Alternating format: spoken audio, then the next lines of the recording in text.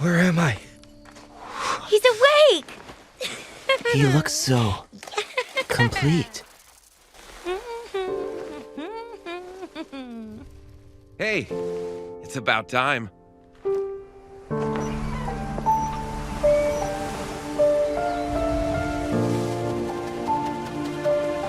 Anyway, welcome to the gang.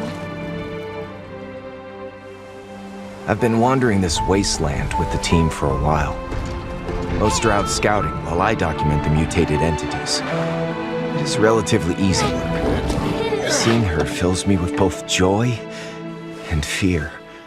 I must find a new path for her, because I know this wasteland is no paradise.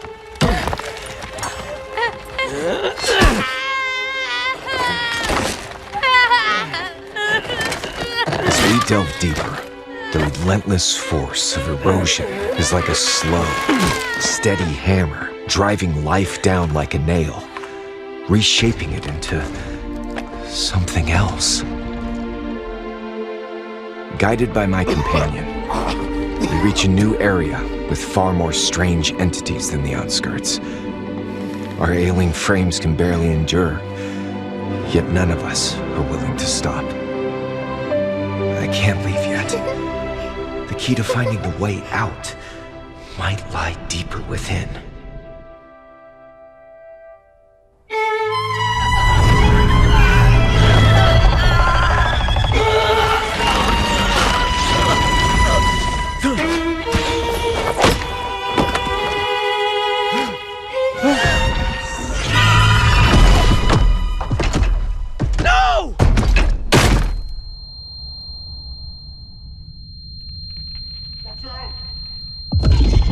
Watch out! Huh?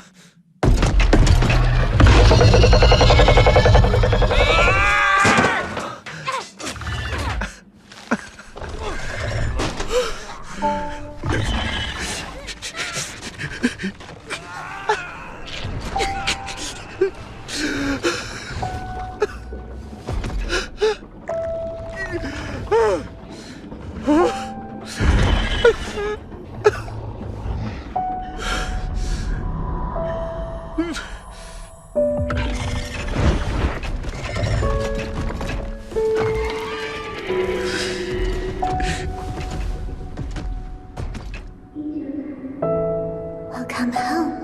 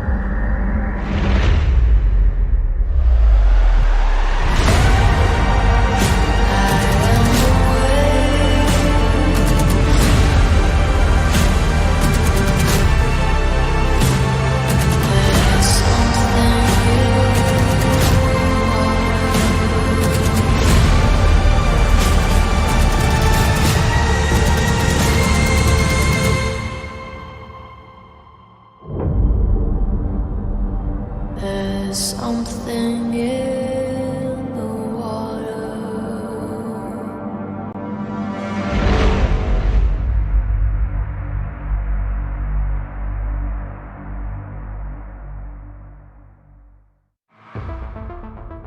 Dear visitors, welcome to the Abyss:v Call of the Abyss 8 Global Qualifier's grand opening. Let's take a look at the details of this Global Qualifiers. Call of the Abyss 8 Global Qualifiers consists of 6 divisions: Chinese Mainland Division, Japan Division, Southeast Asia Division, Chinese Hong Kong Macau Taiwan Division, NAEU Division, and the South Korea Division. A total of 15 qualification places will be decided from the 6 divisions. They will join the 5 teams that have earned direct invitations to the Global Finals travel offline in April and assemble on the COAⅧ Global Finals stage to compete for the honorary title of the AXIZ Global Champion. The Global Qualifiers will kick off with the Japan Division on February 21 and officially conclude on March 23 after the final qualifying places are determined in the Chinese Mainland Division. Except for 2 directly invited teams in the Chinese Mainland Division, the top 8 teams from the Ancient Passage will compete against 8 non-invited IVL teams to claim the remaining 7 global finals places.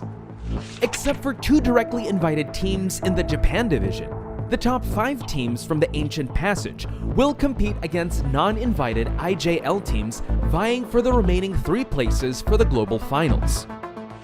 In Southeast Asia Division, except for 1 directly invited team, there will only be 1 remaining place for the global finals, and it will be determined through the SEA qualifiers. 2 places in NAEU Division, 1 place in South Korea Division, and 1 place in Chinese Hong Kong Macau Taiwan Division will all be determined by the divisional qualifiers. It's worth noting that a brand new banning and picking rule will be implemented during the global qualifier phase of COAⅧ. Hunter characters enter the global ban pick mode for the first time, similar to the rules for survivors from round 1 to round 3. The hunter characters that are picked by both teams will not be selected or banned again in the entire game. Corresponding balance adjustments about that. The maximum number of hunter characters that survivors can ban has been reduced from previous 3 to 2. In addition, the away team will have an additional opportunity to ban a map in round 3. That's all for the tournament introduction of the global qualifier phase of COAⅧ. Stars illuminate the night, world rejoices in delight. Let's witness together who will stand out among the rest to the highest honor of Call of the Abyss 8 Global Finals.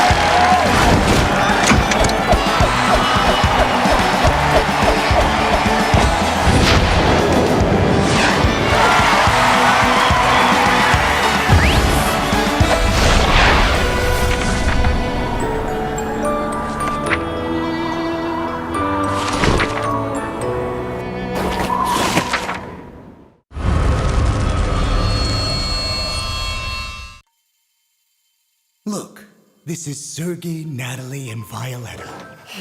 And this is Muro and his companion.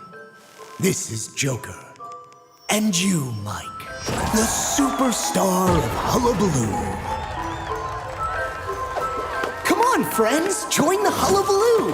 We've got laughter, candy, and a carousel, too. With Laughing Mike, the show never ends.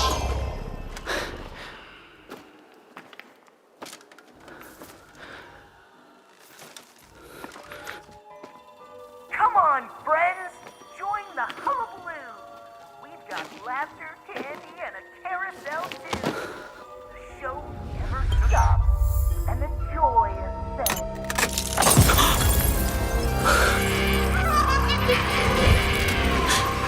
If a star were to shatter, would it still glow?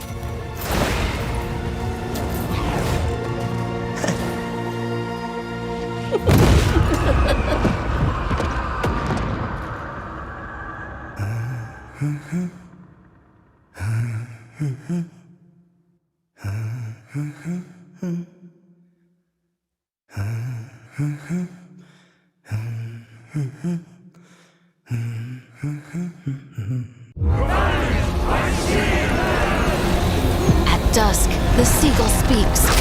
We with our red plumage are ill-suited for this age. For those with noble hearts. Even in the days when the Volooth name was known from tongue to tongue. All my clan desired was to walk free upon this land, as we were born to Live do. as the freeborn must, in the wild winds of liberty. Cast thy sovereign soul into the world, and should it not find its place, let defiance be its course. Resist, as she does, a life ablaze in crimson, never yielding to the mundane. Just as she does, the Vinland charting her way through the storm of idealism.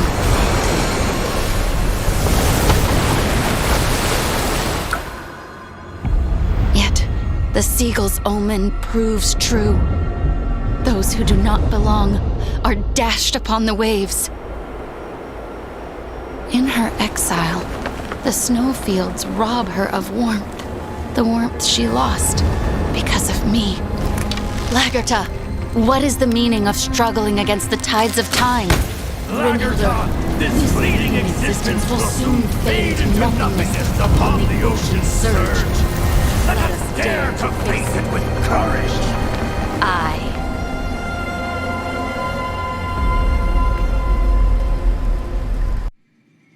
The stairway to omniscience is long and hallowed, as bards of old would sing in verses mellowed. Stories slowly fade, their whispers mist, becoming echoes in the dark abyss. When fingers touch a heart tree's ancient bark, they sense the essence in its rhythmic arc, and the owl bestows its grace, guiding me to that sacred gate. Visions that once clouded my sight now fade away. Sacred sounds fill my ears, resonating clear as day. We bask in wisdom from sagacious words, yet with our hands, we laid waste to all we've heard. Thank you for your generosity, Mr. Clark. Through your esteemed wisdom, we averted losses beyond our imagining. We will always cherish your divine benevolence. Stay away! No! Pledges of the past have turned to chains, dragging the exalted nowhere to dark lanes, never to return.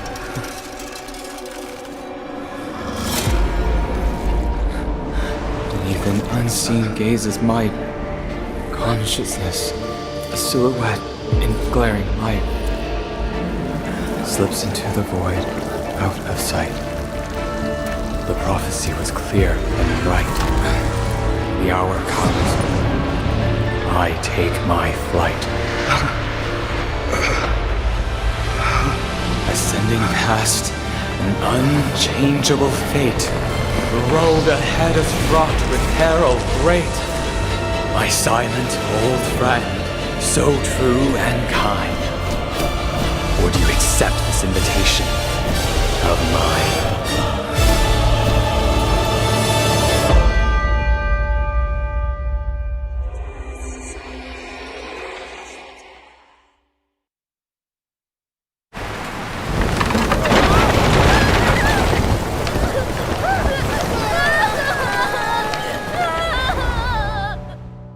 If hurricanes could be predicted, perhaps Father would still be with us.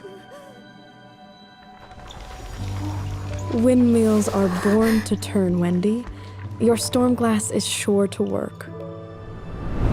The heavens are sure to open today. I just know it'll rain any moment now. Such disasters cannot be avoided. Although, my child, you do possess an uncanny talent for studying the weather. But, Mother, even if I were to pour my very heart and soul into it, before this insurmountable precipice, science turns a deaf ear to my pleas. When evasion avails us not, when destiny ushers towards us a mighty hurricane, I will guide the storm and shatter this ludicrous obstacle. I will scatter the fog and seek the locus where the light converges. The downpour will return, and the truth will be mine to tell. I don't care for what used to be. My heart is locked with the key very deep. These streets are filled with greed, and I wonder who's my guest tonight.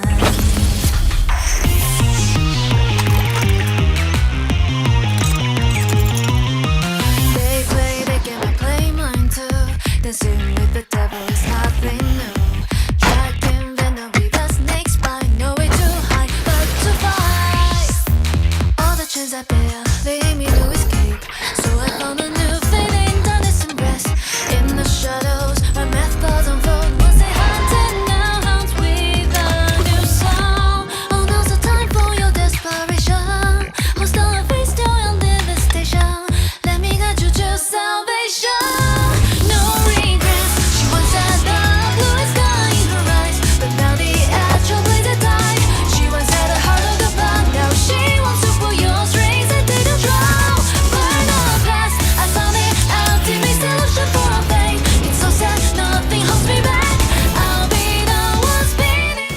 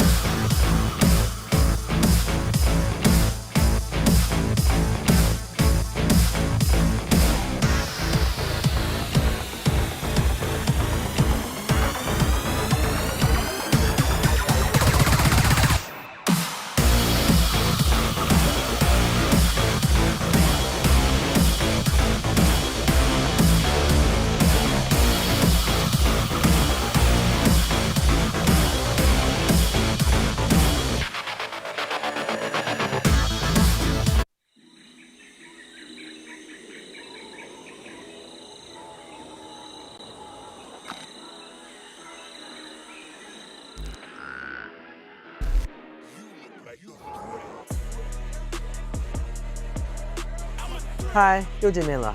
我想这次奇迹能不能延续呢？过往的荣耀由我来继承。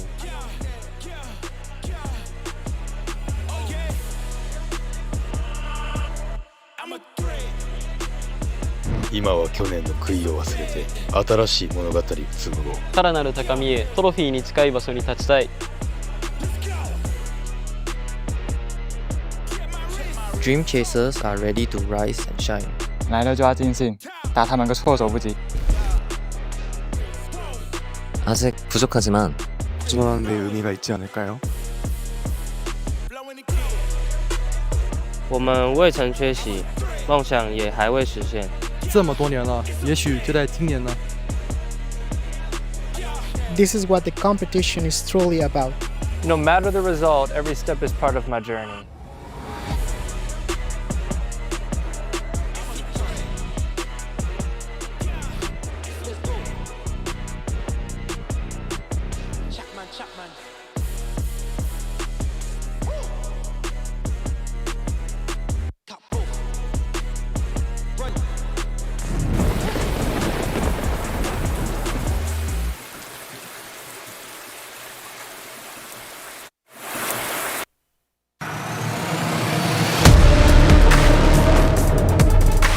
来到《深渊的呼唤8》全球总决赛小组赛的比赛现场，我是主持人潇潇。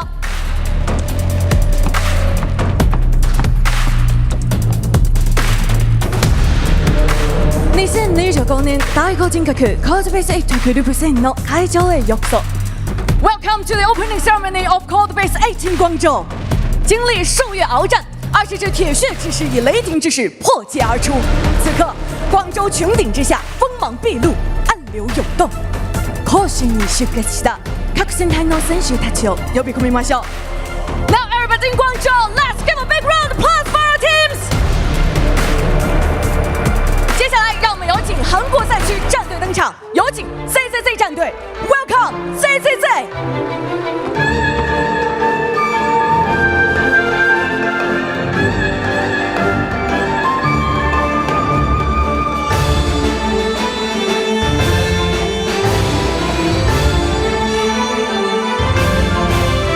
接下来有请中国港澳台赛区战队登场，欢迎 RD 战队 ，Welcome RD。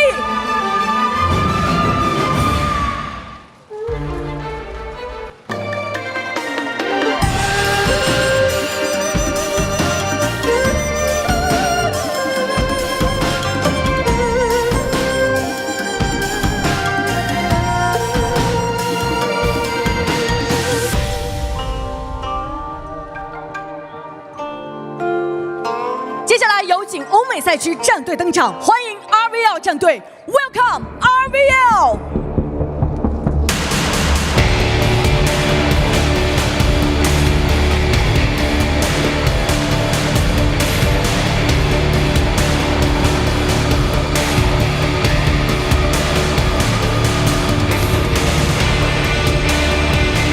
接下来欢迎 Only 战队 ，Welcome Only。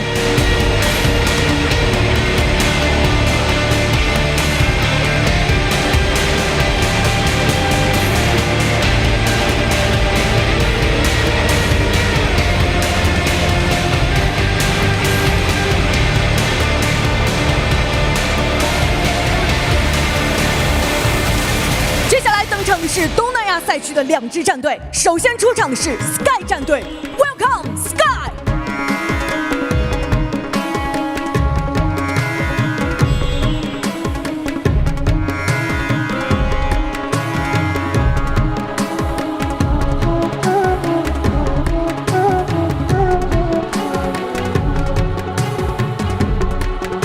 接下来有请 FZ 战队 ，Welcome Future。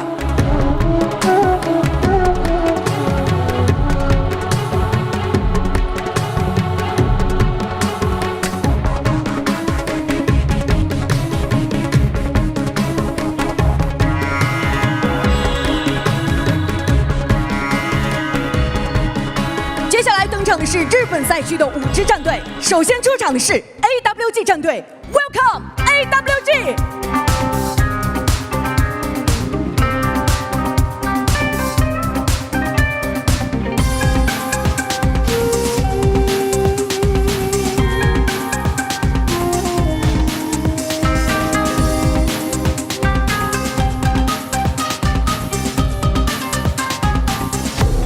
有请 FL 战队 ，Welcome Funnel。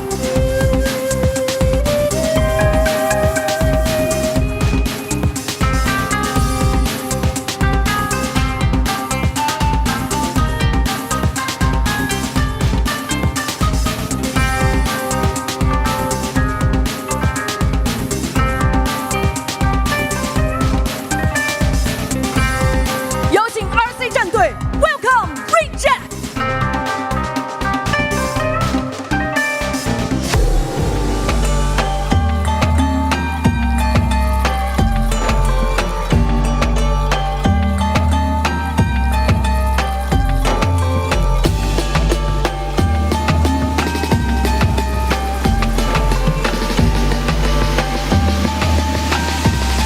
有请 Zeta 战队 ，Welcome Zeta Division。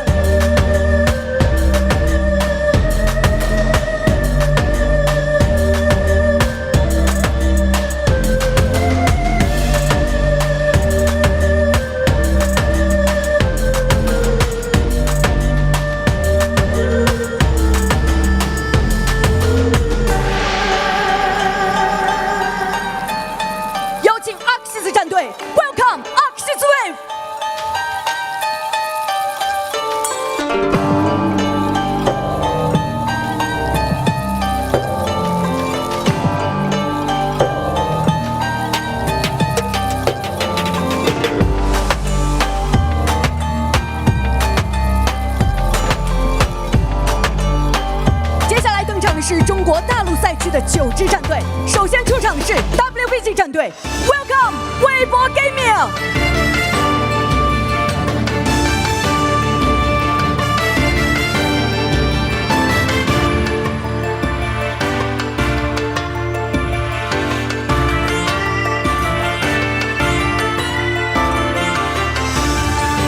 有请 ACT 战队 ，Welcome ACT。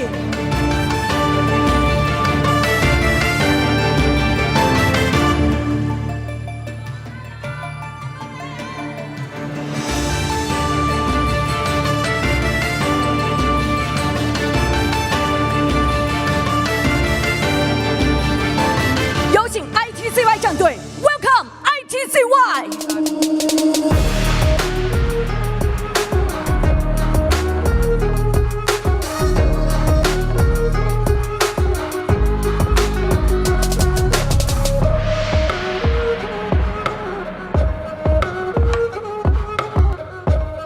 有请 T1 战队 ，Welcome T1速。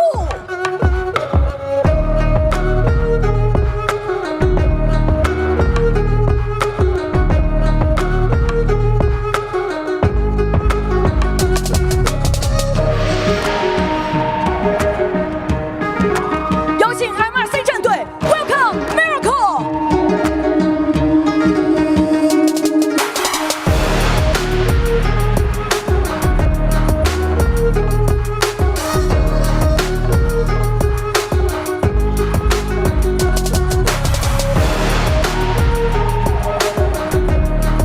接下来，让我们有请第5人格深渊的呼唤1、2、3全球总冠军基亚战队 ，Welcome 基亚。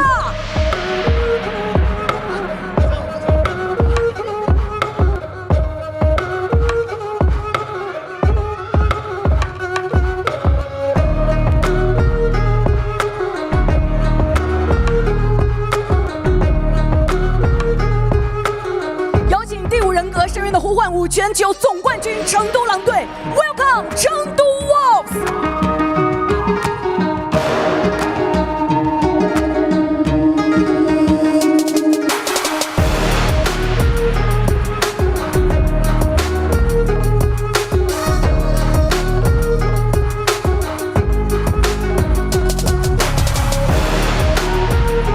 有请第5人格深渊的呼唤6全球总冠军斗舞战队 ，Welcome 斗舞。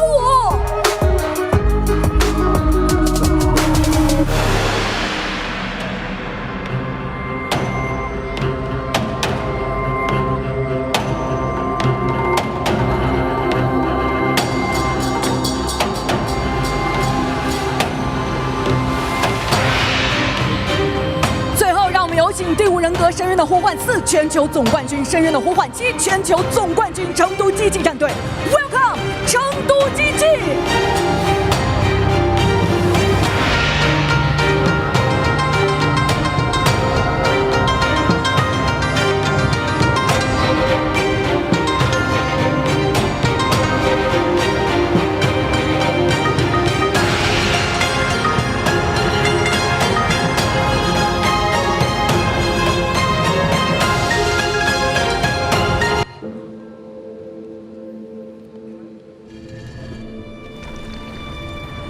当一记回廊在齿轮转动声中缓缓开启，当千年石砖上的电竞符文因20支战队的脚步而次第亮起，我们正站在文明的交界处。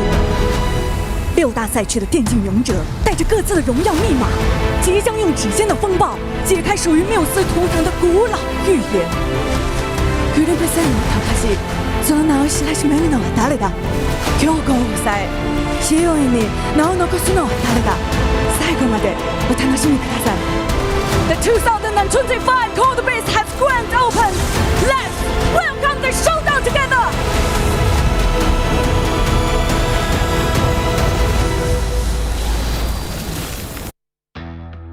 Ladies and gentlemen, the moment you all been waiting for is finally here. We got day number 1 of Call of the Abyss group stage.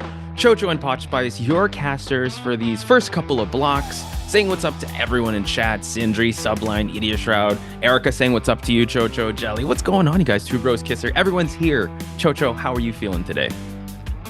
I think other than being exceptionally excited, I think I'm also curious to see how these teams are going to perform, right? Because we have a total of 6 regions, I believe 20, 12, 16, 20 teams in total. Yes. So quick this is the only time, right, that COE comes once every year. So super excited to see how it's gonna be, and also I'm very excited to share the mic with you, Posh. It's been quite some time. Yeah, it's been a minute, and we always come together at this time of the year to celebrate the gift that is Identity V, and want to celebrate not just the competitive scene, but also everyone that celebrates whatever it is you love about this game, whether it's the arts, the characters, the casual play, and for sure the competitive. We want to be able to do that, encapsulate that here in Call of the Abyss 8. My goodness, it's been such an amazing journey. I hope you guys have also been giving your golden apples here and there. It is day number 1, so hope you guys are locked in. We'll be giving you the schedule in just a bit. But Jojo, are there any teams you're looking forward to seeing grace the stage? I think for today's matchups itself, Group A, which is our first matchup, is going to be the most exciting one, right? You guys have all seen the groupings, right? From Group A to D. Group A is one that is super intense with all the IVL and IJL teams, so something you don't want to miss. But at the same time, we also have RVL and FT later on, so it'll be a battle between NEEU versus SEA. So curious to see how those two teams are going to clash. And they'll be clashing for this amazing prize pool. It's 4 million Chinese yuan. Lion share obviously going to the champion team. Runner-up getting 520,000. So on and so forth. That's a lot of zeros, Chocho. I don't want to math with the conversion rates, but you guys can do it. But the bragging rights will be claimed. But talk us through the calendar of events here. Yeah, and from today onwards all the way to the 20th, it'll be a total of 10 days of this group stage. We'll be seeing all the 20 teams battle it out and see who will land in the first to third place. Now, we should note also that from the first place, you will automatically be advancing to the top 8 in the playoff season, whereas second and third place will advance to top 12. So make sure that I saw Melly said her golden apples are shot this year. Let us know who you think will be making it out of the group stage, and obviously we'll have also those predictions coming up. So big shout outs to everyone that is joining us in the chat. Please support with your hashtags or whatever artworks that you have. I'm pretty sure we do have an event hashtag that you can use, but you did see the groups and how we will be having at least 1 match per day. It's a lot of matches from the 11th to 20th, as Chocho mentioned. So saying what's up to everyone that's joining us in chat. I see Erica, Maini, Mystical Maniac. I know someone said we are so back. I hope I can get that. Kitty Plays Games. Hello. Welcome to everyone. Any shout outs you want to give out, Chocho? Shout outs to everyone in the chat right now. Guac Strike, Burrito, Sammy, all of you guys have been here for a long time, and you guys are anticipating our first matchup that's coming up soon, but let's just sit tight a little while, because I believe today's matchup is gonna be back to back with this amazing matches. Now we have our first one being AXIZ versus TE. Second one, RVL versus FT, followed up by ZZZ versus RD, and last but not least, we have GG versus RC. You mentioned when it comes to the groups, right? Group A having, I would say, a stacked group. Anyone can actually make it to the top 3 there. And the power distributions on Group B, C, and D, it's kind of heavily favoring the IVL and IJL teams, but that's what Call of the Abyss is all about. Everyone remembers how RVL, how Sprinter as well as Roland were able to hide away from the clutches of Pepe in the previous match they had in last year's Call of the Abyss. We also saw an amazing run on FT. Hopefully we'll get to see those miracle runs, not miracle team, but the miracle runs of the non-league teams. But yeah, we just have to wait and see how this group stage is going to, I would say, shake out. Is there any particular group that you would label like a group of, right? Last year there was a group of death and a group of life. Would you happen to have any of those, Chocho? Group of death for sure would be Group A. Very intense. We have AXIZ, DOU, TE, AWG, and ITZY. So it's gonna be super intense. You guys don't want to miss that out. But if you're talking about a team that is one with life, I think Group C and Group D is still CD. Yeah. D actually would be quite exciting. RVL, WBG, FT, FL, and GR. We have 2 Chinese mainland teams and 1 JP team. But we also have to look into, right, because IVL and IGL teams, the majority of them are professional players already. Right. Right, and for non-professional players, we have teams from Korea, HMT, SE, and NEEU. So when we're comparing it with them, I feel like might be a little bit imbalanced in some sense because of the wealth of experience difference. Oh yeah. So we'll have to save that and put a pin on that topic once we get to those divisions, because for now it's a clash up of the Japan division versus the Chinese mainland divisions. Introducing first, AXIZ Wave, Ado Takako, Lim, Yan, Tuna, Kakaka, and Kakiri. And on the other corner, you got TE, Libel, Yihua, Pepe, Yang, Maom, and Suda. Talk to me about these 2 teams, Jojo. Yeah, for AXIZ Wave, they were the 2024 IGL Autumn Champions back in December 2024, which allowed them to be qualified to the COA8 automatically. And also one thing to note for Team AXIZ Wave, 欢迎来到第5人格生命的呼唤吧总决赛小组赛，我是主持人潇潇。下面有请2支战队登台喊话亮相。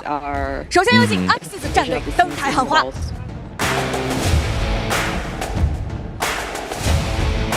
你好。よろしくお願いします。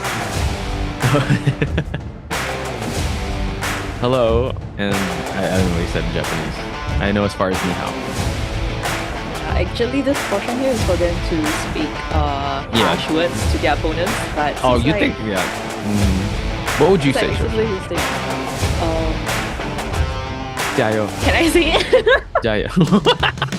You have to be respectful. It's called the Abyss. Ato, Takako, Lim, Yang.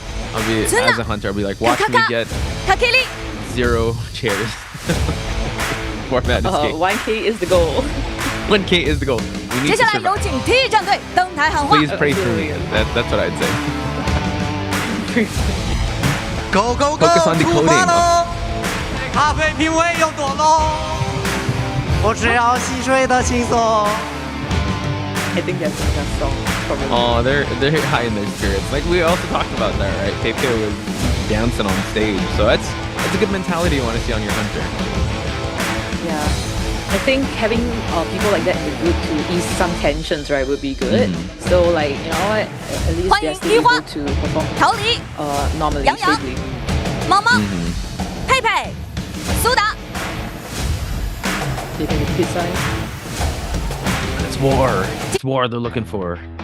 But like you said, you're giving some facts about AXIZ. They are the winners of the recent concluded IJL Autumn. What else are you saying about a hunter? Oh, from AXIZ Wave side, their hunter previously RYZ Rise.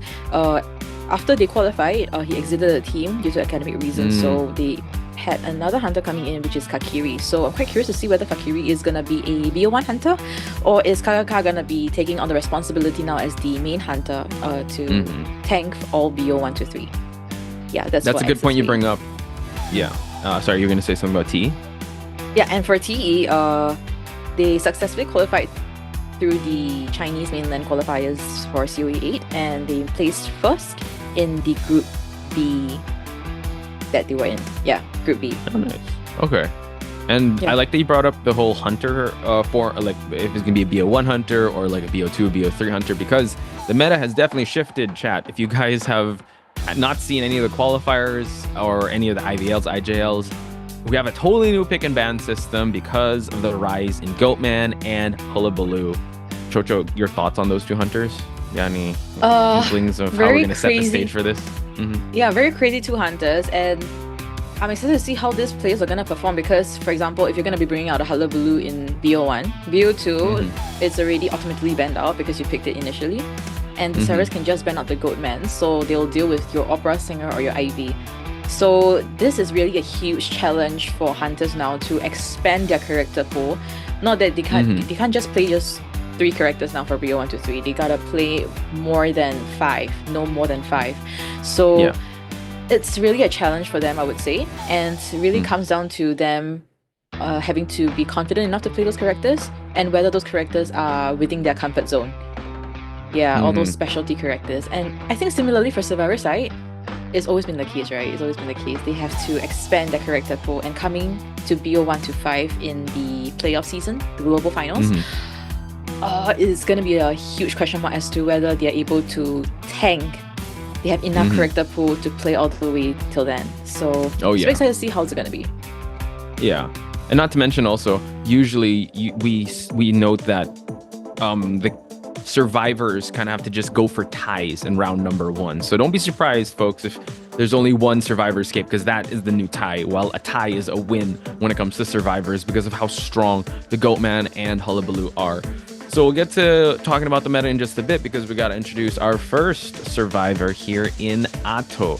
Good strats. We've seen Atto grace the stage a number of times, but Atto really known as one of those veteran survivors, has the Seer, uses the Prospector, kind of the Stunner, Embalmer. AXIZ Wave winning the IJL Autumn definitely has to bring a bit of confidence in them coming into this first matchup up against TE. Yeah, absolutely. And AXIZ Wave performed exceptionally well in IJL Autumn 2024. So I'm excited to see how they're going to be playing here. As the players get ready, we have our next player for introduction here. We have Takakao. Oh, I cannot know my pronunciation. Takakao? Takakao. Takakao. Taka. Cow. Okay, go. Tell me about Takakao. All right. Yeah, and Takakao playing mainly the rescue roles for his team, the Wildling, First Officer, Gravekeeper, Mercenary, and a character that he played in the 2024 IGL Autumn season is Aeroplanist as well.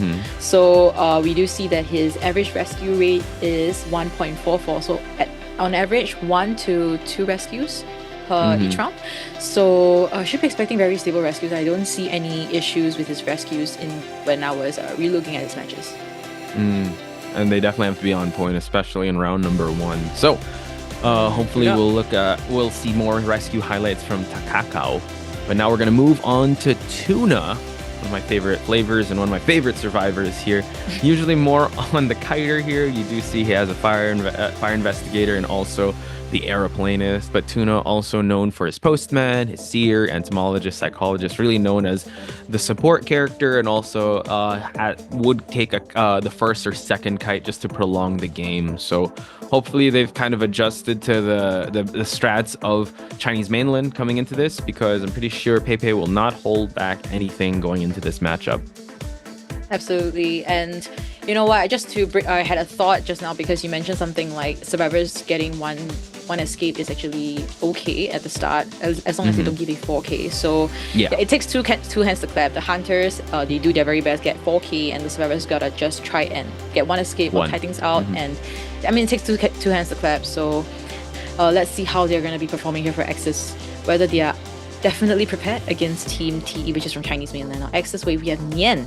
So Nian has been playing characters such as the Painter, Psychologist, Embalmer, Cheerleader, Antiquarian Forward Coordinator, all the kiting, support, harassment characters, you name it, he's got it. So looking forward to see how his OB is going to be like, but we probably won't be seeing that in BO1. The trend that we've been seeing from the survivor sides are all straightforward, decoding characters, kiting characters, and one rescuer. Barely any harassers in BO1, because the meta now like is you said, just want to get one out, and like you definitely don't want to prolong as much as you can, especially if you go up against a hunter like Pepe. Look at those stats. It's basically colored the whole yellow way. For sure, he is known with his meta hunters.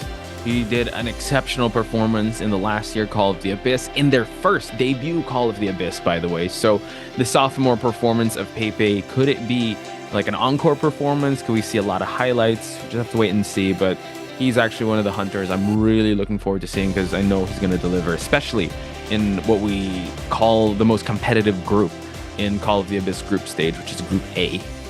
Yeah, and Pepe, I believe he caught all of our eyes in COE 7 with his performance. So coming into this, we should not expect anything less from him. But this is the part that we're curious about, whether AXIZ Wave Survivors, the champion of 2024 IGL Autumn season, is able to cope against TE's hunter Pepe.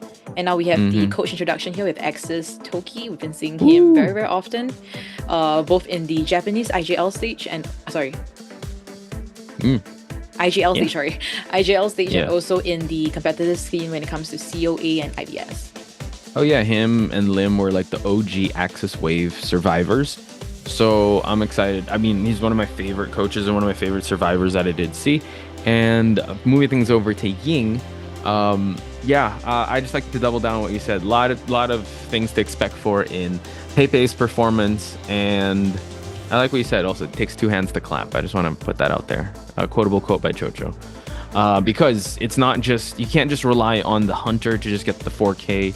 They have to at least tie things out or get one just to deny the other hunter from getting that 4K, with how heavily the meta has shifted towards a very powerful round number 1 hunter in either the Hullabaloo or the Goatman.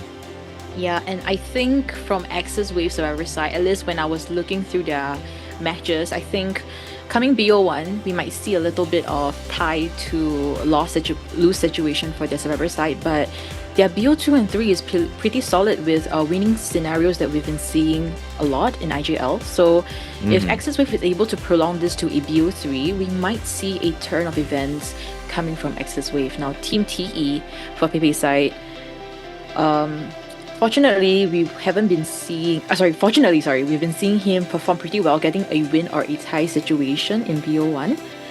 Haven't seen him lose a round yet. So let's see if AXIZ Survivor has have what it takes to go up against Pepe. Now, BO1, we are seeing the Leo's Memory pick here. Yeah, this map is open to either using the Goatman or the Hullabaloo. But when it comes to drafting a survivor comp to go with any of those, Chocho, who do you think are the instant survivors you kind of want to lock in that and can also be afforded to be banned out globally, that the players want to lock in just for them to get a tie with either the Goatman or the Hullabaloo? I think coming up first, right, if they are able to pick the Seer, I think it would be pretty good. Aeroplane is able to levitate, levitate and stay up in the air, preventing that hit. So it should be pretty good. If they pick up a coordinator here, I think it would also be good. But Gardener too, initially with that bubble, she wouldn't be able to get a free hit at the start, allowing these servers to decode at full speed. So we'll see what AXIZ Wave have prepared over here. Yeah, so anything that could delay the first down, anything that could tank a hit, or give that distance, because Hullabaloo, also the way you have to tackle that is kind of like an opera singer, where you just have to just constantly drop pallets, make sure you stay away from his trapeze, his double trouble as well, his clones, and just gather that distance. You're just, as much as you can, you're just trying to delay the quick downs. Yeah, like just try to kite for as long as you can. Yeah, now that I think about it, Seer and Wilding might be good here. Wilding is the pick for to able to cross across to make across the map if the survivor is at opposite ends, especially with Leo's Memory being such a big map. It could be pretty good. Either the Wilding or Mercenary would be a good pick from the survivor side. Seer to prolong it, Gardener too. So yeah, curious to see what AXIZ Wave would be bringing out here. But player seems to be getting ready still. And while they're getting ready, just want to give a shout out to everyone that's joining us. Again, day number 1. Who do you guys think is going to take this first match? Will it be TE? Will it be AXIZ? Can we get some ghost emojis for AXIZ? And what's a good emoji for TE? A sun, because they're yellow? Sure. Ghosts and suns. Ghosts and suns. Please spam that in chat. Saying what's up to everyone. I did see someone saying they are doing their assignments while watching this, so I hope you can multitask. Saying what's up to Poison Squid, Maestro, Salty Sugi, Soulskin. Yeah, Melly's still here. And yeah, please do support your favorite players. Give them a word of encouragement in the chat. They do go back to this, and hopefully they'll notice and feel that support. Because right now it's between two big teams of Japan Division and Chinese Mainland Division going up against each other in, I would say, the inaugural group stage first match of the day. And what a way to have it between TE, a fan favorite, versus the winners of IJL Autumn 2025 in AXIZ. Yeah, and yeah, this is pretty exciting to see. And also one thing something that caught my eye in the comment section right now is something about Elf, not being here for Team Zeta as their hunter. it's a huge loss, I would say. He's still there, he's recovering, so hopefully Zeta's elf is going to recover as soon as possible and get back to the competitive scene if possible. And also another loss that we're not seeing here is Dongshen. Right? Mr. President, not here. Oh my gosh, you're right.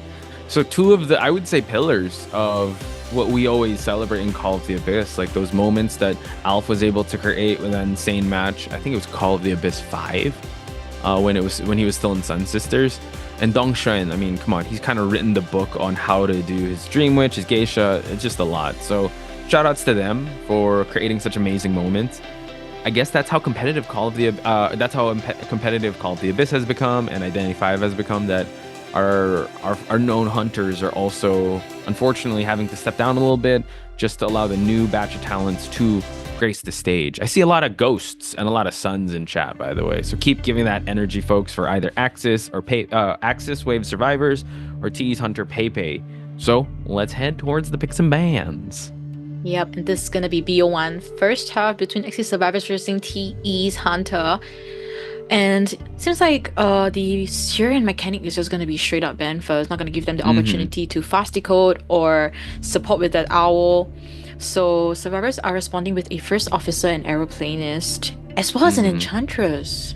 Yeah, we've been seeing the Japan division have always used enchantress in the first part. I think they want to just get those stuns going on, so to cancel out any of the abilities. But hopefully, that's the thing, you have to be able to not get hit at the start and be able to farm a skull just for you to get that stun. And also, one of your favorite characters make to the mix, we got the Explorer, Chocho. I love this character. I love Kurt so much. I love that this is the first match of COAⅧ global stage, and we're seeing the Explorer right from the get-go. Now, Explorer in this map is crazy amazing because of that snow, the darkness, and he's so tiny when he gets into the small form. So it's gonna be a tough time for Pepe to find him. So we'll see how is it gonna be. I'm excited for this. Usually we don't see Explorers so early in the mix. Maybe when we see BO2, BO3, especially. Actually, I was expecting TE's side survivor, Yihua, to be bringing out the Explorer. Possibly bringing it out now. Yeah, I'd say it goes back to your point of like finishing the match early. So if you add that pressure to Pepe by having an Explorer in the mix and having a chaseable target like the Enchantress just harassing and buying so much time, that would definitely, I would say, put some pressure onto Pepe's side. So he responds by going with Goatman instead of the Hullabaloo. Alright, so yeah, I've always felt that Explorer is a very risky pick, especially coming BO1 already. We're seeing that. So I'm excited to see whether AXIZ Wave Survivors have what it takes, and what is this strategy that they're going for here. With this Explorer and Enchantress, are they able to execute it well against Pepe's Goatman? That is the question that we have here in this matchup. Now, BO1 first half. Let's look at the spawn locations first to see where Kurt will be hiding, hopefully in a good spot here. Need that snow straight at the center.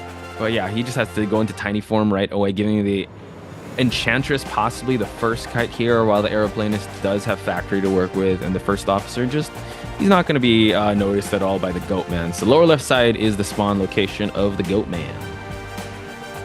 Yeah, and this will be pretty good. I mean, Explorer, once he becomes in small form, he can inform his teammates whether the Goatman is heading towards the Enchantress or heading to the aeroplanist. High chance is going to be an Enchantress, because chasing in the factory is going to be a huge menace for him, for Pepe to handle. Now, the coaches will be shaking their hands as they head towards the backstage. We see the personas on the screen now, very standard build from the first officer. The Explorer has the Type Turner and Broken Windows. Enchantress with a full kiting build. Tuna with Type Turner and the Flywheel. Hunter has trump card detention with the Peeper trade. And now we'll be heading into the matchup BO1 first half between AXIZ Survivors versus the Hunter side. My name is Jojo, and joining me will be Porsche Spice. We'll be bringing you the live commentary of this first match.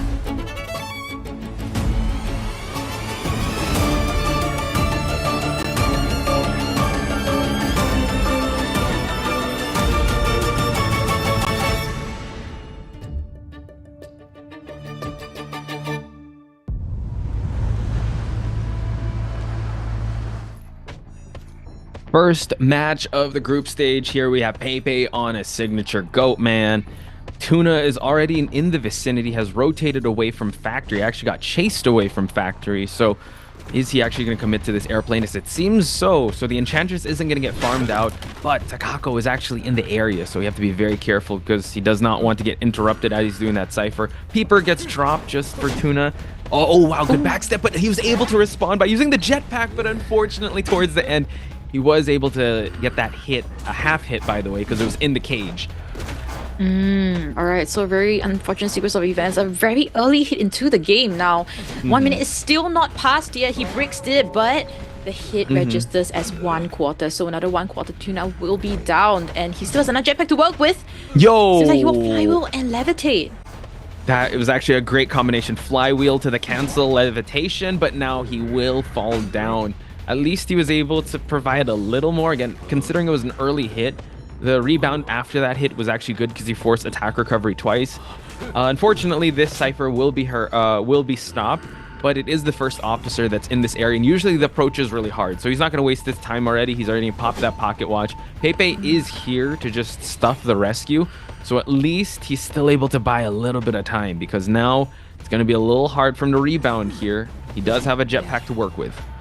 Yeah, and that was a pretty early watch, which kind of forces a slightly earlier rescue.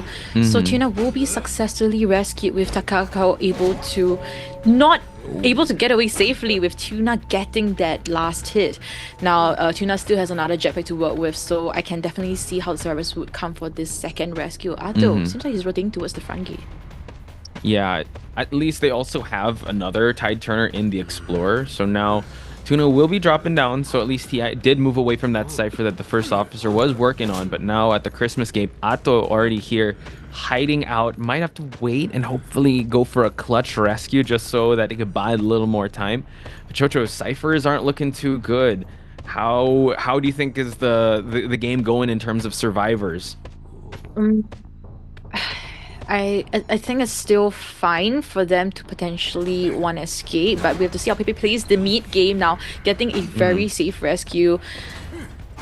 Ato is trying to hide it out, he's chasing after, trying to dodge it, but it seems like Pepe is locked in on this Explorer and will give him up. Ato, great dodges here and there, and now Tuna will be facing Pepe's hit here, and we'll see the down now. Well, at least he's able to use up his last jetpack, and looking at the ciphers, still slightly on the slow end. Explorer and First Officer should find some time to heal things up. If not, Pepe is just gonna snowball this and it's gonna get out of control.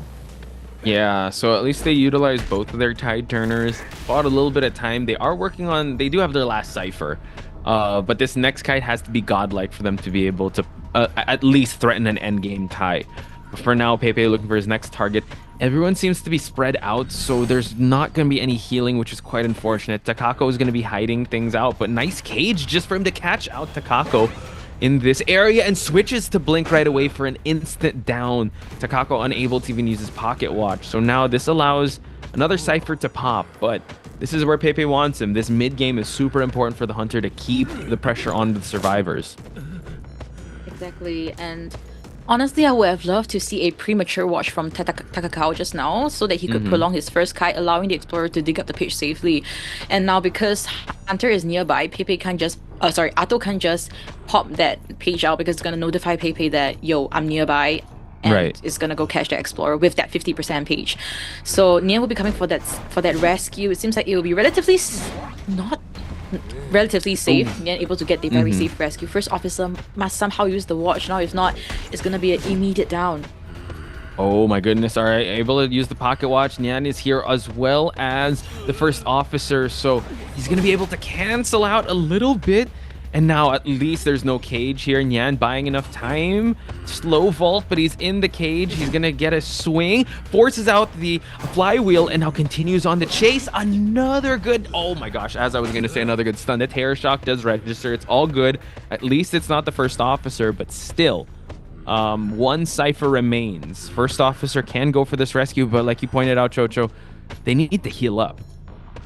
They don't have time to tell this the thing. Explorer is going towards the other corner of the map to pop that ciphers at 80%. Pepe seems like he's still a little bit oblivious as what's happening now. Takakao still in the vicinity, does not have any items to work with. Oh my. And one thing to note too is that Enchantress has no 3. Yeah.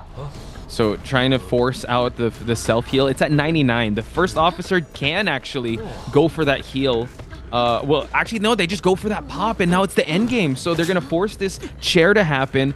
He's already switched to Blink, so he can't force a teleport to happen. So he's going to have to chase them down one by one here. Let's see if they're going to be able to touch a gate. Like we said, one survivor out is actually a tie for the survivor. So can they do that? Takakao might have to be the sacrificial lamb here and try and force out some activity. Uh-oh. Oh, the double cage happening here. Now Takakao won't see the hit. Atto is at the gate.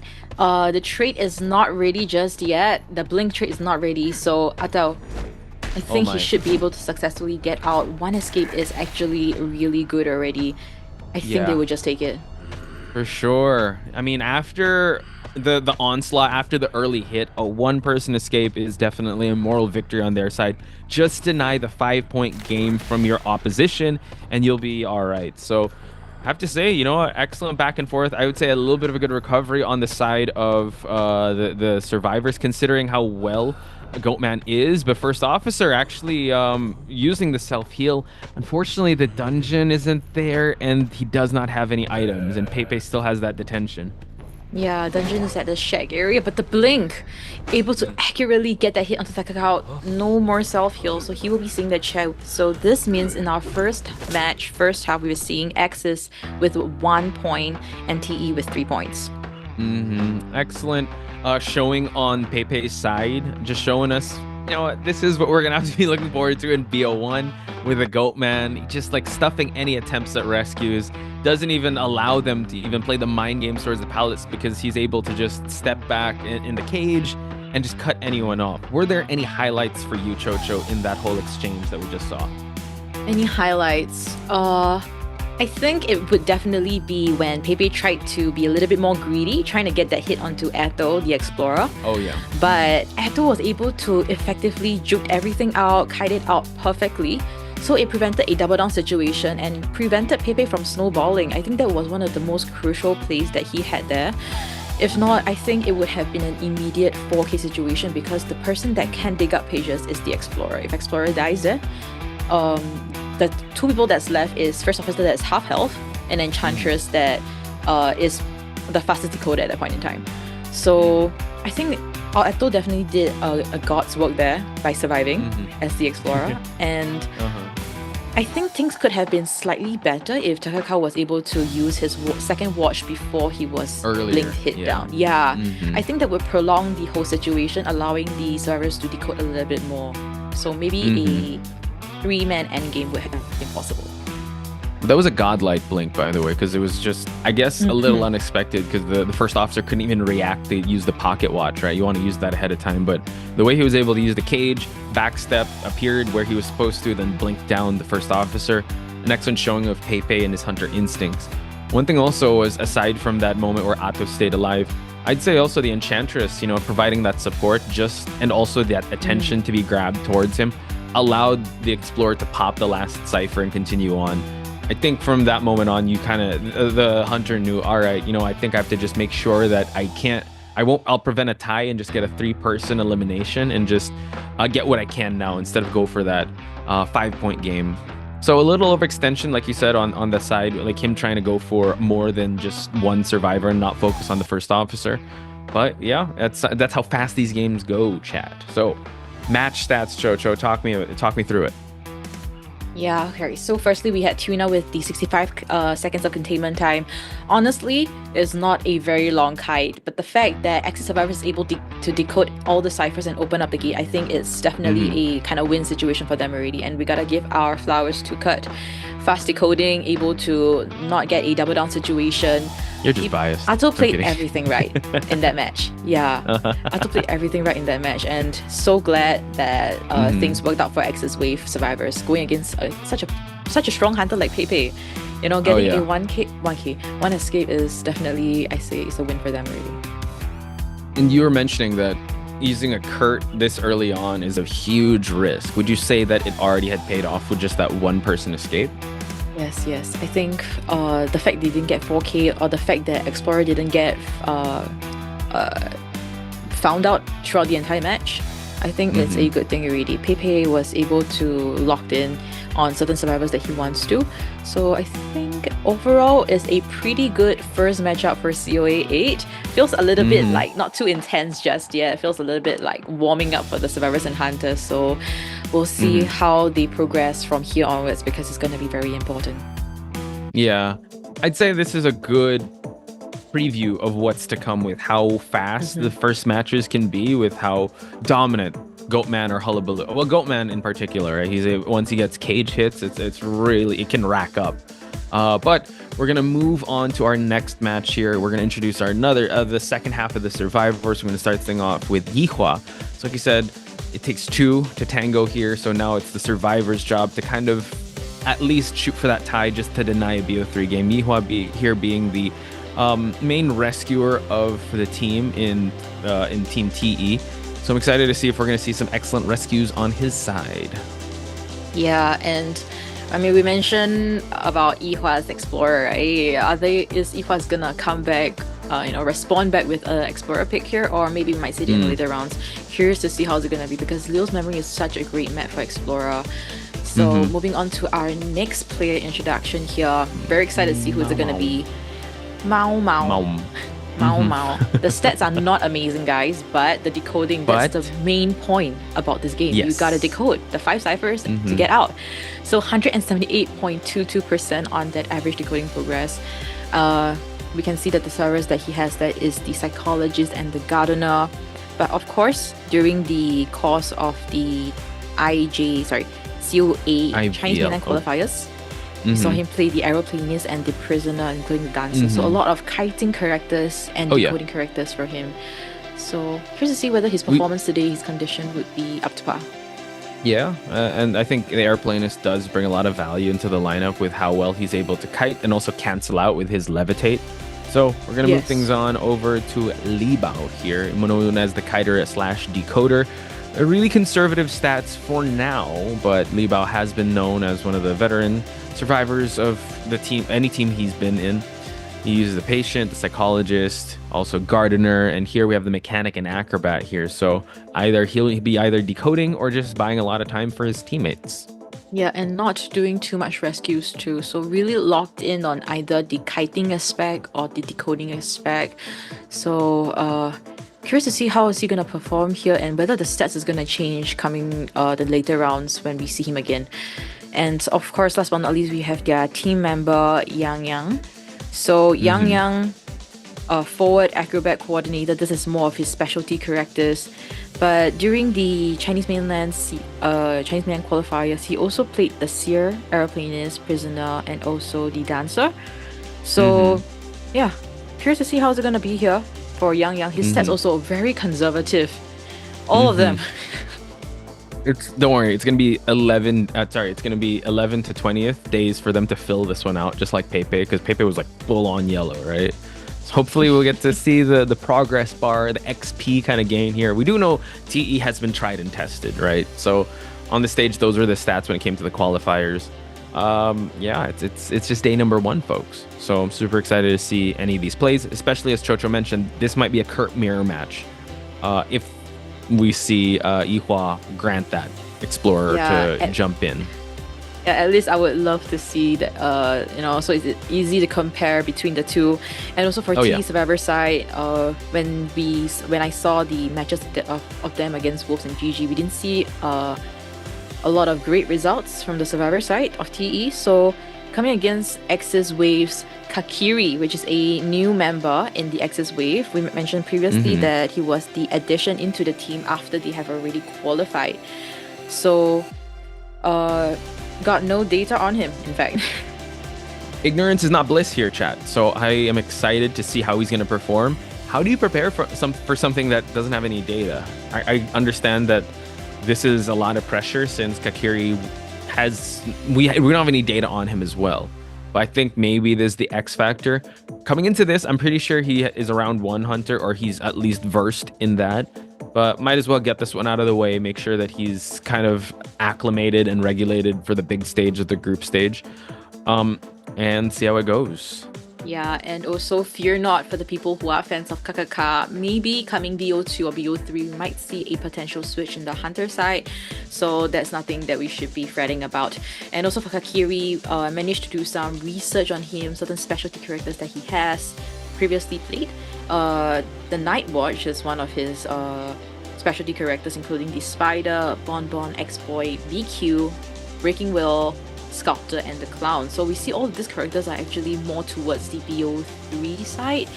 So coming into BO1 with Kakiri, let's see how he's prepared against to go up against TE survivors.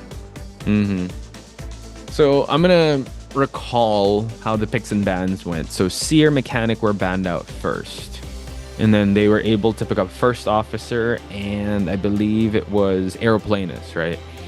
I think, yeah, we're seeing a lot of value in Seer, and if the Hunter bans it out immediately, it's just for them to delay the first hit.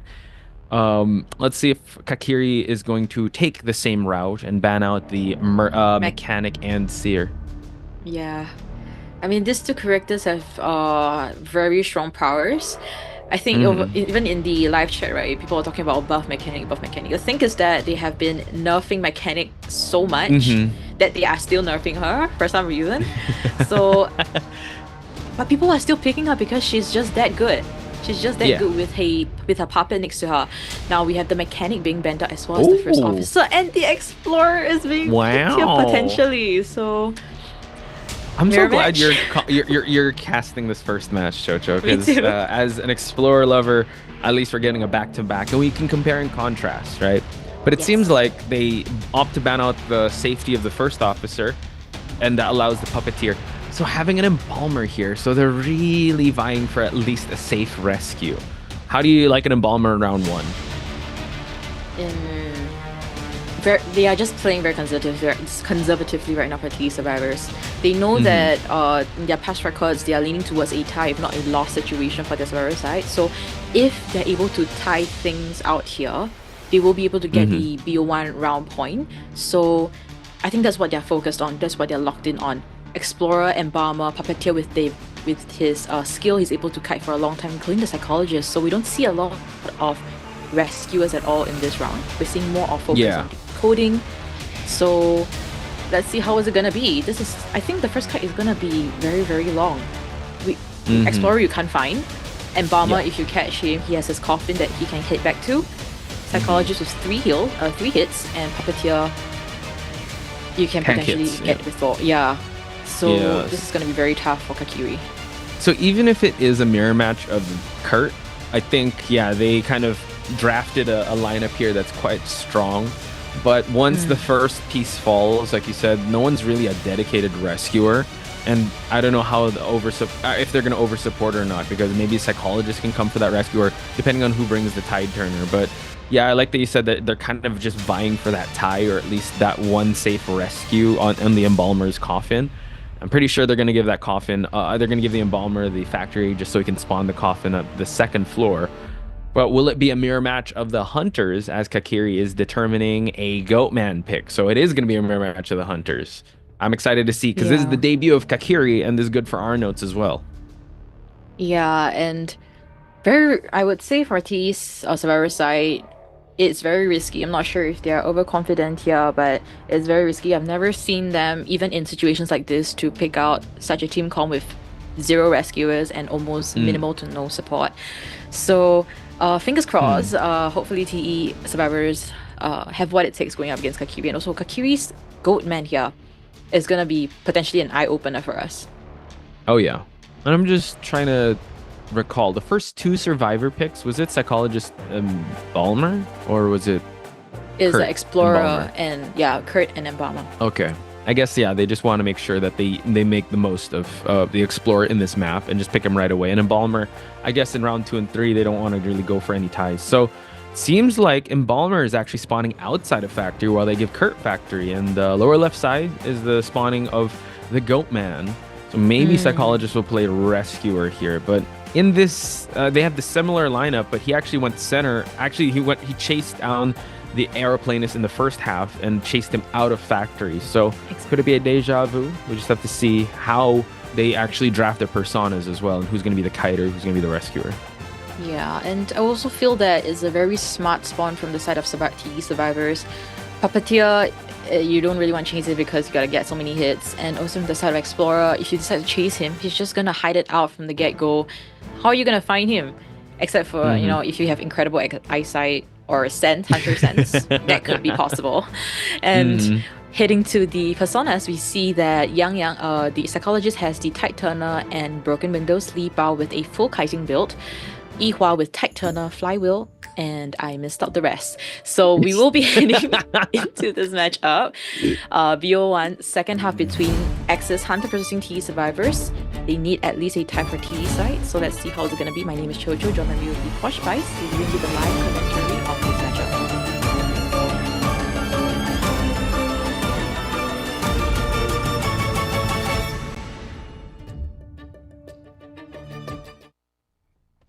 An important thing to note here, chat, is that there is no borrowed time. So there's an all or nothing type. They want to be able to pop the ciphers and make sure at least 1 or 2 is going to happen. So they're not accounting for endgame. Yihua, let's see. Hopefully he hides. Guys, don't give him up. Everyone, chat, keep quiet. No, I think he spotted him out. Oh, no.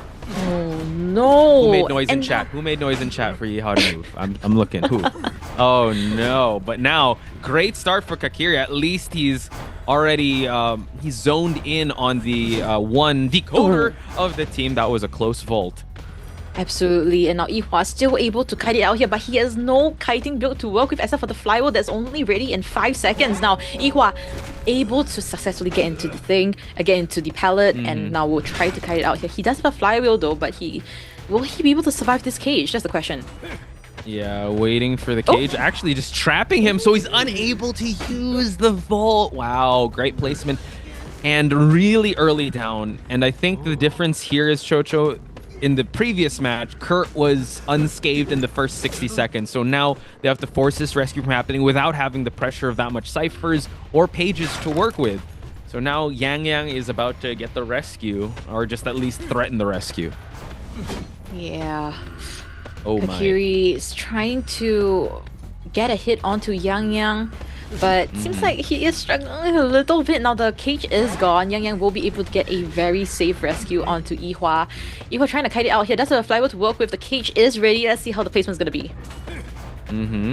Able to cancel it out. At least he's able to cut off factory. What a cage placement by Kakiri. But unfortunately, Yihua will see that rocket chair once again, and they're working on their last cipher. So they're just gonna cipher rush it, without actually using any pages. So good start, I'd say, from Kakiri's side. Fortunately, unable to down the psychologist in a fast manner. So let's see if it's gonna go for round 2, because he did get a hit outside of the cage. So the psychologist is still relatively safe to go for this next rescue. But it seems like the puppeteer is making his way. Yep, so Yang still getting a little bit pressured there, but still able to decode successfully. Now Mama trying to get closer to the chair, but the blink hit registered, so it will destroy the cage and successfully. What was that no back backstep, but it's a little bit of a fumble there, but at least he's still able to hit the Explorer. Last cipher is already at 5%, but I think Yihua knows, all right, I'm the sacrificial lamb here. Let me at least make it hard for you going to the second floor for you to take your time to chair me. But survivors are doing a great job. Like, even though they don't have a dedicated wow, that's actually, I didn't know that. A dedicated decoder, they're still able to threaten the last cipher from moving. So wanted order on Mao on the Yang side, but he's gonna chase down the puppeteer now. Yeah, so should be taking quite a lot of time now. They're also decoding a potentially 7th cipher, so that's gonna be quite interesting. Sorry, 6 cipher, so that's quite interesting. I guess they're gonna split things up, and hopefully Kakiri is not gonna only be able to pressure 1 cipher now. Mama will be able to get another hit now. 1 more hit and Mama will be down. Now cipher is only at 30%, not quite enough just yet. Okay, using the cage here, flywheels just to go on through, unable to break it just yet, but the 180 hit is gonna down the puppeteer. So at least everyone is still healthy to go for this rescue. No tide turners to work on, but they need to threaten that last cipher. Li Bao actually going to the basement. I'm not sure. Okay, yeah, I thought he was going to go for the basement as well. But no, Kakiri, let me just cheer you out here just so I can threaten this cipher. Able to do a double cage, I believe, and able to get hit towards the Cypher. Yang Yang will be pressured here now. Cypher's only at 75%. The hit registers onto Yang Yang. A very safe rescue happen here. I believe Kakiri is potentially trying to stop the Cypher or get them all injured, so it creates a pressure for them to heal up instead of decode. Whoa, okay, that was a close cipher towards that, close cage towards that pallet. But now, backstep, no, just trying to bait any activity and able to actually get it. You got to get up to Yang. He was able to actually kite out a rescue, kite it out when he was rescuing, but unfortunately that hit does register. And at the primed cipher, well, at the 78% cipher. So now, he's going to chair and then go for that next cipher. I don't know how much longer he can do this because he's already used his trump card. He actually changed to teleport already. So is he going to go for it? He will. Yeah, and Mama will be getting chased here now. The hit still does not register onto him because he's still in puppet form now. Kakiri placed another cage pressuring Mao Mao. But it's just a matter of time before he's down.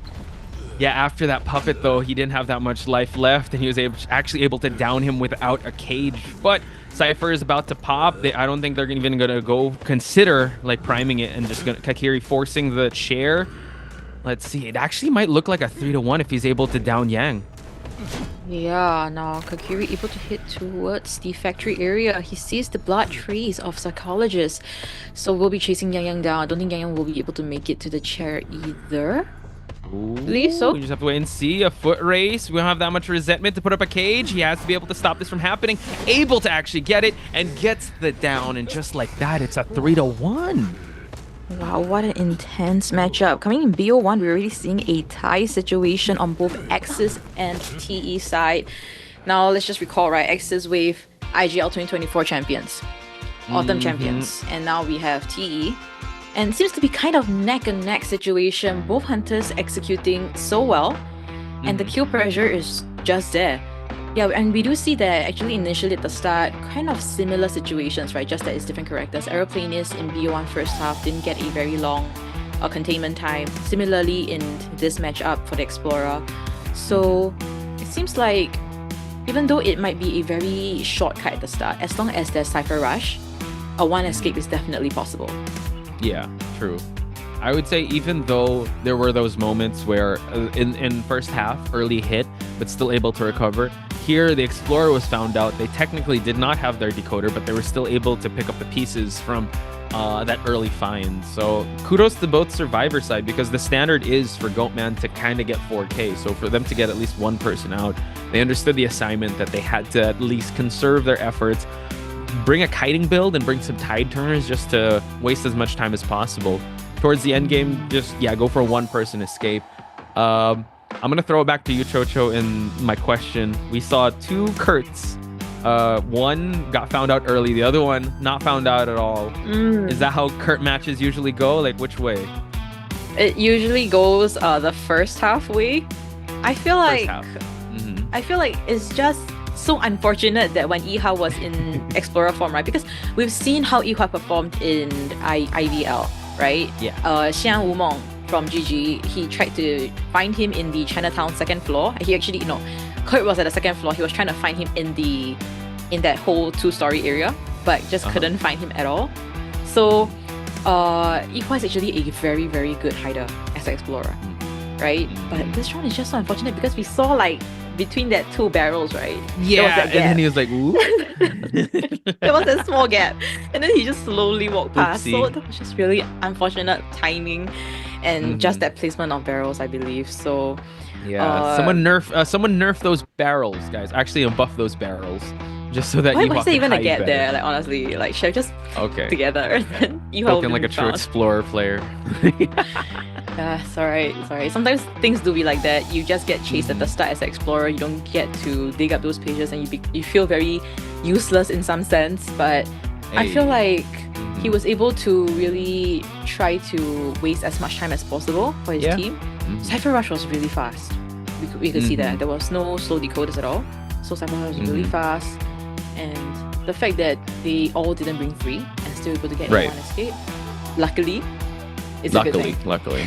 Yeah. It's a good thing. So all's well that ends well when it comes to the Survivor side. Just deny the 5-point game from your opponent, Hunter. And hey, Chocho got what she wanted. She was able to see 2 Kurt matches to start things off.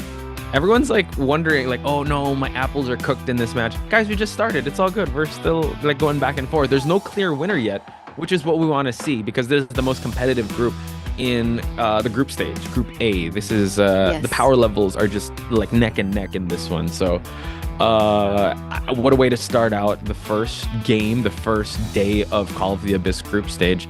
Saying what's up, Lacrimosa just entered, by the way. Well, entered a few minutes ago.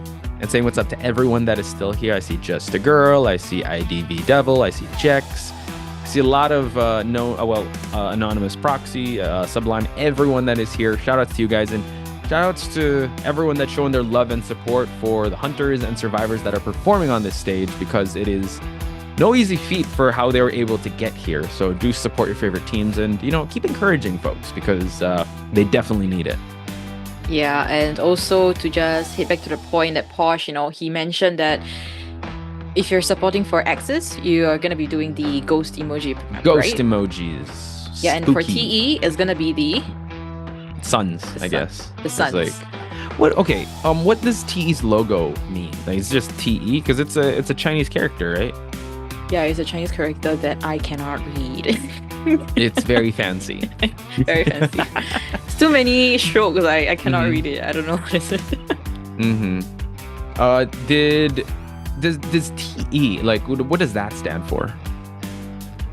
Would you happen to know? No. Chat. We're gonna ask you guys. The Explorer. That's why Ehwan's inside, and that's why. Guys, give us your thoughts on what you think TE stands for. Chocho says the Explorer. That's actually a good one. The Explorer. Now I can't think of anything else from TE. What does TE stand for? Team Explosion. I don't know. Nayib is giving shout out to Chocho, by the way. So big ghosts in the chat. Thank you. Shout outs to you too. Before anything else, folks, I feel like we're gonna head towards the highlights. We're gonna take a quick break.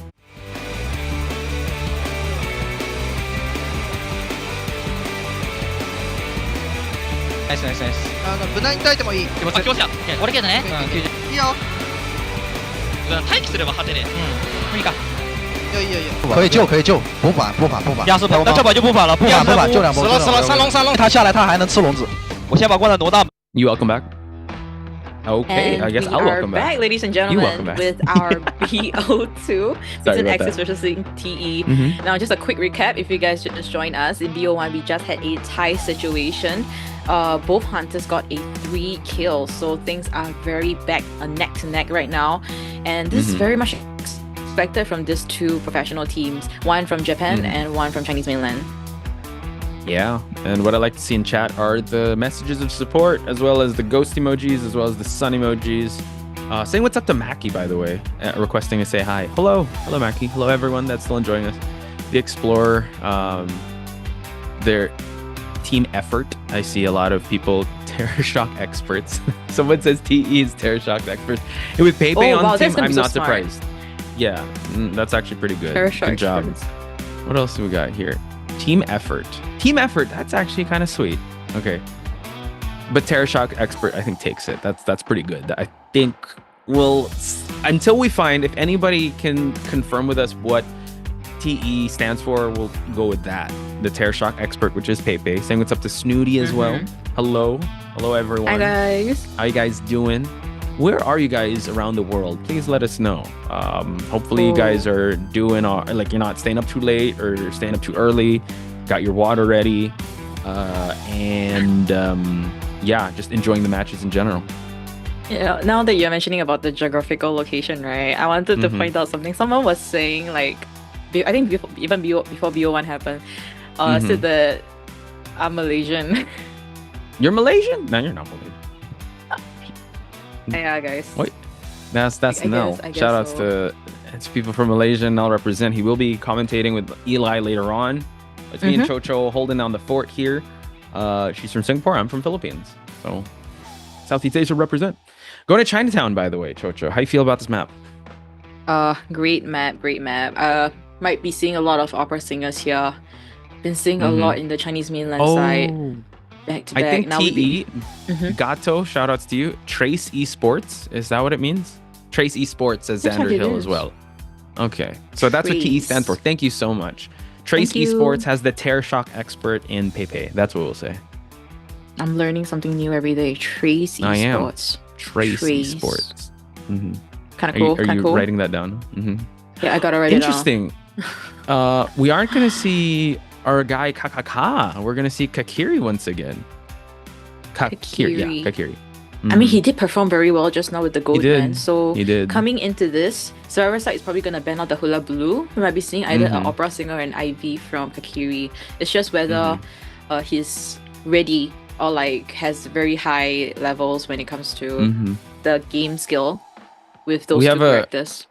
We have a question by, this is like a symbol, but I'm going to pronounce it as a G, but this person's asking, which teams did we put our apples on, Chocho? Do you have any fan favorite teams that you think is worth mentioning? I think the hardest, right? I mean, we were talking about this before this happened also, is the first, second, and third place when we gotta rank it. Right. That's the hardest. You can find the first three. You can do the top three, but it's the placement of who's gonna be the order. First, second, and third. That's the hardest. But if we're talking about Group A. Yeah. Let's talk about Group A first. Since this is the group, who would be your first? Because I believe I don't have my phone with me right now, but if I'm looking at the team standings, I think I put AXIZ on top, followed by Do and ITZY. Itzy Dala Dala. Oh, really? I would think that AXIZ also would be first, then followed by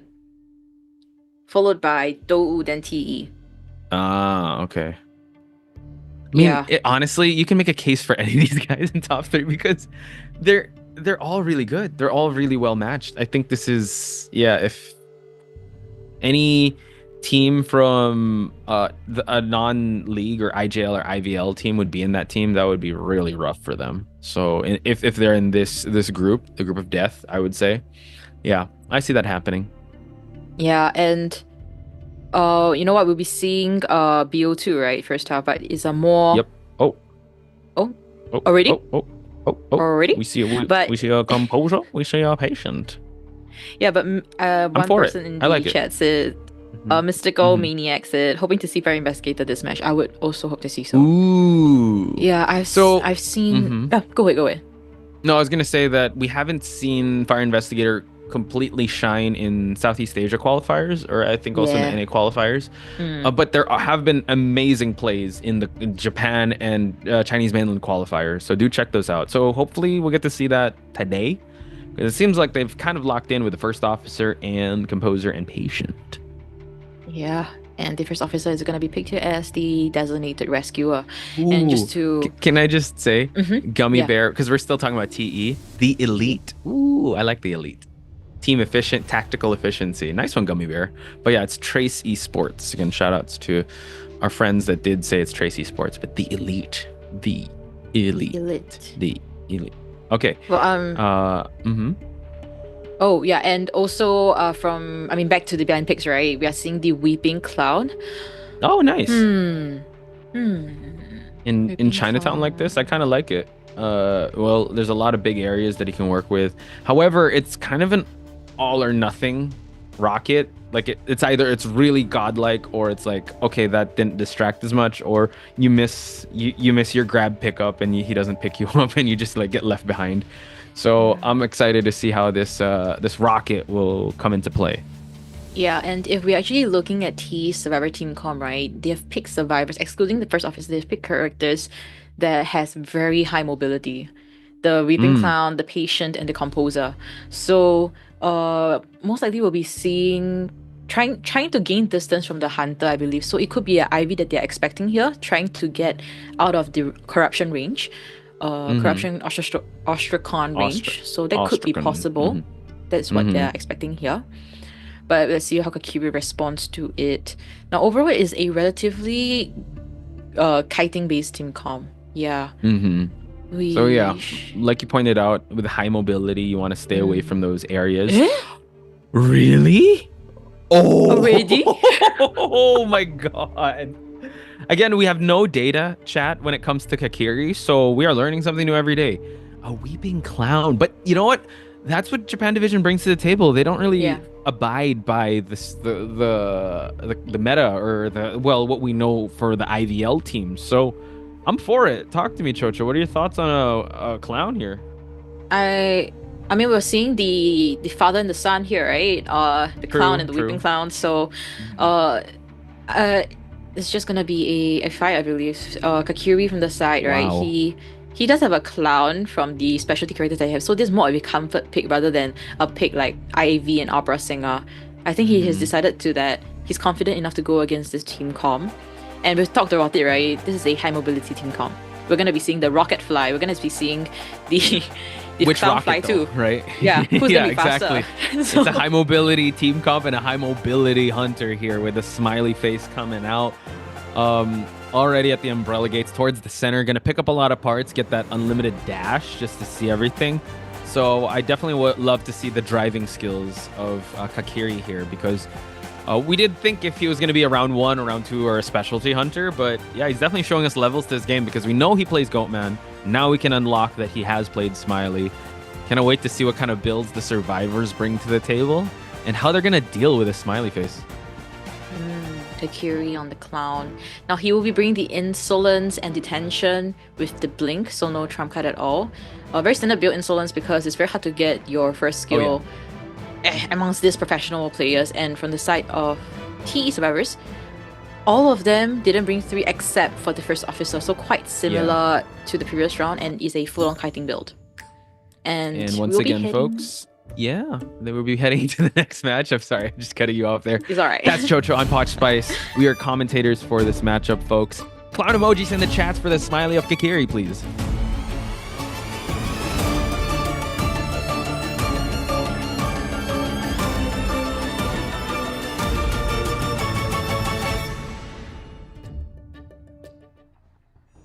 Alright, just heading straight into the hotel area. Composer is right around the corner. Seems like he has rotated away. And the next person in front would be his son, the Weeping Clown, if he's going to be seeing him later on. Now, Kakiri trying to spot things out, but there is no Tinnitus popped up anymore on the top left-hand corner. So, Maomi in the area with the Tinnitus. Okay, dashing in, picking up some parts here. He's going to have to thread through these pallets here, just baiting out actually a pallet drop. And look at these 180 moves. And oh my gosh, actually, Joker actually using a rocket here. So it seems like Kakiri able to get the first hit onto the Weeping Clown. Now he's just going to do another install here just so we can get another dash in. But I would say that was actually a good bait out of the skill of Maum here. Yeah, I guess Mommy wanted to stop it, but it did not happen as he'd like it to be. Now Kakiri are forced to destroy this pallet to gain better access to Maomi. Cyphers are not very fast. 1 minute into the matchup, Maomi unable to stop it once again and will see the down. Now that he does not have any kiting build at all, so that's really unfortunate that he's the first one getting caught out here. True, and that's 2 rockets expended by Maum. So quite unfortunate on his side. So only has 1 left. At least he could use that rocket to escape. But I love the clown emojis in chat here from both Maum and Kakiri representing the smiley face here and the Joker. So shout outs to Celestia Paradot, Lacrimosa Penguins, everyone that's used the smiley emojis. Back to the action here. 4 ciphers remaining. 1 has already popped. It's not looking too healthy just yet because of the threat of the rescue. And they're also camping out this 1 cipher. But Yang has to use his tuning force just to get away. It seems like Yihua might actually be open for a rescue here since he's the first officer. Oh, this is so hard. Now Yihua does have the wanted order. Kakiri trying to get that hit onto him. It seems like it will register, which is a successful rescue. Now Maomi will be getting that hits to prevent a potential double down situation that his team might face here. Kakiri still has a blink, guys. He still has a blink, so he could potentially very easily snowball to the next person later on. What Maomi can do here is to try to prolong the chair the chairing time. That's all he can do now. Oh, wow. And the sidestep to just avoid the rocket from preventing him from just the delay. So I would have to say just all the steps. A father has trumped the son here with the Hunter being able to not even equate any rockets from being used. 2 were baited out for him to be able to prolong the kite. The last one, a last-ditch effort for him to try and just prolong him, chairing him, but to no avail. COAⅧ has won the mirror match in terms of the Hunter and Survivor, but now this is where things get a little dicey for the survivors. Can they hold this one out and prolong a Cypher pop while COAⅧ monitors the downstairs area of Chinatown? Yeah, and great movement from the clown, I believe. He's not hitting onto any objects. He's doing a relatively good job here, and Yang gets that hit. So does not use the flywheel, trying to establish as much distance, but this is the clown we're talking about. It's just a matter of time. He does have a blink to work with too, so if you decide to have a close combat situation with him, it's not gonna work out.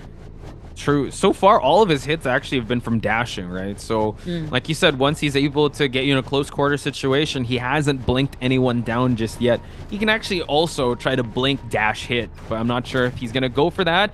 Baiting out another pallet drop here. Baiting out the flywheel exit, but missing the blink. Oh, the flywheel! Unable to get the blink! Oh my goodness! COAⅧ now in the back foot.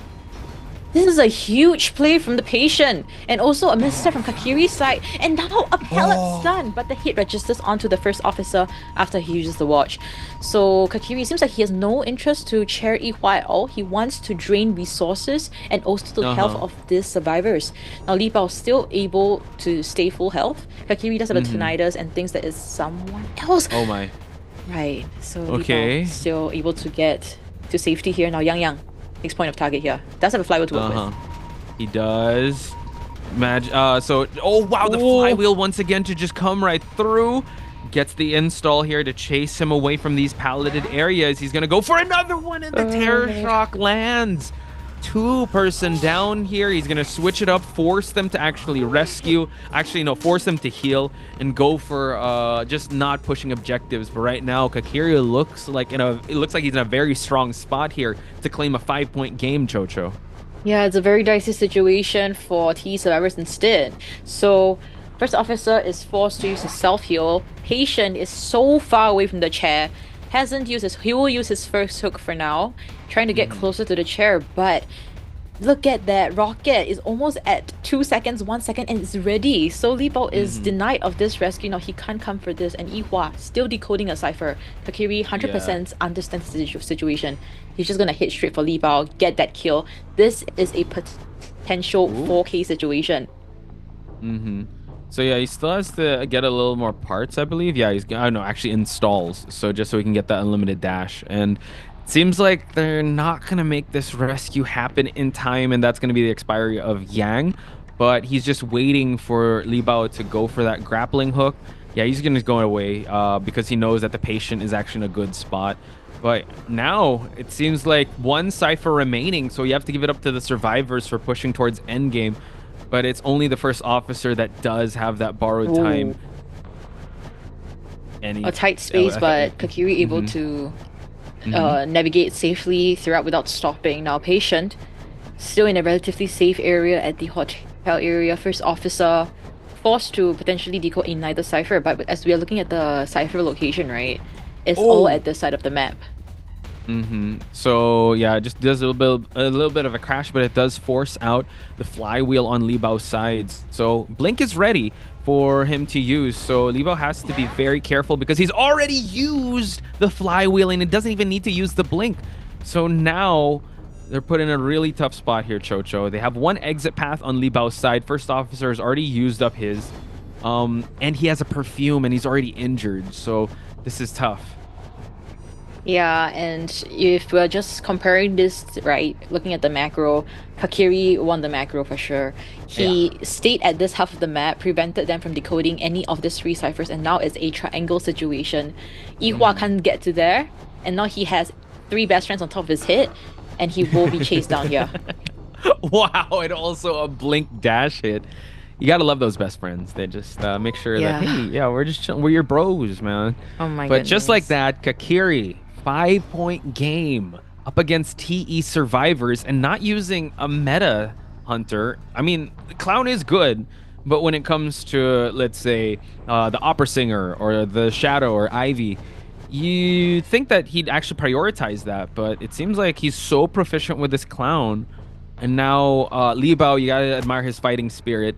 He wants to survive as long as he can. Officer can't heal up anymore. Dungeon's over there towards the end, but let's see if Li Bao can continue on here just to prolong the game. Yeah, now Li Bao trying to kite it out here, but doesn't have a blink to work with from Kakiri's side, destroying that wall there, forcing Li Bao to transition away, and the hit register successfully. None of them have self-heal, so this is a stalemate situation. 5-point lead in BO2 for Kakiri. AXIZ Wave leading by points. What a debut by Kakiri. Not only is he a very scary goat man, but you have to put some respect on his Clown. And look at the animation here. You gotta love it. AXIZ Wave's Kakiri getting the first 5-point game in the group stage. And that was actually relatively quick. I mean, the way he was able to start out and control the macro, like you said. Take us back to the beginning of how he was able to get a successful 5-point game for us, Chocho. Well, very clearly, Kakiri won the mobility fight. First. You could say that, yeah. Secondly, it seems like the server side, maybe they weren't like foreseeing or predicting that he has a Clown, or he's going to be playing a Clown right from the get-go in BO2. I think that was the surprise pick that got them that caught them off guard there. And thus, we saw that kind of situations. They weren't really geared up for it, and resulting in that 5 points. So coming into BO2, right, you would want to see your survivors actually getting more and more points, but for the side of T, that's not exactly the case. Kakiri, it seems like his addition into the team, replacing RYZ Rise, seems to be an asset and not liability at all. Oh yeah, he definitely cooked. People are in chat are saying cook Kiri. He locked in, folks, with this Clown. And I want to echo the sentiment you said. Maybe they didn't expect this Clown to be this vicious or this crazy. And initially he was up against a Weeping Clown as well, but none of the rockets on the survivor side even mattered, or he was able to sidestep any attempts of getting those stuns, unfortunately for Maum. So hopefully he'll come back stronger in the third half, or in the third matchup. But yeah, just looking at the handiwork of AXIZ Wave's Kakiri here, this Clown definitely locked in. You have to ban this out. And coming into more matches, take note, I'm pretty sure the teams that will go up against him will have to really consider how they're going to draft their next lineup, because they have to worry about this Clown in round number 2. Yeah, like, I believe coming later rounds, right, when AXIZ faces the other Chinese mainland teams, the Chinese mainland sides would probably be more prepared. Because initially they probably had no idea that he's gonna be BO2 Clown. Like usually it's gonna be like Ivy or Opera. That's what everybody expected. But he decided to do a switcheroo and pick the Clown. And it worked out perfectly for him. A 5-point lead from the get-go. And now for the AXIZ survivor side, minimal pressure. The pressure will all be on T's hunter side, which is Pepe. So Pepe's probably gonna bring out an Opera singer here. Most likely, right, with how Pepe's record has been.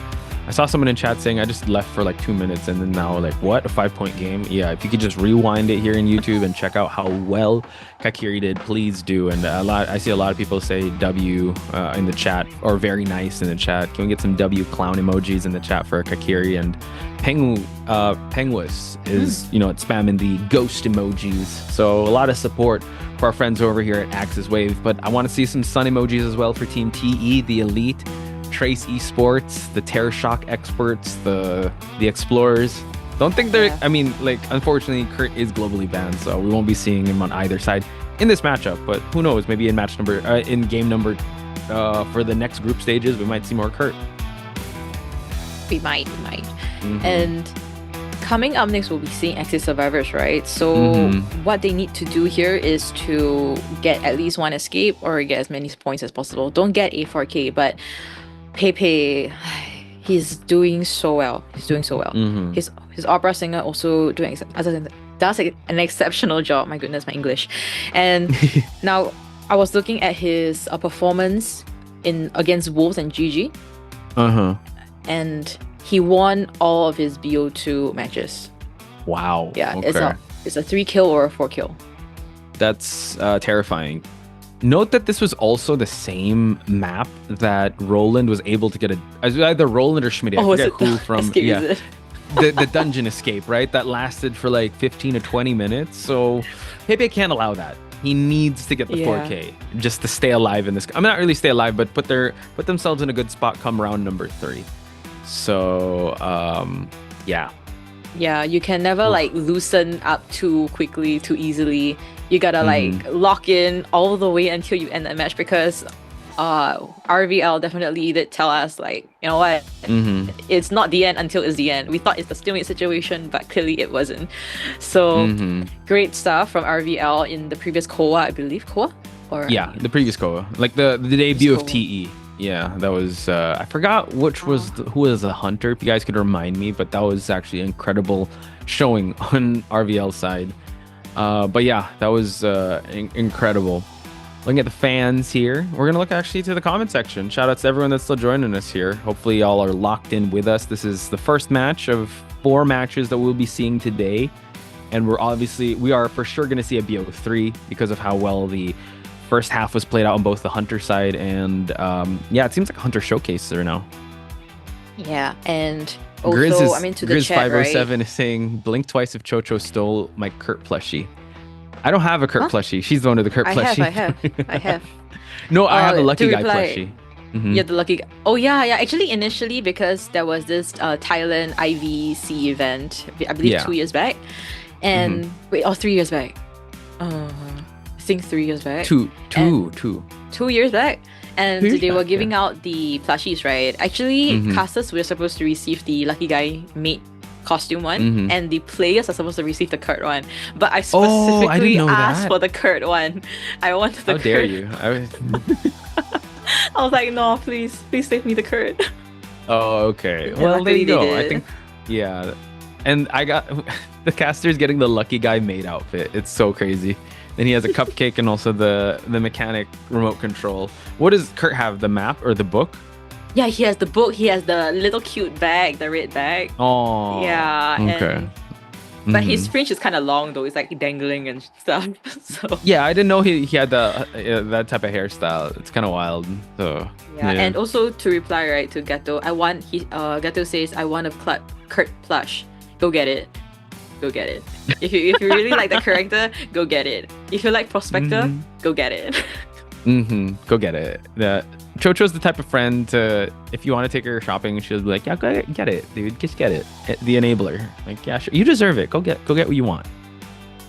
Yes, go get it, guys. What's stopping you? Go get it. Oh, get the Seer one also. The Seer has different costumes too. The Eli costume. Yeah. The Tiger one also. Yeah, that's actually a good one. Priestess also has a cool plushie. Where are the cool plushies? I know Perfumer has one as well. But yeah, I really like the Seer one. I want to get the Seer one because you can actually like dress him up and whatnot. But I still like my Lucky Guy. Oh, and to also, to the live chat. Now that we have some time to talk to you guys, Millie said, "Cho, how can we send you a Kurt plush?" You don't need to because I already have one. Oh, yeah. But you can have 2. No, I'm kidding, Melly. It's all good. We appreciate it. Thank you so much, Joe. Yeah, Chocho thanks you. If she has too much Kurt plushies, she can't function. It's too much. So 1 is enough for. They'll be sleeping with Chocho. me, like put it on my bed, and they will accompany me throughout the night. Bro. Okay. Oh. Do they have a Luca and Itakwa plush? Ooh, I'm not sure about Itakwa plush, but that would be dope. I do have the acrylic ones though, the standees that they gave. So yeah, I have a Itakwa one, but I don't want to bring it out just yet because I don't want it to drop. Oh yeah, my plush is pretty cute too. Yeah. Oh, if you guys, No, if you guys want something more physical, yeah, then get the plush. But if you guys want more skins, go in game. Depending on what you like. Or you can have both. True. You're such an enabler. Just get both. It's all good. Treat yourself. It's not Christmas yet, but you can treat yourself, guys. But yeah, just again, what's up once again to everyone that's here. I see Nano, I see Gloomy Glue, Mystical Maniac's been here from the beginning, so shout out to you. Melly as well, I saw you from the beginning, so big shout out to you. Nonus Proxy's here, Rad, I see Grizz, 507, Maestro, Sublime. Ben Ben is here, Hua, Gato. Shout outs to you guys. You guys are the real MVPs here, joining us on day number 1. Hopefully you guys will stick with us all the way till the day number 10, bro. Day number 10. But it's all good. Yeah. If you can't be here, we have the VODs. We'll still give you guys shout outs and we'll still show you some love. But yes, if you can join us, we appreciate it so much. Heading towards the picks and bans, Chocho. Pepe's got I'd say a big hill to climb for this one, because he cannot, or he wants to at least tie it up and go blow for blow when it comes to the points against Kakiri. Yeah, he gotta really seal the deal here. Don't give them the opportunity to come back, because the thing is that if Pepe is unable to give back a 4-point lead, right, it will create a lot of pressure coming BO3, because TE would have somehow, Survivors have to either 4K. Survivors have to 4 escape, or if not, Pepe has to 4K eventually. So as much as possible, Pepe would want to secure all the maximum number of kills here. Now, looking at the AXIZ Survivor side, they will be picking out the Wilding and the Prisoner. One very good at getting close to the chair and rescuing, another one that's good at decoding, and now Coordinator.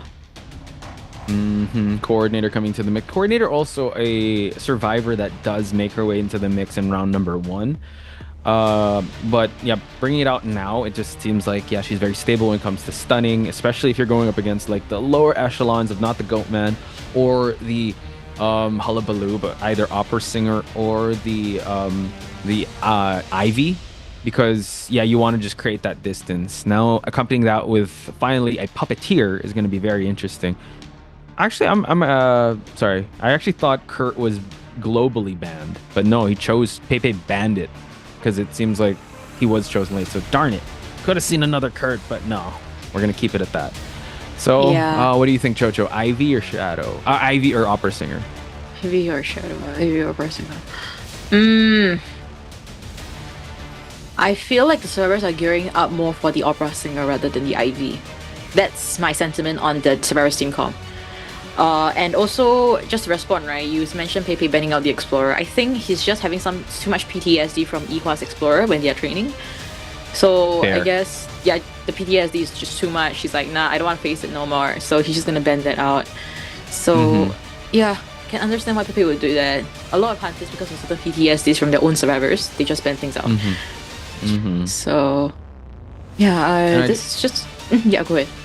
I was gonna say, I guess making sure that he won't have to rush anything and just he'll have all the time in the world. But fortunately, there is a prisoner that is loose, and in a big map like this, it could be really tough. So it seems like they are going to go for the Opera Singer. Pepe has made a lot of highlighted moments with this Opera Singer, but with the recent changes, she's not as aggressive as she was before and as fast. Her cooldowns have changed, so you really have to be very efficient with your dashes and make sure that it doesn't get canceled out for you to walk into your regular form, and you keep continuing to dash from shadow to shadow.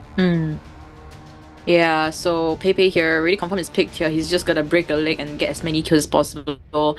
And from the side of AXIZ Survivors, the question here remains as whether they are able to add insult to the injury.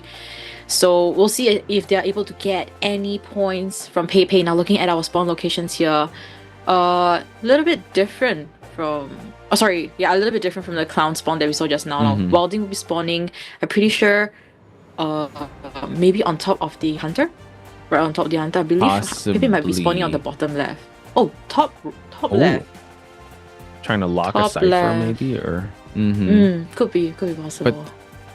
But this will, I mean, you have to be very efficient with your dashes to kind of mitigate the distance he's going to gain for the prisoner, because this allows the prisoner to just set up. Or he could go for the Puppeteer, but that's, I mean, I don't know, because Puppeteer, a really good Puppeteer player could just kite forever and just really prolong each hit. So, yeah, Pepe's got his work cut out for him, Chocho. I'm excited to see how the survivors will try to find their way in this matchup. I'm also excited to see, man, they bow so low. It's one of the things as coaches. I want to see the personas. Here we have it. 2 flywheels, 1 borrowed time on the rescuer. This seems to be a popular trend onto the survivor side, while we have an abnormal trump card on Pepe. How aggressive. Very, very aggressive from Pepe. Not even detention, so he's just wanting to... I'm not sure what he's trying to play here. You would think early game would be insolence, but there's no detention, no end game. So curious to see how Pepe is gonna perform here. So this is gonna be BO2, second half between AXIZ Survivors versus TE's Hunter. My name is Chocho, and joining me is Posh Spice, and we'll be bringing you the live commentary of this matchup.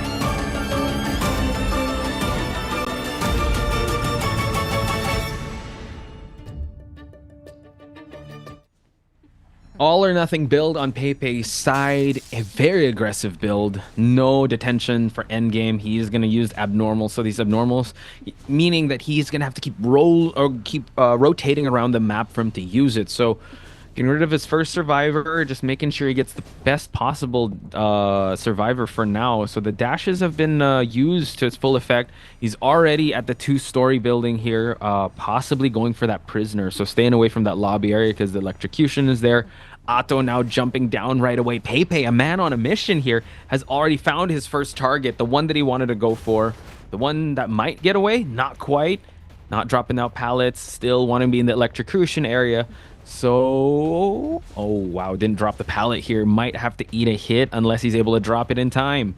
Wow, and Atto is playing this really smart. You mentioned that he's playing around that area, and now Pepe registers that stun.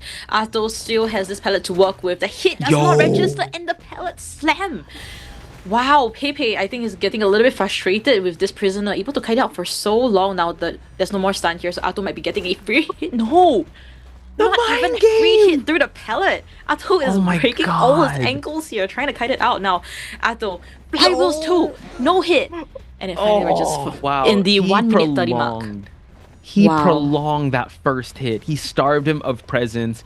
But now running into Nyan, able to actually get the coordinator flare gun. So now they're going to get a lot of progress here. Is he going to use the abnormal here? He has to. He's already rotating around. He's going to kick this Cypher just to be able to prolong it a little bit. At least they know now what kind of trait he has brought.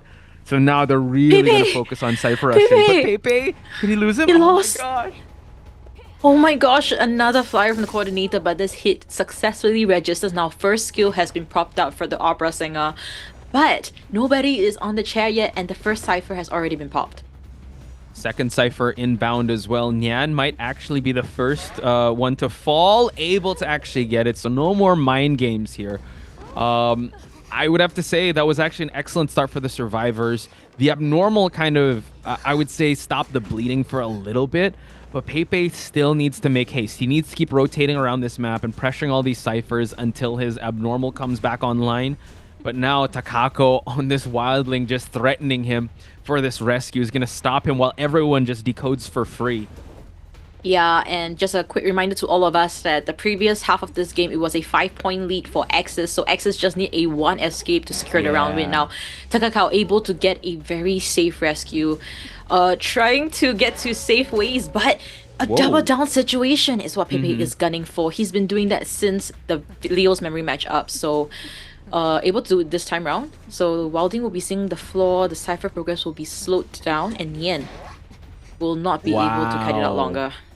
Yeah, in that event of that tide turner, I would say Pepe kind of swung things around, but note that Wilding does have it's that borrowed time as well as exit path, so they could actually just go for a, I would say, sacrifice, but Tuna's already here because, oh yeah, that's right, because the prisoner, he's pushing both Cyphers at the same time, so he might actually force Atto out of that Cypher to force a rescue from happening, and Atto already away from the Cypher, and this was the scene of the crime here, and he's already gonna just kick that Cypher just so that he can pressure this rescue.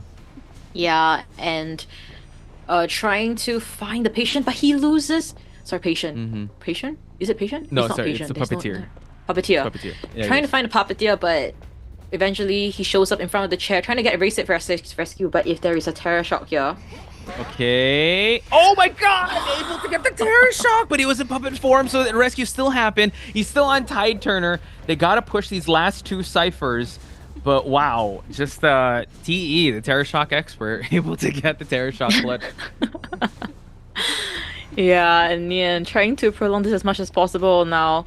1 escape is just all they need from AXIZ Survivors to get the round win. Now Pepe trying to make it work. Now he still has a trump card to work with, but Blink is still on cooldown. right? And the servers, they don't know that he does not have detention. But now Nian can see that he doesn't have detention, so this is gonna be game changing for them. They are definitely most likely gonna get that one escape. Yeah, Wildling has healed up. The other two survivors, at least the puppeteer still has a puppet to work with. Prisoner still has a shock. They're not, I like this, they're not pushing the gate just yet because they know Pepe's mobility is online. They're not even sure if he has that trump card to use, right? So they are, he actually just teleported. The gate is actually opening. Pepe actually trying to actually go for it, but no, he wants to go for someone else. He's gonna allow the gate to open. Tuna is gonna be here, and Tuna, being the puppeteer, could actually tank a hit. Oh, and the blue registers successfully. Now, this kind of looking at a tight situation. One gate has been opened, the other one is ongoing. So it seems to be that coming into BO2, AXIZ will still be leading by points, 7-2. Yeah. Holy smokes, what a crazy turn of events here. Takako on the boar, just making sure that, all right, I could just, I'm on my boar. We got a tie. And up against Pepe's opera singer. How insane is that? Let's talk about the build, because that was interesting. How do you think he played that? Did he rely too much on one strategy that he became too aggressive and they really played into that aggression? Or was it just how the survivors played it out? Yeah, in my head, I just feel like he just didn't have enough time to fill all the personas up. Like, legitly speaking. Because where is the insult? Okay, you want early game, you bring the insolence. You want late game, you have detention. But he decided to go with a trump card. And that did not work out at all. So we can see it very clearly, right? Look at the starting kite. It's too long. Yeah, very long. And also in that area, you'd think that he would be a little more aggressive. I don't know, because I know that snowflake build, but you're right. You know, you want at least to bring that insolence and something else. He only brought trump card, and that's really unrealistic to just have that trump card and abnormal without having insolence or anything to build you up to delay the end game detention mind game to happen. It was tough to see. But on the survivor side, you can't take anything away from how well they played out that first half, because the kite on the prisoner was actually really good, to the point that he actually kind of was scrambling for who to chase. The pallet mine games were on the prisoner side, and a flare gun as well, to just encapsulate the whole first engagement that they had for them to get a foothold into this matchup. Yeah, and if we kind of try to decipher what the servers are thinking, right? The fact that Pepe actually changed targets to coordinator, right? It could also be part of AXIZ survivor's plan. Because coordinator, the moment someone's on the chair, the decoding speed reduces by a lot. And if Pepe lets go of the prisoner, fast decoding is ongoing. So it could have been the ultimate plan behind that the gunshot. And I'm looking at our first kiter, Atto, 71 seconds of containment time. But to us, it felt like forever. He was able to stay. No, I was gonna say that felt like an eternity. I'm pretty sure for Pepe, with how well how well Atto was able to kite it out that long. And Atto was the explorer as well, right? Yes. He is. So MVP, possible survivor MVP with how well he's been performing. I will have to say this, one highlight on Pepe's side was how he was able to get that double down after the safe rescue onto the wildling. He focused onto the wildling, made sure to go after the coordinator once again, which did slow things down. If he was not able to get that, I'm pretty sure it would be more than just a tie, because that would be such a hard situation to come back from. So kudos to AXIZ. They're coming into round number 3 with a point advantage, but TE on the back foot here. Yeah, I think 100% agree on your sentiment about the wilding, right? Double down situation. Because if you don't down the wilding, there's only 2 things it's gonna do. Either the decoding, which is what you don't want, or harassment, which is also something that you don't want to see. So great stuff coming from Pepe. He was able to look into the macro and tie things out rather than potentially getting a 3 escape or 4 escape situation on his end. So, wow. But what a turn of events here now. AXIZ Wave is leading by points, and usually we do see the Chinese mainland dominating the Japanese division. So AXIZ Wave, it seems like they're making breaking all Waves. angles, trying to make things work. Yeah, and potentially might be first place in Group A. You know, we never know. Potentially. This is still day one. We still got a long way to go, but I think this is a testament to them being the IJL Autumn champion. So, folks, we're going to take a very short break. Let's check out the highlights and be right back.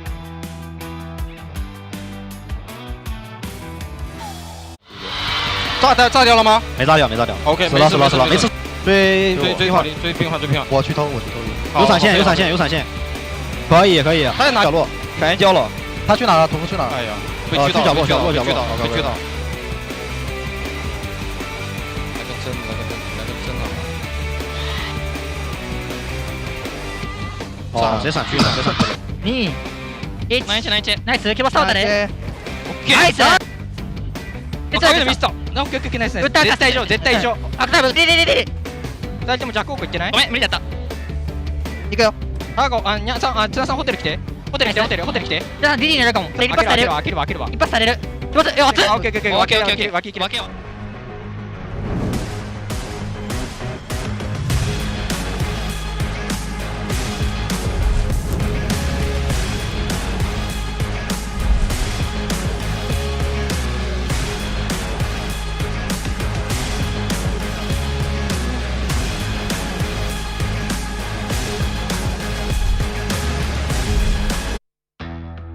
And once again, ladies and gentlemen, we are back with AXIZ versus TEBO3, and AXIZ Wave leading by a huge point lead, 5-point lead, and also by match point. Oh yeah. So this is gonna be BO3 for them, and curious to see whether T is able to turn the tides, or is AXIZ Wave just gonna take this home? We'll see. Yoru Namita over at chat says Axie really on top today. Hopefully they stay in that position because my golden apples kind of need it. But shout out to everyone that's here. Shout out to the Mackie also. I'm giving you a shout out to. People are saying Poch salty, Poch sweet. Poch spice here. Do you have any favorite candy, Chocho, as we talk about different candies? No, I don't really like candy. You don't like candies? Candy yeah, never. So not a you don't have a sweet tooth. Like if you say about chocolate, not even chocolate. Oh, chocolate. I like, you know, when you hit for like those kind of yogurt and then you can put in your toppings. And then I would always have the dark chocolate to complement all the sweetness that I picked prior to it. Yeah, dark chocolate, guys, it's good. Dark chocolate. What's your take on mint chocolate? No. Mint chocolate? It's like toothpaste. No, okay. I'm starting to have a weird. I just had mint chocolate, like chocolate chip ice cream recently. It's okay. I felt very refreshed afterwards. Like I didn't need to brush my teeth. It was, I don't look for it, but it was pretty alright. Let me know your favorite candies in the chat. Because I'm starting to, weirdly enough, after every year around the sun, I've been developing more of a sweet tooth. I really like gummy bears lately, or any like gummy worms. Yeah, I don't know. I feel like I'm spoiling my inner child, like because I never really liked sweets before, but now it's like, yeah, looking for it. I feel like a grown child. It's okay. You're living you're trying to live those younger days, and that's good. That's good. Thank you. I feel like an unk right now. I got unk status. I'm an uncle. Anyway. Go to bed, you guys. Drink your water. Eat your vitamins. Or oh my whatever. gosh, I love. Hey, there's dark chocolate people in the live chat. Oh, there are. Hey, there are. Hello. Oh, shout out to Mackie being a dark chocolate lover. I think, yeah, I would say, yeah, I'm okay with dark chocolate, but I don't look for it so much. I respect that. It's cool. So, what's your favorite dark chocolate brand? There's no brand. I just like dark chocolate. It just complements the sweetness very well. Like whatever that I'm eating it with. So it creates a balance rather than something that's overly sweet, right? Then I feel a bit like I don't want to finish it because it's too sweet. But anyways, we do have our map banned and map pick here. So the map that is banned here is the Arms Factory, and the map picked is... I think it was red. Wait, hang on. Wait, I'll look at YouTube real quick. I also... Oh my goodness. The map ban is Arms Factory. Yeah, it could be a Rich Church. They picked them picking a smaller wait. Oh, it's not catching up real quick, but it. Ooh. So it's Arms Factory. That's where we're at right now. I thought that's. Sorry, I wasn't able to see it. Arms Factory Band, then we're going to Red Church. You are correct. I see it now in the YouTube. So Red Church, one of our favorite maps here. Quite even when it comes to Survivor and Hunter side. So in this next matchup, it seems like Pepe is going to go back in there. I wonder how his mental is after that matchup where, unfortunately, the personas didn't really the persona traits didn't really help him out in his matchup and how what he's going to be bringing to the table. Because for sure, we're going to see a ban out already onto his on the meta survivors or meta hunters. So now might be a toss up between Opera Singer once again or maybe Ivy. That's possible. That's possible. And I think also what the chat is curious about is whether we'll be seeing Ka in BO3 second half later on. Or are we going to be seeing Kakiri once again? Kakiri once again, but what kind of unorthodox characters is he going to be picking out for the Hunter side? Right. In Red Church, right? That allows a lot. I mean, Red Church, pretty balanced. You can use whatever you want. I mean, you can force, maybe not Breaking Wheel, but like you force whatever you want in that type of matchup. If I were the coach and we're thinking a little bit ahead, I'd let Kakiri play it out if they're in a really good spot, because you might as well bring him that confidence, because we know Kakaka, we all love Kakaka. He's the veteran, but if they want to really test the waters with Kakiri and make sure that he might be a stable rescuer at this point, like make him play the full 3 games. Yeah, that could be possible. He's already getting the ball started, right, with that 4K just now. Just let him keep going and see how far he can go, test his potential, because this is AXIZ Wave's first time on a global stage to be showing Kakiri off in BO1. So yeah, just go for it. And now Pepe, he will be trying to get ready and gear up for this BO3 first half against AXIZ survivors, as we see the audience trying to give their support, even though I don't understand any of those emojis.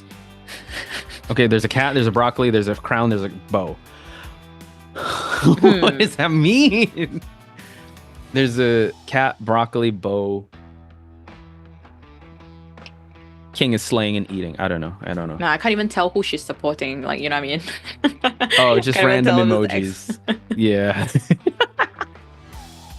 Keep the confusion there. True. Yeah.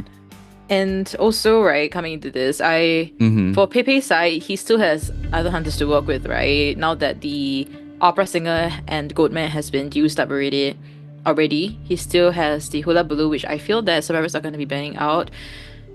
He also have a Night Watch. He also has the Nayat, but Nayat in Red Church, I would say maybe not. Just too hard to work that out. And we see that from the AXIZ side, they have banned out the Ivy and the Hula Blue as predicted. So I guess Pepe, I'm feeling it's just going to be the Night Watch, yeah. Yeah, might as well. Now we're going to go into the next tier of hunters. You could also bring out Dream Witch. I mean, Dream Witch still allows that to happen, but I mean, I'm pretty sure all these survivors have memorized and have faced so many Dream Witches that they can counter it. And he needs to they need to fix that point deficit of 5 points, right? So best case scenario is him to get that 5 points, but at least 3. He can't settle for just a tie, because that puts so much pressure on the survivor side, because you just need 1K at that point. So now they're going out with, Seer and Antiquarian. These are really top picks here, and also a Mercenary. So really going for broke. AXIZ really wants to at least safeguard like a tie game up against Pepe.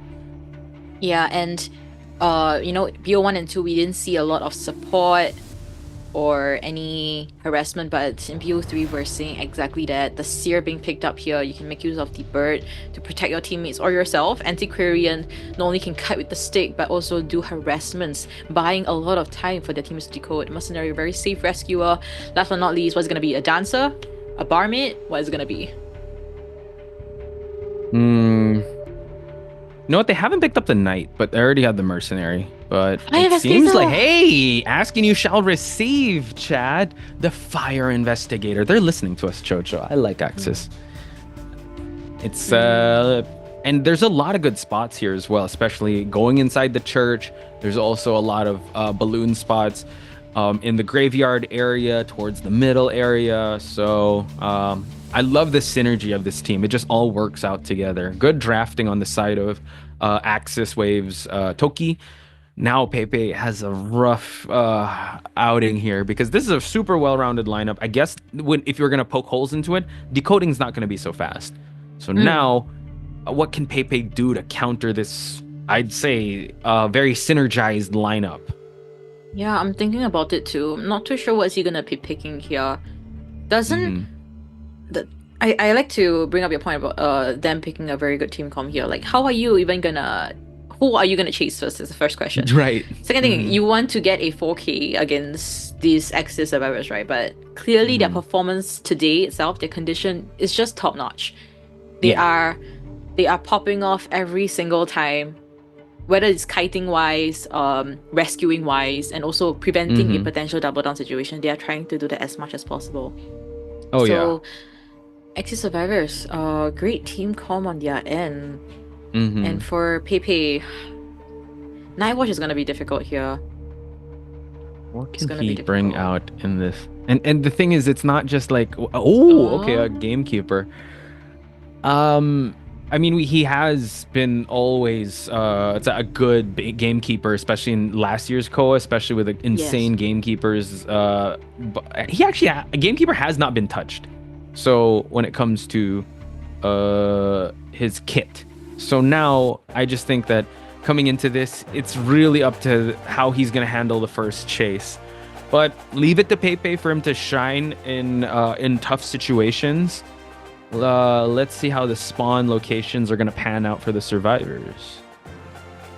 It was going to be like a straight line in the middle with first a fire investigator at the red carpet. Seems like the confirmed hunter spawn will be at the front gate, so Antiquarian is nearby. Wow, not easy. The moment you hook her, she can stun you too. So what you can do, and even if you try to get close to her, right, by using your hooks against the wall, she can still stun you. So not very easy. The bird can come for support too. And the bird can also help negate one of the hooks. Cancel, yeah. Yeah, so no easy chases here. Super difficult. AXIZ survivors made an excellent choice. Survivor team comm here. Now looking at our personas here, Pepe will bring detention, trump card with the blink, very standard for the survivors. No 3, all of them. No 3 spot except for the mercenary. Rescuer. Oh, full kiting build. Yeah, all kiting build. So it looks like they still want to just rush the ciphers and get one person out. Let's find out who is going to take the first half in round number 3. That's Chocho. I'm Potchspice. We're your commentators for round 3, first half between AXIZ versus TE.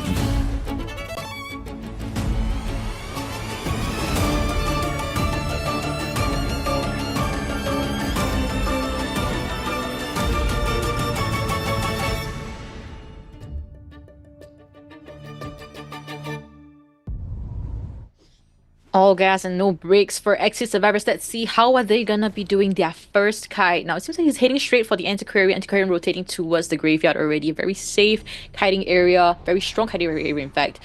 And Sears Bird is just not ready and just trying to lay out a lot of the traps first to prevent Antiquarian from kiting in this area. So now good cutoff here by Pepe, just not allowing him to go deeper into it, but able to actually go through the wall, but now gets his first hook onto the Antiquarian. Relatively early first hit.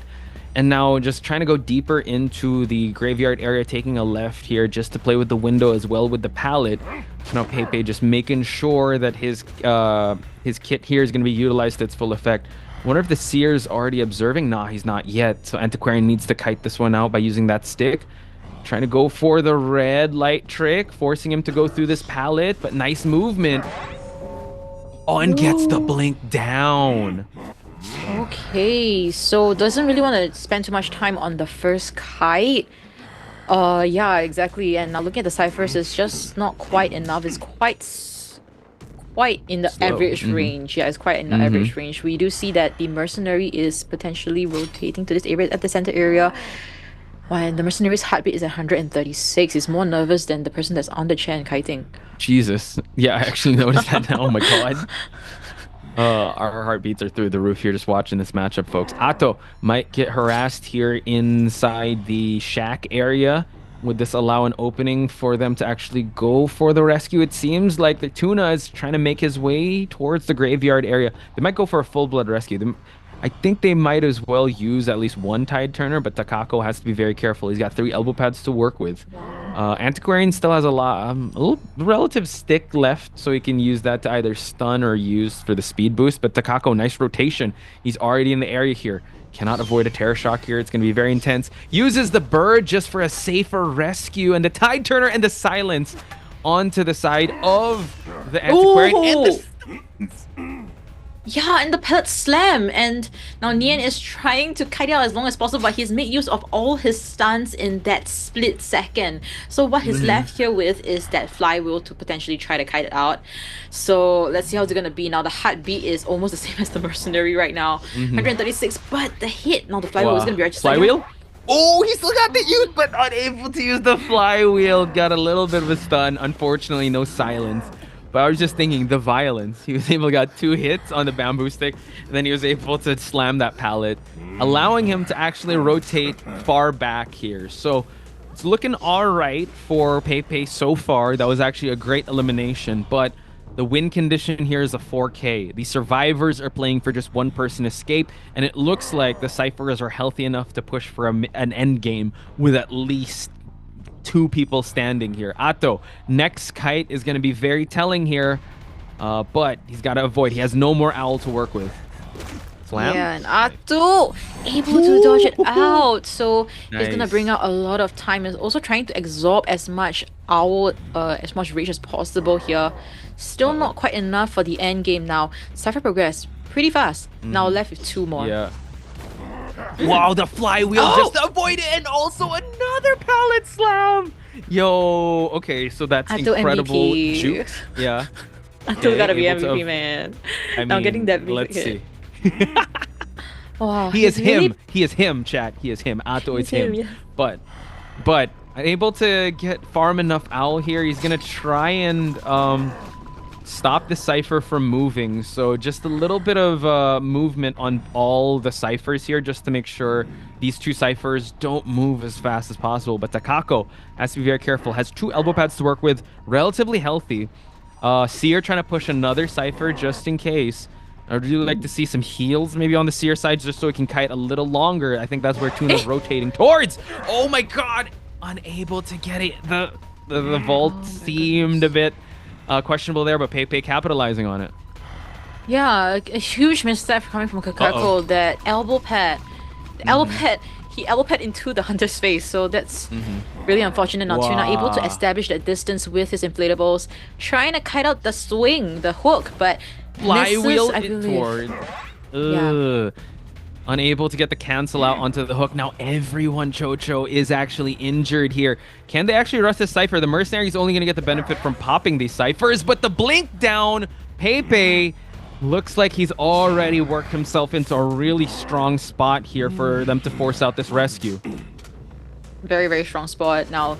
But the last 2 Cyphers are almost done. Pepe is heading to one of those that is it's gonna pop. Now Kakao still has another elbow pad to work with. The question here is whether he's gonna make use of it to get closer to the chair, or is he trying to conserve this for end game.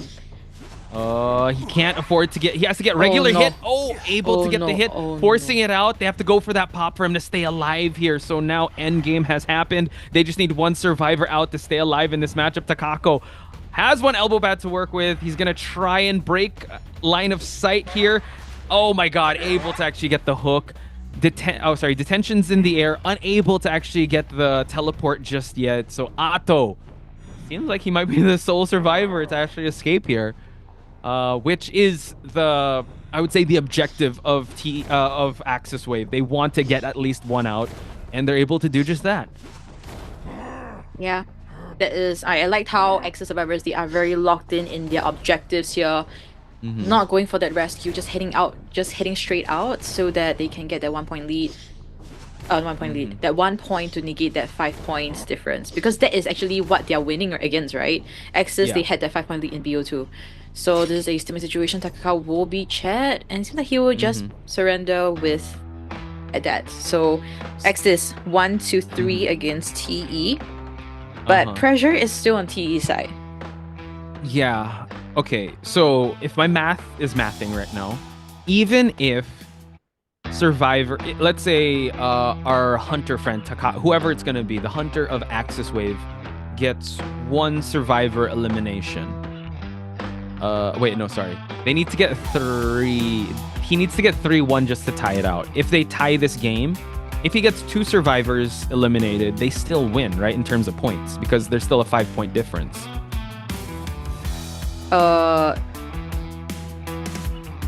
Even if even if TE survivors get a 3 escape, right, it's still not enough. It's still not AXIZ enough. will still win. Yeah, okay, but yeah. if they're looking at a micro level, right, because there is net wins that they accumulate in group stage, they would want to at least tie things out to get the round point win. Even if they lose the whole round. Yeah. Okay. So probability-wise, AXIZ is slated to win this, but the moral victory for our friends over at TE is at least get the round victories, just so in terms of net wins or when it comes to the scoreboard of this group stage, at least they'll be healthy in that department. So, wow. AXIZ, I would say, great job putting themselves in this spot. Atto, I might be slated to actually get MVP with how well he's actually the one that's been escaping most of the time. Right? He escaped the first round. He escaped like second round too. So I don't know, but has been a hunter showcase as of late. Yes, I mean 100% agree. I think that Atto really popped off every single round. He had key plays in all of them, but we cannot forget about the 4K clown by Kakiri. Right. Yeah. Now looking at our stats first, right? So looking at Nian's Antiquarian, only 80 seconds of containment time. Not too much, but at least AXIZ Survivors was able to get that 1 escape, which is very crucial. Atto was locked in on their objective, and whoever that's leading the team, I think, great job, honestly, great job in leading the team to the victory. And also for Team TE's Hunter side, Pepe, it seems like he seems to be a little bit struggling against AXIZ Survivors.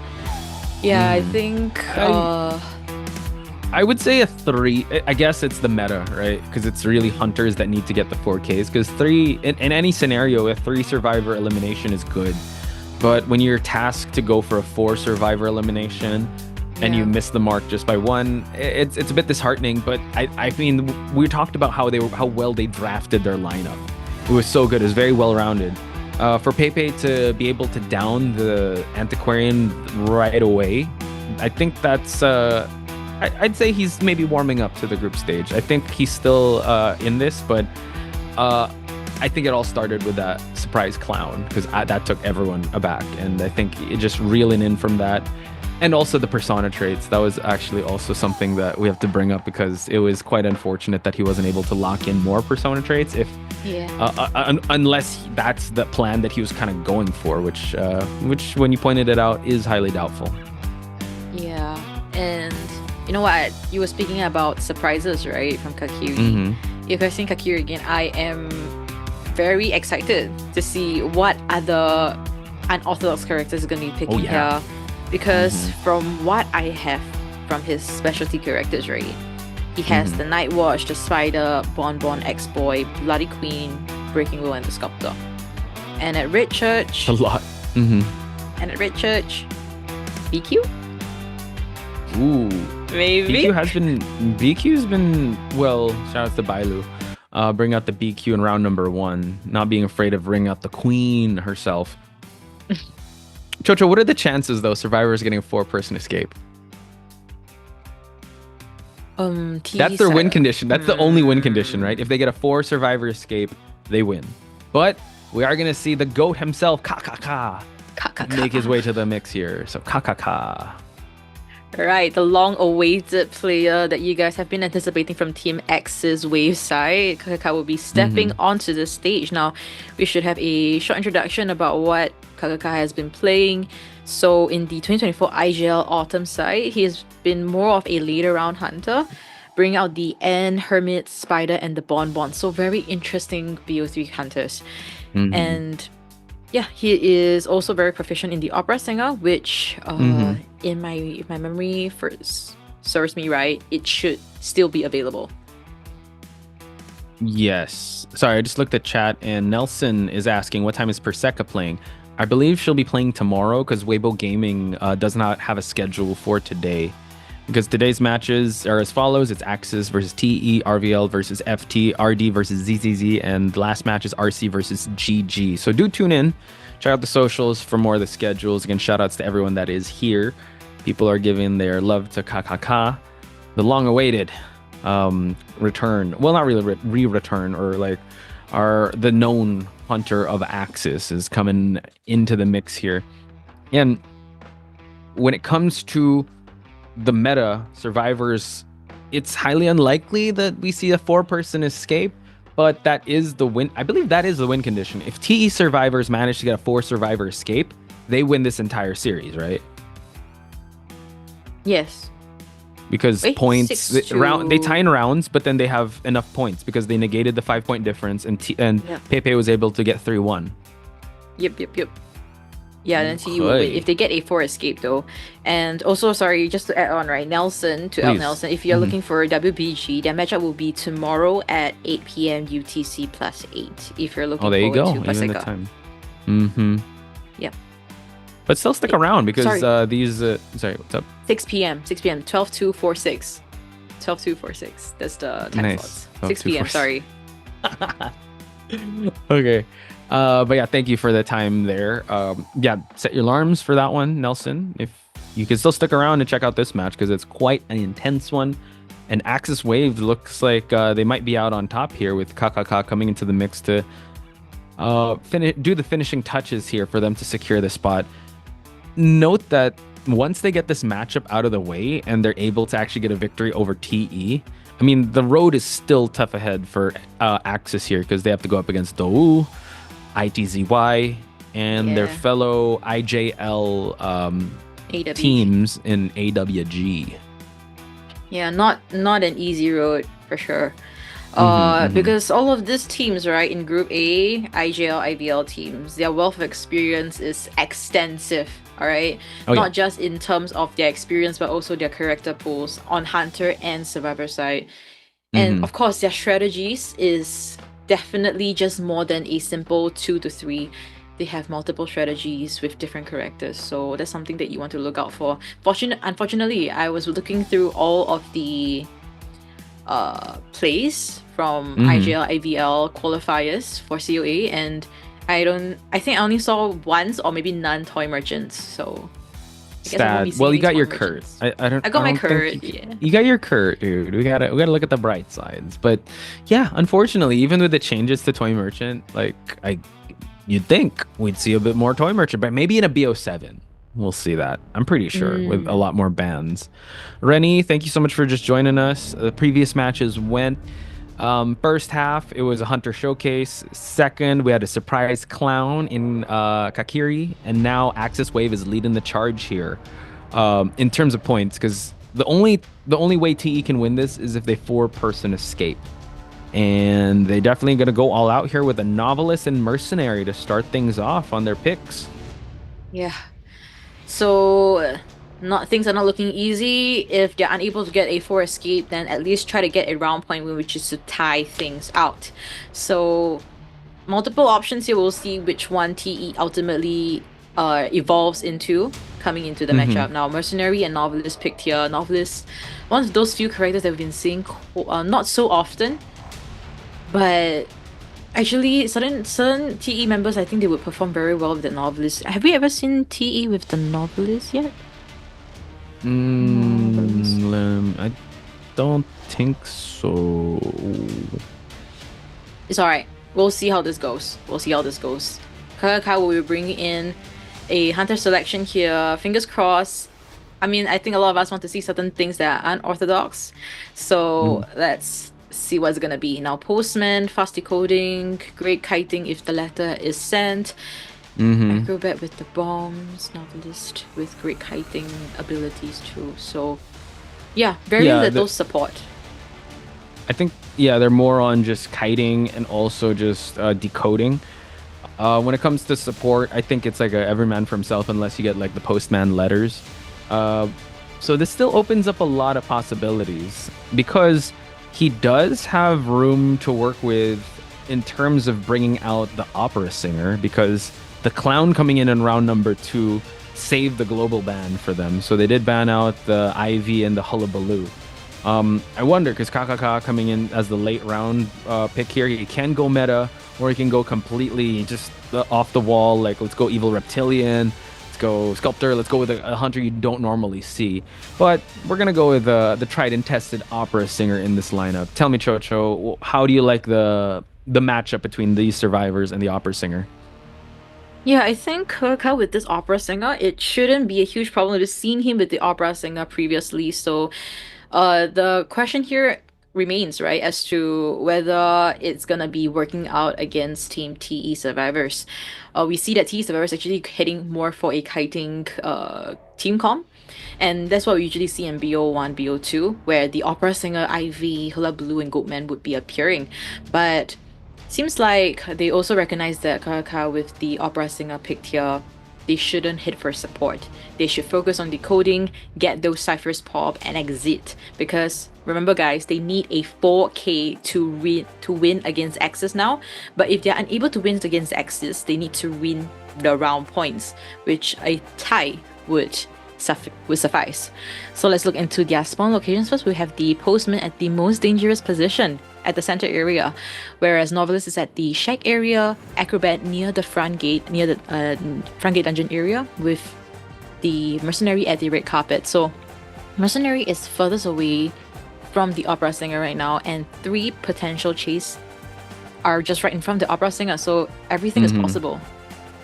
Yeah, so hopefully it'll go with the survivor's way, because a lot is riding on this first kite. We know how opera singer ramps up.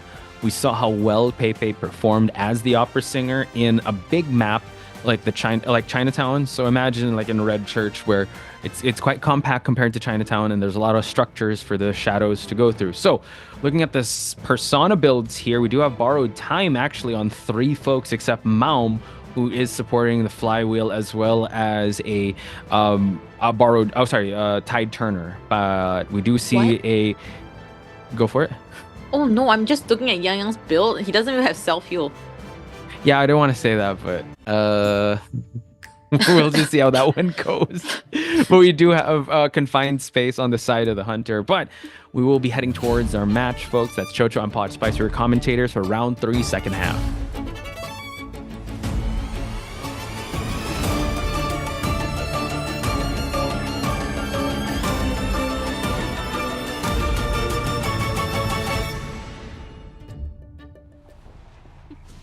Alright, so heading straight for this, seems like Novelist will be that target. Now Mama trying to rotate to a safer area, which is the middle broken area where there's a lot of pellets to work with, establish a distance and gap with KKK. So stemming on that pellet, Mama is forced to rotate away, but able to get the 100% already. So changing positions, but no pellet slams registered, no hit registered here, and Mama is stuck at this corner.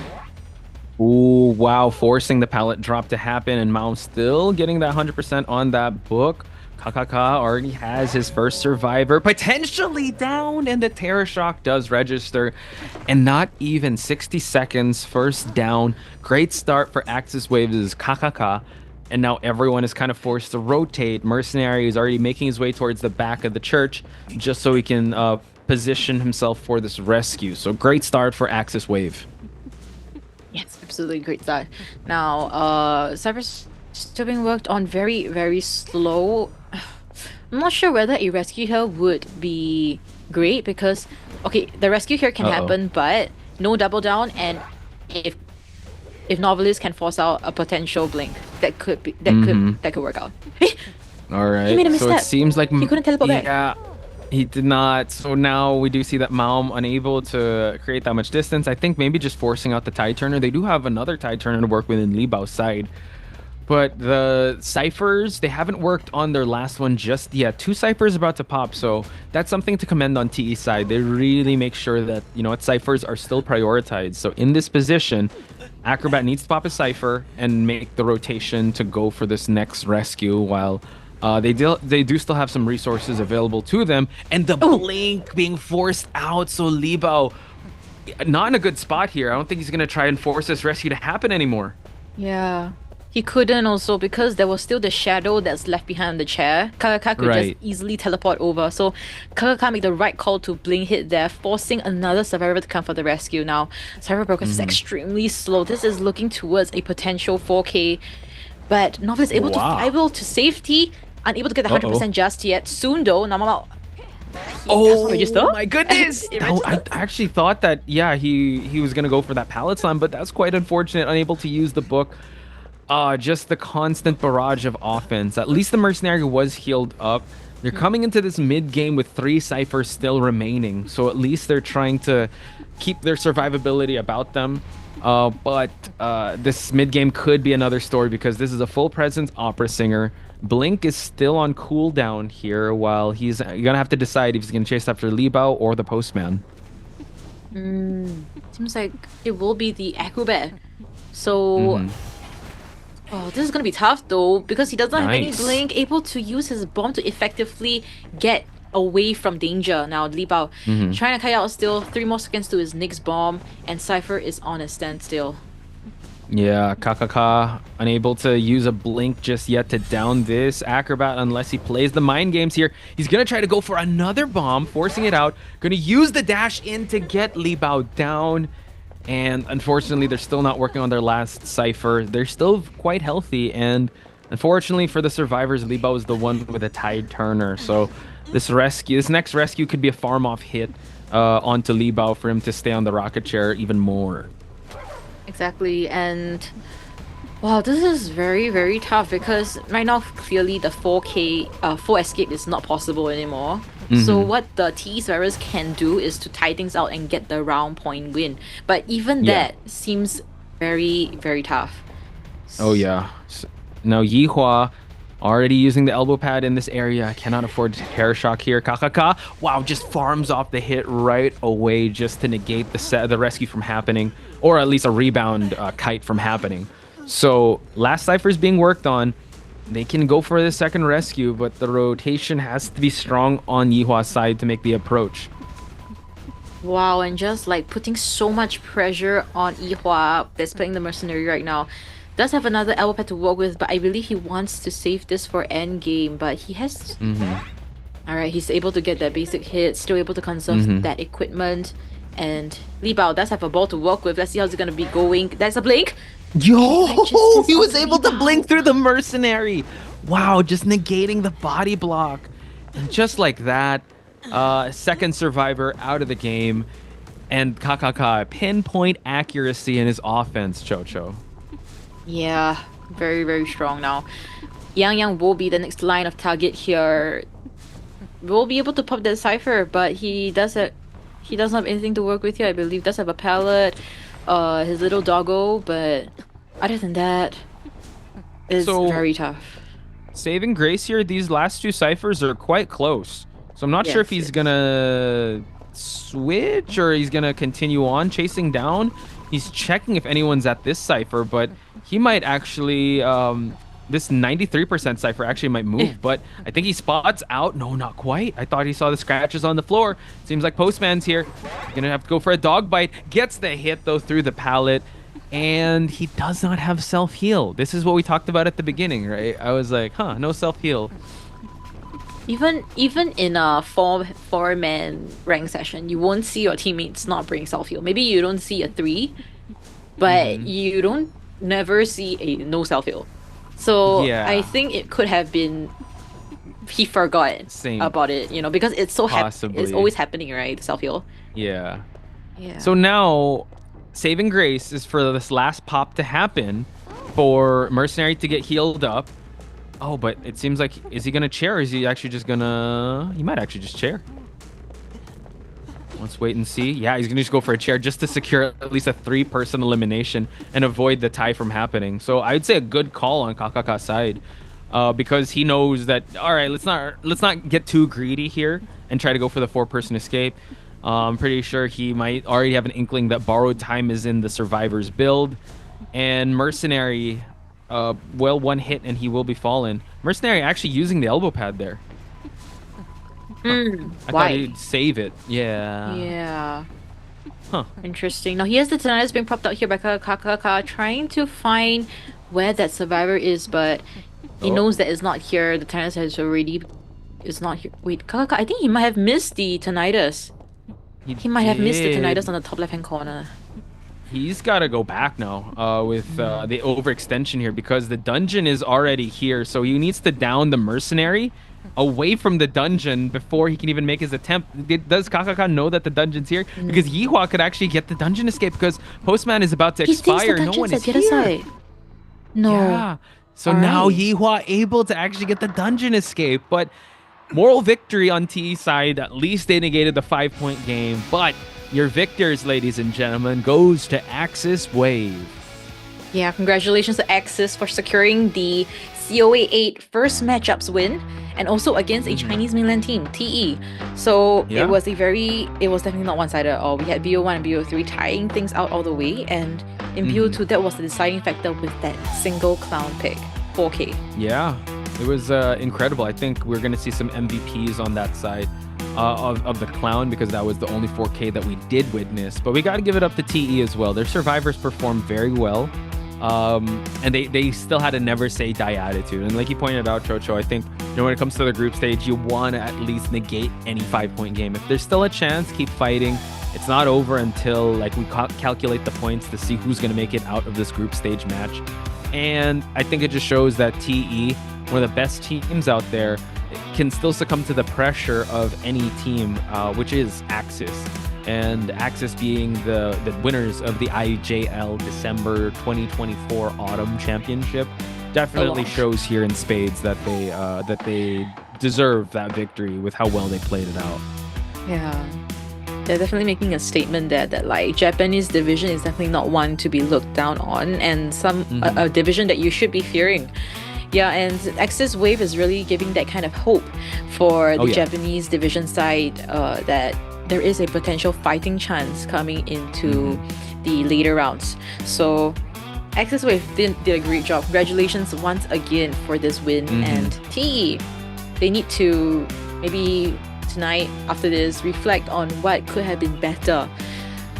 Maybe was it the survivors, was it the team comp, was it the strategies that was not effective, or whether it's on certain character selection that was not ideal. Right. So TE's next match, I believe, is on April 14. So they still have some time to kind of recuperate and adjust to whatever they want to work on. Tell me, chat, what do you think of how are your apples doing with this prediction? Because it's 3-1 for AXIZ. They tied things out. They are going to be moving on. Congratulations to Kakaka coming in clutch here, just tying things out. Here are the match results, with AXIZ getting the 15-10 victory, also the round victory, up against TE, one of the top teams, I would have to say, the elites of Chinese mainland division. Yeah, I think from both of them, they did a very good job. I think it's a very good starting matchup for both teams, and also in Group A, because we already expected that Group A is going to be very neck to neck, very close in the way that the results are going to be looking into. So for Group A, I think still alright, but of course we have to anticipate who our potential MVP is going to be. Oh yeah, right? I'm excited. So guys, you can let your guesses in the live chat. We'll see who it's going to be, but personally, I would hope Atto. Just because he used Kurt. Personally. But yeah, I would say when it comes to the survivors, definitely shined with how well he's been playing. The supports are really good. You could say it the same, but I think Atto, just the fact that he escapes also could bring up his points for best deduction. So I agree with you, Chocho. I'll put Atto up there. I saw someone in the comment section, Evac, that they put TE first too, along with the other folks, but it's still day one. Who knows? The shakeups could happen. But as of Group A, as of now, AXIZ is on top. Predictions, chat, when it comes to MVPs, who do you think? Let us know. Yes, let us know. And also to you guys that has always been in the live chat, hi, how you guys doing? And also chow chow meow meow. What? Chow chow meow meow. I don't know, someone said chow chow meow meow. Up, yeah. Shout outs to Erica for being here. Also to Calipes. I hope I'm pronouncing your name right. I'm so sorry if I'm pronouncing wrong. Swan 2. Salty Sugi, you guys have made the chat so positive, and also Erica saying we haven't gone to round 2, by the way. We're still in round in round number 1. So people are already saying FT win. Wow, we're not there yet, but I like that energy. Bring that energy when it comes to FT in the mix. I did see some support also from RVL survivors, also for Team Omni. Please carry that over when the matches begin, because it goes a long way. These players do look at the VODs, and if they see your message, it'll make their day. It'll support. It'll cheer them up, and it also, I would say, motivate them to do better. So please, when your favorite team is playing, make sure to make time for that. So we're gonna head towards a highlight, folks, and take a quick break. So we'll see you on the other side of that. いいよ。待機すれば果てで。無理か。有，可以救，补反。压缩那这把就不反了，补反，救两波。死了，三龙。休息。我在修。他又骗我直接。炸掉了吗？没炸掉。OK， 死了，没事。追平缓。我去偷。有闪现。可以。他在哪角落？闪现交了。他去哪了？屠夫去哪？哎呀，被狙到。被狙到。こういうの見せた。OK、ナイス。絶対以上。開ければ。一発される。OK。脇。1。手羽さんまった。手羽あるよ、にゃん。手羽さん、OK、入った。OK。これ絶対稼ぐ。OK、絶対稼ぐ。手羽あるからね。手羽ないわ。いや、入った。それ。うまいね。はいから伸ばそう。手羽あるね。いや、吐かしたら美味しい。OK。まあいいよ。でかい。走了，尽量刷修机线啊，不。And we what are amazing highlights. Yes. You go start talking, Chocho. You started. Ladies and gentlemen, welcome back. After the BO3 highlights, of course, this is not the end, because I think we should have an interview that's upcoming. And also, and we are not just done, guys. We are only in our Group A first matchup of COAⅧ global stages. And of course, we have next one would be Group D. Matchups between RVL versus FT, NEU versus SEA region. So it's gonna be super exciting. You guys don't want to miss that out. I've already seen a lot of cheers for Team FT, but also where are the cheers for Team RVL? Come on, guys. Let's see the support. I think in NA it's like quite late right now, or super early.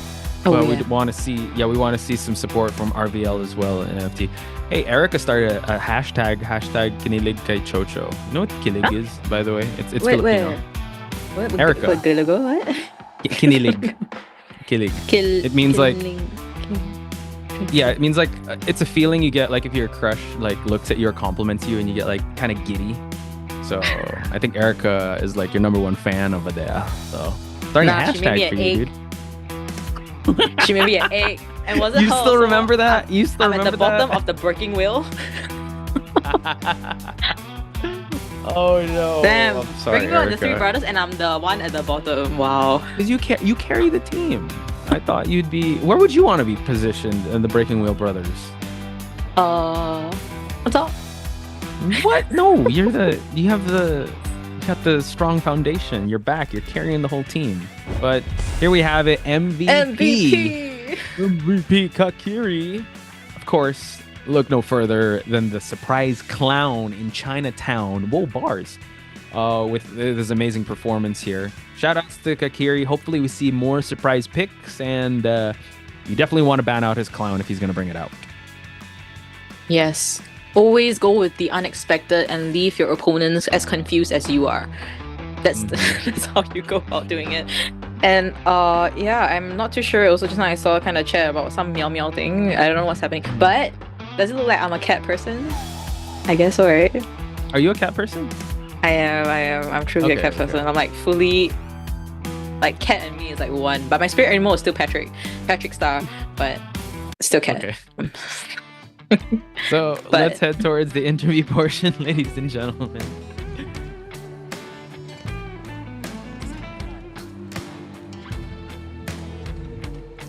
Hello， 大家好，欢迎来到赛赛后采访环节，我是主持人潇潇。首先恭喜 AXIZ 拿下今天比赛的胜利，我们是请到了酿和阿豆来到赛后采访，先来打一招呼吧。まず勝利おめでとうございます。まずご挨拶お願いします。一人ずつ。大家好，我是酿。欢迎。大家好，我是阿斗。欢迎阿豆，欢迎酿，おめでとう皆さん。那今天的第一个问题想要给到大家，就是确实面对 TE 战队作为我们中国大陆赛区首批晋级的队伍，大家可能会觉得对方的这个实力也是不容小觑。但是今天这场比赛赢得非常漂亮，所以想问一下酿此时此刻心情如何呢？ではまずニャンさん、本日、TE との対戦で、TE チームは結構中国大陸地区では結構早めに進出できたチームなので結構強めのチームだと皆さん認識されていると思うんですが、本日無事勝てて今の心境いかがですか？そうですね、T はもうめちゃくちゃ強いチームってもう知ってて、もうめちゃくちゃ警戒してたので、そこに勝てたのが嬉しいです。就是从一开始其实也对 TE 做了很多的对策，那确实对方也是非常强劲的选手，非常强劲的队伍，所以今天获得这个胜利非常的开心。今天大家真的是为我们奉献了一场酣畅淋漓、观赏性拉满的对局，而且看到我们的新人卡克利是拿下了今天的 MVP， 他的小丑的发挥太亮眼了。但因为毕竟作为新人嘛，然后也是第一次打线下，就想问一下队员们，就是大家的观察下有没有觉得卡克利今天是有一点小小的紧张的？大家又是如何带他調節的呢？ではアット選手、本日カケリ選手が初めてのオフライン試合で、大会自体も初めてですし、チーム内ではどういうふうになんかそういうリラックスの雰囲気とか作ってあげてるんですか？緊張とかされてますか？俺らメンバー自身がカキリが緊張しない空間を作ってるっていうより、カキリ自身がそもそもなんかあんま緊張してないみたいな感じのスタンスでいて、なんか俺らがなんかその雰囲気作りを俺らが頑張ってるっていうより、もうカキリ個人が緊張しないで伸び伸びとプレーできてるっていう形ですかね。就是其实比起是队员为他创造这样的环境，其实更多的是卡基里本人，他就是说他不是很紧张，那比赛期间他其实也很享受，对，所以其实更多的是他自己的调节。所以怪不得在场上如此的飘逸，今天大家备战的整个状态和心态都非常非常好。那确实就想来问一下我们第二局的小丑了。首先很好奇，这个小丑是大家铺垫已久，早就想要在今天这个开幕战选出来，还是看到对面这个阵容好像可以打才临时去做出的这样的一个决策呢？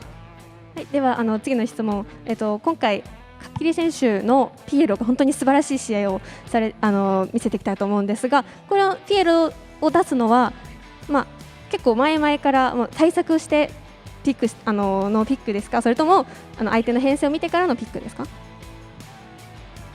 そうですね、もともとピエロが使えてて自信もあったので、多分編成見て出しました。他其实本身就是一个小丑非常熟练的一个玩家，那看到对方的阵容就决定用了小丑。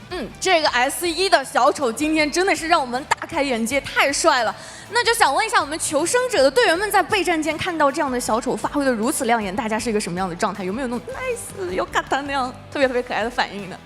ではサバイバーの皆さんが楽屋でそういう4釣りを見た瞬間、どんな感じでしたか？何かわいよかったみたいなそんなことを言ってましたか？そうですね、動物園みたいな感じでしたね。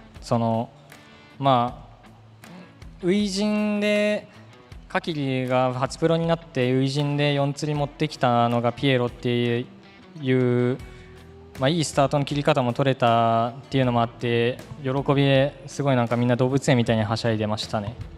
就是因为卡基里这次第一次打比赛，而且是拿他的小丑拿了这个4抓，所以其实队员们在他们休息室真的非常非常的激动，就好像动物园一样，大家都在欢呼。我感觉想象到那个画面了，因为看到不管是凯克利还是卡卡卡下台，都有看到我们求生者上去 nice， 大家凝聚力非常的棒。那接下来就想问一下求生者的表现，因为在第二局我们监管者拿到4抓之后，求生者也是以平局稳住了一个大优势，当时也是阿头来先手牵制嘛，整个思路非常的明确，所以当时在场上会有什么样子的想法呢？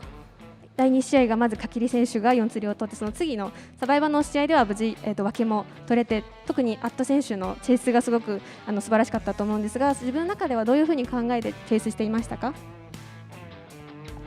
チェイス、そうですね、2戦目のやつですね。2戦目のペラ戦でのその囚人のチェイスは、意識して、ただ単に板の読み合いが勝てて、それでチェイスが上振れてうまくいったっていう感じなので、なんかそれで空軍っていうキャラの連携も相まってすごいいい感じの試合展開を初動から作り出せて、本当初手の板読み合いの板亀裂が全てだった気がしますね。あそこが一番でかかった気がします。他自己觉得其实最重要的点还是板区博弈，自己都顺利的就是成功了，而且就是在后面还有那样的空军来做一个辅助，所以他一开始的牵制节奏都非常的好。那他自己觉得其实最重要的还是就是打板的那个节奏应该是一个比较大的节奏点。今天的博弈都占据上风了。那讲到跟酿的一个联动，第3局酿也打出了非常漂亮的联动嘛，就是在下移之后的那一波过来的配合。那样的操作又是如何沟通到的呢？3戦目ニャン選手のコットチェイスはもう救助された後のチーム内連携も本当に素晴らしくて、その時はどういうふうに皆さん話し合って考えてプレーしましたか？もともとはそのラン1を決めてたんですけど、その相手が少しミスったのを拾えて伸ばすことができました。首先他是有确定要自己倒在哪里，这个是他们规划好的，然后被救下来之后也是抓住了对方的一个小小的失误，然后就是牵制起来了。今天这2波热血沸腾的组合技看得我们都非常非常的燃。那接下来也是很好奇2位现在的这个分组有没有特别想要面对的对手，这个是一直大家可能也会非常期待的一个想要去好奇的一个点嘛，因为这次的分组好像还挺平均的，就各个赛区每个分组都或多或少的会有一些。では今回のこの A グループのそれぞれのチームあると思うんですが、結構期待している対戦相手とかありますか？AXIZ のハンターのバイルー選手ですね。他非常期待可以和 AXIZ 的白鹿选手进行一场激战。对哦，因为他在预选赛的时候就发挥的特别棒。那样呢，有没有什么特别想要面对的？也会是 AXIZ 吗？ニャン選手いかがですか？同じく AXIZ ですか？それとも他のチームですかね？そうですね、同じですね。他也是 AXIZ， 也很期待。那就期待我们2支战队在接下来的小组赛当中，看看最终的对决能谁胜谁负了，特别的期待。那也是感谢2位来到赛后采访，再次恭喜我们的AXIZ拿下今天比赛的胜利。接下来即将进行的是我们今天的第2场比赛，让我们稍事休息，马上回来。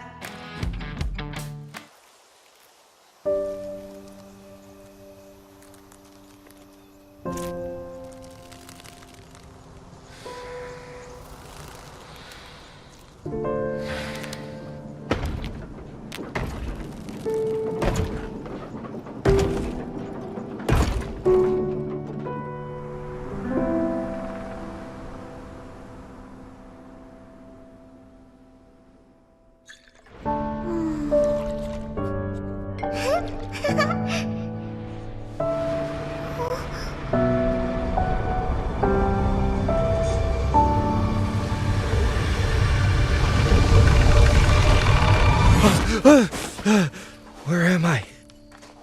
He's awake! He looks so complete. Hey, it's about time.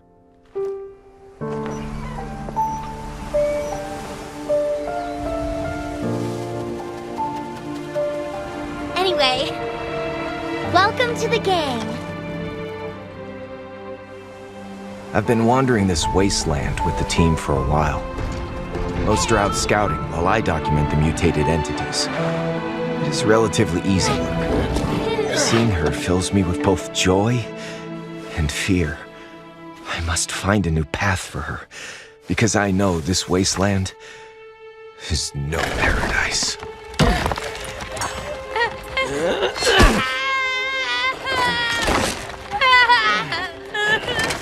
As we delve deeper, the relentless force of erosion is like a slow, steady hammer, driving life down like a nail, reshaping it into something else.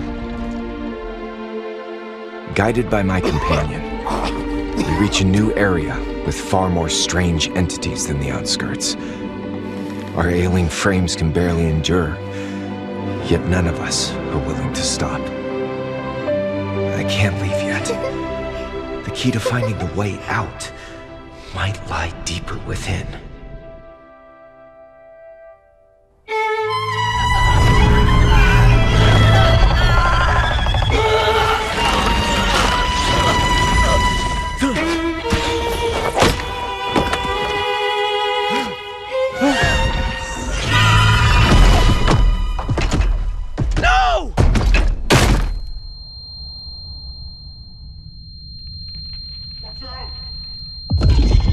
Watch out!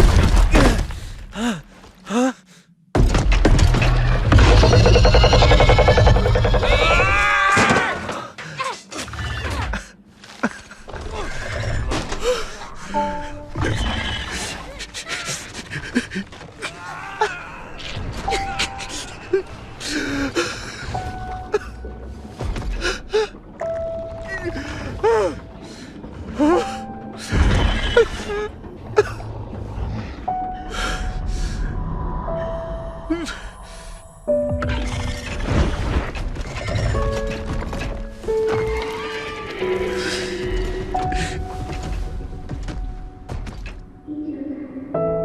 Welcome home.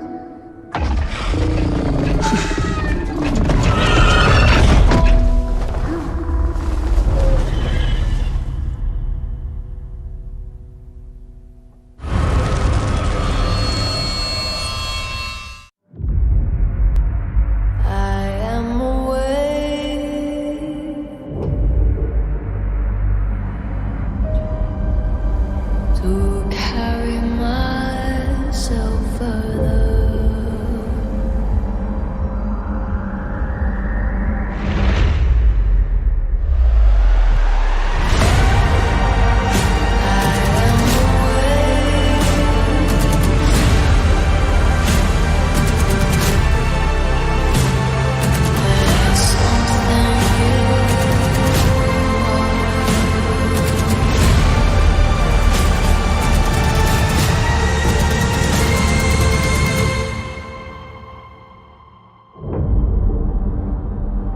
There's something in the water.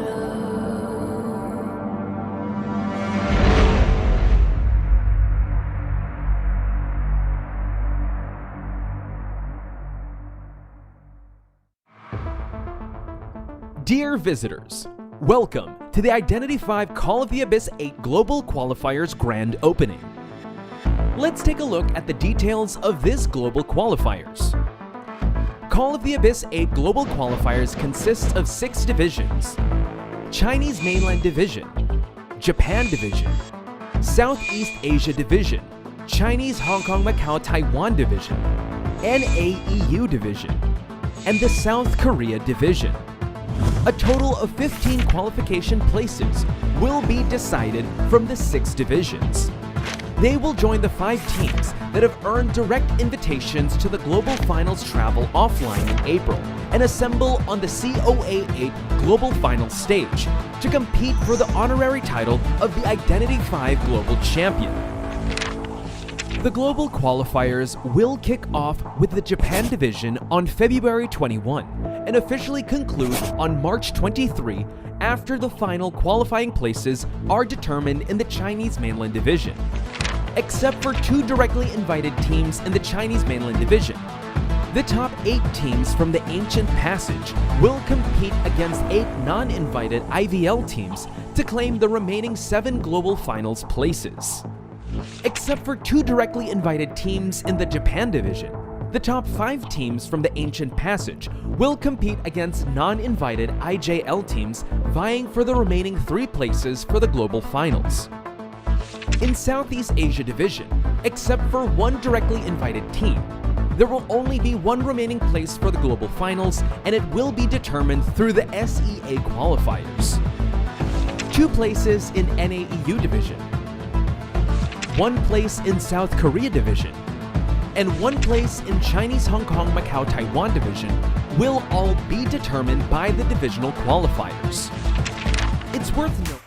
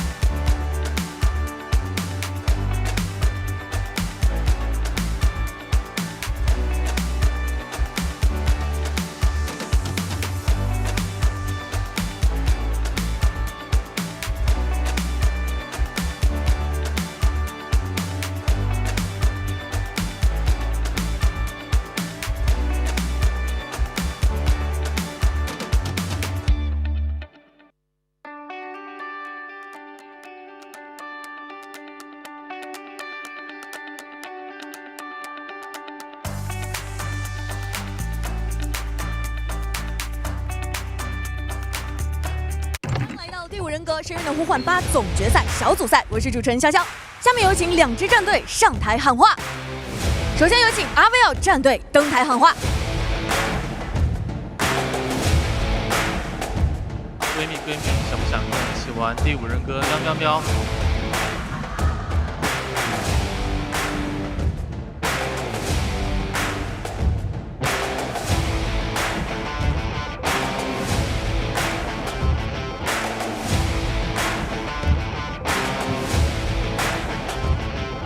欢迎 Schmidty、Roland、Green、MyLab、银铃、Spencer、阿童。下面有请 FT 战队喊话登台。世界第一双男鬼在我旁边，你们收拾回家吧。最牛逼啊！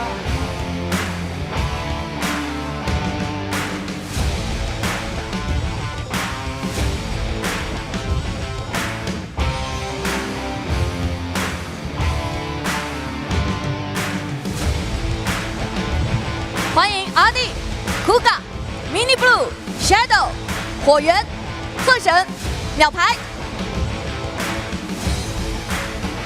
接下来的这场对决是由AbyssⅧ对。And we are suddenly back, ladies and gentlemen. Welcome back to Identity 5 called the AbyssⅧ. And we are in match number 2 of day number 1. Sir. We are at Group D, and this is going to be a clash between NAEU versus SEA, RVL versus FT. So this is something that you also don't want to miss because I've been seeing a lot of cheers for Team FT and RVL. So maybe we can start off with the emojis?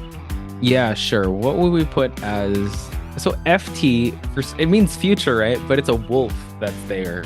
Roar, so... yeah. So maybe let's put dog emojis for FT, and then since our friend Green was meow meow meow, I'm just trying to make sense of this. Can we get some cat emojis? Yeah, cats versus dogs in the chat. So cats for Team RVL, while dog emojis for Team FT. And I have to say, Chocho, these are the 2 teams that have been representing the region for a while. FT, I think since 2023, has been very dominant. And RVL, former B4U, the core members still there. They have been, kind of dictating how NA plays. And I'm excited to see them grace the stage. And I think this is, when it comes to power levels, this is a good matchup because both teams are not from IVL or IJL. They're both teams from each region, and both, I would say, offer a lot to the table. And we're going to see stylistically who's going to come out on top in this matchup. Yeah, it's almost like a number 1 from NAEU and number 1 from SEA just having a good clash. So this is gonna be good because we have RVL's Xixuan, Sprinza, coming up in the mix, and also from FT side we have Miao Pai, right? Wow, He's look very at known the in chat, by the way. Look at all these cats and dogs. That's a all lot. these cats and dogs. Oh, I like the cat in the box. That's cute. Oh, that's cute, yeah. And also, obviously, for carrots for Schmitty as well. So do support that. So you were saying with Meow. I mean, I'm not meowing, but Meow Pai is there. So an Miao FT. Pai, yeah. Very much known in the Chinese mainland side. They know him by name already. So that's good. And also, let's look into their players. So just now, the person that was talking on the mic was Anton. That wasn't Green. So Green is... Oh, that wasn't... Okay. Yeah, the green is another guy. And also FT, we have Miao Pai, Hershen, Kuga, Adi, Mini Blue, Shadow, and Yuan. Yuan is a new server member that is replacing Yash that has left the team and unfortunately did not qualify during the SEA qualifiers a few weeks ago. My apologies for that. So there was a meowing that was done on stage. So do send your support to Team RVL in the form of cat emojis for them. It's just so we can see who you guys are rooting for, and the dog emojis for Team FT. We're going to start things off with the rescuer of the team, of Team RVL, Roland, making an amazing showing last year with his tandem with Schmitty. Yeah, he's really known as one of the most stable rescuers in NAEU, and the bond he has with the rest of his team is definitely going to be put on full display. This team has been through a lot of ups and downs, and they've definitely come out stronger each and every year. So I cannot wait to see how Roland, with the peace signs, is going to be able to perform in the bright lights of Call of the Abyss 8. Yeah, and Roland seems like a really friendly guy. But you know what? It's alright. We're not in the offline stages. So unfortunately, we didn't manage to see them. But really, I saw that he has a 100% escape rate. So that really guarantees at least a 1 escape from RVL's Survivor side. Before you is their previous name. So yes, RVL. And now we have our next player here, Green. For the first time in forever, last COA, he was supposed to be here, but he was not. But this time around, he definitely is. So let's give him a quick introduction, alright? So he is the kiter / OBer of the team. Very, very strong survivor, I would say. I've seen him for a long time already. His performance, I mean. And yeah, even before when he was in the team AXIZ, he really put out a lot of good showing in his own play style. So I'm very excited to see whether he's going to be able to perform here. Unfortunately, in the qualifiers, I don't think his condition was really good at that point in time. But there has been some time for him to adjust. So let's see what's going to be here. Yeah, he's definitely one of the anchors in whatever team he's in. So excellent addition to Team RVL, and Yin L as well, in addition to Team RVL. We have seen him in previous teams in other Call of the Abysses. He's also been in.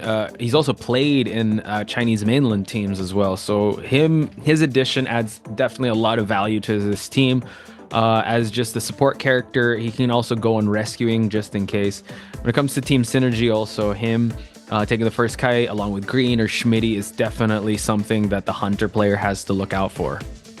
Yeah, and just to add on, look at the live chat. People are like, I'm not sure if you guys are simping for Green or like what, but yes, do give me the encouragement that he needs. He'll probably be looked at this VOD. So your time to shine. But next up we have Schmitty. Schmitty, we've been seeing him for almost every COA, and he's been taking on more of the kiting characters, I believe. So with the Puppeteer, Knight, and Fire Investigator being picked out here. So we've seen the Puppeteer just now, we've seen the Fire, maybe the Knight later on? Maybe. We haven't seen a Knight just yet from the matches we've seen today, but we've been seeing Schmitty each and every year. That just speaks the volumes of his consistency.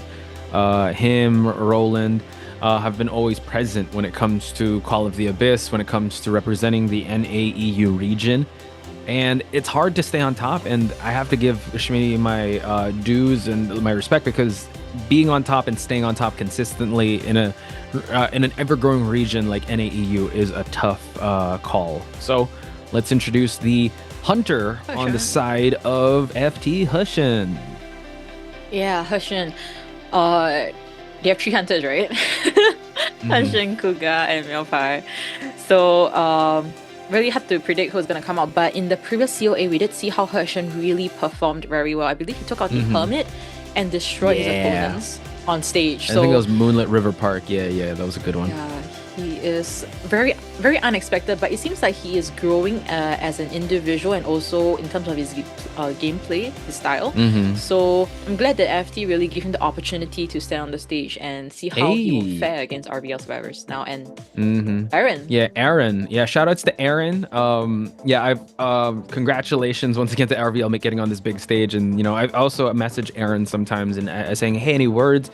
Aaron is a guy that has a lot of insight when it comes to the games. Even Schmitty has commended it. So having Aaron in your backline, just being able to give you teams of support and also insight is definitely a good thing. So shout outs to Aaron and the entire RVL team. Yes, absolutely. And of course, with the coach on the RVL side, we also have coach from Team FT, which is what they registered was Oi. AOI. Oi. Okay, this must be Oi. Let's just wait and see. Oi, there you go. There you go. I always thought FT was more of, when we were live in Thailand, they didn't really have a coach, right? It was just them. And now I guess they were able to have get insights get insights from a coach. This could actually play to their success here. So let's see how this one's going to plan out here as we head towards the Ever-Sleeping Town. Yeah, Ever-Sleeping Town. And Ever-Sleeping Town, I mean, he could potentially bring out Hermit here, but it might not be very common, because it's BO1. We usually see the Goatman on the Hula Blue now. So Not sure. I haven't seen Hershen for quite some time, so I'm not sure whether he has that in his arsenal right now. Let's just assume that round 1 hunters, even like someone like Akiri, right, that usually is the sub hunter or has like a pocket clown. Let's just assume that they do have those type of hunters that they can use. And I think if the survivor is going to go up against BO1, they just have to prepare for any hullabaloo or any goat man that can potentially come out. I would have to say though, the hunters that Hushin does bring out, like Hermit, and I think he brought out a Night Watch at one point. He does thrive under pressure. So for him to set the pace for Team FT, I think it's a good job because Meow is there to support, and Kuga as well. I think they have more hunters than survivors at this point. How much they have in their backline to choose from. Yeah, this thing with FT, right? It's always been like this since the last COA. No changes just yet. So not too sure what the game plan is from them, because it seems like having a sub-survivor would be a more ideal option just in case, things happen. You might want to switch up. But the ban pick is ready now for Team RVL versus FT. This is our second matchup of the day, and this is for Group D, Ever-Slipping Town. And we did say that Group D and C are kind of the group of hope here, that anyone can break away and go towards that top 3 just to head towards the grand finals, or at least the playoff stages in May 1 to 4. So RVL, FT, make your voices heard in chat when it comes to emojis. I want to see some cats and dogs here. Cats for RVL, well, dogs for FT. Some meows and woofs. No, I'm kidding. Schmitty and our Roland locking in here. Well, I'm pretty sure Roland is definitely on this Gravekeeper, while anyone could be on this Embalmer side. Yeah, could be. Yeah. Could be. And our Puppeteer, very strong kiter, able to take multiple hits before he is down. So what's left is another kiter or decoder that RVL can select here. Shouldn't be a harasser at all, considering the current meta. So let me think. It could be a Goatman. It could be a Hullabaloo. I think we haven't seen Hula yet. I think they could be expecting a Goatman here, or an opera singer. Yeah. Potentially. I like the pickup on the coordinator towards the end here, just to have a bit of harassment. I know it's not in the meta, but at least just give them that support and give that threat of that flare gun. Compared to how we saw the draft go with AXIZ and TE, they didn't give anything when it comes to team fights. They just went straight for decoding, just because they want to get out of the game as fast as possible. Just get the one, right? But they want to bring that firepower with that coordinator, and Yin L being an excellent support character, and an excellent support, an excellent kiter, could definitely make magic happen with this coordinator. Yeah.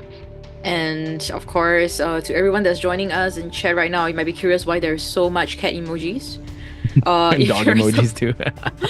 And dog emojis, yeah. If you're because we're having a matchup between RVL and FT, if you're supporting RVL, you can spam your cat emojis, or if you're supporting for FT, we have dog emojis available too. So yes, also give a shout out to everyone that is in the chat right now. Ning Ning, Naufi Booster, Leaves from the Vine, for you guys being here and also having such a positive vibe in the chat right now. Oh yeah. Hey, hi Maney. I see Maney, I see Salty B, I see Shrew, Meowzers, Mystical Maniac still here. What's up? Erica, is Mackie still here? Shout outs to you. Shout out to everyone in chat. Some people are getting nervous. I'm getting nervous just looking at chat now because of like how much pressure that they're being put on here. Because again, like you said, Chocho, it is NAEU versus Southeast Asia. You don't see this matchup every day, only here on Call of the Abyss. And they really want to go all out.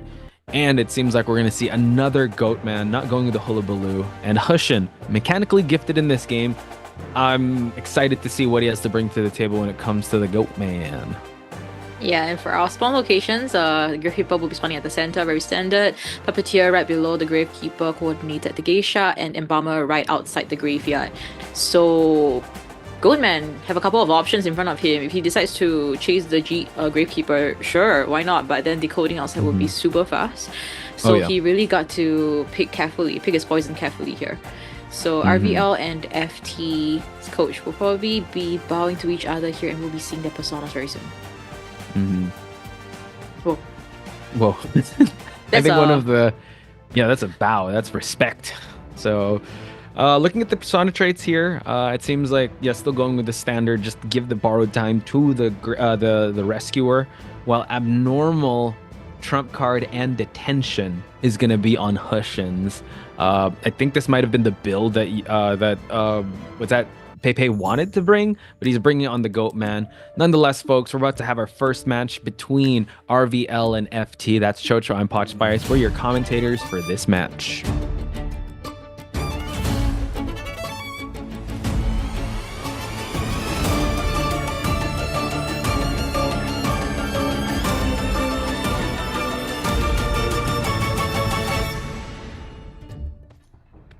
Let's see how this clash is gonna be between the SEA versus the NEE regions. Now, InL will be the first kiter here, the coordinator.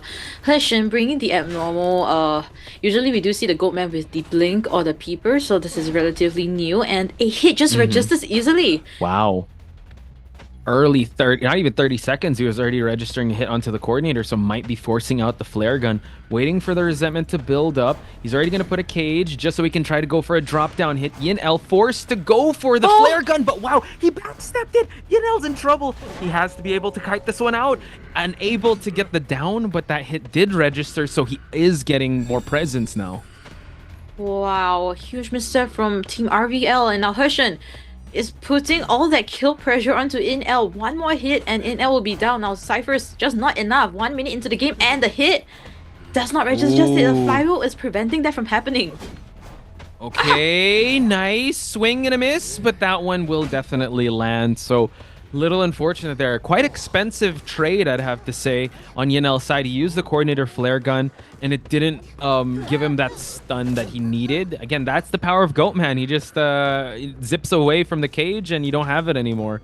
So now he's going to put more pressure onto Green here. Wow, actually able to use the abnormal at such a clutch moment. And we do see him actually head on back to just pressure this rescue from happening. So Roland is here. So he gets the hit onto Roland. And now YinL forced to actually take a left as the tram does cut him off. Yeah, people need to exit ASAP to prevent a potential double down here. Now YinL still trying to cut it out here. Doesn't have any items to work with. No flywheel tool, no pallets down, no windows to vault. And a pallet slam registers onto Hushin. Okay, good patience on YinL's side. Buying a lot of time. Tide Turner's already done. He's going to have a cage enough for resentment here, but he's actually going to be able to chase him down. Oh, the obstruction onto that post. But now baiting him out, able to get the hit once he was able to leave. And now Hushin back on the offense, sharing the coordinator once again. They do have a Tide Turner on the Puppeteer side, but Cyphers are looking kind of decent here to go for this next rescue, and Green's already here. Yeah, 2.5 minutes into this, and the abnormal's definitely putting into effect here. Only one Cypher popped, so Green still in the vicinity will come for this rescue. There is a Tide Turner to work with, but the question here is whether InL can kite longer, right? Because you decide to go for this rescue, Hushin hits you, you need to find time to heal up. Now Green with the Puppeteer successfully rescue and does not even intend to body block, just to buy time out. Yeah, the Tide Turner is definitely going to buy enough time here. He's going to try to go for a double hit here. Green has to be very careful. Already used up the puppet. Pallet is not here, and we go for the swing and the hit, and oh my god, that's actually a lot of I would say offense just done in a couple of seconds here. He's gonna break the cage down, but the tram, that was so close, Chocho. The thing about this map, right, even in Chinese mainland matches, right, they had this ever-slipping town, and I believe it's Xingyang Wumong. He also hit the Goatman, and then the tram hit him, and then he went back to where he came from with the cage. So that's the thing about this map. It works its magic. And Bama. Schmitty unfortunately went for the flywheel, and unfortunately Hushin waited for it, got the hit, and now Schmitty out in the open here. No more flywheel. Has to go towards this palleted area, but it's a foot race. Charged up attack, unable to get it. Nice juke by Schmitty. Careful, Hushin. There could be a tram right behind him, honestly, but seems like it will not matter now. Schmitty still trying to kite it out here, buying as much time as possible. There's nothing to work with except for that pallet. Schmitty does not survive.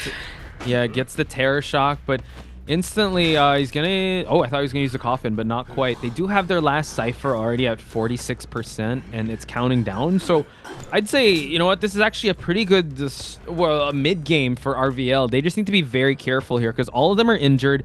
Goatman is quite scary in endgame if he's able to catch you in a cage.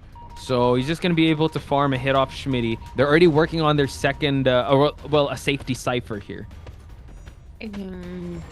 All right. They have to do that because the last cipher is here. This is the one that he initially abnormal to Hershen. Able to get a hit onto Schmitty. Fourth cipher has been popped, so left with the last one. But the question here is who can come for this rescue? I think it should be the Gravekeeper. Yeah, he does have 2 shovels to work with, and Puppeteer can't even afford a regular hit outside of the cage because he will be falling down.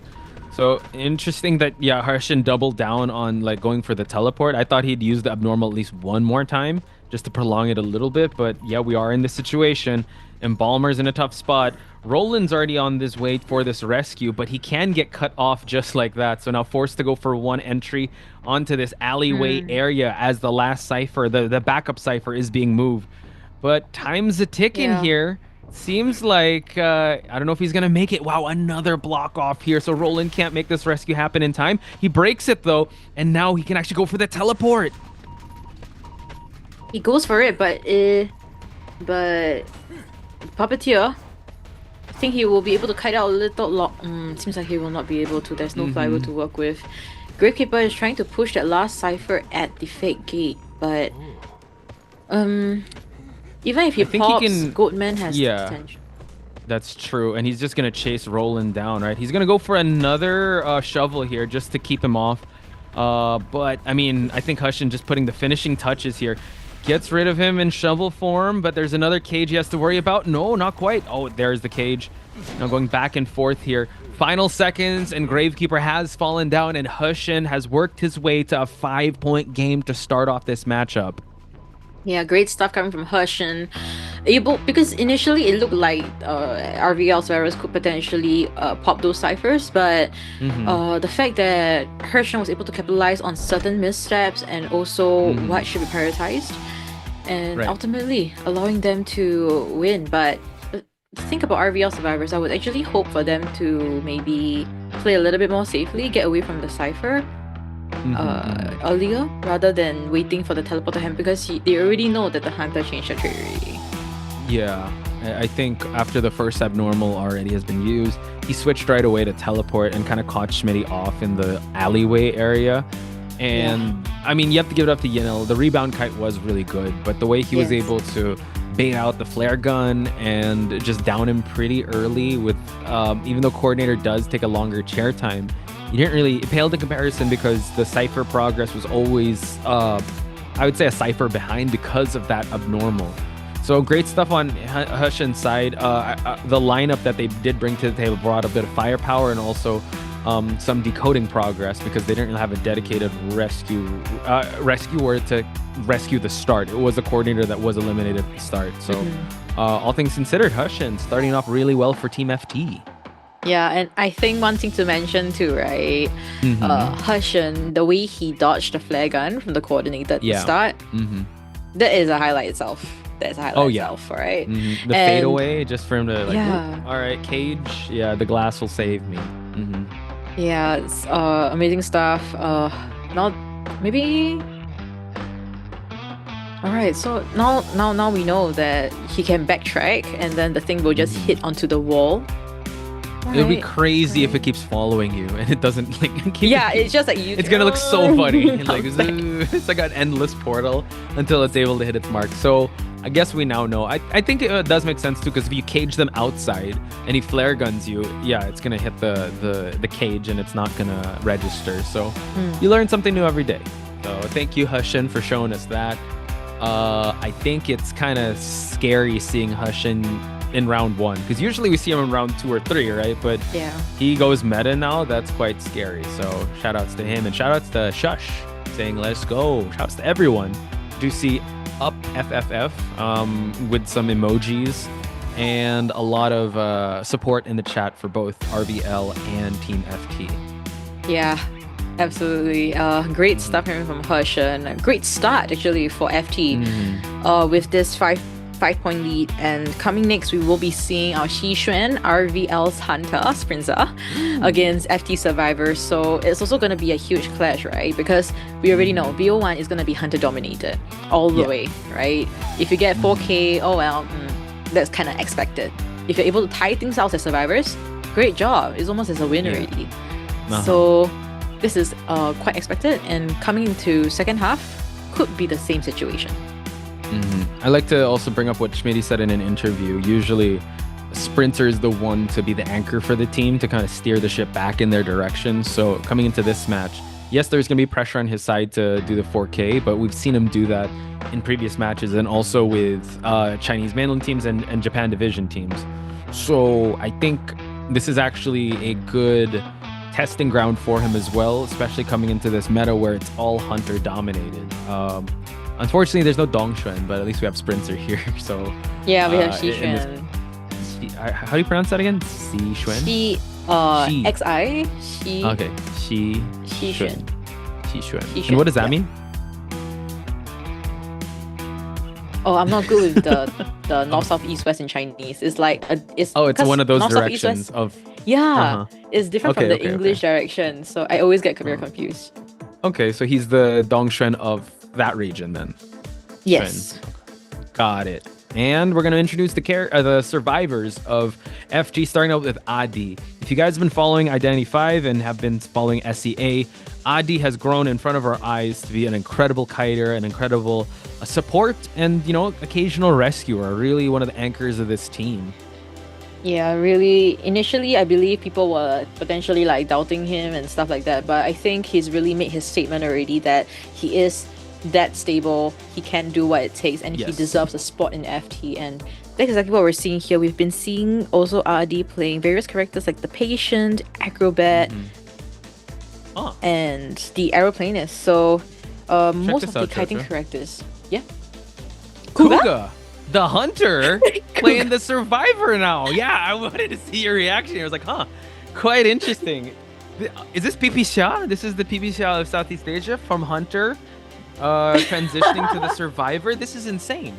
We did see, in the qualifiers it was registered that Kuga was going to be a Survivor, but I don't think we saw him as a Survivor. But that's incredible. I'm excited to see how the debut of the surviving Kuga in Call of the Abyss. And here we have the man, the myth, the legend himself, Shadow. Seriously, one of the very stable players also within FT, plays the Gardener, Coordinator, Prisoner, and Embalmer. A lot of the kiting characters. Yeah, I would love to see his entomologist sometime too, but it's alright. We also have him playing the Priestess and Dancer too as one of his specialty characters. So yeah, that's for Shadow. He's always coming in with a new hairstyle every COA. Oh yeah, one of the most fashionably I would say in tune. I could never pull off a mullet like this guy. He's definitely up there when it comes to hairstyles. If we do a tier list of hairstyles in the COA stage, he'd definitely be up there. So we're gonna round it out with the rescuer of the team in Mini Blue. Mini Blue has seen a lot of different teams, different comps, but he's definitely been the stable rescuer of Team FT and has been one of the key pillars of success for them to have that amazing year in 2023 up until now. So I'm still taken aback with Kuga actually in the Survivor lineup, Chocho.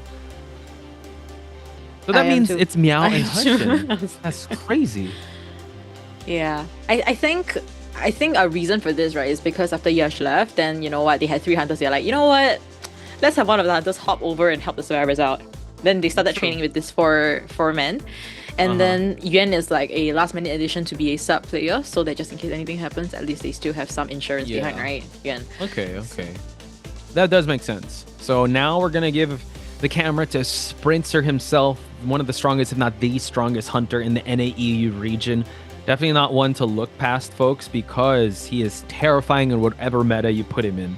So he's cool, calm, and collected. And that's why I want to check out his heartbeat when he starts hunting, because I'm pretty sure, you know what, on the surface he might look like he's all right, but it could be like a duck swimming in water, right? You know that thing? Okay. Yeah, heard of it. But do you see Sprinzer's 4 elimination rate? I saw that thing. It was at Terrifying. 100%, and it was edging outside of that. What is it, there's hexagon? we need a bigger hexagon for sprinter stats there. Yeah. So FT definitely have their work cut out for them, especially going up against Sprinter. But saving grace, Chocho, is that they just need 1 out and they're good. So they could kind of come up with a comp. I think AXIZ and TE did it best with how well they were able to draft their composition. I agree with you. Maybe don't go into more of the team fight scenario or go for stun heavy characters. Just go for decoders and those characters that can survive long in kites. Push. Don't prioritize objectives and just get 1 out, because Sprinter would not allow that to happen. Yeah. I cannot get used to Kuga sitting on the survivor side, but it's alright. I know. It You're supposed to be there, time. sir. What are you doing here? What are you doing there, Yeah. sir? My goodness. You have teammates. I can't wait for the highlights just so we can hear him talk, because we've never heard him talk. To teammates, like in comms, right? That's gonna be You know wild. what I heard about Kuga? Like even like online when they're playing, like at least in the past, he doesn't even talk in VC when they are ranking. But he did talk when they met in real life. So I don't know. IRL? Oh my. Okay. Yeah. So man is of little words lah. Man is of little words. Very, very Yeah, oh man. You know what'd be funny? If we see Kuga and MX on a team of survivors. One's like Kuga and super on the survivor, like in voice comms. Because MX total opposite of Kuga, a man of a lot of words. Man of a lot of words.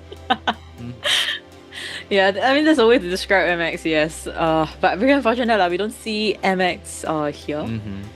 Yeah. So one thing though, Chocho, I know you competed as well, and I play with Nell sometimes, and one of the things I need to work on is actually, I talk a lot when it comes to commentary, but when I'm playing, I become silent because I don't think my brain is not braining when I have to do like a certain skill, but I'm talking and communicating. How hard is it to communicate to your team in a voice chat of 4 when you're not next to each other in a game like Identity 5? If you got thing is that if you got no information, just don't talk. If you got no information, just don't so talk. You're the one telling unless people, you're- like, shush, keep quiet. Because last time, which is years ago, as a team, I played a lot of Explorer, right? Then it's more of information shooting out, like, oh, the hunter is nearby, is going towards So where, you're the one because talking. I'm doing a lot of talking, but I'm not the commander. I'm not the one leading the team. I'm just giving information. That's it. Yeah, that's pretty much it. Like a lot of talking, but it's good to have a team that talks more than they talk less, right? So that you know what's happening. But True. that's the thing, because I heard from one of the players within one of the SCA teams is that the guy is a commander, but the rest of the team talks so much to a point that it drowns out the commander. Oh, yeah. So ends up the point shot caller. Yeah. And then? yeah. So that's not too good also. It's good to have a fair balance and not scream too much in VC. Yeah, it's good to keep calm and collected. To have ones like Kuga, calm and collected. But it could go the opposite way where you just don't talk at all and there's no information because you could be so engrossed in doing what your objective, setting up a cipher, kiting, and just not giving information to your team. And I feel like that's something that you have to take into account. RVL before you, let's go. Is that Green's mom or Anton's mom? It's a fan. That's all I'm gonna say. I'm not really sure who. It's But a shout outs to that person and shout outs to everyone that's supporting RVL/before you, and also supporting Team FT here. Again, in a bit of a weird reality. We're in the reality where Kuga's a survivor in Call of the Abyss 8, where Chocho, it's the hunter meta. You'd think that we'd see Kuga on the hunter side because this meta serves him so well, but I don't know. Bro wants to play in ultra hard mode, I guess, and go like, let's go. Let me change it up and go for survivor now. Wow. But actually, right? Mm-hmm. Yeah, but this hunter players, right? We cannot they actually play survivors very well though. Like I've seen Meow Pai play survivor, very, very solid too. They know, because they know how the hunters think. They know what to do, what to not do. They see it from the hunter's POV and they're able to, as a survivor, play against that. So, I don't know. I feel like it would work out for Team FT survivors here. And it's just a new page, right, on Kuga's book that, you know what? End of my hunter era, time for my survivor. Era. Maybe wow. might- We're talking about eras now? Oh, man. I feel old. We've lived long enough for us to see the era of Survivor in Kuga. But you're right. When it comes to best survivors, I think we saw PP Xiao also make the transition happen from Hunter to Survivor. I guess the question is, when it comes to pressure on a big stage like Call of the Abyss, and for Kuga to make his debut as a survivor here on the big stage, is something we have to look out for and commend, because there's no bigger prestige or no bigger tournament than Call of the Abyss 8, and for you to have your survivor debut when the fans are watching in a group stage and go up against Sprinter as your first test, it's a big what if there. So chat, let us know what you think. I think cute. Look at the I do meme. think- It's Novelist with the rocket chair. Great. I mean, I'm not sure if there's a cosplay, but that hairstyle is pretty cute. Pretty cute. And I mean, just to add on to your point, right? Just now you were mentioning, I think he doesn't feel as much pressure because last time as a hunter, right, you sit alone on stage. Now you got like a team to stay with, a team, talk to on stage. So I think it's still it's not so so scary. Basically, it's not so scary. It's still manageable for him, I feel. And he looks quite lax. He's just like laying down there and just waiting. Yeah, I guess because also he knows, I left my that Hushin was able to, get the 4K that we kind of need, and maybe they're more comfortable. Yeah, who knows? Maybe the team was able to kind of put him at ease, because we know with the team of Adi, Mini Blue, and Shadow, I think he definitely feels at home, and he feels very secure and confident in coming to this next match. But as we're waiting, big shout outs to everyone in chat that is still joining us. Gonna give a quick shout out. Reverie's here. Arthur is here as well. Ada Geo, shout outs to you. Kuro says Sprinter on Goatman is probably gonna live up to his name being the GOAT.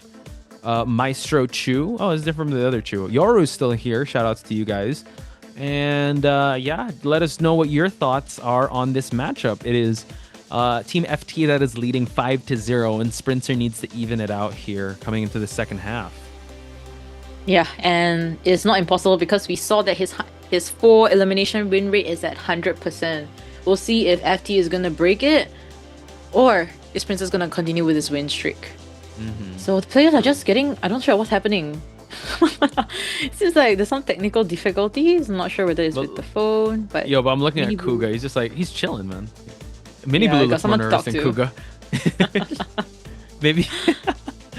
But you're right. I think when it comes to cool, calm, and collectedness, I think if you're a hunter transitioning towards being a survivor, you definitely may be more at ease because you got teammates. I don't think I know a pro player that transitioned from being a survivor to hunter though. So let me know, RD. chat, if you RD. Oh, you're right. Sorry, we got to talk about that because that's gonna be the next match. Is he gonna be a hunter? Yeah. I mean, based on what was registered, things I was seeing on Weibo, yes, I think one of the server players are probably gonna be playing as hunter. I like this. It's back-to-back matches from a hunter becoming a survivor and a survivor becoming a hunter. We've come full circle, chat. Sorry, it's not RD, I think. It's ZZZ. ZZZ. Oh, okay. Yeah, still in the that career matchup. divisions. Okay. All right. Cool. Ada Geo says, yeah, Kuga looking chill. Yeah, Kuga's looking very chill. I agree.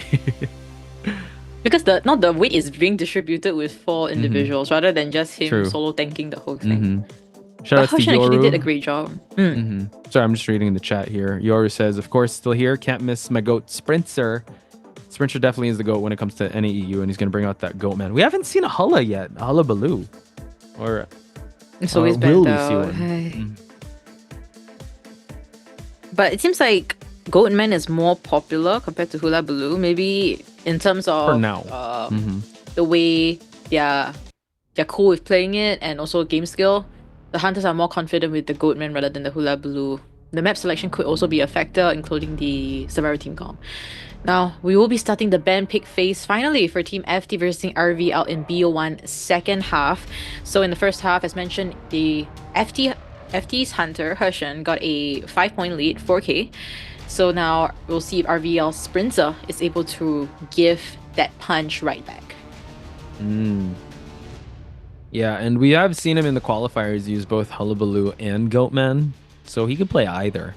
We were actually worried what Hershen will be bringing to the table. And I think when it comes to, I guess, Goatman, there is setup that will be put into play, but I'd say you definitely have to...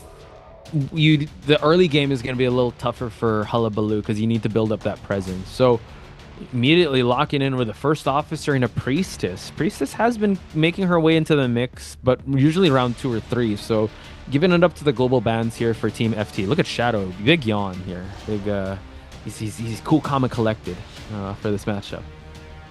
Yeah, I'm thinking, because Goatman, right? You want to pick a priestess, you gotta preset your portals.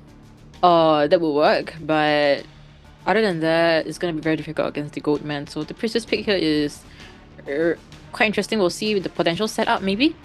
And first officer, yeah, come for a very safe rescue. And I think we also saw the aeroplanist potentially being picked out here. My eyes are gonna be on the shifting of the survivors here on who Kuga is gonna be. Because for sure, Mini Blue is going to be on that first officer. Now, the last ban on the Puppeteer. So just to round it up in terms of the bans that Sprinter has brought out. So no Seer, no Mechanic, and no Embalmer. So Psychologist to round it out. Seems like they do have, they are focusing on just decoding and just having a little bit of support on that Psychologist side. Big question mark on the Priestess as well. And it seems like Kuga is on that Priestess. So maybe he knows something because, yeah. As in, they swapped it, so they Shadow did. Dang is it. on the Okay, priestess. sorry. Shadow. Okay, my bad. So maybe they are locking in the priestess. So that's actually a big question mark on my side too, because if the Goatman does come out, definitely have to preset your portals before you engage in a kite. Interesting. Kuga will be on the aeroplanist. Should be alright. If he's practicing for quite some time, the aeroplanist shouldn't be a huge problem. If you're initially starting out, you might be a little bit confused as to which direction it's gonna go, and you might be a little bit slow when it comes to how to angle your positioning, your camera positioning. So yeah, should be pretty solid. Adi is a very stable kiter on the psychology. It shouldn't be a quick down as well. Mini Blue as usual on the rescuer. So yeah, the servers are geared up, hands are off the phones. They're like, nah, we can do this. Trying to chill it out. Whereas Sprinza, this will be his time to select his character. And it seems like it will be the Goatman as expected. We still have not seen the Hullabaloo just yet. So a mirror match coming into this round number 1. The Goatman of Hershen versus the Goatman of Sprinter. Sprinter, just to tie things up, needs to get a 4K. Very much in his wheelhouse, as we saw his stats previously. That was against NAEU, and now they will be facing the top team in Southeast Asia and Team FT. So stylistically, maybe we would see a difference in terms of hunting pace or survivor mobility and rotations here as we head towards the ever-sleeping town. Let's look at the spawn locations and see who he might chase after first. So it seems like an L-shaped spawn for the survivors here. Actually waiting on... Oh, I guess they spawn on top of each other. Look at that. I didn't know you could do that. I'm kidding. The Priestess gets middle 2-story. Ada does get the close towards the graveyard. First officer at the center, while airplanist right below him. Alright, so Zach spawn, right? And Hunter will be spawning at the first tram stop. So he does have 2 options to work with. Yep, first officer or the aeroplanist, but if he decides, you know what, test his luck and see, you know what, maybe Kuga might not be too good, he wants to go for him instead, the aeroplanist, that could be a potential strategy for Team RVL. And also, let's just note that RVL just got a 4K situation previously, so if RVL, if Sprince is able to return that same thing... Whoa! Her headset fell off. Yeah, if they return the same thing, I got scared it would be... it will balance things out. So let's look into their personas first. Spencer has the trumpet detention with the abnormal, same as what Hershen did. Mini Blue with Tide Turn. All of them had... Oh, only Mini Blue has 3, whereas the rest have either Tide Turner with Flywheel or a full kiting build. So this is going to be BO1. Second half between RBL versus FT. My name is Chocho, and join me would be Poshbice, and we bring you the live commentary of this match.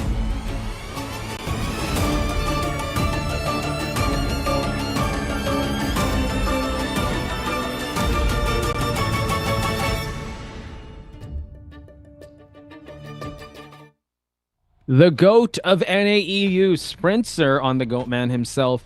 Are you making his rotations? Not forced to go after Kuga. Looked towards the right there for a little bit.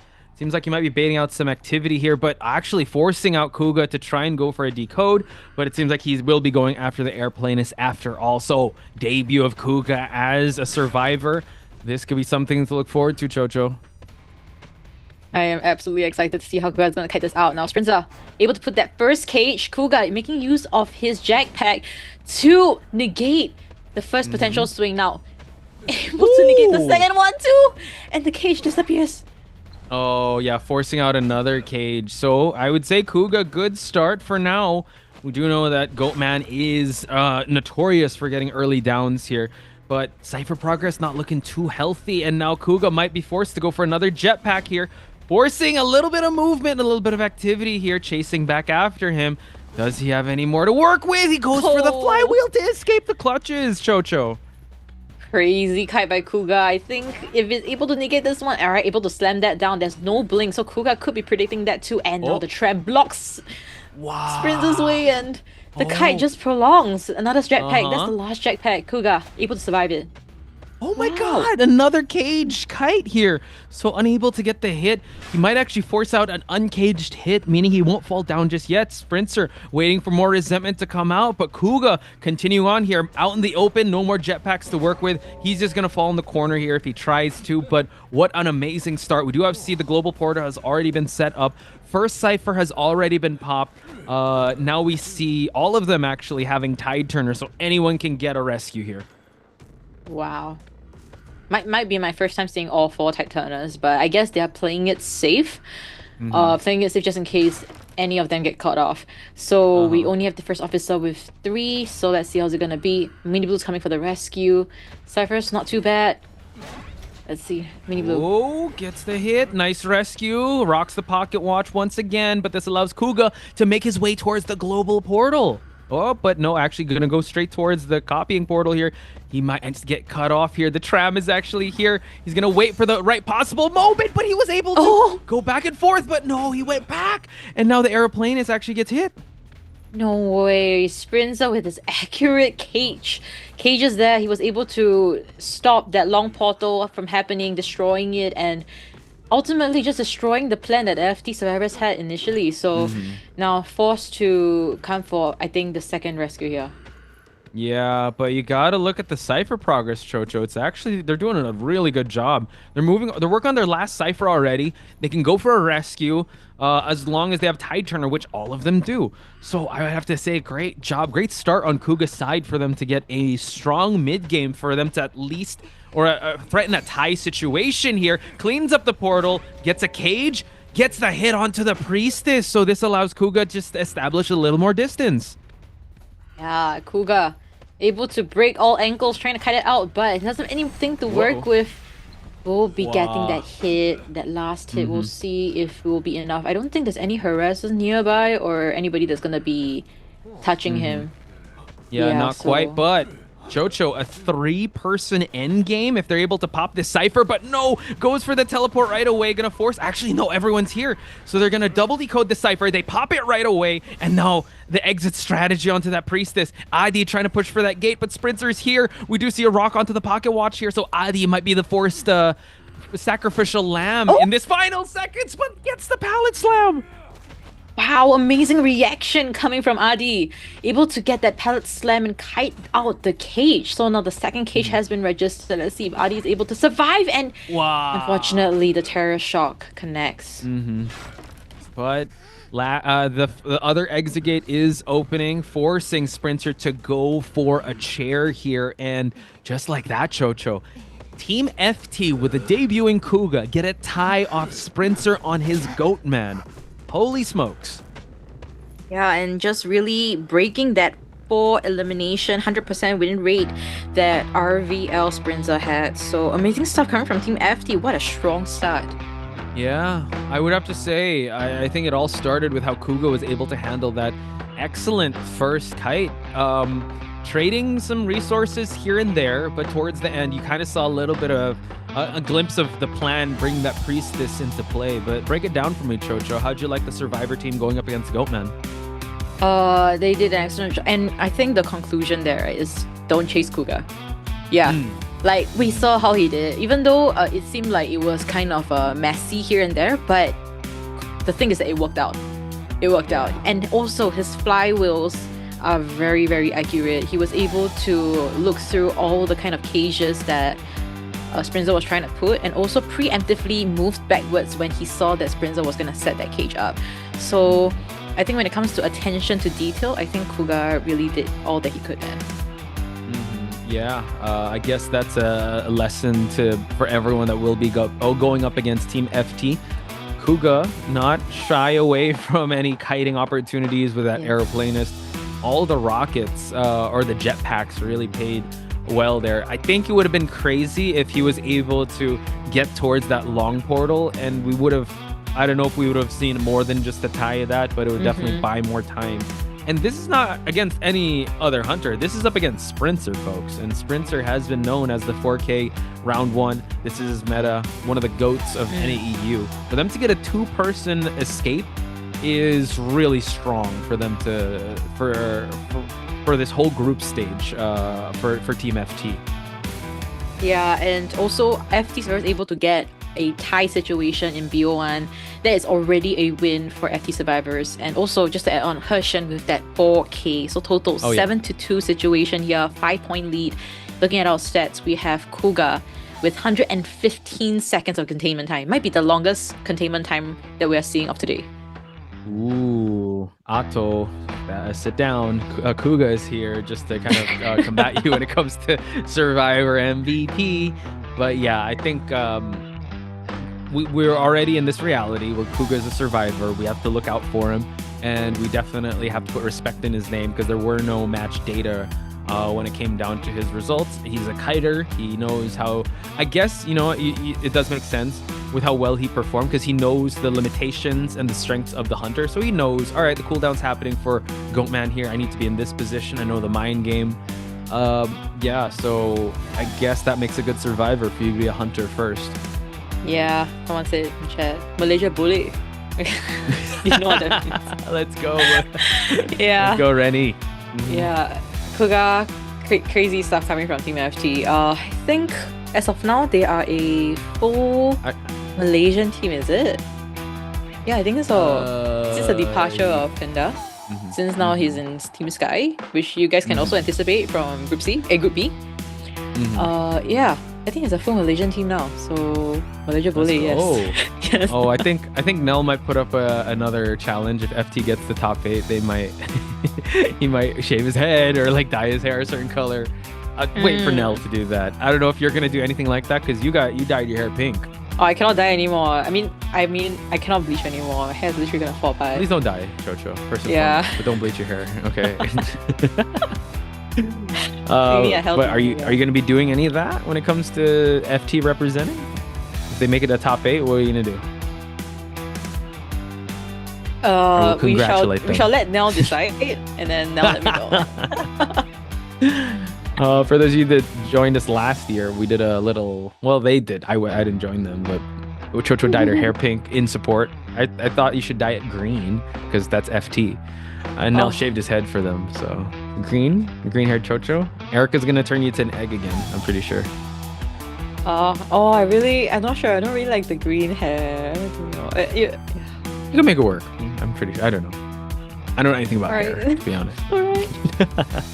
Oh, but you know what? Let's head back a little bit, right? Let's backtrack a little bit because Kuga, for those of you who don't know, he used to be a hunter main and now he's performing exceptionally. 115 seconds of containment time.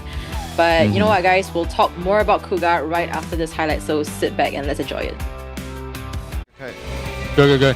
Alright, last Cypher's our tombstone. Middle. Dead. Right. Cypher. Someone gotta pop middle. Where my Cypher? I can pop middle. I'm doing Geisha. Nice.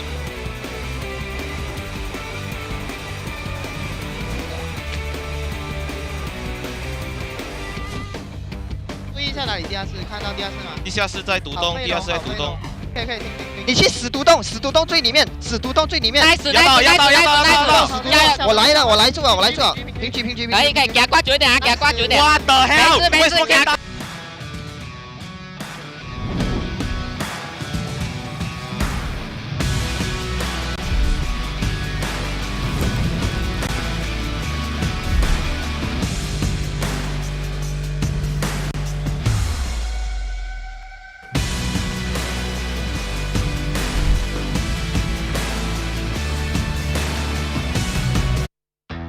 Hey guys, I hope you guys were listening to the VCs because it was definitely very interesting. Adi is my goat. That's me whenever I play. What the hell? I vaulted that. I was safe. Yeah, actually, I was also. What were they saying, by the way? You were listening, right? What were they saying in VC before that? What the hell moment? Firstly, when Koga was kiting, I'm not sure whose voice it was, but they were checking where the basement was. Okay. And then afterwards, it was the endgame ready, right? And then they were like nice because he got the pallet slam, and then when he was definitely gonna die already, they were like, oh, make him chair longer, or go and die at the corner house area, that kind of thing. Okay. Yeah. And actually, I can understand why Adi was frustrated there, because when I was looking at it, I felt like the psychologists have vaulted over already, yet the hit still registered onto the psychologist. So it was truly a what the hell moment. Everyone's like, what the hell? What the hell? But he said it in such a Malaysian accent, you know. What the and he dropped his phone. He was like looking at the observer. He's like, what? Guys, IDV, patch this. What's going on? What's this? I think we've all been Adi at one point, guys. So shout outs to Adi for having such a human moment on stage, because we've all been there where you thought it really looked like a safe vault, or at least he got through the other side. It was a fast vault, but that's why the GOAT man's the GOAT man. And you gotta give it up to him also. He doesn't want to settle for anything less. He wants to keep kiting for as long as he can, even though the victory condition was for them to just get one out. He wanted to make sure that two of them were safe and sound on the other side of the exit gate. Yeah. Best moment, says iFeed of the archive. What the hell? Yeah, I gotta agree with Nano, who says this. SCA VCs are so interesting. Like 100% agree. I think a previous COA we also had MX with a very bad accident that happened. Very colorful moment, MX. Yeah. So that's SCA, guys. That's SCA in like the VCs. Yeah. I think I also talked to Wolfie, and he goes like, it's just zoo animals, and they're like, they're just like yelling all the time when it comes to comms and all that. It's quite interesting, I would say. That'll be. I can't wait to see the next highlights and the survivor side of FT. I'm not sure. I feel like Adi's gonna be a lot more conservative coming the next. No, he doesn't know that that's happening yet. Unless somebody like texts him like, hey, you gotta calm down. But no, Adi, where are your emotions on your sleeve, my guy? That's why people are rooting for you. You're real. So let's go. I'm just glad that is what the hell rather than anything else. So, I'm pretty sure. Yeah, I'm glad it was coming up for that. Oh my god. Oh my cheeks. I kind of wish Nell was here. Well, shout outs to Nell. He's going to be commentating the last match, but yeah, I'm pretty sure he's happy about that match, because his fellow Malaysians are doing very well. That moment also, I bet he was going to laugh really hard seeing that. So if you're watching Nell, just scroll back to see Adi's clippable moment. Like that. Yeah. And I think it cut off right away because... Sorry? Another clippable moment for SEA. Oh, for sure. Yeah, clip that, chat. I was gonna say it cut off right off the end of that, because I don't know if he was gonna say more stuff. Because usually when I play and they say what the hell, I say more stuff after what the hell. So good job to the production team cutting off there. It's giving us that moment. Now we're heading towards Chinatown here. Sprints are still on the Hunter side of things. So really, it's really weird seeing Sprinter getting a tie. So you got to give it up to FT, really taking it towards Sprinter. I think them getting this having this confidence coming to round number 2, they want to double down on it, maybe even prevent a round number 3. We just have to wait and see if they'll be able to do that. They will be able to. I believe in Xishuan. He's definitely going to be able to come back for his team. And coming BO2, I would think that he would be playing characters that he's more familiar with. The Opera and the Ivy, the characters that he's been playing for a longer period compared to the Goldman or the Hula Blue. So let's see what's it gonna be and whether FT survivors have what it takes to go up against Xishuan. You know what? Them bringing out Priestess shows that they experiment with certain lineups. So I'm excited to see what other X factors they bring to Chinatown. Even though Priestess is globally banned, hey, Chocho, Toy Merchant, it might come out. So hopefully, fingers crossed. If Toy Merchant come out, it will be played by Shadow, I feel. Pretty sure. He's good at all those like Antiquarian, Toy Merchant, Gardener, at Priestess, all these characters. He's very good at those characters for some reason. He's just that good. For some reason. I guess he just wants to support and, give exit strategies for the survivors. Those are pretty good utility survivors. Hopefully we'll see that coming out of Shadow. I'm excited to see also Kuga. Maybe, I don't know if Sprinter is going to opt to chase after Kuga, after what he experienced in this previous match. And how the confidence is going to be, because this is a very telling moment with how they're going to be able to do this. There. Okay, Adi says calm down now. I think... I thought he was gonna throw the phone. Like, what the? Oh, why did I get terror shock there? Alright, and the people that's working behind the scenes, we gotta give them some flowers too, man. Like, I think every round they just gotta keep changing the phones or certain plugs into the phones. So yeah, they're trying to do that as fast as possible, as efficient as possible. So yeah, as we wait patiently for the players to get ready.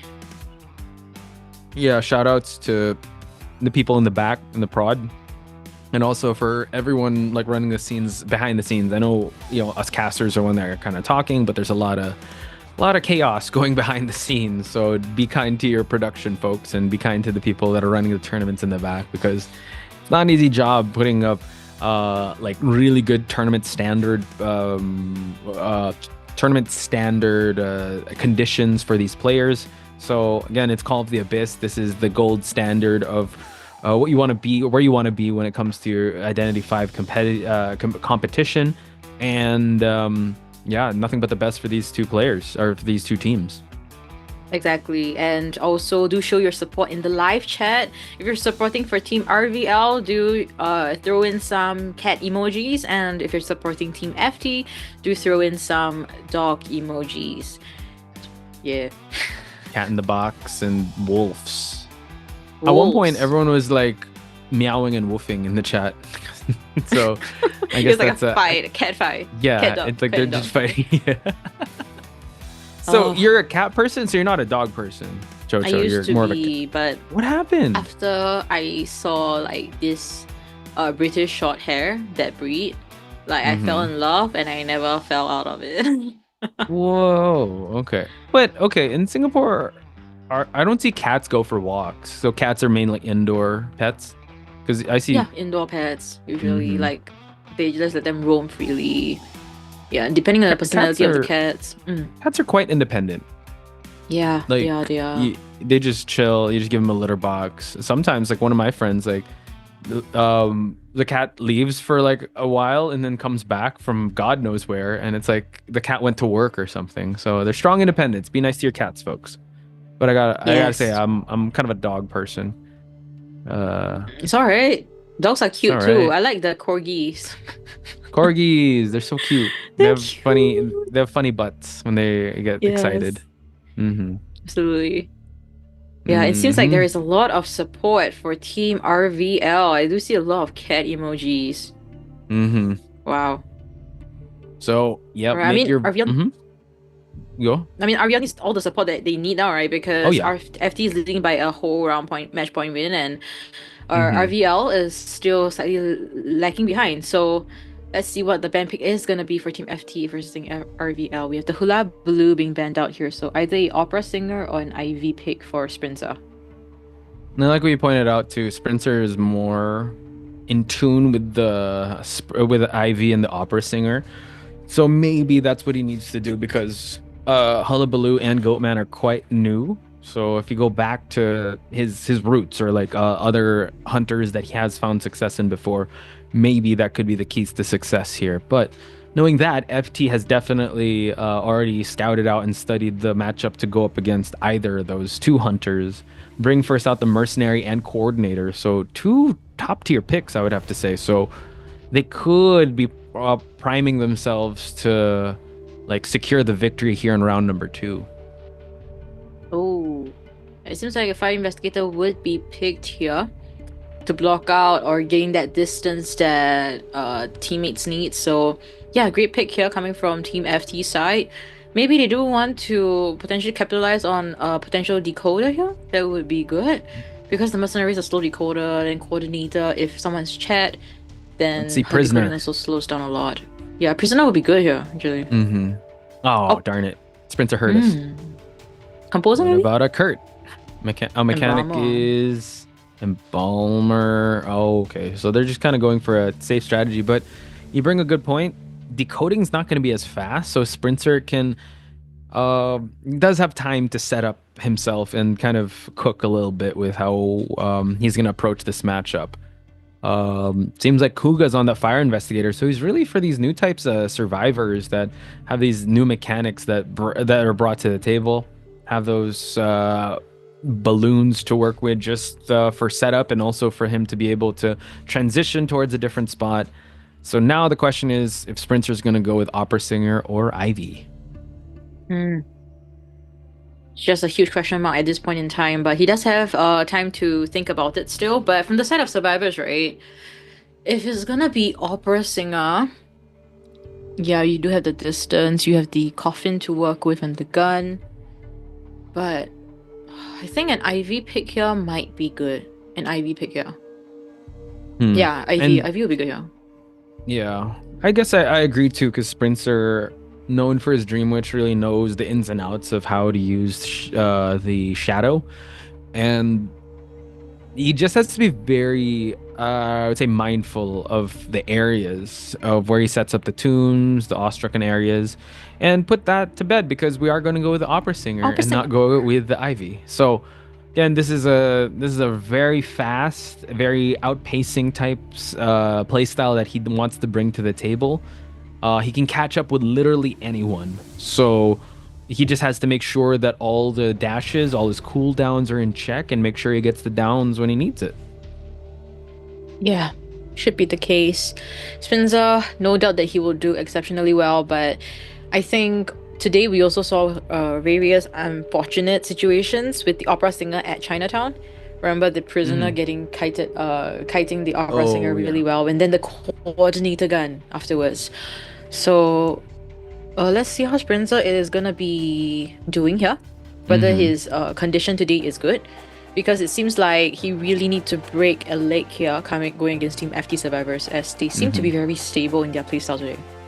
Yeah, so the confidence must be through the roof in Team FT side. An L-shaped spawn with it's at Fire Investigator, Mercenary, and Coordinator stacked up on top of each other here in the lineup, while Embalmer does have access to two-story here just to drop off that coffin. So we're going to see a lock onto the Cypher of the Embalmer. Actually, wait, he actually just access to the house. I think that's not the two-story area. So might chase after Kuga again. What do you think, Chocho? I would love to see Kuga get chased, because these are the rare moments, right, that we will be seeing Kuga on the Survivor, and this is like the second time now for BO2. So let's see how is he gonna be on these various characters. And yeah, as the coaches come to the center of the stage and bow to one another, showing respect. Okay, this time I'm holding on to the headband. Yeah, that's the tech now. Okay, we know. So Persona build here, we got 2 borrowed times on the main rescuers, while a kiting build on the side of Adi, Tide Turner on the side of Kuga. Another, I would say, aggressive build on Spencer's side here with Abnormal, Trump Card, and Detention, Chocho. Yeah, Let's see how is it gonna be here. Ladies and gentlemen, this is BO2 first half between RVL's Hunter versus FT Survivors. My name is Chochu and joining me is AXIZ, and we bring you the live commentary of this matchup.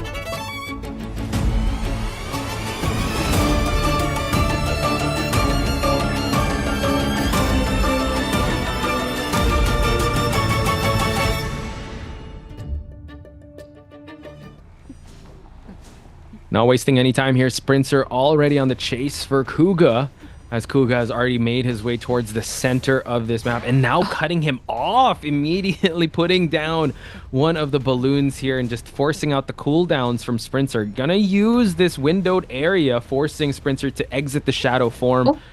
Oh, actually rotates away. Does he drop another one? Wow, drops him towards the corner here. He's going to use a hit here, just allowing him. Oh, unfortunately, unable to actually get it, and gets the Terror Shock. So Sprints are able to exact vengeance against Kuga. I'd say a little bit overextension, a little bit being greedy there. I think he wanted to bounce off the balloon, but if he went straight for the window, it could have been a different story, but early down for Sprinter. Yeah, it seems to be quite a number of missteps from the side of Kuga. I mean, great start with blocking initially, but I think he probably wasn't predicting that Sprinter would be coming off that gate and ran into his face. And also, I think he wanted to get that bounce off his inflatables, but that did not happen as he expected. So, Mini Blue is coming for the rescue now. Should be relatively stable. Cypher progress very slow. Okay, so Mini Blue, might have to be forced to use another elbow pad just to move on away. At least not a double down situation. Kuga does have one more balloon to work with, just able to actually use it and now able to bounce off it. So this rebound kite needs to be godlike. It's gonna try to use the areas here. Nice usage of the pallet here just to get him out of shadow form to force him to chase. Unable to miss a dash just yet. Kuga needs to go through, but another Terror Shock bringing Sprinter to full presence here. And Chocho, Cypher progress not looking too good. Yeah, this one, FT Survivors will struggle a lot already. I mean, with the early down and I think a relatively okay rebound kite, I don't think it will be enough. Let's see how Shadow is going to approach this, whether they're going to go for another rescue or they're just going to sell it. But it seems like Shadow is being pressured for this rescue. Okay, they trade off, able to actually get the flare gun. And now this kind of forces, Shadow to opt for this rescue. No Tide Turner, though. So maybe not even a body block situation, but he's going to just get the hit onto Shadow, forcing out attack recover, at least for Kuga, to be able to kite this one out. So this rebound kite needs to last a little bit long for them to really pressure these Cyphers, but we do see that there is a pallet to work with here. And now Sprinter being very careful, and another hit. So now Sprinter, 3 Terror Shocks in a row on Kuga's side. We have ourselves a game, folks. Sprinter able to get that revenge on match number 1, and now sending out his first survivor in this matchup, while Cyphers, they don't have their last Cypher worked on just yet. Wow, seriously, the Terror Shock King there. That's the 4th one actually in our 2 rounds that we're seeing of Sprinter. So too many more, I guess, for Sprinter. So we do see that he will be making use of his abnormal at the center Cypher, which is crazy because right now the center Cypher is actually their main point. They want to decode that so that they can't get pressured too much if anybody is chat near center. Now, Embalm will be getting the next chase, and we'll see if Mercenary and Coordinator are not gonna fill up. Wow, just look at that. He was actually, Adi was kind of baiting out him to drop down, but Sprinter, teleporting right away, and unfortunately Adi did drop down. So definitely winning in that mind game. So now it seems like Mini Blue might be the next chase here, forcing to go towards this area with the pallet. Needs to go through the window, but unfortunately eats the hit. Mercenary has that delayed effect, but I think Sprinter just putting the finishing touches on his a potential 5-point game here because everyone's injured. Unfortunately, Coordinator has a perfume. Embalmer already put a coffin down, but he's focusing on Mini Blue here and no Tide Turners to work with. Yeah, and this is just what it shows, right? I mean, Sprinter, it's not over until it's over. We see him maybe didn't do as well, but coming BO2, it's a different story. We're seeing FT Survivors crumbling, whereas Sprinter is capitalizing on all those missteps from the Survivor side and gaining all those to get that 4K.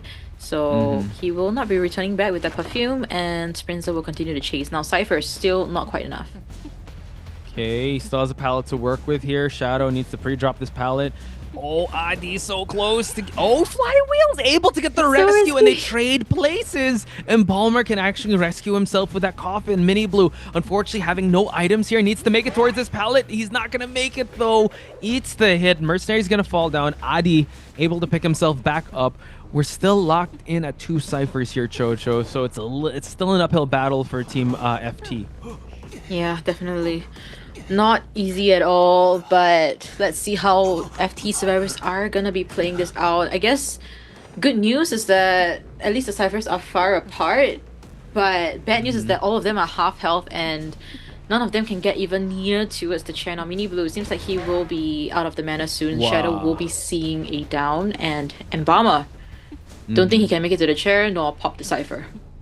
Yeah, so now stalling strategy is going to be on Adi's side, but Sprinter just using one abnormal. And you made a really good point, Chocho, saying that maybe it's more of the hunters he's actually used to, because he did not give any room for FT to breathe in this matchup, because from the get-go, getting Terror Shock after Terror Shock on Kuga's side, he really held on here. And now Adi's going to get spotted out here at the back. And that is going to be it, folks. Sprints are able to tie out the 5-point game. We're going to switch towards Teleport because he does have to chair these survivors, because we do have exit paths on both of them. But this is more of a formality. It's already been checkmate for Sprinter. And yeah, he's looking at 5 points here.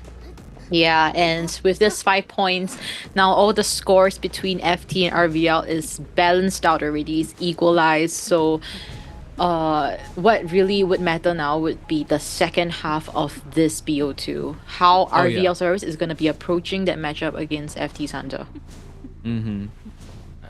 So win condition for ID is for him to kite it out until dungeon, but easier said than done here. He's already having the tinnitus mark, and he's actually going to get caught out peeking in this corner, and it's going to be a hit. Not quite. Flywheel just to survive a little longer, but there you have it, folks. Sprinter getting the 5-point game. Vindication from round number 1, and you see Adi giving a round of applause. Yeah, he's like, yeah, I recognize. Yep, that was all bad. Sorry. That was It's alright. Uh-huh. Yeah, you win some, you lose some. And that's alright as long as they're able to bounce right back. And we do see Sprinter able to bounce right back right after his BO1 match performance. So great stuff coming from Sprinter. Definitely expecting a lot more coming from now onwards. And for FT survivors, they need to think about whether putting Kuga on the Fire Investor was actually a good option, or maybe having him play something more stable like the Psychologist, getting 3 basic hits and down would have been something that he would be able to execute better. Possibly. I think it all started with he had a good start, right? He was able to get some cutoffs with the first balloon, and he was in a good area because there was a window to work with for him to actually baiting out Opera Singer to get out of the shadow form. But I think, when it kind of fell apart was when he tried going for that bounce. I don't know, I guess he wanted to transition towards another area. Unfortunately, it didn't time it so well, he wasn't able to get it, so he was kind of stuck there for him to be late on the vault. And from then on, I think Sprinter really put the pressure on the survivors for them to play on the back foot the entire time. Yeah, that seems to be the case. Yeah, really unfortunate sequence of events there. I think we were it was a great start, right? He threw the inflatables and it blocked the Opera Singer, so it was extremely great start, but it's just afterwards, I think he just got a little bit mind gamed and then actually had a face-to-face situation with Sprinter at the end. So again, shout out to Sprinter with his amazing match stats here. A 5-point game, ladies and gentlemen, on his signature Opera Singer. At least for FT, saving grace is that this Opera Singer has been globally banned coming into round number 3. But yeah, Sprinter did not disappoint, as some of our friends in chat have been saying. This is the GOAT that we know, and he has always been like the 4K type hunter. So I think, maybe the first round was definitely not an indication of how he does perform. Hopefully he can hold on to this momentum and give that confidence to his Survivor team, because they are up next. Yeah, and it did feel like how to say, Sprinter was kind of like warming up in BO1. Oh yeah. Like, you know what, let's get things going first, and then BO2 is really when his his expertise, right, on the opera singer really just come through, dominating the entire matchup, really not even giving a single chance for the survivors. He did everything right. He wanted to double down, but he couldn't because Mini Blue, used his elbow pad, headed away, so prevented potential double down. So he forced out certain equipments too. So great stuff coming from Sprinza. And now we do see the second half, of course, between RVL Survivor versus FT's Hunter. Do you think there's going to be any change in the Hunter side? I think when it comes to Hushin, let him cook. I'd want to still see him on the Hunter side. But I mean, if they want to go with Meow, I think Meow might be around 3 Hunter and Hushin. Maybe they allowed, since how well he played with Goatman, maybe they're allowing him to be like around 1 and 2 Hunter. Nope. We're gonna throw that out the door. Forget what I said. I take that tweet back. Let's keep it in the drafts. We are gonna go with Meow himself. So this guy also has seen the bright lights of IVC as well as Call of the Abyss. And now we're changing it up here. So I wonder what kind of Hunter we're going to be seeing out of Meow. Big shout outs to Evil Dracula that is joining us in chat. Thank you so much for being here. And shout outs to everyone that's joining us from around the world. It is Call of the Abyss day number 1. If you're supporting RVL, I want to see those cat emojis in the chat. If you're supporting Team FT, I want to see some dog emojis in the chat. Just for the team to go back to this and see that your support, your messages and your cheers for them, because a lot is at stake. I know I say it's day number 1, but this whole week could go by really quickly, and you want to start out your group stage match off in a good foot and not be able to like fall down in the group stage, because only 3 will be moving on to the playoffs. Exactly. Yeah, we'll be seeing RVL survivors just getting ready while things are just getting prepped up. And yeah, from the side of Meowpai, no doubts that he's going to be performing very well. I am actually quite sure, like 99% sure even though I haven't seen it yet, he does have the Goatman Hula Blue all good. But because this is already BO2, Goatman has already been used. Hula Blue is going to be banned out by the survivors. He is kind of left with less options. Opera Singer, IV, and then from there onwards. So, yeah, Meowpai, I don't think he's too pressured by it, honestly. I think he will be able to perform normally. It's just really up to see whether RVL survivors have any strategies that's, up on their sleeves, able to execute that well as well. It's kind of crazy how we saw Meow, like, versions of eras of him, right? As a hunter. We've seen him since, I believe, the Breaking Wheel meta or something. Like, we kind of saw him grow up in IVC stage as well as the Call of the Abyss stage. And now this iteration of Meow, I wonder what he's going to bring to the table, especially like now that you broke it down. We are going to see just the standard of being banned out and how well he can adapt towards the lineup that FT will be bringing to the table. Oh, sorry, to RVL is going to bring to the table. Yeah, so as they kind of do some checkings, making sure everything is okay before they proceed. Honestly, Posh, I have this question for you though. Other than the usual IV Opera Singer pick, right? Is there any hunters that you want to see Meowpai pick? Like, regardless of the team call. Breaking Wheel.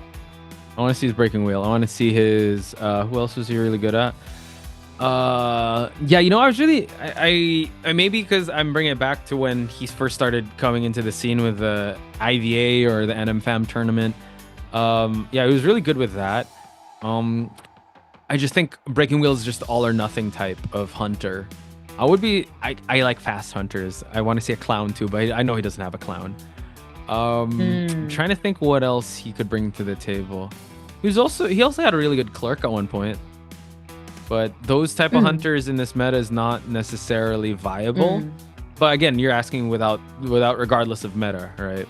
How about you? Yep. If I throw that question back at you, what are the greatest hits of Meowpai do you want to see? Greatest hits. I think it might be the BQ. I would love to see his BQ. Classic. I think when I went against him like way in the past in rank, his BQ has always been one that if he picks it, we are gonna lose. That kind of thing. So When you were This is competing though, what was okay. the meta? Didn't Antonio the just meta? come out? Yeah, BQ was the meta. BQ is the meta. Okay. Yeah, the Arms Factory BQ was the meta. Oh my gosh, sorry, we might be Yeah. dating ourselves. We might be aging ourselves, or like exposing ourselves to BQ meta. Whoa, that was like COA Wait. 4, COA 3 days. Yeah, those days are those days. Yeah, it was like Dream Witch also like also Dream Witch meta. Dreamwitch, yeah, meta. Meow's That Dreamwitch is terrifying. That's a good one. So just walking down memory lane, chat, just allow us that. But I think Meow is gonna pull out all the stops because he knows that he needs to keep his team's advantage afloat here, and not let it slip away from not let the lead slip away. Which again, they kind of tied things up already. So with that last match, so banning out the Priestess and Seer doesn't really give much yet for us to go off of. But rest assured, no Hullabaloo or Goatman. Yep, and for Fire Investigator and First Off seems to be the first two picks from Team RVL side. So feels like a little bit deja vu with that Fire Investigator being picked here, but we'll see how RVL is going to be performing with that. Actually, let me see if the Fire Investigator will probably be played by Schmitty. He played it in the qualifiers, so Oh yeah, you're right. yeah, so curious to see how it's gonna be. Actually, I will be happy if Schmitty actually plays the Knight if there's any BO3, but we'll have to wait and see about that. Big exhale on Meow's side. I think he's kind of feeling that pressure because they did allow a prisoner to come on through here, so he needs to chase with haste, folks, because if you let a prisoner out, you can't really hunt and take your time. Note that, yeah, they do. Schmitty is on that Fire Investigator, Yin L on the prisoner. Roland, safety rescuer in green. We've seen him have amazing highlights when it comes to kiting, but he will be that psychologist, so he can tank those 3 hits in this matchup. I'm feeling. What are you feeling? Mel might be picking an Opera here. Yeah, based on what he's banned out. Yeah, I feel like it could be an Opera. But it's very hard though, because the prisoner is the electric. You have to hit the psychologist thrice, and Fire Investigator able to put that distance with the inflatables. First off, we start with the watch. So they actually did a counter comp against a potential Opera pick here. So let's see what Meowpie picks here. I'm quite curious to see actually. Yeah. Also take note that if we're going to go with a mirror match, I wonder if he's going to bring the same type of personas and traits, because the Abnormal really helped out Sprinter, right? Just put a nail in the coffin. Actually, he didn't really need to use the Abnormal because he was already had such a big lead in his matchup. So it seems like Meow is going to go a mirror match of sorts here. I guess one of the big differences, Yin L and Green, bringing in 2 characters here that could thwart Meow, because at least Green could take 3 hits, and Yin L, the threat of him connecting ciphers would definitely help the team escape faster. Yeah, and do show your support, guys, in chat. If you're supporting RVL, we want to see some cat emojis, and FT will be some dog/wolves emojis. So we'll head into these spawn locations.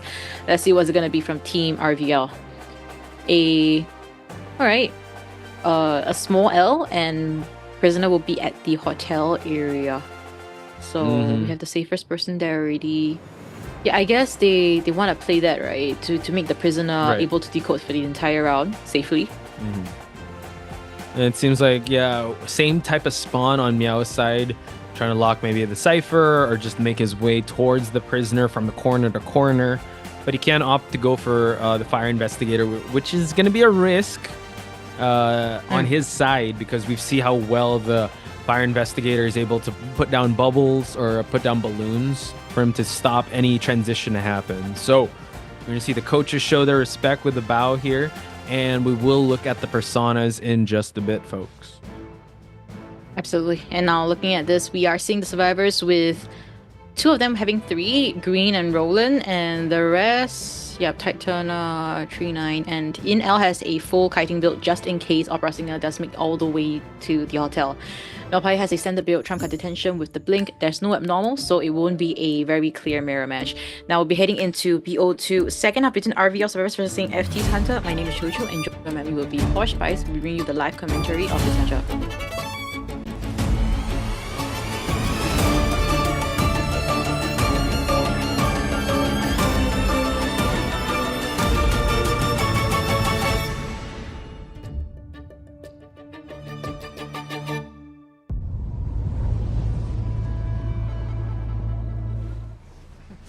A mirror match of Opera Singers. Meow not wasting any time, already making the transition towards the middle part of this map. It seems like Green is actually on his radar, but I'm not sure if he wants to chase out the Psychologist to start things up, because it takes 3 hits to fall, and we do know the Opera Singer is a single hit type hunter. So already the connection has been established in RVL's side, taking himself outside of the shadow form just to transition to cross the street, and now gets the hit as the pallet drop fadeaway gets punished. Yeah, and wow, great movement coming from Meow. I mean, shadow by shadow, he's just doing an amazing job. Able to close that gap, and now Green getting pressured here, teleporting back, getting another basic hit onto Green. Now, this is 1 minute into the match. I think he will be able to get the Psychologist done, but Cypher's is just not enough. Not quite, but there's a pallet here for him to actually give him some distance. So now unable to actually get Green down just yet. And note that the prisoner being there, wow, just gets the blink, the authoritative blink coming right out, downing Green right away. And I'd say a pretty okay kite. But what's hard with the Psychologist once she's down is that she's going to have a hard time supporting. Ayo? Yeah, that's okay. Yin-L able to pop the Cypher. We are going to feed a little bit more presence here with that down. So I think Yin-L did his job. Like, he just needs to be able to connect these ciphers, stay away from line of sight, and continue to put pressure on these objectives. My goodness, did Meow see someone come towards the back? Like... Uh-oh. Oh my goodness, he was able to sense it out, or like he saw someone that was there. But in any case, Roland is here for that rescue. Should be pretty safe. Cypher progress still a little bit slow. Hopefully he can get can keep up, and maybe Green potential rebound kite, but he doesn't have any items to work with. That's the problem. Yep. Ooh, first officer forcing out attack recovery, and Green making his way towards this pallet, able to actually go through. Not quite. Last effort pops, and this is going to be the second time on that rocket chair. Cypher progress is looking kind of okay, considering they still have one more tide turner on the fire investigator. So Green just making sure that he is attracting all the attention here away from the ciphers. Yeah, I saw Mel's heartbeat all the way to 158. Like suddenly. So, calm down. We should be able to see him gear towards somewhere. But for now, I don't see any 4K situation. So Melpai need to somehow make things work. Yeah, if he's able to deny a rescue or a terror shock, maybe that's the gateway. Maybe that's the gateway to a 4K. Now let's see how Schmidt is gonna go for this rescue. Back and forth, can't get cut off here by the balloons. Gets the hit, and now Psychologist gets rescued. Another tide turner. Oh, tries to drop down the balloon, but Psychologist gets a hit in the process. Oh man, I love the playmaking on Schmidt's side, but unfortunately he couldn't tank that hit. So now Green has to go in the corner. We do have trump card to work with. Teleport is ready, so he can kind of stall out the last cipher, but he needs to chair first. So can he actually chair in time for him to move towards a cipher? We're going to find out, Chocho. A chair is there. Ciphers are about to hit 70%. He's going to stall out one. Yin-L already making his way towards, getting away from that cipher. So good job not being in a tough spot here. So Meow is going to try to look for Yin-L. Sees that he's there. Going to try to go towards him and gets the drop down on Yin-L. Yeah, and now ciphers are all being progressive for the last one. Still stagnant at 70%. Able to get a pallet stun. So great mobility coming from In-L. Able to do that stun perfectly. Now fourth cipher has been popped. Last cipher is still being worked on. 75% by the fire investigator. And teleporting back, Schmitty will be pressured at that cipher. But let's look into this. Schmitty is actually half health. So if he downs here, they are forced to open a 6 cipher. which may be the case, but nice transition from Smitty to just rotate away from that Cypher. So now constantly looking his back. Yin L might get caught out here in the open, and Yin L, the prisoner does have full health, so he can tank a hit. He's going to force out the flywheel first, able to get the hit. Everyone's injured, so now they're opting to open up another Cypher here, and they do see that Roland going to get caught out here, out of the rotation. This might be actually a little scary. Roland has to be very careful, but he does have a pocket watch to work with. So now let's see if Meow is going to commit to Roland here. It seems like he's already knows that there is a Cypher that is connected, and he's going to try to push that Cypher all the way here. He's going to have to break that connection or anything else. Yeah, and can I just say Meow's map pressure is insane. He's able to pressure at every right point, hitting back to the Cyphers, and now Yin L will be pressured here by Meowpai. Can he survive? He does have a stun, but the flip over and the hit still registers. Amazing play coming from Meowpai, and Roland forcing that last Cypher, but who can come for this rescue? There is no items on Fire Investigator and the first officer. Oh, they just go for the pop. Again, I think they just want to get one survivor out just so that they'll be able to deny a 5-point game. But now, yeah, detention's in the air.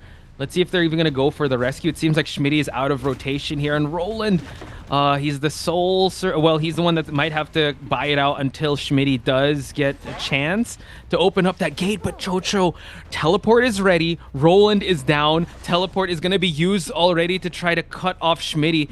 Nice teleport back here just to see if anyone is touching. But the gate is not open just yet, Chocho. Wait. Why is he still running there, though? He's trying to rescue, but oh my god, but the tension is in the air, and he's going to try to open up the exit gate while this happens. Schmitty is opening up the exit gate while Yin L is trying to survive, but unfortunately unable to get it. So we do see that the first officer did get up, but now this could be a double down situation. Fire investigator using the balloon, but now pallet dropped, able to actually create a little bit of distance, and Schmitty going in, gets the terror shock though.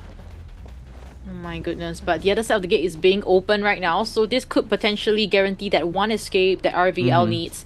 This is very important for them so that they are able to win up round points. Wow. So Meowpai, I think, has accepted his fate. They will be getting a one escape. And hang on, wait, Roland needs to escape right this second because the first officer is the only one that's left. He's gonna just teleport back. It's all good. We do note that Schmitty still has his exit path, so Meow doing a great job just being defensively sound. Schmitty is here. He has used up his exit path already, gets the terror shock, and now I think, yeah, Roland can exit safely. But what an incredible game by Meow. I think it's still FT in the lead because they, Hunter, even though in terms of points, they are in the lead, but RVL wins this round, so they're tied up in rounds, but FT's leading in points. Yes. Yeah. I mean, great stuff coming from Meowpai. I think he really tried to gun down for more kills, and I think this is the kind of situation that we are expecting from him. With him able to get that 3 kill. Yeah. And I just want to say to everyone, a 1 escape is actually a tie, so I'd give my kudos to RVL with how well they played that. At least they denied the 5-point game.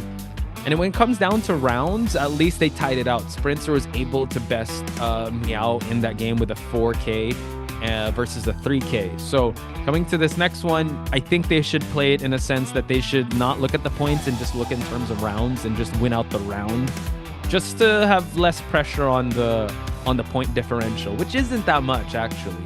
So advantage is still on FT side, but just a slight margin of advantage. Yeah, slight margin. And also I really like the idea from Schmitty where he did his inflatables and he tried to body block by bouncing off the one of the inflatables for the psychologist, but somehow the hit still registered onto the psychologist. If that actually registered onto the Fire Investigator, that would have potentially helped the Cyphers to progress a little bit more. So it wouldn't have been such a sticky situation coming towards the end. But also good job to Meow for keeping so much map and Cypher pressure nearing the end of the match. Yeah, that was some good stuff coming from him, and yeah, he did everything right. It was still, in my head, it was all a 1 escape. I felt like if this round it was a 4 kill, it would have been a little bit unfortunate for RVL. I think they would have felt a little bit disappointed too. Yeah, I think even though he went with, I say, not an aggressive build, not going for the abnormal, not attacking ciphers, all things considered, he still got the victory and he's still leading in terms of points. That's still all good. Coming into round number 3, though, this is where we see how deep the hunter pools do go, because now Opera Singer is going to get banned. Ivy's definitely going to get banned as well. So now it's going to be round 3 hunters on both Sprinter and maybe, I don't know if Hershen's going to come back in, or we're going to still stick to Meow. But we've been saying since before, I think we've already had the diesel start of Sprinter, and now we might feel the full wrath of Sprinter coming into round number 3. Yes, I think we will be. Sprinter is warmed up and he's ready to just slash anyone that's in front of him. But I think inside of Sprinter, what I'm excited to see is whether he's going to be picking up any Dream Witch. Yeah, he's been very known for his Dream Witch play, so it could be an interesting one. And Meowpai also has a Dream Witch, so it could be a potential Mirage coming into BO3. But of course, overall right now we do see that both sides have 1 match point win, and FT is leading by 2 points. 2-point differential, that's kind of crazy. If FT just goes for ties, I think that should be all good, but I think we want to see like them really go all the way to the end there. So let's check out these highlights and take a quick break, folks. We'll see you after this.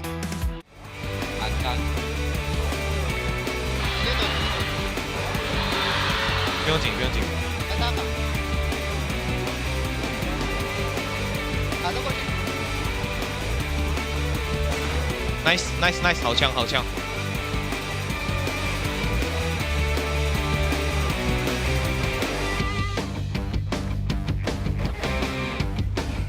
Blink. Long. 40 seconds. If he kites outside, you can. Never mind. I tried.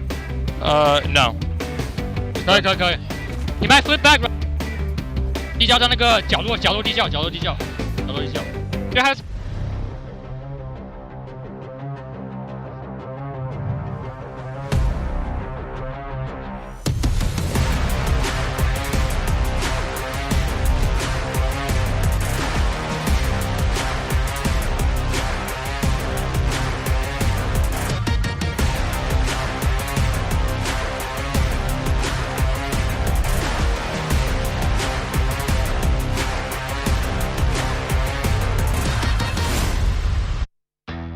And this time around, we're seeing a lot more demure and calm VC from the side of Adi. Yeah, very mindful. Yeah, he's very mindful. And even after the quick down from his little brother Kuga, he still said it was okay, right? So he is that calm and guy that really brings the team back. And also from the side of RVO, I'm quite shocked because they were communicating in both English and Chinese. Yeah, it was quite insane, you know. Well, I think the saving grace there was that they were able to get at least one person escape for them to actually hold on to the round lead. So coming into this next match is going to be very interesting to see how they're going to maneuver and navigate their way through this. Evil Dracula is asking in the chat, hey, well, asking me, but I want to ask you too, what's your favorite skin when it comes to what's that, Identity 5? First thing that comes to my head is I like the B-Duck skin. That's really fun, but that's a crossover one. Then mine is the what's that called? Panda looking one, but cool. I know that one. Is this the Bonbon skin it's that or one. is it Panda? It's the Bonbon skin. Yeah, I forgot. The mechanic skin of that is really good too. Yeah, the mechanic skin. Actually, all mechanic skins are good. Yeah, they're really good. They even have the Persona skin. What's up? Can you even compare it with the Explorer turtle skin? Like, it's like a different level. Like, you compare the mechanic skins, all skins, and then you look at the Explorer ones. You always bring that up. Like, he's like, justice for my guy Kurt here. But you know what? Even when it comes to has Explorer Kurt been used as a poster boy for Koa? I don't think so, right? I don't think so. Is that justice for Kurt? And hopefully in the next Call of the Abyss. Maybe he is, dude. Don't you see at the background? He's right there. Tiny form. He's right behind you. He's always there. Kurt's always with you. I'm kidding. I'm just making you cope. But Fueling Agents is also a really good skin. The Call of the Abyss 4 has really good skins, and 5 as well. 4 and 5 are some of my favorite skins. I do have a special place in my heart. Eli flamed me for this, but I do like the Mercenary Cheshire Cat one because it's like I cosplayed it one time. But isn't it the one that you cosplayed? Okay, why do you have to bring that up? Yeah, I did. It is. That's the one. I was gonna say it already, Chocho. Why you gotta bring up the past, bro? Stop. But yeah, Cheshire skin's really nice. I like that one. Really good. Posh cosplayed. Don't stop. When are casters gonna cosplay? I was in that era where casters cosplayed. Do you want to cosplay? As what? No comment. No comment. Depends. V-duck. Be like the V-duck. Oh, I would like it though. People cannot see my face. You'll be damn cute. I'll just be like the mascot. You'll be one of the. You'll be the mascot of one of these survivors. Imagine if like FT or like any of the other teams go to the playoffs and they need a mascot, right? Then you have to fight with the other mascot. You'll be the Rivals mascot. You'll be the cat of Rivals. Rivals isn't even a cat. But let us know also. Let us know. I just want to throw it back to the chat. Let us know your favorite skins also. Nell is like really good when it comes to identifying skins. Like he knows all the skins. Yeah. It's kind of crazy. Actually, yes. You guys are crazy. In a good way. Hey. In a good way. Look, people know the Cheshire Cat. Let's go. I'm not the only one. Shout out to Fioni, Caro, Salty Bee. Okay. Oh my gosh, out to everyone that loves the Cheshire Cat. Oh, Nell's here. What's going on, Nell? Look at what he said. Shout Go back out to to 4 years you. ago. You will see Posh cosplay. Yes. Someone please screen cap it, post it on your story, and then tag Posh. Stop. Why you guys gotta do that? Oh no. Bring up the past. What a time. But yeah, shout outs to you guys. Shout outs to Nell. He'll be gracing the stage in a little bit, but thank you so much for joining us. Shout outs to you, my guy. Nell, we were asking if FT goes to the playoffs, are you going to do anything special? Last year you shaved your head and Chocho was able to dye her hair pink. What are we doing now? A TikTok dance? A cosplay? A tattoo? Oh no, I can't do tattoos. Sorry. Yeah, no, I didn't do it. Oh, Nell, by the way, while you're here, look back at the highlights of round number 1 and check out Adi's moment, the what the hell moment. Guys in chat, let him know about that. What Eli is the also here. hell? What the hell? Guys, ban Eli. He's in YouTube right now. Can we ban him from chat? The rank thrower skin. Yeah, that's what he said. He called the Cheshire Cat the rank throw skin. Is it? There's another skin that is more... It's Throw? more cursed though. Yeah, for mercenary. Isn't it the feel like turtle there's a lot of skin? skins. The turtle Not the skin. turtle skin. Is the how do you like? He's wearing this. He has this hat, like looking like a detective, and then short pants. Who is this? Is this mercenary? Yeah, mercenary. Oh, is this the one where he touches the cipher and then it changes? This is a DM one. I think it could be that one. Yeah, one of the skins of mercenary is also very very cursed. Like somehow your pets, your elbow pets just goes wonky and stuff. Could be a skill issue, honestly, but it goes wonky. No, we blame the skin on that. It's not a skill issue. That's what we always say. It was the skin that brought me down. For real. Joseph has really good skins too. Photographer has really good skins. His DM skin's really good. He has. Hunter, But yeah, okay, Explorer we're is talking still about the Survivor worst. skin. Okay. Oh, yeah. Why you gotta bring up the you always bringing up Kurt. Who has really good skins for hunters, because Hunter's good skin. I mean, there's always one of my favorites is the Tomie skin of Dream Witch, but it's funny because the main Tomie, you don't see it. You only see the tiny Tomies. So Yeah. Tomie has a good skin too. mhm. Oh. I mean, I guess I'm just gonna go for something a little bit different. The Nayet's KFC skin. We don't have it in our servers. Yeah, we don't have it in our servers. I know how dare they? I love KFC. Please bring it to our servers. I'll main Naiad just for the skin. It's really good. Yeah, that's a really good one. Bonbon has really cute skins too, but everyone, and especially in competitive, they like going for the Tin Man skin, like the one, the rusty one. Yeah. Which I feel like, dude, if you're gonna go with Bonbon, you gotta go with the Monokuma or the B-Duck. Oh yeah, Monokuma, yes. There's that laugh. One more time. Can you say that again? Sorry, it was for the chat to clip it. For Chocho to do that. No. But Evil Dracula, thank you so much for that question. Yeah, we're just again talking to you guys and making sure that you guys are participating while the players get ready for this matchup because it is quite intense. It's kind of neck and neck. The point differential is only 2. They tied up in terms of rounds, and Meow is still going to be on the hunter side while RVL is getting ready to survive. To survive, yes, exactly. Because this could be this is definitely the last BO3 because they had uneven scores in BO1 and 2. So BO3 will be, if they tie things out, then FT will be winning overall. But if RVL is able to win this round, then they will be taking the win home. Yeah. Oh, Kuro's in the chat too. Shout outs to Kuro. He'll be also commentating some of the group stage matches. And people are asking what Nello's socks are. Were you there when they asked what socks you're wearing? Yeah, I'm sleeper gang. I'm still wearing slippers right now. Like at this moment, yes. I'm sitting down, but I'm wearing slippers. Slippers, right? I was slipper gang. Also, when parents would get mad at you, they throw the slippers at you. But yeah. Jarvis clip Chocho. Naked feet. It's just really hot, and you're from Singapore. I'm from Philippines. It's just very hot. So I see it's just relatively quite hot, especially Thailand. Thailand, I think, is the hottest. I know. Yeah, Eli's been saying there's like a lot of heat warnings. I know also in over in the Philippines, like you gotta stay hydrated, and unfortunately also like dogs and pets need to stay indoors too because it's way too hot for them to be going outside. Wow. Well, I just hope it won't get better, right? So yeah, I just hope it doesn't get too bad. Yeah. Yeah. So It's stay too indoors, hot to folks. Stay handle. hydrated.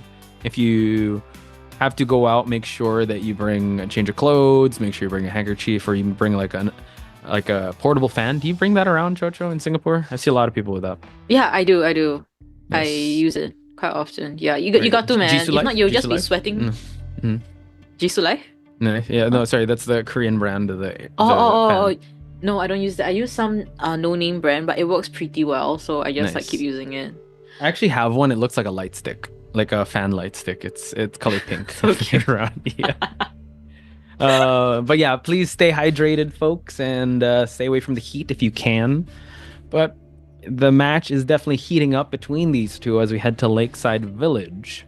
Survivors are on RVL side, and we see some bans on Seer and the Novelist. Yeah, so let's see how's it gonna be. But the main point, right, from RVL side now is that the moment the RVL servers get a 4K here, there's no BO, there's no second half, right? There's no second half because FT will be dominating by points. Actually, there will be second half because they have to count the net wins. If they're able to tie things out. Oh, yes. Yeah. You are correct. Yeah, so they gotta play it through. And let's see what's it gonna be now. Hula Blue and the Ivy will be banned out here as expected. This top 4 meta hunters right now is not something they want to deal with. And RVL, let's see what's it gonna be. Lakeside Village. Yeah, this opens a lot of hunter possibilities too. So we're definitely not going to see the upper echelons of round 1 and round 2 hunters. So what will Meow bring to the table? We did see his iconic Night Watch. Oh wait, no, sorry, that was Kuga. My bad. So I wonder how Meow is going to deal with the pressure, right? He was pretty much playing a little more defensively in the previous game. So we just have to wait and see. And I do see shout outs to Tenshi, shout outs to also Evil Dracula, being my favorite type of Dracula. And shout outs to everyone that's still in chat. Please give your support. I want to see some cats for RVL and some dogs for Team FT on who you guys support here. Can we see a toy merchant, Chocho? I would love to see that in this map. Oh, I don't remember RVL having a toy merchant. But you know what? Nothing is impossible. We saw how Sprinza actually came back in BO2, and I expect nothing less from RVL survivors because we've mentioned in our first match of the day, it takes both hands to clap. If Sprinza is able to clap back, RVL survivors will likely do so. So let's see what's it going to be against Melpai. Melpai, I think he's really thinking through what is it gonna be? Because there's various hunters that is really hard to play. He doesn't want to chase in the big boat as well. Trying to think about what hunter, because I know you mentioned Bloody Queen, but I don't think he can bring it out here. There's just too much obstacles. He wants to go for more than just a tie, but based on Seer being banned out, Knight as well, Novelist, you think Gamekeeper? I'm just thinking because Novelist is banned out, I think. Actually, might work, and for the first time in forever, the mechanic is out of the ban jail. You gotta quote Frozen, bro. Okay, sorry. Oh no, that's not Frozen. Sorry, that's Tangled. My bad. Okay, got it. First time in forever? No, that's Moana. I'm kidding. It's Toy Story. Okay, never mind. So, you think it's gonna be a Gamekeeper? Because I'm just basing it off of that one ban, but you could bring out other stuff as well. I just want him to bring something out that's unorthodox, because as of today, we have seen only, I believe, 3 hunters. Right? 4 hunters. 4 hunters. The goat man, the opera singer, the gamekeeper, clown, and the clown. True. Yeah, we've only seen 4 hunters. So crazy, right? This is the type of meta, and when it comes to survivors, you kind of see a vast roster here. But I'm liking the draft so far. At least they're able to sneak in that mechanic, because they do know that pressuring Meow is going to lead for them to at least get 1 survivor out. So having that extra body is really good. Meow needs to find out the mechanic and do a little bit of a cleanup right away. If the mechanic does get found out first, or if they force out a hit onto other folks, at least the cipher progress won't move so fast. yeah. But then let me think about the spawn locations, because the Great Wall of China probably will not be happening. What? But oh snap, let's go. Okay, so we get your request here. I'm actually a little nervous because Lakeside Bloody Queen. The terrains is not ideal for Bloody Queen though. Like, we gotta admit, it's not ideal for Bloody Queens. But I believe Mel will be able to make it work. If he's confident enough to pick it, he will be able to play it. But the thing is that they have very good team comm, right? They do. They do. Who can he chase here? I guess Coordinator could be an option. If you chase the mechanic, the bot is going to be outside decoding. Psychology, you're going to take 3 hits. So I guess it depends on the spawn locations, right? So bringing back the greatest hits, Chocho, I feel like they're listening to you. You asked for current matches, they give it to you. You asked for Bloody Queen of Meow Pie, you're able to get it. What did you say? Thank you, Meow Pie. Love the Bloody Queen. Now that's our 5th hunter of the day. Let's go. Okay. So, seems like oh wow, Ada getting the big boat. Oh no, sorry, it's the mechanic getting the big boat. Small boat on Ada, Mercenary at the center, Shack over with the Coordinator. So now that we know the spawn locations, Chocho, who do you think would be the best chase to start out with? Best chase in my head, Coordinator. Because Psychologist needs 3 mirrors. Okay, as long as it's 2 mirrors, right? If Coordinator is able to kite out 2 mirrors, that will be successful kite. If he's able to force out a blink, even better. More mirrors, the best, right? And for Psychologist, minimum 3 mirrors. If he's able to force like 2 mirrors plus a blink hit, I think our VL servers will also be able to take it. We'll see how they decide to play on the game. But looking at the personas first, we have Bloody Queen, Trump Card Detention, Blink, very standard. Survivor side, we have 3 of them have 3, and Green has a full kiting build. So folks, this is going to be the first half of round number 3. Potch Spice and Chocho's your commentators for this next matchup of RVL versus Team FT.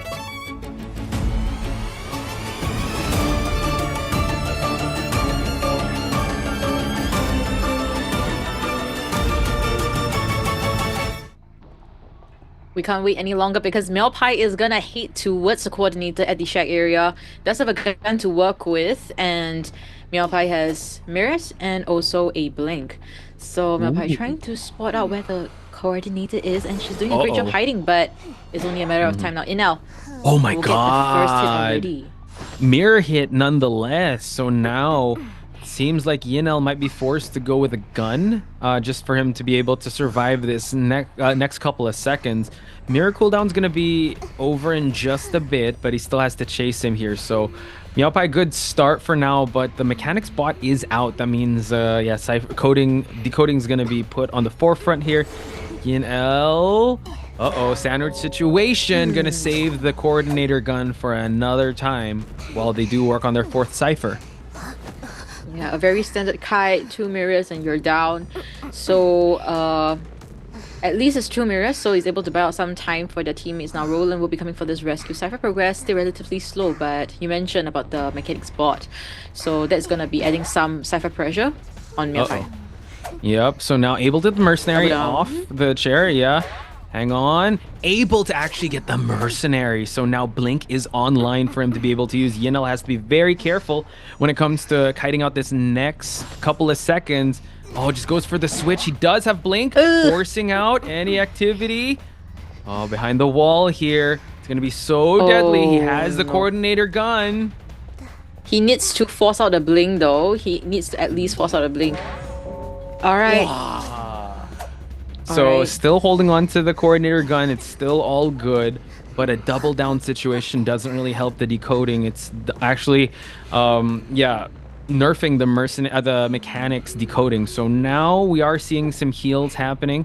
Green is forced to go for the rescue because he cannot decode with people and the Hunter down. sense. Yeah, and the Hunter sense from Meowpai, he was able to like hit towards the direction that Green is coming from, and now Green will still be able to get that safe rescue, luckily. And he now still has the gun to work with. I think it's best if you don't body block Green and yeah, get away from each other, heal each other, and just try to kite it out, because right now Cyphers is not enough. There's no point body blocking. Wow, the pinpoint accuracy on the mirror. This is why you fell in love with Meow's BQ, Chocho. So accurate, and even with all the changes, he's still able to make it work. Full presence BQ. Yinel is going to be sent out of the game, and now they have to kind of pick up the pieces from here. They're still in an okay spot. They just need to be able to make the second kite last and open up another cipher. Yeah. And that's the thing about Meowpai, right? Every time he rank with BQ, he always has very accurate mirrors, and that's the thing about Meowpai. Now, he will be heading up into the big boat. He doesn't know that it's the bot just yet, but the bot, I think he will be facing a no Terror Shot, because Cypher has already popped. So this mirror is actually, it's a good thing for the survivors. True.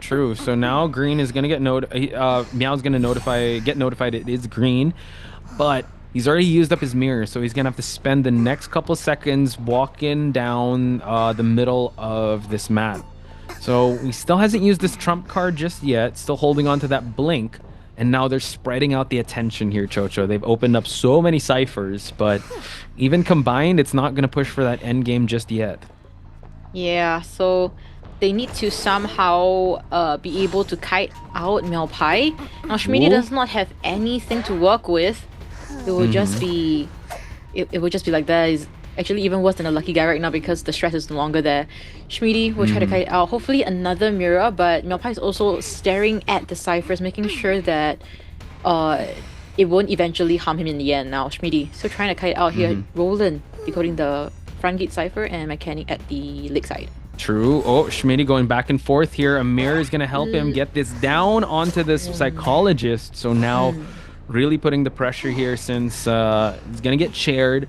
They're going to force a cipher to be opened here. 2 ciphers, so that at least they have their last cipher at 62%.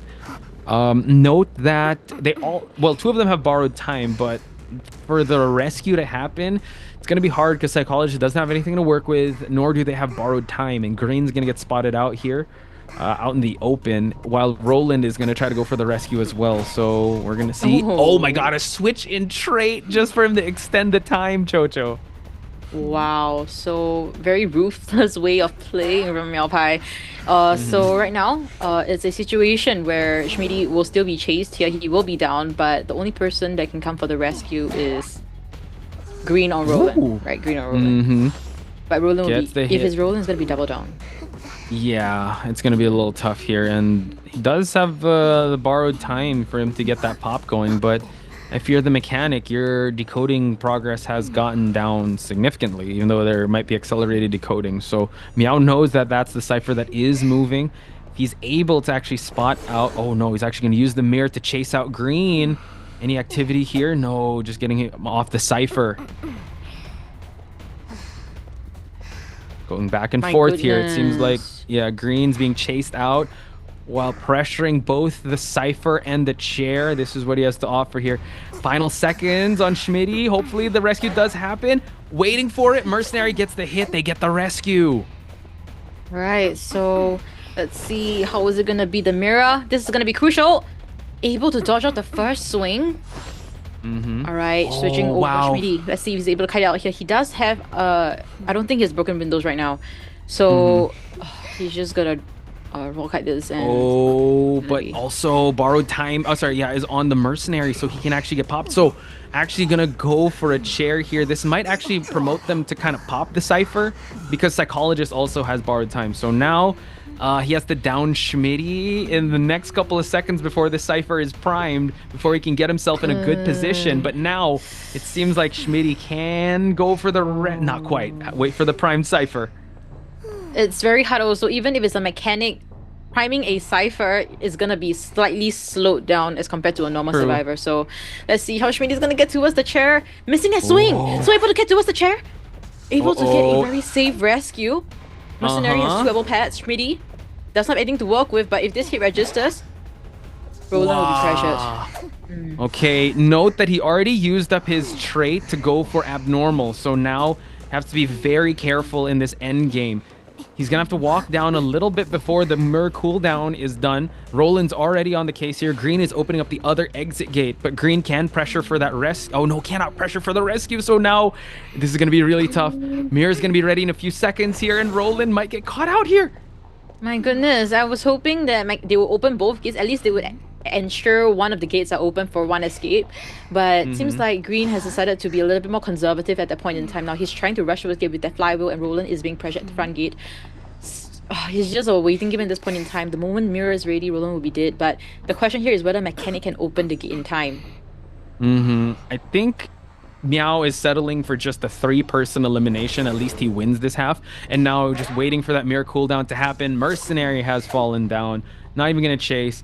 Green is going to be the one to be able to exit the game. And Meow has at least gotten a victory on his half. It's not a 4K, but it's still all good. Yeah, it was looking towards gearing towards a 4K. I mean, we were looking at how the mechanic was decoding so slowly. It was decoding slower than the time that was being placed there, like the number switching. So I was thinking, wow, maybe RVL servers might not be able to decode that cipher. They are unable to pop. It's going to be a 4K for Meowpie, but no, they were able to decode it all the way. And I think one thing to note is that luckily Schmitty was able to hit so close to the chair for that rescue. If he was hit away from the chair, it might have denied that rescue, and it's going to be a clear 4K situation for Meowpie. So I think that probably explains why Meowpie was looking a little bit disappointed when he was exiting the stage. Yeah, even though he did get the victory on his side, it was a 3-1. They're still not out of the woods because Sprinter is very much capable of getting a 4K. And if he does get that 4K, they end up winning the entire thing. So totally get it. People in chat saying Schmitty cooked. He definitely did with how well he was able to play that end game rescue. Because he was actually, Meow was giving him a lot of space. Like the way he was able to, Schmitty was able to juke his way to get to that chair because he had the window to work with, as well as a bit of structure on the fence. And for him to be able to bait out any activity, for him to get the rescue was just so good, because one hit, he's going to fall down. And even getting so close to that chair was so good. Talk to me, Chocho, about the early game and what you liked about it, both on the Survivor side and the Hunter side. Okay, let's just put this in perspective, because Meowpie is such a seasoned bloody queen, right? The fact that I was able to force out 2 mirrors at the start, I think it's okay. Even though people might feel like it's a very short kite in less than a minute, it's actually okay really going against a very seasoned bloody queen. So the thing is that RVL servers managed to play the mid game to end game very well. That is where the deciding factor whether there was going to be a 1 escape or no escape at all. So great stuff coming from RBR survivors. Green able to really locked in when it comes to decoding. Really, he was locked in. He was just from a 0% cipher. He decoded all the way to 100%. I'm not sure if he was complaining in BC or what, but in my head, I would have complained to myself about the mechanic. So great patience. The decoder, that's what you're supposed to do. But yeah, I get what you mean. Green doing an amazing job fulfilling that role, even though there was so much stress going around with people falling down left and right. And yeah, at the end of the day, it's really the game of objectives and not like go over support or going for the harassment plays. So great stuff, great way to manage the end game there. So now it's all up to how Sprinter plays this. He's very much capable of getting a 4K. And it also comes down to how FT is going to come into it, because in their previous match, Kuga unfortunately had a couple terror shock situations that might play to his confidence. So hopefully he was able to mentally reset and come back to this round number 3 a lot stronger. So yeah. Would you happen to know the point differential now? Yes, let me just count it real quick with my fingers. FT is at 13. RVL is as... I'm kidding. RVL is at 9. That's why you're wearing slippers, so you can use the like when you run out of fingers. Okay, let me count it. 1, 2, 3. Yeah. Sorry, what's the score now? What's the score? 13 to 9. Ooh. Oh, but a 5. Oof. But round points. Yeah. Yeah, round points. I think it's very 50-50 though. Because we've seen Sprinter, he tied in BO1, but then in BO2, his hand was warmed up already, then he got a 4K. So Sprinter getting a 4K here and turning the tides around, allowing RVL to move up in the rank, could 100% be possible here. But at the same time, FT survivors, they have been getting a tie, and they've also gotten a no escape. So I think performance-wise also slightly inconsistent. Let's see what adjustments FT survivors have made internally, and hopefully, fingers crossed, things do work out for both teams, and may the best win in this round. So let's talk about the hunters that Sprinter could bring out, because he kind of has the same wheelhouse as Meow does, right? But he is the Dream Witch, right? He's known for that. His BQ is also quite stable, but I haven't seen him bring it out in so long. So I'm not sure if he's going to do that. He could go stable. I mean, we've seen his Naiad. We've seen his Wax Artist. He can't afford a tie. He wants the 4K this, right? So what kind of hunter brings that threat of 4K to the table in a map like Lakeside Village?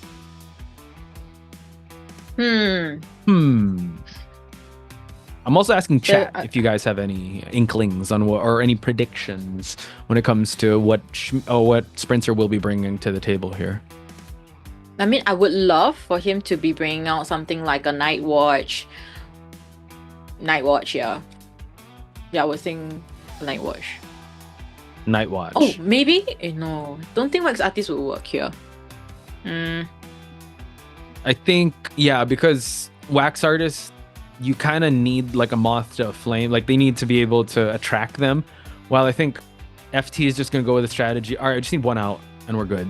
Just tie this one and we're able to win. So they don't have to go for broke, or they don't have to continuously give him space or give him opportunities for that Wax Artist. So maybe not. I mean, he can't play aggressive. He's done 4K with Wax Artist too.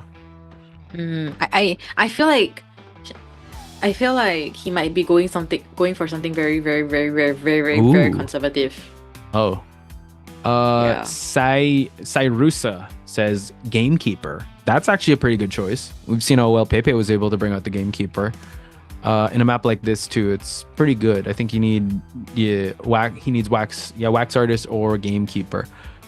Wax, I think maybe more Gamekeeper, because at least you can keep that map presence. Wax Artist, they could just opt to stay away from him and just opt for one survivor out. So on record, he has gone 4K with that Wax Artist. So yeah, this is going to be very interesting to see.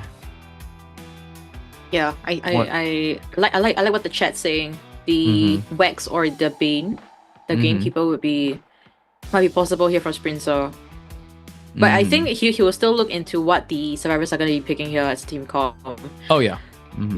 If it's too Yeah, if there's very high mobility, then like Wax is just gonna be like, oh, you gotta keep catching up and then get the Wax onto the survivors. It's gonna be a very long situation for Spencer to deal with. What he wants here is, of course, Spencer wants a 4K. Yeah. Spencer wants a 4K. And if possible, he doesn't want to give that round point win to FT as well. So 3K. I think we're asking a lot from Spencer. 3K or 4K. Huh. Depending on how the survivors draft this one, yeah. Hermit, I'm kidding. Like, just damage everyone and prolong the game out. But it depends on if they have any healers or how they prepare for this. So it seems like Seer and Antiquarian are taken out of the equation for FT to consider. Again, I think those are two well-rounded survivors that don't really show much yet of what Spencer is going to be bringing to the table. Could be Dreamwitch too, but standard bans of the Hullabaloo and Ivy for Spencer not to use. Dreamwitch. I mean, I would also love to see the Dreamwitch here, but I feel like the map is quite big. It might not really allow for a lot of things to happen at the start of the matchup. So Spencer, I feel like he might struggle with the Dreamwitch, but then again, this is Spencer we're talking about. The Dreamwitch is very seasoned in the aspect. But for the side of FT survivors, I think I saw a Psychologist on stage. Psychologist and Acrobat. These two characters actually counters the Dreamwitch. Like the great characters. So 3 hits to down the Psychologist. Acrobat just pulling so much distance away from any of the followers. And also can silence any of the skills to be used as well as slows. So good pickup on the side of FT for now. Just I think it'll come down to the second and third survivor that they do pick to see if they're going to be going for any support or harassers. Support or harassers. Have they picked the Puppeteer yet? I think this would be a good time to pick up the Puppeteer though. I agree. Pick up the Puppeteer, then get a Rescuer. But if they feel that, the Rescuer right now... Embalmer for the tide. Interesting. Okay. Yeah, focus on objectives. Yeah. I mean, I love Embalmer, don't get me wrong, but when teams bring it out, and especially in situations where they need to tie and they want to just tie, it ends up the Hunter finding an overextension and getting a 4K.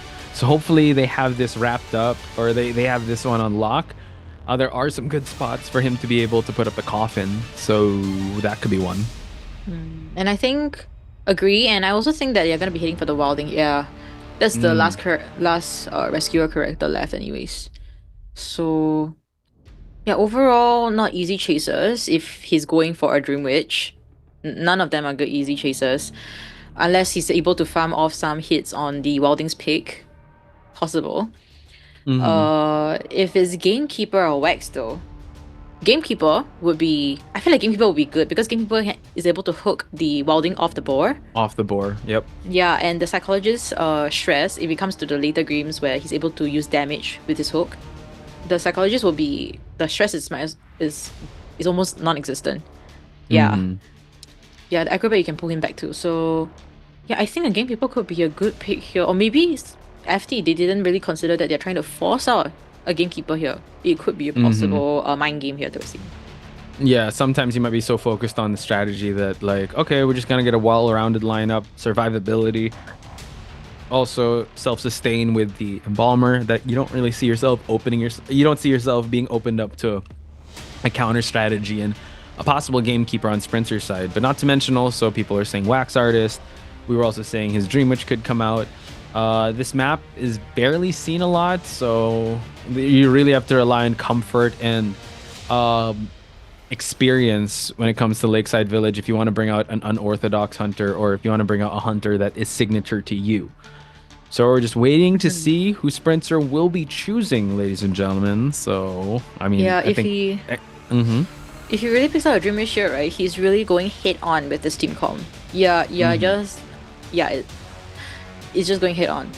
Wow. Ooh, head on. He's that confident, guys. This is Sprinter we're talking about. Wow. Xixuan. Okay. Yep. If he's able to, implore his game plan here. Dreamwitch has been a constant when it comes to competitive, but she's kind of fallen in terms of priority, in terms of kills, in terms of basically presence, especially here in Lakeside Village. So I think FT might have spotted out that he's going to take the Dream Witch. And yeah, they're just going to go for a self-sustained strategy here. They don't have to go for anything too risky. Maybe just one rescue, then just focus on objectives. This is going to be very tough, especially when Sprinter needs to get a 3k, 4k. It's something that Sprinter has to think about, and it's a very stressful matchup. We'll see how this match is going to go. Let's look into the spawn locations first, guys. At Lakeside Village against FT versus RVL. Now, they will be spawning at various corners, near the corners, around the corners, with Acrobat and Psychologist nearing the back gate, and Embalmer and the Wilding near the front gate. So let's see where Sprinter is opting to chase first. Possibly going to take out either the Acrobat or the Psychologist and spawning right next to them. Depending on which area or which route they're going to take is going to be very telling. But at least the Embalmer could focus on decoding. Wilding also can rely on the Embalmer picking up the Cypher when he has to go for that first rescue. Really depends on how much Tide Turners they'll be bringing to the table, and also any borrowed time, because we did see a bit of a shakeup in RVL's survivor personas. They did opt for more borrowed time, which did help them out in the end game. Alright, so we'll be heading into the personas soon. Now, both coaches will be bowing to each other. Now, we did see how Psycho and Aggro could potentially be first chasers. We'll see which one Spencer decides to go for, because just now, Melpa actually went for the one at check, which in this case, this time would be Kuga, the Acrobat. Is Kuga going to be chased for the third time? Ooh. Ooh. Yeah. It's the rubber match. Yeah, and the Personas trait, we have the Trunk Card Detention and the Patroller, very standard for Sprinter's Dream Witch side. And unfortunately, we do not see the survivors, but we'll hit inside and take a quick look at it. Now, this will be BO3 second half between RVL survivors versus RVL's Hunter versus FT survivors. My name is Chocho, and join my review Posh Price and bringing you the live commentary of the match.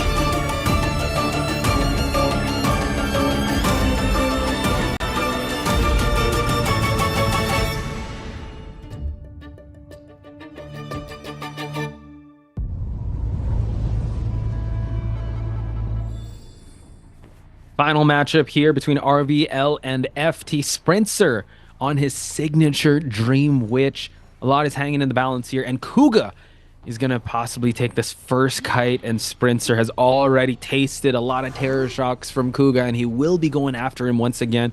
A leech onto Kuga already as he makes his way towards the shack shore area, already using the bomb just so that he can transition towards these pallets. Nice rotation, but it seems like the switch up here for an early hit, and it's not even a follower hit, so great start for Sprinter.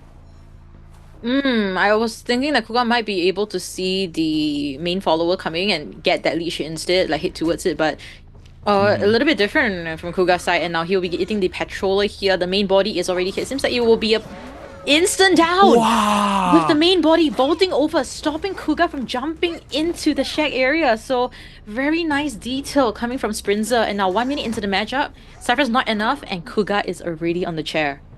Great start for Sprinter, able to actually think 2 steps ahead and drop Kuga right before he was able to make that window vault. So now Wilding does get leeched here. There are no anti-curses on the board, which is kind of concerning here, because now this rescue has to be forced out quite early here. Tide Turner going to be used. We're going to see the Wildling go onto the board. Kuga has to be very careful. He's seen this window trick before, and now he's just going to use it for him to be able to transition here. So excellent usage of that bomb. Unfortunately, no silence was used on Sprinter's side. Nice vault once again. Patroller is ready, though, for Sprinter to use. Yeah, as much as possible, Kuga will want to eat his own leech. And Psycho tried to do something, but did not work out. And Kuga will be able to eat his own leech. So, still alright, though it's a failed flywheel. And Cypher is just a little bit on the slow side. But honestly, Sprinter, good step in the right direction for a 3k, 4k. Yeah, I did see the Psychologist I think the Wildling was supposed to get healed up, but seems like the Blink is already going to get used to down the Wildling, so a double down situation. Adi now forced to go for this rescue. More leeches on the board here, so Sprinter doing an amazing job. Balmer eats that hit, has to get rescued. No Tide Turner here, and we see that the Blink has already been ready for Sprinter to use.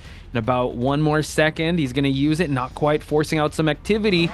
for a double down situation, but no, Acrobat falls down, and a quick down at that. Now he's gonna go for another one. Mini Blue has to be forced to use up his exit path here, while Cyphers have been on a standstill, and one is gonna be eliminated. Yeah, not a very ideal situation that we're seeing here. Embalmer Welding half health. You mentioned Welding using his self-heal right in front of the Hunter, so Psychologist will be able to make use of her Whistle to heal up the Embalmer, but right now Mini Blue will be pressured. He does not have any curse removal, so he does have it now. He ran over it. He got it. So we do see that the Embalmer has already been healed up. This is where it gets really tough for FT. They have to manage 3 survivors. One's already injured. Not much resources on the board. He was waiting for the Wildling to get off his board because now he will be chased. But no, it's Shadow. So Sprints are really spreading out his presence here. Flywheels towards these pallets, drops it right away, forcing him to break it. And now we see some Cyphers being moved. So Sprinter still in a bit of a stalemate situation, but he still is holding the advantage in this situation. He think about Spencer, he has to make this blink swap trade right work out for him. If he keeps dragging on like that, it's not gonna be working coming to the late game because all of them are running around. You only have a blink, you have no teleports. Now Shadow, let's see how is it gonna be. He's able to block it for the second time, now doing onto another member. Now Shadow will be able to get the first hit. Wilding is still removing his leash. It's a matter of time, and the coffin is also on Mini Blue. So Cypher still on a standstill with Embalmer decoding one of the 3 right now. Yeah, it's still going to be an uphill battle, and Shadow, unfortunately, his cooldowns has already been used and forcing him to bolt back in. The patience on Sprinter's side actually forcing some activity, so Psychologist is going to get chaired. We do see one more Cypher being worked on. Wildling, unfortunately, is the one that kind of has to decode because he's already injured, so Embalmer has to go for this rescue. Yeah, I mean, I like the detail from Shadow, able to get that leech hit, so it forces Sprinter to leech onto him rather than a member that's coming from the outskirts of wherever the vicinity that he's in now. Adi will be able to come for this rescue. Full health. What they need to make sure is that Psychologist doesn't have 3, and Balmo 2. True. Drops a coffin here. Adi trying to go for, a flywheel to force some activity out of Sprinter. And now, great hit on Sprinter. It does register. We do have 1 Cypher remaining, and he is guarding that with his life. So just like that, good mid-game on the side of FT, all things considered. Not the best start, but it's a 3-person mid-game, but everyone is injured. So this is forcing them to actually open up another Cypher, getting some anti-curses. Mini Blue might be forced to actually push for the Cypher because he does have a coffin and he does have a board to use. Yeah, and Shadow is also pressuring by decoding a 6th Cypher with Adi at the side trying to deleach himself. Mini Blue probably very soon. So let's see what's it going to be. Shadow has the heartbeat now. Whether Sprinter can get this down would be a very crucial one. Nobody's at the Cypher yet. This is actually very intense. Both survivors trying to remove their curses, but nice flywheel baiting out the blink. And now Shadow has fallen. Will actually go for Wildling may have to go for this rescue because he does have a coffin, so this allows them to actually open up the Cypher. No, it seems like it is actually the Embalmer to go for the rescue. I think they're just gonna pop and Embalmer's gonna hit towards the front gate, but the struggle free happens, so they will just pop 3-man end game, and Shadow does have a leash, the other 2 don't have, so this could be a potential tie game that we're seeing here. It could be, and the gate is already opening. Shadow just needs to buy a little more time. He already baited out the blink. He's going to try to make his way towards this palleted area. Tries to go for a double back, but it doesn't work out. But just like that, Chocho, gate is already about to open up. Sprinter, unfortunately, has already swapped to blink, and it's going to be a tie game, meaning FT have won this matchup against RVL. Yeah, amazing stuff coming from Team FT. Congratulations once again, and also a great work put out by RVL Sprinter. It was a countercom, and he was able to tie things out. And honestly, FT survivors just played a very, very good matchup there. They did everything right and pressured the Cyphers at the right time too. So FT really making ends meet. Yeah. I would say they had a great start. In round number 1 at least, because this start was not ideal at all. Sprinter looked like he was going to get a 4K at one point, but you got to leave it up to FT for them to be able to drag out the mid game, for them to get I would say healed up and also get de-leeches and just make sure that towards the end game that struggle free, and then for Shadow to prolong a little bit of the time for them to get that escape.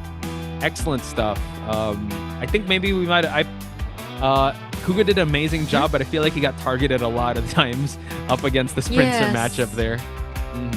Yes, I feel bad for him, but you know what? It's a team effort, all right? It's a team effort from Hunter's side and also as a team of survivors there. Even if Koga is unable to potentially pick himself up, I'm glad that there were other 3 members that could really play around that game still and try to tie things out, or if not, get a 1 escape. Yeah, so good stuff coming for FT. Yeah, again, shoutouts to RVL. I think them being able to get a little bit of points here, making it into the group stage, or at least putting themselves in a good spot in the group stage. This is just day number 1. So hopefully they come back stronger. And Sprinter, my goodness, on the Dream Witch, and Lakeside as well. The confidence in this guy is just insane. But at the end of the day, FT did take it when it comes to a tie, and FT are your winners here. Yeah, FT will be winning. Actually, they won 2 rounds in the BO 1-3. They won 2 rounds with RBL winning 1 round. So net wins is 1. Net wins is 1 for FT. So yes, great. FT actually did a very good work today, and also I'd like to thank Melpai also for bringing out the BQ from the side of Sprinter. I also like thank him for bringing out the Dream Witch. Finally, we're seeing something a little bit that used to be meta but no longer meta characters. And looking at our match stats for today, we have Koga with 64 seconds of containment time. I'm just gonna remember the 115 seconds from BO1. His aeroplanes. Alright, that will be his debut 115 seconds. I think once you reach that, it's like, okay, that's my peak. I'm not gonna be able to, like, that's cool. I'll live with that. And now I'll just like kind of defend what I can, and I don't need to be the highlights as long as we win. Here we have it, folks. All 3 games played. It is FT to take it 15-11. They also win in terms of rounds. So congratulations to Team FT for moving on. Well, it's still in the group stage. And RVL, for those that you guys who are supporting RVL, are fans of RVL, don't fret, because they still have more matches to come in these next 10 or 9 days. It's a lot of days, Jojo. We're going to see a lot of ups and downs here. And also, just to mention, also we had our match number 1 between AXIZ versus TE, right? It was a 15-10, so 5-point difference.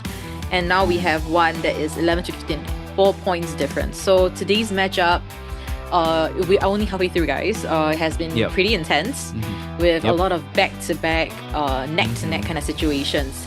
So we are expecting the same thing coming the next 2 rounds that we are seeing here, which is from Team Group C and Group B.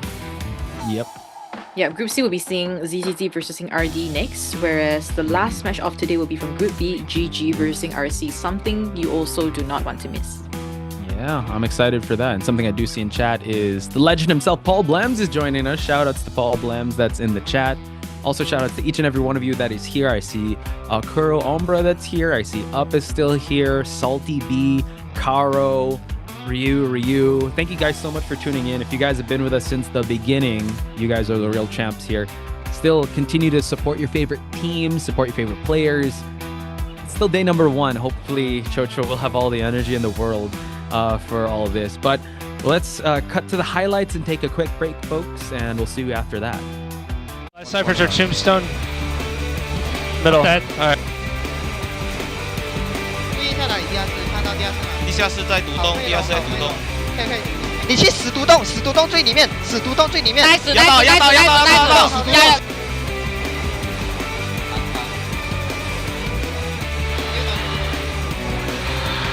不用紧。打法。打得过去。40 seconds. If he kites outside, you can. Never mind. Try it. No. Go. He might flip back. I didn't see it. 那个秒上13秒，10秒。I can save. I'll save. Blink, parashot. 我只有我出 window. Cheers. Alright. Yeah. 9、8、7、6。过来。应该好。OK。 Ladies and gentlemen, we are back once again. COAⅧ Global Playoffs, group stage here, and we are just ending our second matchup of today. There's a total of 4, and FT has won against Team RVL in the group bracket D. So we'll be seeing FT's interview very soon. I do wonder who is the 2 lucky guys that will be gracing the stage later on. Please, Adi, bring Adi out. Adi, I think probably 100%. He's always been the team representative, and maybe also he's the mascot. Milpai? Maybe that would be good. Actually, I would love to see Adi and maybe Kuga, since this was his debut as a survivor. But Meow would be also good. You definitely have to put Adi there because I feel like he's not just the representative but the mascot. He's the wolf and he's the dog. He's got that dog in him, folks. Adi, what the hell? That's what he was saying. Yeah, and also I would like to see if they're gonna ask certain questions about whether Kuga or why suddenly Hunter to Survivor. What's his transition? Oh yeah, PB 2.0. Yo, can I just shout out chat here? Yo, they actually highlighted. Yo, they were all counting the blink countdown. That was so cool. You gotta love it. When FT is getting ready, but then he got down before the blink happened. It's still pretty good. You'll love to see it happen, folks. And hopefully we get to see a little bit more moments, more clippable moments when it comes to amazing Hunter plays and amazing Survivor plays in this matchup. So MVP is going none other to Meow himself with the BQ. Yeah. Hunter dominated meta. We do see all the Hunters having that MVPs for now, so curious to see whether in the later rounds we might see any Survivor MVPs. But for now, congratulations to Milpai for getting the MVP first, and average terror shots of 1. I'm pretty sure I saw more than 1, but average eliminations of 3. Yeah, that was probably on Sprinter's side. But like you said, the interview is gonna happen, and we have Meow and Shadow. Hello， 大家好，欢迎来到赛后采访环节，我是主持人潇潇。首先恭喜 FT 拿下今天比赛的胜利，我们是请到了Shadow和秒牌来到赛后采访，向你打声招呼吧。Hello， 快分享一下心情，两位怎么能如此淡定？一定是刚刚被抢救回来的吧？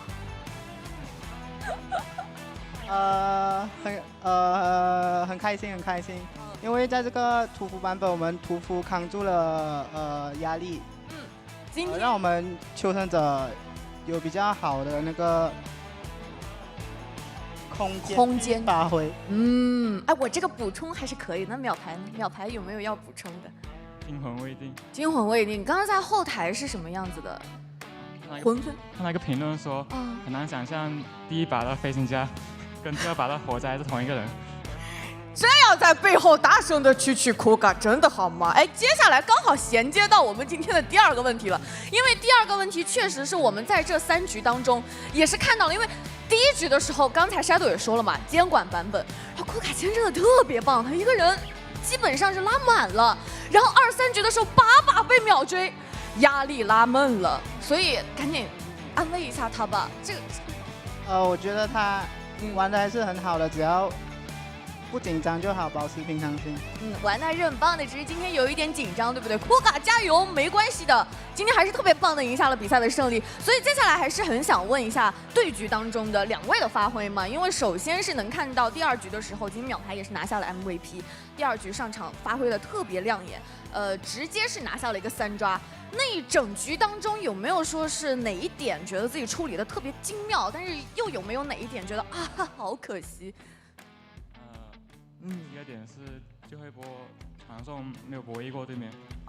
当时传过去的时候，第一时间是不是有在做一个什么样子的规划呢？那会儿，传过去的时候，我想没有耳鸣，我想先去挂大副吧，然后再回去处理囚徒。当时是不是没有耳鸣的时候就感觉哎呦心凉了几度？但是那一局的发挥已经很棒了，他是只说了自己感觉失望的地方。那 Shadow 你接下来来夸一夸他，你觉得那一局秒牌的哪一波操作行云流水，惊为天人？我觉得手最后一台电机的时候，他杀那个囚徒，跳得很快，我觉得很强，熟练度太高了，对不对？今天大家发挥都特别棒，虽然是惊魂未定的比赛，但是还能看到我们几位在场上的一个发挥，还是有这个大将之风的。那接下来下一个问题是想问一下 Shadow， 我们在第3局的时候是秒牌先手拿出了红夫人这个角色，也是好久没见了嘛，然后一度也是在场上打出了优势。当时他选这个角色的时候，大家有没有给到他一些这个鼓励呢？包括我们后台是怎么决策的呢？因为他红夫人打得很好，所以我们就相信他。我叫他打红夫人。你叫他打红夫人，他叫你玩你就玩。你们2个的羁绊也太深厚了吧？那他的这个红夫人打几分呢？5星好评的话，怎么也得有个9分。9分，直接拉满了，什么5分根本差1分，不要让他太骄傲。差1分嘛，还要给到一点进步的空间，我的天哪，太有爱了。那接下来就想问一下秒牌，9分呢，很高的分数了啊！这个舞台上从来没有见过这么高的分数，但是最后的时候看到你把手机放在那里，还摇了摇头，那是咋回事呢？是不是又在复盘？因为那个时候空一个镜像，然后太紧张，所以四杀就没有4杀。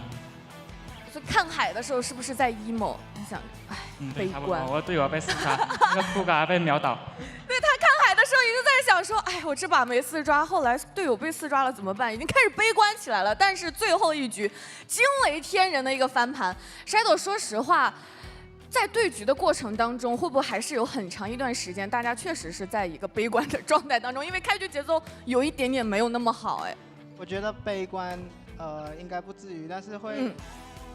很紧张，还是很有韧性的。那哪一波的时候，大家在场上对内营就感觉活了，就开始慢慢的再把这个节奏打回来，会是摇下来的那一波吗？因为是的，就是那么摇下来，他就管不了小船那台电机开了，然后我们大门有人贴，我们就能跑一个，然后我们跑一个就能赢了。那当时队内语音是什么样子？因为我们有听到你的队内语音嘛，大家的队内语音就是。哔哔叭叭叭叭叭电方那种，你们当时也是非常兴奋的在讨论吗？那会儿，对，谁最兴奋？阿迪。秒牌默默的指了指Shadow，那秒牌大家在备战间是什么样子情况？我跟那贺神喉咙有点沙哑，现在。已经是喊到喉咙沙哑了，因为确实最后太惊险刺激了，能拿下今天比赛也是很棒很棒的。那接下来我们的赛程，2位有没有什么特别想要面对的队伍或者对手？有没有想复仇的呀，或者想挑战一下的呀？哇哦 ，FL， 他说的就是你想的，对不对？还是他说了一个不是？哎呀，我这个铺垫，那你想的是？我不想。你不想，你就想在这里打好每一场比赛，吃好玩好，深渊8的旅程，开开心心的打好每一场比赛，把自己全部的风采打出来，对不对？我太会铺垫了。好的，那也是感谢2位来到赛后采访，再次恭喜 FT 拿下今天比赛的胜利。接下来即将进行的是我们今天的第3场比赛，让我们稍事休息，马上回来。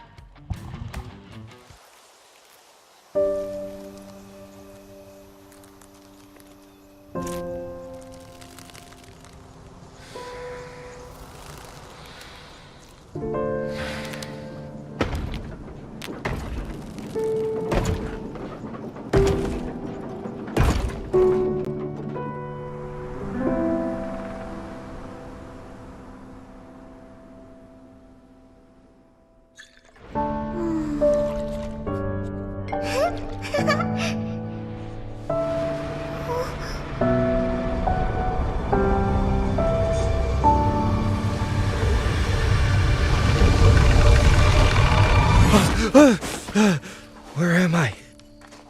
He's awake! He looks so complete. Hey, it's about time.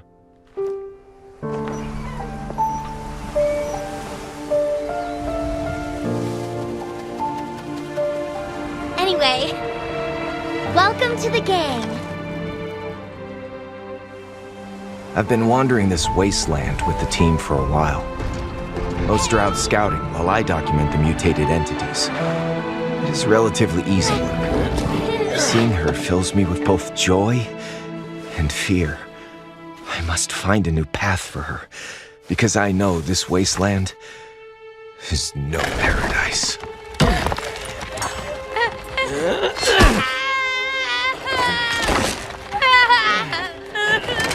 As we delve deeper, the relentless force of erosion is like a slow, steady hammer, driving life down like a nail, reshaping it into something else. Guided by my companion, we reach a new area with far more strange entities than the outskirts. Our ailing frames can barely endure, yet none of us are willing to stop. I can't leave yet. The key to finding the way out might lie deeper within.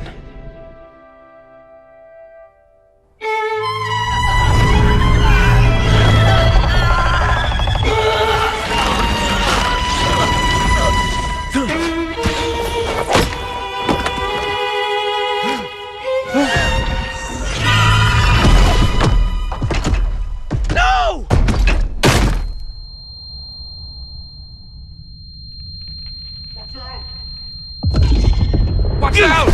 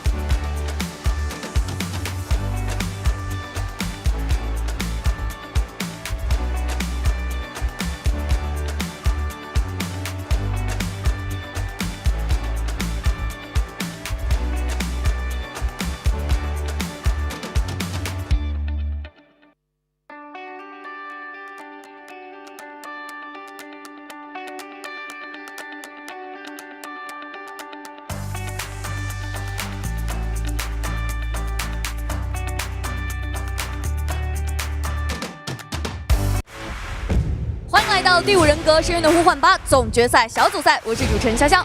下面让我们有请2支战队上台喊话亮相。首先有请 AXIZ 战队登台喊话。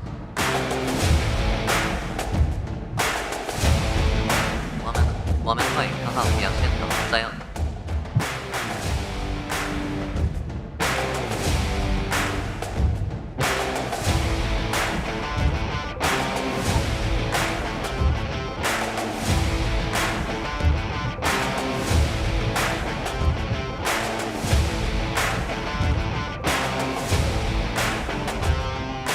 欢迎 MZ、Nana、OUO、NN、Eagle。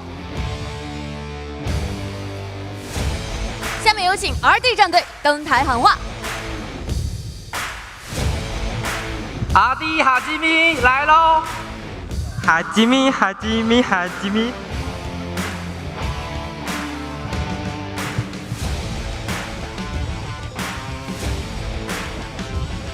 欢迎郑凯、拼拼、浅叶、幻雪、绵绵、冰冰、梦幻小明。今天对战的2支战队是 AXIZ 对阵 RD， 让我们一起期待接下来的。And welcome back, folks, to the Call of the Abyss 8 Global Finals for their group stage, day number 1. Potch, Spice, and Chocho keeping you guys company all throughout, and we're already on our 3rd match of the day. We're going to have a match between the South Korea division and Chinese HMT division. 2 regions, I would have to say. I don't have that much notes on, so I'm excited to be learning this matchup with you, Chocho, and learning this matchup with a lot of folks there. So Let's go. I would have to say when it comes to the South Korea division, they have been quite interesting when it comes to their lineups and their compositions, I have to say. I'm So OVO was one of the standout performances, really making the dancer meta happen before anything else. I believe also, I forgot the name of the hunter in the South Korea division, but he brought out a Hell Ember, and then he was able to actually get a tie game. I don't think he's here today. Yeah, I remember his face. I don't remember the name. But they are known for various strategies. So looking forward to seeing what the South Korea division has to offer, as well as Chinese HMT. I'm also excited to be saying what's up to Snooty, saying what's up to us, as well as Evil Dracula's been here as well. Salty Hello. B. Any shout outs you want to give out, Chocho? Omino. Rainy, maybe? Euro Namida. Oh my goodness, I'm so sorry. Lei Liu, guys, thank you guys for being so positive here in the live chat. Yeah, and this is gonna be a pretty strong matchup, I believe, between these 2 regions because they've competed individually amongst themselves and they've come up top in their own regions. So this is just gonna be number 1 versus number 1 from different regions. I'm curious to see how it's gonna be. And one thing to note also, later on when we see the introduction, we'll bring it to your attention. But for now, it will be Team ZZZ's introduction first. We have MZ, NN, OUO, Nana, and Eagle. MZ will be the hunter as registered, and we'll give a little bit more information afterwards. RD side, we have Bin Bin, Ming, Huan Xue, Zheng Kai, Pin Pin, CY, and Hajimi. Hajimi would be the main hunter, most likely. Yeah, we saw the representatives RD really hone in like Hajimi, go for it. So I'm excited to see that because Hajimi will be actually hunting while we're gonna head on over to the survivor side of ZZZ. So when it comes to information, I'm actually gonna be looking on screen here. Oh, they're switching it up. I thought Nana was like, nope, I'm not gonna be surviving. You'll be surviving. So seems like we're gonna do our team introductions here of Team ZZZ to start things up. Yeah, wow. The face cut is lethal. Lethal. That's one way to put it. As we mentioned, it's Nanana, OUO, NN, and Ego. We start things off with NNN. He has used the Knight. It's registered here also. He has used the Seer, but on the notes, he has used the Coordinator. So I wonder how we're going to see this matchup happen. This guy looks very serious in how he's going to be taking it. Looks like a pop star, not going to lie. Yeah, could be the hair. It's the hair. I need to get that type of hair, dude. And I mean, looking a bit at these stats, right? 38% escape rate. So 1/3 chance of potentially escaping. Most likely ain't gonna be the rescuer, but we'll probably have more information later on, because when I was looking into their career qualifiers, Nana and Ego seems to be new members unless they suddenly changed their names. So we'll see their performance later on. Now, OUO, he played the cheerleader and the antiquarian in the career qualifiers, and we also see the novelist potentially gonna be picked out later on.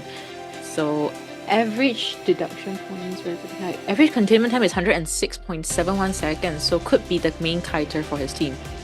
Nice.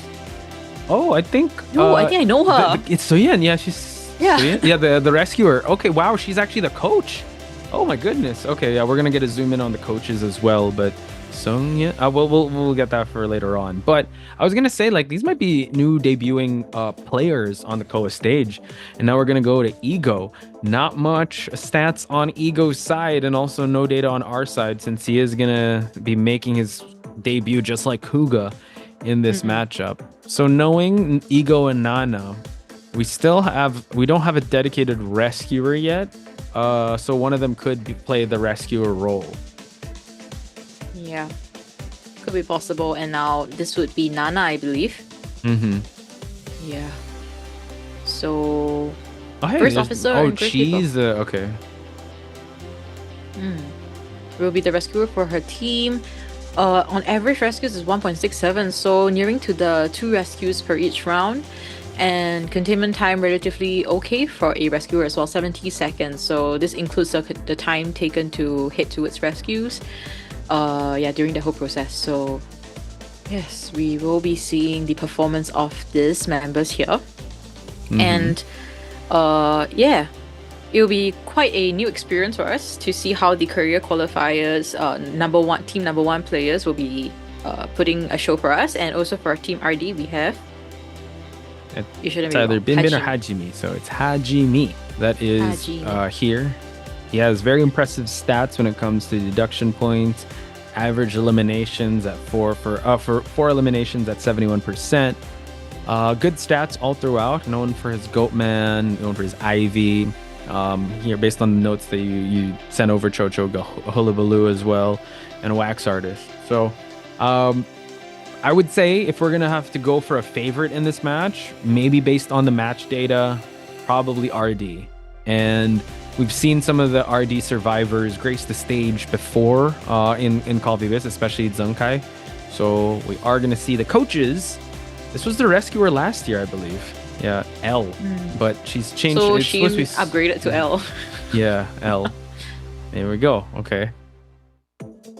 Sorry, I was thinking of Death Note with L and Light. Anyway, so good to see familiar faces because L has upgraded from being a player to now a coach. So shout out to L. Yeah. What an upgrade. It's almost like Chinese mainland's MRC's coach. Heng Heng used to be, I believe he was a member of MRC. Then he got out of the scene and then he came back as a coach. So it's quite a similar, it's kind of common thing that happens here in Identity 5 tournament scene. So I'm just surprised that it's her as the coach right now. Reverie, thank you. I think, Reverie says it's Seoyeon. S-E-E-U-N. Seoyeon. S-E-E-U-N. Sheehan. But now it's L. Now it's L. So Coach L. Seoyeon. Speaking of Seoyeon, Reverie is able to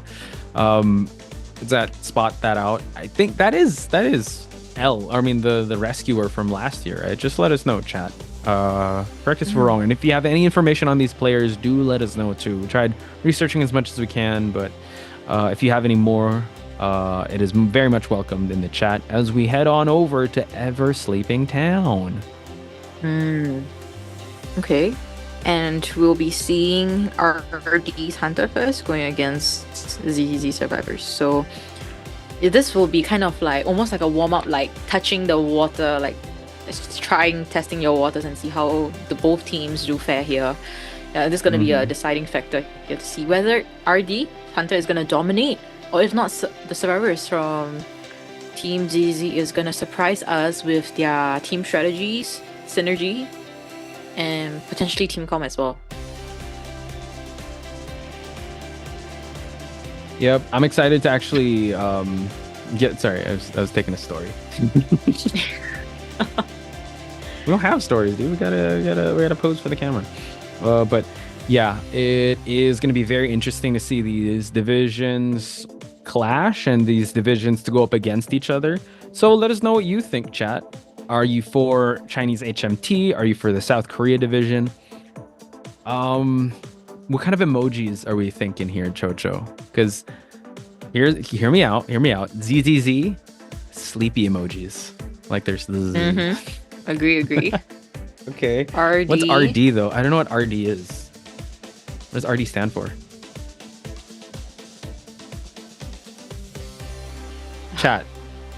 What's RD? So we have ZZZ as sleeping. RD is RD. So I'm not too sure actually, but let me look at some of the names of RD. Maybe we could see if I can pin Mei. Why? Are there Mei emojis? And Mei like little girl, like little sister Little or girl. something? Yeah, little girl. yeah. So how about this? Sleepy emojis for ZZZ guys, and for RD, just give a blue heart because they are team blue here. So let us know what you think. You know, just let us know. And also, if you guys know what RD stands for, let us know too, because you guys did help us out with TE Trace Esports. Thank you so much. Ever Sleeping Town. Yeah, I think it is the most, Nelson. It was Ever Sleeping Town. I see some Z's from Dreamwist and Jose. Thank you so much for supporting ZZZ. But yeah, just get some Z's in the chat for them. Exactly, and also in the meantime, while we are waiting for the players to get ready, if you're living in the SE time zone, is almost nearing to Nom Nom time. So do Nom Nom remember to times, go wow. eat up some stuff, fill your tummies, and yeah, let's get ready for this matchup. And also, if you guys are not in the Nom Nom time season, you can always drink up, because especially if you're living in the SE region, it's super duper hot now. It's summer all year round. So Ooh, Percy, my beloved, said realize dream. That's actually pretty good. realize Zen dream- oh my says goodness. research is Zen That's- says that's my research kinda and joke. development. Yes, Which research one? and development. That's my kind of joke. RD. No, R&D. Yeah, R&D, but then that's my kind of joke. Thank you.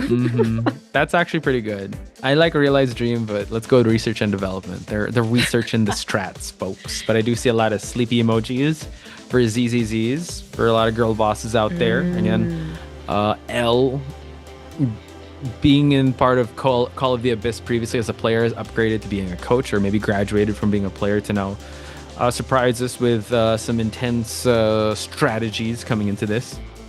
Yeah, And I'm pretty sure they are geared up for this because ZZZ, if I remember correctly, Hunter, right? If we look into their career qualifiers, I think we can bring it up now that later we'll be seeing a different Hunter compared to who they actually qualified with. Yeah. So there's gonna be something interesting that we can discuss later because right now the band pick has just started. We have Hajime banning out the mechanic and first officer, so this opens up for maybe a potential seer pick from the side of ZZZ, but they will be heading for the knight and also the coordinator. Debuting Knight. Ever since his release, we have not seen him in a competitive. Well, we haven't seen him in Call of the Abyss, so at least in day number 1. First round pick of the night. That means Knight, Embalmer, and Coordinator will be globally banned. So not wasting any time just picking up the Knight. Interesting strat. I thought they'd try to save up the Knight for round number 2 or 3, but it seems like they want to go guns a-blazing here. So final picks. You have 2 rescuers technically on the team. Are they going to pick a decoder, a support character? Seems like a gardener. Wow, a variety of characters here, Chocho. How you feeling about this lineup?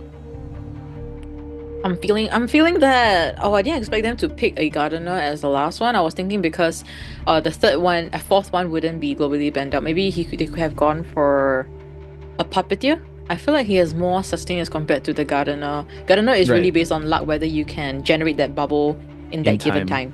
Right. Yeah. So overall, they do have a pretty good kiting team called Knight, Embalmer, and the gardener. Coordinator only has a gun.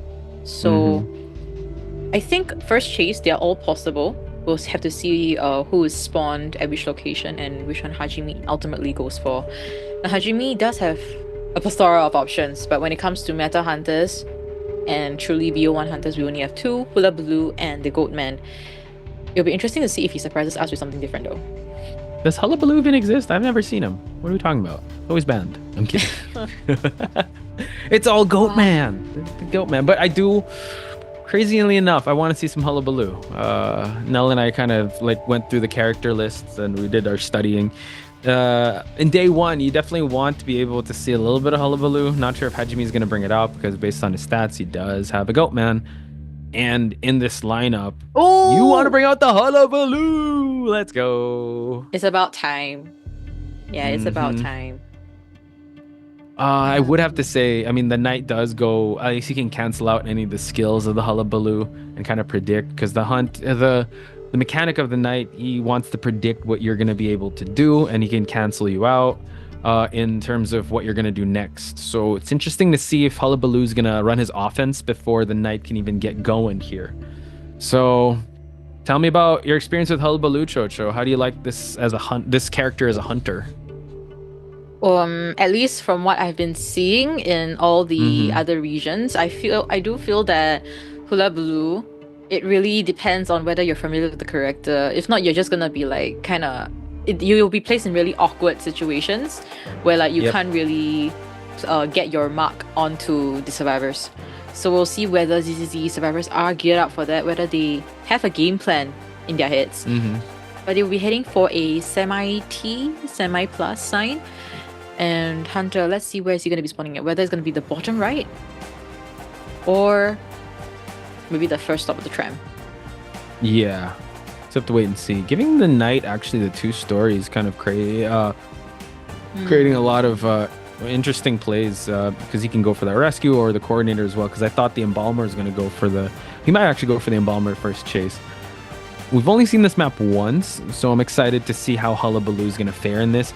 He does have interesting jump spots with his trapeze, so you got to be careful with that.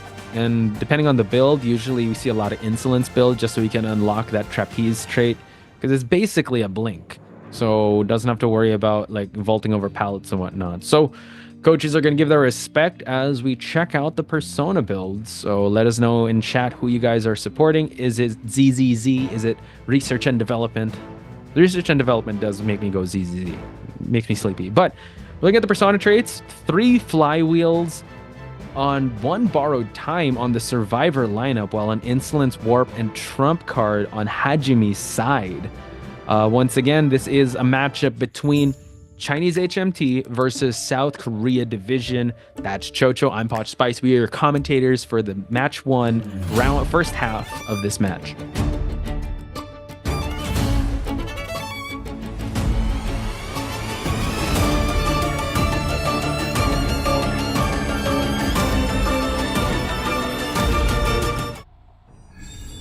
Alright, heading straight for the embalmer as you've called it, Posh. So Eagle will be trying to break all angles, trying to get away as much as possible. But the black mark has already been registered. Red mark as well. So 1 more within the white zone and Eagle will be getting the first hit. That's pretty fast. Yeah, but let's see what Ego can do here, and him trying to rotate around. At least he's rotating away from the white stage mark, but then the double trouble, able to actually get that clone. So great prediction on Hajime's side. We're gonna see a cancellation, able to actually lock him in place. So a bit of support coming in from the knight, but he's unable to stop the onslaught. 1 more white bomb, and that was a quick down, Chocho. In less than a minute, and we did see that Hajime didn't even need to get even close to the embalmer. He just placed his clone, get those 2 bombs, and that was it. Okay, locking it in, so just that he'll be able to prolong the chase a little bit, but he's gonna have to be very careful here, because now double trouble's coming in. 1 more switch just for him to change up the stages, and now the knight forced to go for the rescue, but hang on, he's gonna go for just the regular the knight rescue, but now he's just gonna focus his attention onto the embalmer. Oh, alright, so he's gonna let N off the hook for now. Eagle just as potentially his last time to get the coffin, but the coffin's in fact in front of him. So, not the best ideal situation that we're seeing here, but... Oh my goodness! God. And he got NN! What? That's crazy. A double down situation potentially here. This next kite's going to be a little tough. He's already going to put on the red, the black, and one more. Sorry, he's just waiting for the red bomb. He's actually kiting towards the red, waiting for it to finish, and the last effort's not going to be enough. Double down situation. Quick work out of Hajime. Wow, this might be the fastest second skill we might be seeing here. 2 minutes into the game, 2 ciphers popped, and full skill did not have to use warp at all, but maybe at this point in time, if he decides to chase another person, sure, but seems like NN is going to be healed up by Nana, and the warp is being used here. Can he do anything yet? Oh. Okay, good cancellation here, or prediction. Doesn't choose to go for that hit, so now he's able to actually go for NN. The thing is, oh my God, I was going to say the heal was going to be all right, but the Terror Shock, Hajime's still on a roll here. Quite the risky turn of events from the Knight. Able to get healed, but unfortunately, Hajime still has his clutches here on this matchup. It's really looking like a dominant hullabaloo round here, Chocho. Yeah. Wow. Okay, alright. And Nana will be coming for the rescue. Does have a shield to work with, but that shield has been broken. Within the black zone, she will get a full damage. Able to successfully rescue and get a double down situation once again. And this is why Hullabaloo is globally banned out. Yeah, and in round number 1, you really have to fear Hullabaloo. And now able to get the flywheel, so cancels out the registration. But no, he goes for 2 hits and now a double down. No more tide turners. This has to be one of the most dominant the most dominant round we've seen so far, and let alone it's on a Hullabaloo. Yeah, and we don't see Hajime with in any awkward positions or hesitation when it comes to placing his clone. He is that confident and that accurate when it comes to it. Now he's able to spot out the nearby survivors. So Hajime, just gonna cam this out, make sure that at least he secures a tie here. But it seems to be that it's gonna be gunning towards a 4K. Yeah, I mean, the IDV math is not in favor of the survivors at this point. 1 survivor and a rocket chair, and then we have OUO that is the one that is left here. There is a coordinator gun. Fortunately for him, like, he did fall down, still baiting out any activity here, but he's not actually fallen for it. So Gardener might be forced to use up the exit path. So Hajime has to be very careful here. Oh, I don't think he spotted him. Wow. Oh, he's gonna have to use up a clone just to see where he's at. But I think he still thinks he's in this area. Good hiding strat on OUO. Yeah, buying a lot of time, but the thing is that nobody is healing up, nobody is decoding. So this is just a battle of buying time. Yeah. Yeah, buying a lot of time. But the thing is, they're not even attacking with objectives, so it's just buying time for the sake of buying time. Nana is not getting up just yet. But mental stack is definitely on Hajime's side. He's gonna have to turn this corner and spot out the coordinator. Can he get the silence? Now goes down, gets the hit. Coordinator gun is ready for him to use. Double trouble as well, but no. Coordinator, oh my God, he switched traits to go for the excitement just to continue the onslaught, and Gardener has not healed up yet. Gardener is actually crawling towards the dungeon. The basement. Oh, sorry, the basement, yeah. Dungeon is there too. Oh, interesting play. Right, so Hajime is just gonna try and spot where Gardener is at. Right, unable to find him. So, I guess there is a potential chance for the dungeon. Gardener is a little bit different. If you stand still a few seconds, you're able to get to a shield to enter. Yeah. I think that might be the point. Getting the dungeon is the point of least resistance, because for Hajime, you kind of have to get those 3 bombs going on. So if he's not able to spot out where Nana is, which again is a very risky play going for the basement. I think Hajime knows. Oh no, he knows. And now he's able to get up.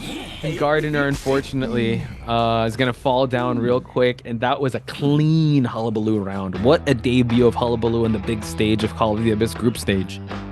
Yeah, great stuff coming from Hajime. That Hullabaloo, seriously, no hesitation, just going straight for it and eliminating survivors one by one. Was a very, very clean play. There was really nothing to talk about because it was just that clean. Yeah, he got all the right objectives. Yeah. I would say when it comes to the drafting too, I think we did see. I think a lot of success is just getting one survivor out, right?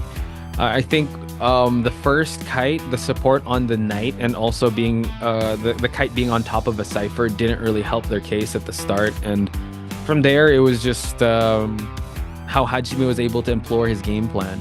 We were talking about how you need to be familiar with the Hullabaloo, so maybe AXIZ still kind of getting their feet wet in terms of competition here, and they're kind of warming up because Hullabaloo is the type of character that doesn't pull any punches because there's no attack recovery. How crazy, right? Yeah. That's insane. So I think at least now they can thank their lucky stars that it's globally banned, and hopefully they learn from that process and come back stronger in round number 2. But now switch things up. Maybe their hunter also has a Hullabaloo to tie things up for them. Yeah, and also, right, if we hit back a little bit, right, I do feel that, I'm not sure if we share the sentiment, but I do feel that South Korea's survivors right now, they are playing a little bit unconservatively. We see that they are getting a lot of free hits here and there with the marks. So that is really kind of building up. There's a lot of missteps here and there, and that's kind of causing them to give free hits for RD's opportunity to capitalize on that. So looking at our first kiter, 58 seconds of containment time. Not the best. Also our knight at 60 seconds. So I think they have to bounce back from this because there were a lot of opportunities where I think you didn't force out any cooldowns from the hunter. You didn't really force out any. He actually used his trait towards the end, but he switched to it because he went to the excitement. And there were so many hits, like we called out, that we were able to spot out that it was from the clones. And even from a distance, he was able to predict where the survivors were going to be at. So Hajime just being a step ahead of the survivors really paid dividends for them to get this 5-point game. Pretty dominant. Again, it's not the end of the road, or it's not the end of the game just yet. They have time to recover and recuperate from this. Maybe it could be a Hullabaloo match unfamiliarity. But hopefully in round number 2 they draft accordingly. And like you said, there's going to be a new hunter coming in for ZZZ, and they could potentially tie things up come the second half of round number 1.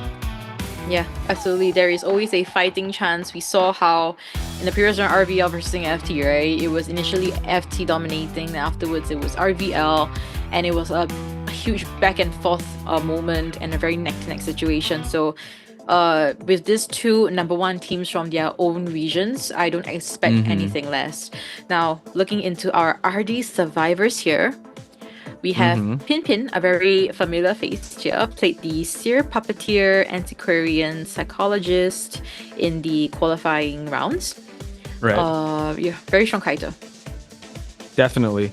And a lot of these names are quite familiar because Team RD have seen and have represented their region or their division countless times in the Call of the Abyss grand stage. So I'd say that they are familiar with what is at stake, and they are familiar with this lineup. So hopefully we'll see some amazing performances on their side.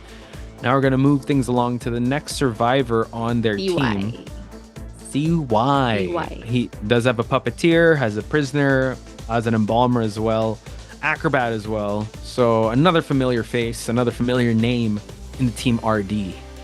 Yeah, and I believe he also plays a lot of decoding characters, mainly because of the 170.71% of decoding. That's on average, by the way. So we probably will be seeing a lot of that, not too much kiting. And the next one could be the very infamous Junkai. Could be. I couldn't really see that arrangement too. So another common familiar faces that we're seeing as well. But if not, it will be Huan Xue. Oh, no, it's not. Is it? Oh. Huan Xue? There you go. Yeah. So he played the Knight, Psycho, Coordinator, Fire Investigator, and the Aeroplaner. So a lot of crafty characters that he is more proficient in. So we might be seeing a lot of that later on, and with 146% of decoding. So it seemed to be that in Team RD side, they have a lot of decoding focused correct survivors in the team. So that is actually really good, because that is literally the name of the game. So I'm excited to see how this one's gonna shake out. Zenkai now rounding up the last of the survivors here, known as the main rescuer of the team. He does have a wildling mercenary. He also brought out the first officer a lot. First officer has been priority pick when it comes to for rescuers, and for right reason. At least you're able to, if you're caught out early, it's totally fine. If you're out of position, just hit that watch and you'll be all good. Average rescues, if you round it up, it's at least 1. So hopefully you'll bring up that stat moving on in this matchup. So gotta love the highlights too on the blue on his hair. Yeah, definitely made the effort to try to matchy with his team's color. And also, yeah, Zhengkai, don't expect anything less from him. And also, I think this is one hunter that I really wanted to talk about. Yes. MZ. Playing the IV and the Wax Artist. We don't have a lot of stats on him, but one thing to let you guys know is that when I was looking through the career qualifiers, MZ was actually registered as a survivor when they qualified. So not too sure how this play is gonna turn out. Maybe he might surprise us with maybe also a very impressive hula blue play, or if not, a good man.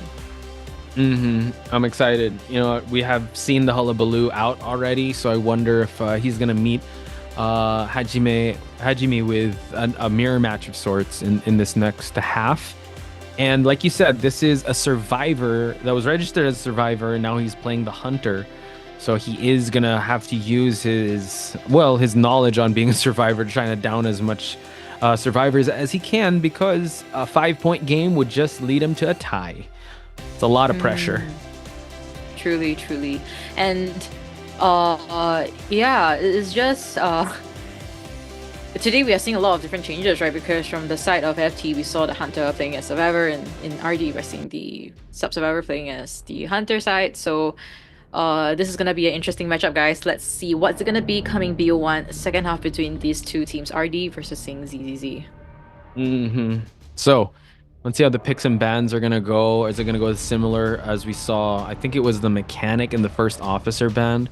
Seems like we're just gonna ban out the mechanic and the coordinator, so no stuns on the team for RD to work with, or no consistent stuns. I mean, they can go with Antiquarian, which they will be doing, and Gravekeeper as well for the first two. So I think now RD really wants to apply the pressure for them to at least secure a tie in this game. So they're going out guns a-blazing, already using up the Gravekeeper and the Antiquarian. Yeah, and it seems like there is some technical difficulties from the side of Team ZZ, trying to communicate over. Now, from the side of RD survivors, they will be confirming the aeroplane probably. I thought it means, no, L was like, yo, I'll be a hunter. It's fine. I'll trade places. Oh, sweet, swap places. Swap. Coach is coming in. Coach is going to be the one to take over, okay? Here, you be the coach. I'll be the hunter. You tell me what to do. Could be possible. Who knows? We'll never know. Well, once we pan over onto the hunter side, let's see what they were able to fix that technical issue, or if they're swapping out. Who knows?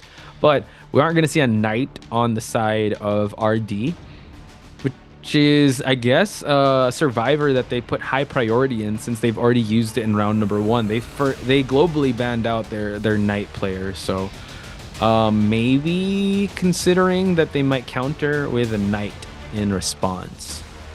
Yeah, and I was trying to understand what was happening, but it seems like CY looks confused and Pimpin is like, what? So, I'm guessing anyway, there's some... L is coming in. L is gonna be the hunter. Let's go. Okay. But I broke Chocho, guys. It's a joke. Don't worry. We just wait and see. I think, yeah, like you said, there might be some technical difficulties. Again, we want the players to have the best possible environment, the best possible interactions in the game. So they just want to make sure that everything is running by smoothly. So I think we might pause a little bit when it comes to the picks and bans, but we did note that L is not going to be playing, but the bans, are going to be put on screen, which are the coordinator, knight, and seer. Okay, we're rounding it out with a seer. All right. So from the side of RD, Puppeteer. I don't know. Puppeteer seems like a good option. Yeah, so might as well use it now, and it's free. It's not going to get globally banned. I agree, and it both counters Goatman and Hullabaloo because it can tank those hits and keep them alive long enough for ciphers to pop. Yeah, and I also want to add on to is that, wow, the ban pick is gone again. But RD actually is going for something a little bit unorthodox. We usually see a lot of Cypher Rush, no harassments at all. But RD service has decided to pick up a anti-Quarian in BO1. So I'm hoping that they are not gonna go. They're using the anti-Quarian for more of kiting purposes rather than OB.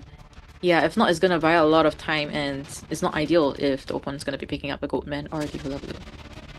Yeah, interesting strat. They're going with 3 survivors only. I'm kidding. We just have to wait for the last survivor to get locked in. Hopefully, it's the Puppeteer. I mean, that's gonna be a crazy. I don't know if that's gonna pay off. 3 survivors.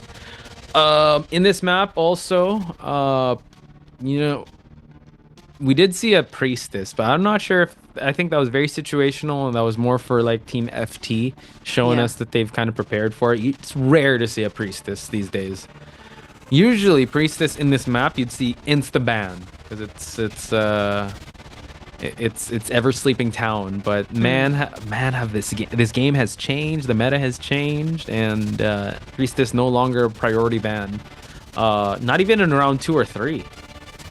Yeah, that's the case. Yeah, it's just how the meta has been. And you know what? Initially, when Goatman and Hullabaloo was not even in the meta, we see a lot of Oppressing and Ivy, and people were like, "Oh no, globally 2 ban hunters. It's so hard to counter. We don't know how to counter it." But then, the thing is that Identity 5, they are creating more and more stronger hunters. You know, causing the meta shift towards the hunter side. But you have to admit, the survivors that are coming out now, Archer, Meteorologist, have you seen these guys? Oh yeah, it's crazy. It's like, so now the survivors can choose violence by aiming, like headshotting the hunters and like shooting with arrows. I'm like, whoa. I went to Identity 5 because I have terrible aim, but now if I'm playing Archer, I have to aim down the hunter. Yeah, and also the levitating one. The Meteorologist, yeah. Wow. This is more levitating than the aeroplane is right now. Like they keep creating characters that like can fly now. I know. Like, and meanwhile, toy merchants there like, guys, I was the original flyer. Hey, look at me. Wouldn't it be cool if there was like a tandem or a synergy with the toy merchant and the meteorologist? Like she's flying, then she's about to land, and boom, you make her fly even more, or she's able to land. Because meteorologist, it's wind, right? She's using. Like for her to levitate herself and also push other survivors. Yeah. First time I heard meteorologist, not gonna lie, I thought she was gonna summon comments, and then boom, right? Yeah, boom, yeah, like able to. The kind.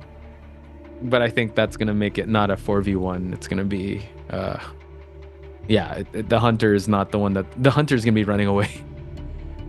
Yeah, rather than chasing the survivors now. Yeah, and yeah. Very hunter sided for now. I mean, they have tried to balance things out with this new set of ban pick rules in COA 8, where you pick this hunter, is globally banned out, and server still has the standard 3 picks. So I think it's still reasonable in some sense. Yeah. Tammy November says Archer is super insane. I agree. That's they're definitely pushing the boundaries when it comes to survivors. A lot of people showing some love to the Archer and the Meteorologist in chat. What do you guys think of those 2 hunters, by the way? Survivors. And can you imagine when the Archer character gets the Hunter counterpart, where the Hunter has a bow and starts shooting down survivors? Oh no. Yeah. Who needs chase when I could just post up on the slide of Moonlit River Park and just click heads? Yeah. That could be quite interesting to see. But as of now, I think in COA 8 this time around, in the global group stages, it's not available. I'm not too sure whether it will be available in the playoffs though.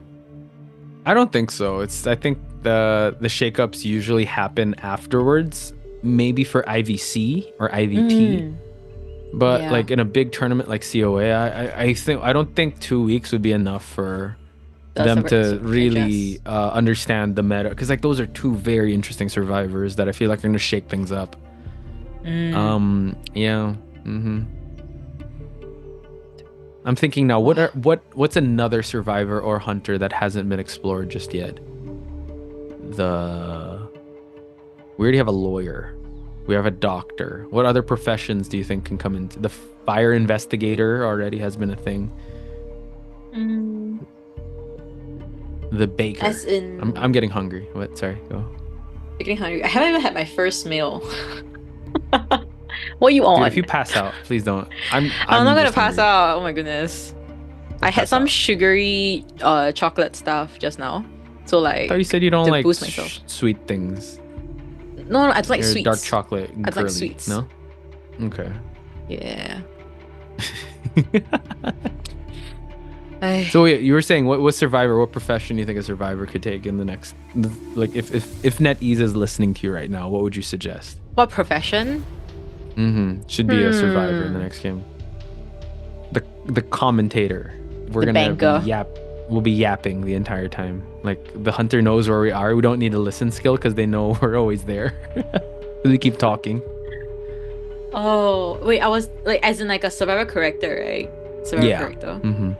I would think like, I mean, I The don't really know how banker? the skills behind it would be, but I was thinking like a banker. A banker. So Okay. maybe the skills like what, shooting out some money. Money. Whoa, making it rain, and then the hunter gets distracted. Ooh, look, money. Maybe you could be an OB character. Or I don't know. Trying to think. It's very hard, you know, because all these characters have been designed in a specific way that it doesn't replicate anything, but it's something new at the same time. If we see any other games, right, they will kind of combine certain things together, and that is a new character. That's what they usually do. But I don't see that's the case for IDV. What? Are you okay? Like you suddenly.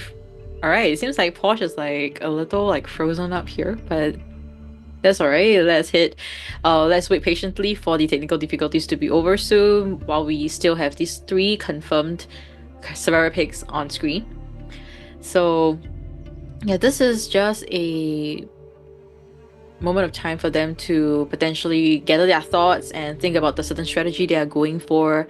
Maybe it could be a puppeteer at the end, but at the same time, we've seen a lot of BO1s, maybe them picking a gardener, preventing a immediate down, or maybe a psychologist could be good here. And also at the same time, to the live chat, do give your support to your favorite teams. We have the career divisions. They are gonna be ZZZ, so it will be the sleepy emoji. And for Team RD, it's gonna be the blue heart. So do spam all those in the chat and let us know who you're supporting. And at the same time, let us know who you've bet your apples on, what the rankings, you know, 1st to 3rd place for each of the brackets. And we'll see if we do have certain matches, similarities when it comes to it.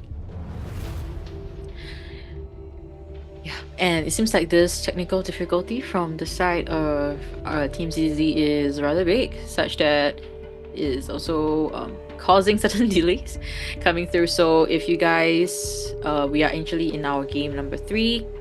We do have game number 4 later on, which is between Team GG versus Team RC in Group B.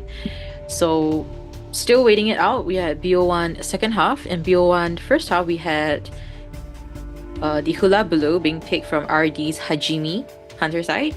Yeah, a 4K that we saw there. So it's a 5-point lead as of now. So we'll have to see whether MZ from Team ZZ is able to return that 4K too.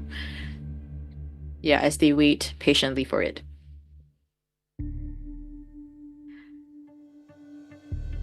And also shout outs to the live chat as we kind of wait this out too.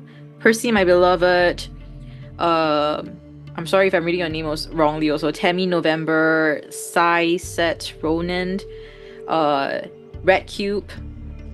And then also that time I got reincarnated as Sheldie's cat. Pretty interesting nickname that you have there. Yeah, and also this is just a group stage as of now, so there's no elimination. It's just a stage for them to gather all the points that they need, their net wins, and it matters all the way until BO3 second half. So getting as much wins as possible would be ideal. Now it seems like we are back on track with our ban pick phase here. We have MZ banning out this year and RD responding with the Mbama pick. So a relatively strong team comp here, but when it comes to decoding,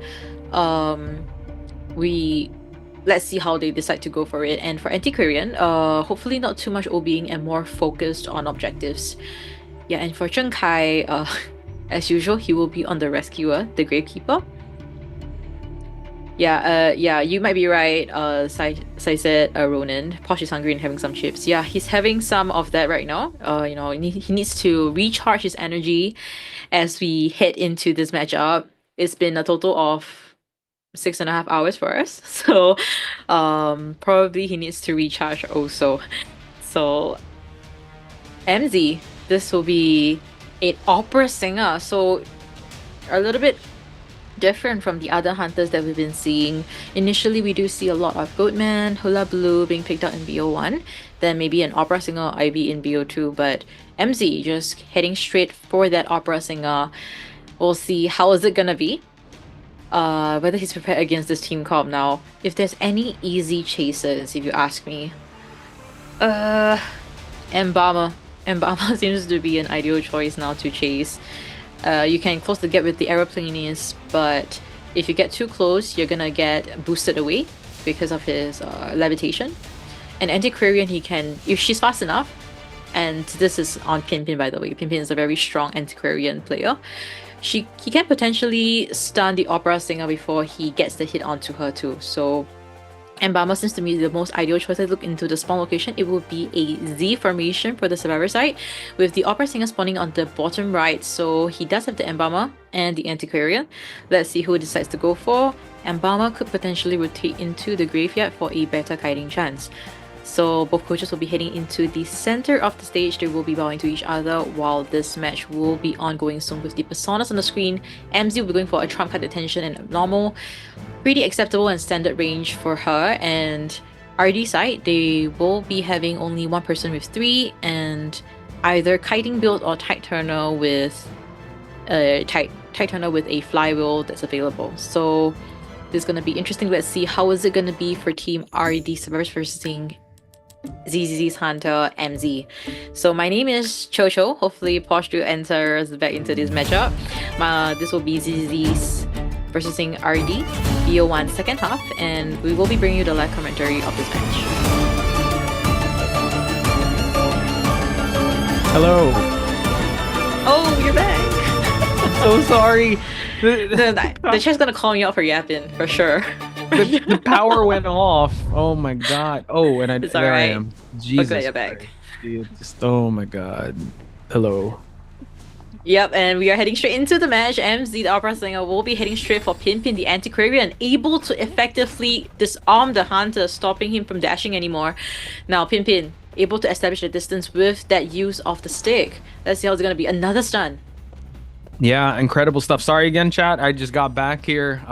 We back. Don't worry. But as the, oh my god, getting the pallet stun here as the Opera Singer, you can kind of push the pace of this match. So already MZ changing targets, actually going for the center of the map here, forcing the Gravekeeper to go for a shovel. So interesting choice here for him to go for a Rescuer, but before that was going for an OBer. So not the best start, but it's not how you start, it's how you finish, especially in this matchup. And also take note, like you said, brought out the abnormal, needs to abnormal some of these ciphers, and Huanshe already using the jetpacks for him to stay away from the hit of the Opera Singer.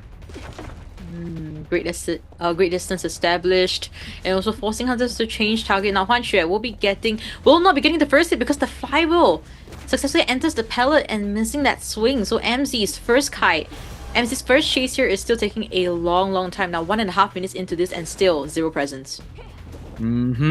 So it seems like Juancho is going for a, oh my god, actually gets the hit, and it's quite unfortunate. So Yeah, very unfortunate sequence of events here, and still we are seeing the ciphers being progressed really quickly. Embalm cipher already popped. The other 3 ciphers, very good progress, and Huan Xue still able to kite out here. Still has another jetpack to work with. Let's see if he's gonna make use of it. It seems like he will save it for now and potentially use it for his second kite. Good decision making, because if he used it at that instance, he didn't really have any strong area to actually transition towards. So MZ finally having his first target on a rocket share, but Chocho at what cost? Because they have 2 ciphers that are already primed, 2 more being worked on, and we already have a rescue on the side of the Gravekeeper. Pin's gonna get the attention here, but it seems like, wow, the backstep, that was so close. That could have gone south for the Hunter there. Yeah, and Zheng will be coming for a very safe rescue. Hopefully, fingers crossed, no terror shock. Let's look into this. Okay. A basic hit registers and a safe rescue happens. Totally fine. We do see that Huan Xue is really saving that last jetpack for the next potential rescue. It's a little unfortunate that there are no more tide turners, so he needs to time this one very well.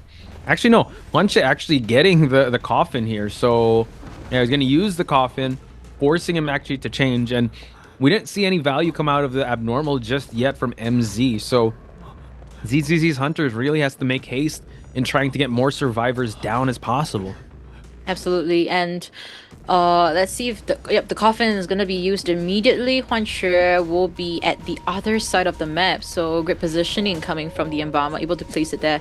Zheng Kai will be getting the first hit and might be the potential next chaser. Now, cooldown is in 5 seconds.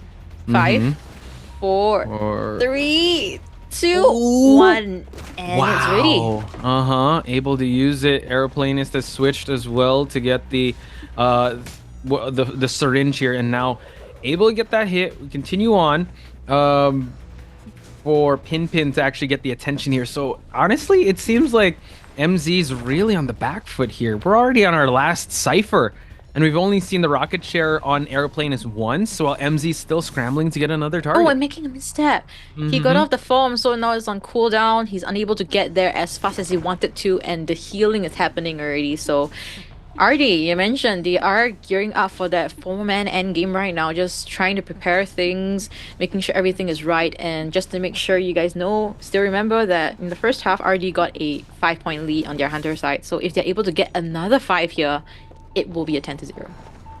Oh gosh, that's kind of tough a pill to swallow, but let's hope that it doesn't get to that just yet. MZ still looking to get a survivor down and out. Pin able to get the silence, and now this buys enough time for an opening cipher to actually be used here. But now another pallet drop here, just for Pin to keep on it's that kiting for as long as he can. The flywheel unfortunately was mistimed for him to get that hit registered, while he actually can hunker down and go for Pin for the down of this survivor.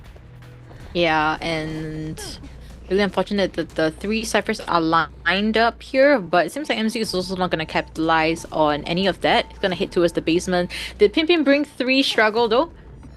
We just have to see, but the chair is already there, so at least he does have a basement. Oh my god, but we already see a chair hit, and Zenkai able to actually get the rescue. And now the support. Can he actually body block here, force MZ? But no, unable to get anything. Are they going to force? Oh wow, they just go for the pop. And now Pin able to get the disarm. And we continue on. This is going to take so much time out of MZ. Exactly, and now Pin is able to probably hit towards the other side of the pallet. Don't think he's able to get to the dungeon since that a geisha area, but that's alright. And a terror shot registers, so with Pin once, alright. Teleporting to the other side, but the gate has already been opened. Gravekeeper is not inside just yet. Can he catch Zheng Kai off here? Can he see the blood trace on the floor?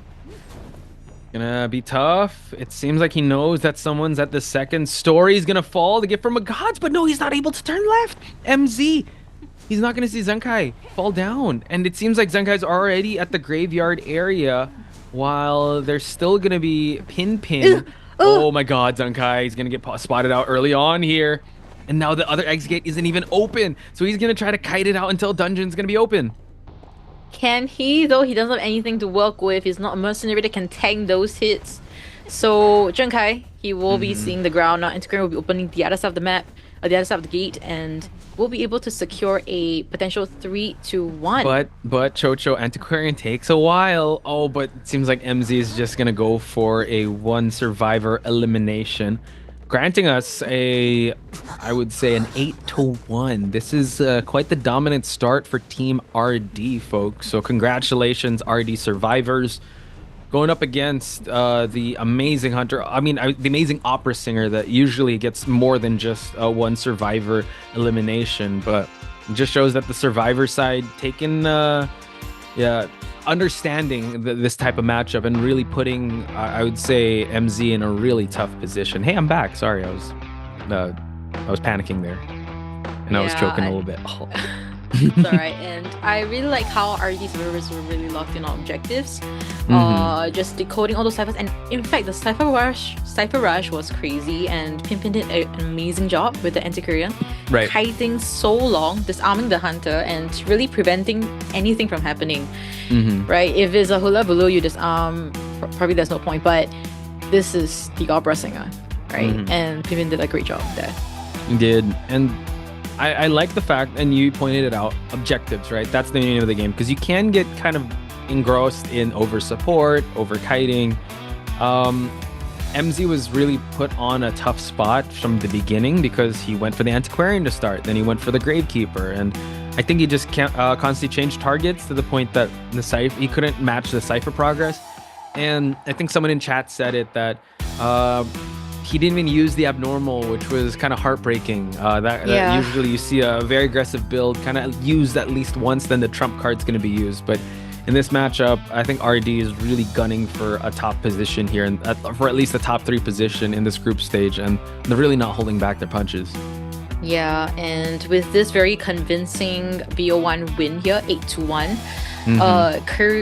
South Korea division definitely has to really look and analyze quickly what the problem is and try to make certain adjustments that could have been better. Now we do see the match stats here with Pimpin 116 containment time, 1 second higher compared to Kuga's containment time.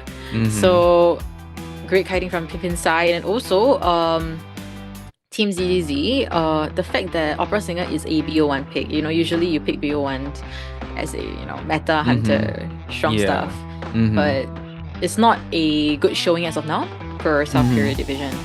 But there's always a fighting chance back, so this is gonna be BO2 soon. Hopefully they're able to rally back from this, because not the best showing in terms of numbers, well, in terms of points at least. Maybe in round number 2 they can dig in a little deeper in this matchup, because RD is not going to hold back, because if they're able to 2-0 this kind of solidifies them in a good spot in the group stage, bringing their net wins up a lot. Shoutouts to Danny. We might be neighbors, because power went out for Danny as well. So hopefully you're okay. Hopefully we're all okay here. Hopefully, please, electricity god, stay with me here. Okay, we gotta. But it's so funny that during the entire when they were having technical difficulties, you were here with me. But then the moment you left, right, the BP started, and I'm like, okay. Well, at least that's so everything something started speeding up. Yeah, you got something to fall back to. Wait, I just gotta fix my lights a little bit. I think I just gotta put in. Yeah, I guess I look a little bit like a tomato. I'm a little bit red, but it's all good. It's very hot after a blackout like that. So we're gonna go towards the highlight, folks, and we're gonna take a quick break. We'll see you after this. いやーごめん無理だ。大丈夫。OK。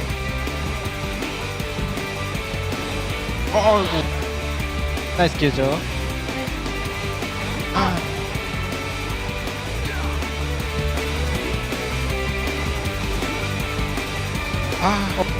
变成10。哦，打，nice。我准备吃一刀，然后翻木力冲。OK。被导出来。中间还有铲吗？没，看我可以救了，不用紧张。我也在帮你搬道具。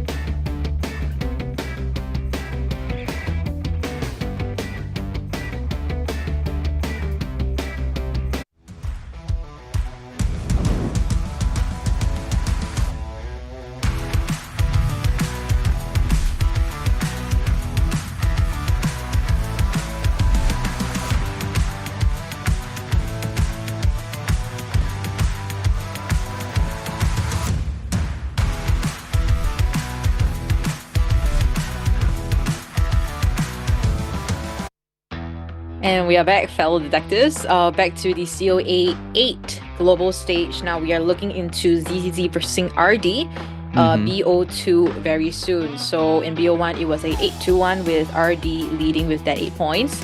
So yeah, coming into BO2, we're not too sure how is it gonna fare, but ZZ, which is the soccer division, definitely have to break all angles right now and try to work things out to win things back to their favor. Yeah, not the best spot for ZZZ. Coming into this, they are definitely looked at now as, I believe, like in an underdog position. While RD showing us that they got levels to this, and they've definitely familiarized themselves with the meta, not just on the hunter side, but the survivor side as well, knowing how they can deal with the opera singer, because that was quite the shutdown of how the opera singer wasn't able to really be as mobile or as threatening, because usually the opera singer operates on offense and outpacing the survivors. But it was which is weirdly enough, like, you never see an opera singer that's like outpaced by the survivors pace with their objectives. But in that matchup, RD really was trying to go for that 3 to 4 man escape, which they definitely got. Yeah, they definitely did. And yeah, it seems to be that on RD's side, the addition of Hajime on the Hunter side has led things to be a lot more stable. We've seen how RD over the years, right? When it comes to the Hunter side, it has always been a little bit shaky, but this time around, we're seeing a different RD. And like you've predicted, I think they might be in the top 3 coming if their performance actually continues this way. Hopefully, right? I want to see the best versions of these teams, because it's a big stage and it's a big opportunity for you to showcase your skills and the hard work that you were honing this entire time. So it seems like we are going to see Lakeside Village once again, and this is the closest we're possibly going to get to maybe a cancellation of even a best of 3. So hopefully ZZZ has that fight in them, because RD will be back on the Hunter side. Oh, what? We're seeing a different Hunter, it seems. Bin, I think so, from RD. It will be my first time seeing him. I did not see him at all during the HMT qualifiers for COA. Yeah. So, interested to see what's he gonna bring here. Evil Reptilian, maybe? Ooh, in Lakeside? Please. I would definitely love to see that. At least it'll add to the list of hunters that we are going to see today. What I am seeing also on chat is a lot of comments. So shout outs to you guys that are still here with us. Congratulations, Tammy November, on the podcast. Did I see the new hunter? You mean I just saw the design. Yeah, the peddler. I'm excited to see what she has to offer. Is there gameplay of the peddler out already? Because I didn't look for that. I just looked at the meteorologist and the archer. But yeah, it looks quite interesting. I wonder how they're going to push the boundaries of hunters with the peddler coming out. But yeah. Yeah. And also to Jose Palicia, time for dinner. Have a great dinner. Have a great dinner. Have a great dinner. Have a great dinner. We will have ours. Wait, I'm gonna have mine at least after this. Like after I had this mine match. in the middle of a chase. I'm kidding. No, it was a cracker. I'm by the way, guys, who eats ice cream and mayonnaise? Jeez, I was looking at that. I'm like, oh my, yeah. They were saying like, oh, what is Poch having for dinner? It's ice cream and mayonnaise. I'm like, no, dude, that little. But yeah, those people who try mayonnaise, are you trying to psycho yourself to think there's white chocolate or something? Oh no, gross. Oh gosh. I can't have too much mayonnaise. It's just a little bit. I don't know. Are you a fan of mayonnaise? Only the QP mayo. Oh, that's good. Yeah, that's really good. But regular mayonnaise, maybe a little bit, but I can't have too much. It's too stuffing and QP is good. QP, nice one. Good taste. Oh, so Rat Cube asking Peddler comes to test server on the 14th. I believe so. Oh, question mark. We'll go with that. But yes. She's a 12-in-1 hunter? What does that mean? It's like a Swiss Army knife? I don't know, man. Jose Palicia, explain yourself. She's a 12-in-1 hunter. What does that mean? Hey, Jose or Which Jose. Wait, hang on. Jose gonna have dinner. Don't question Jose. He's gonna have dinner. Oh. Okay. Have a good dinner. Have dinner first. 12-in-1 shampoo, Hunter. Wow, just everything. Just you don't need anything. Like if you have a burn, a cut, you can still use that and use that as a shampoo. It's all in one. It's crazy. Mm-hmm. Yeah. Wow. All right. So I'm glad we're all on the same wavelength when it comes to QB mayo. Yeah, we all agree that is the pretty good one. I haven't met anyone that doesn't like QP mayo. Like, right. Mm-hmm. You not like QP mayo. Maybe you don't like mayo, then you don't like mayo, then yeah, okay. I guess. But if specifically QP mayo, like no, I prefer regular mayonnaise. I'm like, really? Oh. Not QP I like mayo? Now that we're talking about food, oh my gosh, it got me hungry. I like to put my mayo like with like some rice ball seaweed, that kind of Korean one. Ooh, Yeah. Good choice. Yeah, that's good. With tuna and stuff like that. Canned tuna and stuff. That's and then good. maybe okay, you're Singaporean. How would you rate your spice level? You like spicy So food? bad. I'm so bad. Maybe like mala, right? You know mala? Yeah, mala. Maybe 小辣. That's small little- spice? Little yeah, spice. small size. Then maybe 中辣, maybe like the middle one could be. I can still eat it, but I would struggle a little bit. I'll probably take some breaks in between. Mm-hmm. I I'm not tried the small spice. I was already crying, dude. I was like, oh my god, this is pretty spicy. Maybe you gone to the wrong place. Maybe you really went to a legit one, a Chinese legit store. I think and I then did they because it's really- like you have to get the whatever you want, the various accoutrements with the noodles, the whatever. Yeah. And yeah, and it was really spicy. And they even had the chili peppers on it, so I had to take that out. It was very. Oh, I just eat it. You just eat the chili peppers, you insane person. That's and you say your small level of spice, dude. I think Compared to the others, I feel like mine is quite small. Guys in chat, Yeah. real quick, rate your spice levels. And I feel ashamed because I'm Poch Spice, right? And I don't like my food too spicy. What the heck? Yeah, What am I? You should like change to a new name. Mild man. spice? What it was mild spice. Poch mildly spicy Poch or Poch mildly. or what's Poch the what's the thing? There's mala. What's the small spice in the levels of la? 小辣. 小辣. 小辣. Poch 小辣. I don't know. 小辣. Poch 小辣. I don't know, man. I'm just when it comes to spicy food. Do you like wasabi? Oh, I love wasabi. I always like. Jeez. There is like two phases in my wasabi thing. Like you have the soy sauce, right? I put the wasabi and then I dissolve some of the wasabi in the soy sauce, so it's spicy Okay. right now, right? But then I still put some of the wasabi, Wasabi that's on unmixed on top of my sushi and just dip it and eat it like that. It feels like I feel like my nose is cleared, you know. It is great in a certain way. Yeah. Oh god. Okay. Josie said she got chip damage. She ignores terrain and walks through them using a mini portal. She can lock ciphers. She can jump towards the survivor. She can also snare the survivor. Wow. That's 12 and 1. Thank you so much, Josie or Jose Palencia. Mild spice. Yes. Wait, I so got you. she has chip damage, so she's like a sculptor / bonbon. She ignores terrains and walks through them using a mini portal, so that's like a warp. And she Mhm. can What else does lock she have? ciphers. So So that's- she She has that skill that I forgot what it's At the start of called. the match. Yeah. Yeah. In the hunter like persona, she can jump towards survivors. So she has a she has leap. trapeze. If she has trapeze or like a jump, and she has a snare, Snare. so she's able to. It's She's IV. basically like where they just like they get caught, right? So that's a pretty 12 in 1 hunter, guys. If you buy one, Yeah. take one. Buy one out. Poch sweet. Aw, Agnia, thank you so much. Maybe. But Poch spice is still pretty good. I think. I don't know. Wasabi, yes, wasabi gang. Where you Wasabi. at? My goodness, adagio. Posh Sweet. Actually, Posh Sweet is such a cute name though. Posh Sweet. But you Aw. decided to go for a Posh Spice.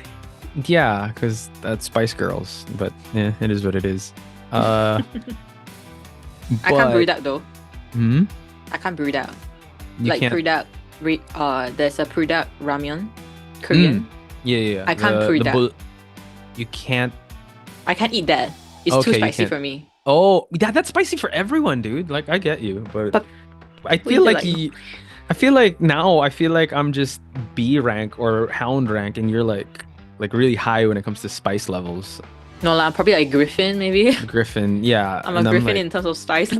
no, I'm just a Hound when it comes to spice, bro. I need to level up because like okay, like afterwards I just get like so sweaty and I drink a lot of water. It's like I don't think Ew, I'm I drink a full. lot of water. I drink a lot of water in general, but when I eat spicy food, I just drink a lot more. So I feel like I'm not really enjoying the food and I'm just drinking water. Yeah, suffering, right? Yeah. But do you believe that spice is not a flavor, but it's more just suffering, like pain? Depending if it's enjoyable, it adds flavor to the food, then I feel like it's good. But if it's hurting you and you're like panting and stuff because of it, then nah. All right, there you go. Quotable quotes by Chocho. If it's hurting you, nah, just leave it. Also, good morning to Tuberous Kisser. Morning, everyone. Yes, morning to you. Good morning. Good morning. Good morning. Have some breakfast as we head towards the picks and bans here. It's Bin of RD on the Hunter side. So survivors are going to be picking and drafting for a lakeside composition here without the Seer or the Antiquarian. This is kind of scary because you still have the Goatman, and the Goatman's pretty good on Lakeside too. Actually, he's good on any map. They decided to bring it out. I feel that it's maybe because ZZ, they have done their research on RD Bin, and they think or they know that he does not have the Goatman, so they are just putting it all out there, leaving the Ivy and rest of the characters open still. So we're seeing from ZZ side they're going for something a little bit unusual. The dancer and magician. And to priority pick that in well, I'd have to say ZZZ really need to be able to secure some points here because they're on the cusp of actually not playing the best of 3 game. Like you said, you want to play as much games as possible just for your net wins or rounds to be able to bolster at the end of the group stage. So now rounding it out with third pick is a mechanic. So I will say this.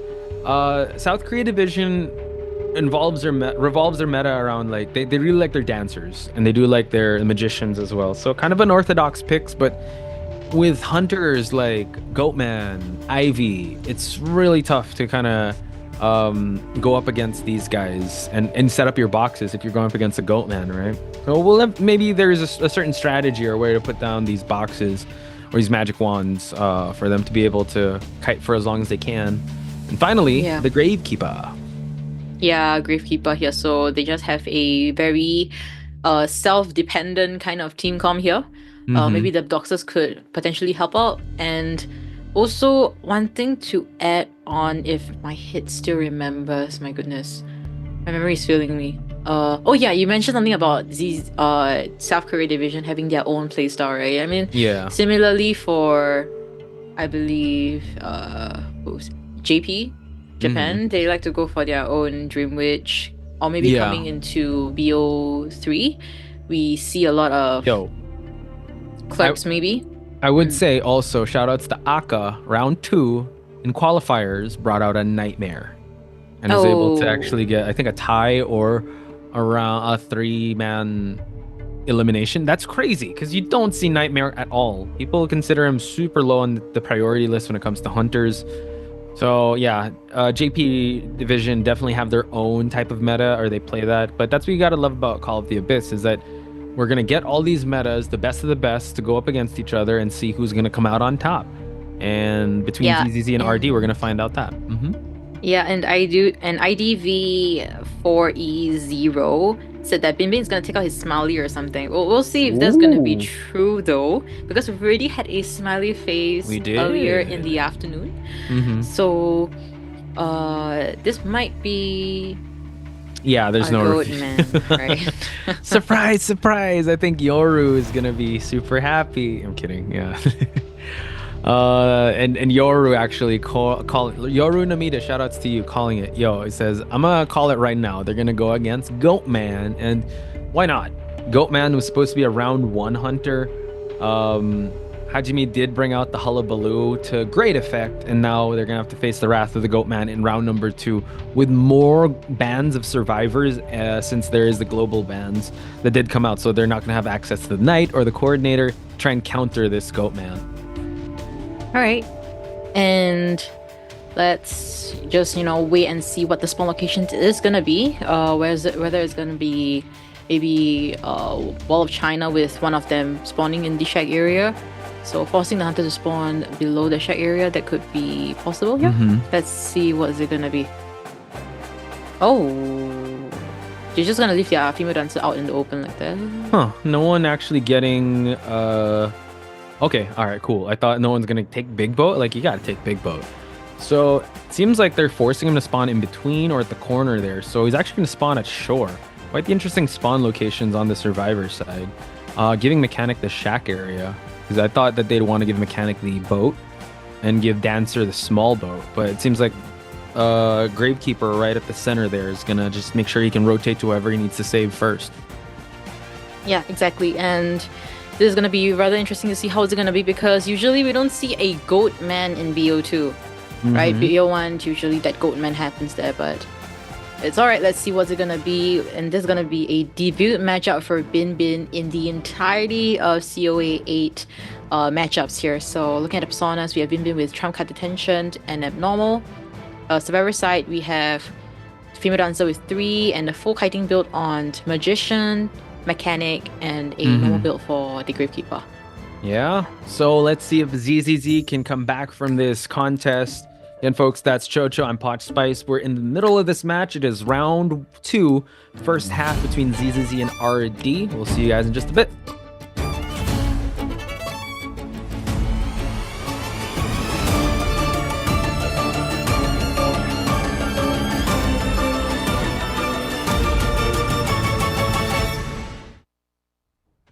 Alright, heading straight for that dancer potentially, but it's gonna be the big boat though. So Bin Bin decides to make his way across to another side first, potentially finding an easier chase. Now NN, Magician is at the small boat area. One person is rotating from the shack though. That is the bot. Oh wow.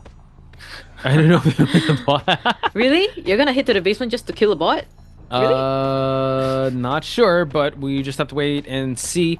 Note that I think Bin Bin wanting to go for the middle area because he did bring Abnormal is possibly the play now. So Bin Bin not falling for it. He's gonna like, all right, your bot's at the dungeon. It's gonna need some time to reposition. Already going for NN, the Magician now. Able to hit him outside the magic wand. And now I mean, the time rotating still bought like a couple of seconds for them to focus on decoding. But now, it just seems like he could go for another cage and a down of NN. Yeah, exactly. And now NN trying to kite it out with his other magic wand, but ends up in front of the Hunter Flywheels. Able to get into safety just for now, but the hit still registers regardless. And now the bot is at a very dangerous position in the shack area.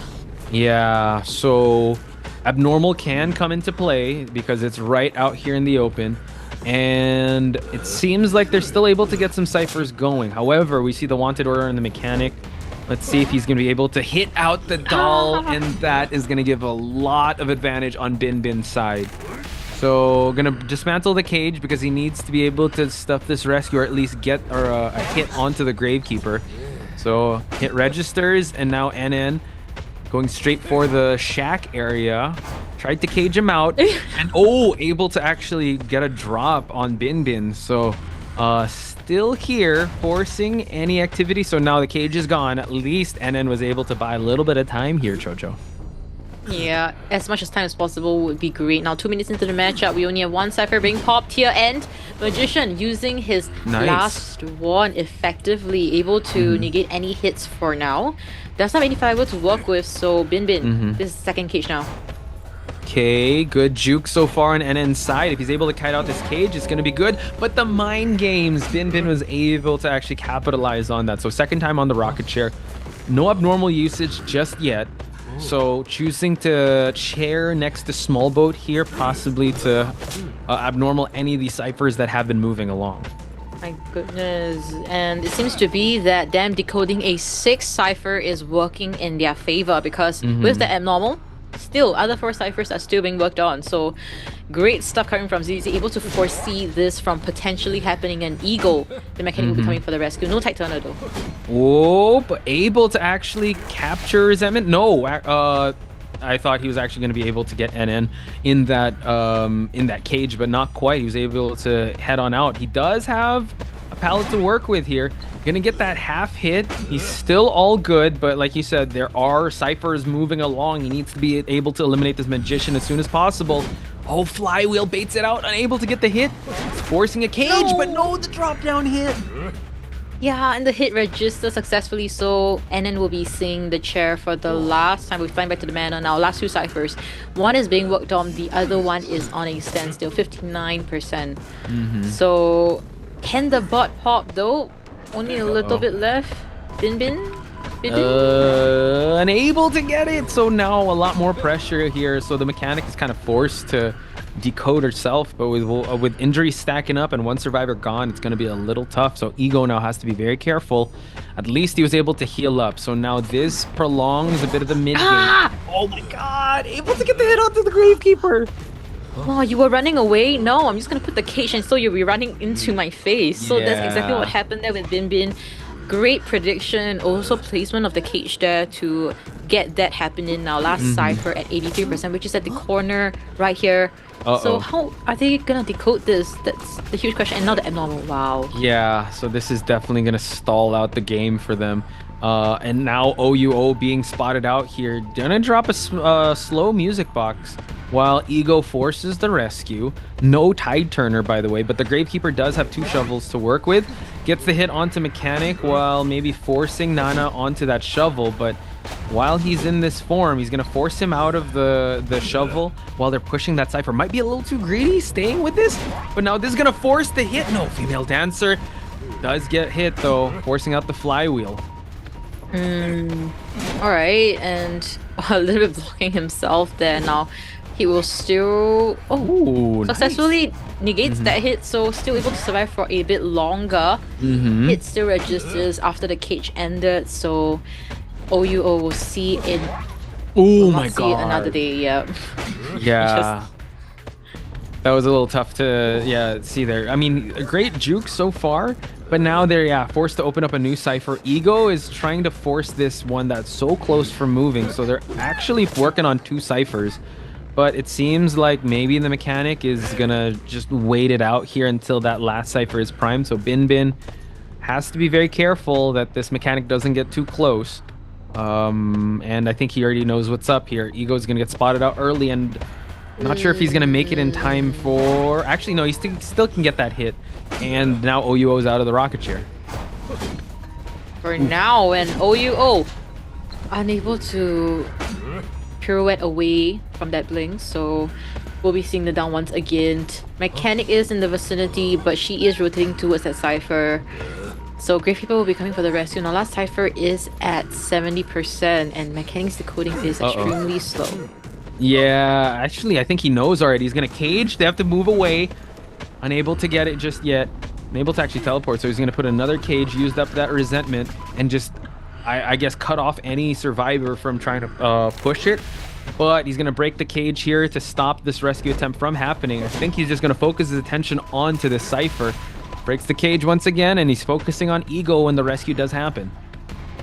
Yeah, and Ego trying to make something happen, but the hit will still register. Now they will try to heal each other up. We need to note that Female Dancer is on her last legs already. Gravekeeper, I believe he saw the chair once. So this is gonna be a rather sticky situation. Nana will try and pressure this cipher, I believe. Yeah, it seems like the Nana is in this vicinity, but you said it yourself, like, he's already seen the rocket chair. He can't afford a hit, but they keep trading resources, and Bin Bin, the longer this goes, this back and forth of just hit and recover or like heal up, it's gonna go in his favor. So good job still staying in this area to try and pressure, but now kind of forcing the skills of the Gravekeeper. Now while Ego is trying to push that cipher, only the Gravekeeper will benefit from this, by the way. Is he have enough resentment? No, Ego has to move on here to stay away from the caged area. Yeah, I like how they are able to effectively communicate over so that Ego will be in safety when this actually happens. So last cipher, 90%, still on a standstill. They need to try and heal each other. Let's see if Bin catches where the mechanic is. Seems like he will not.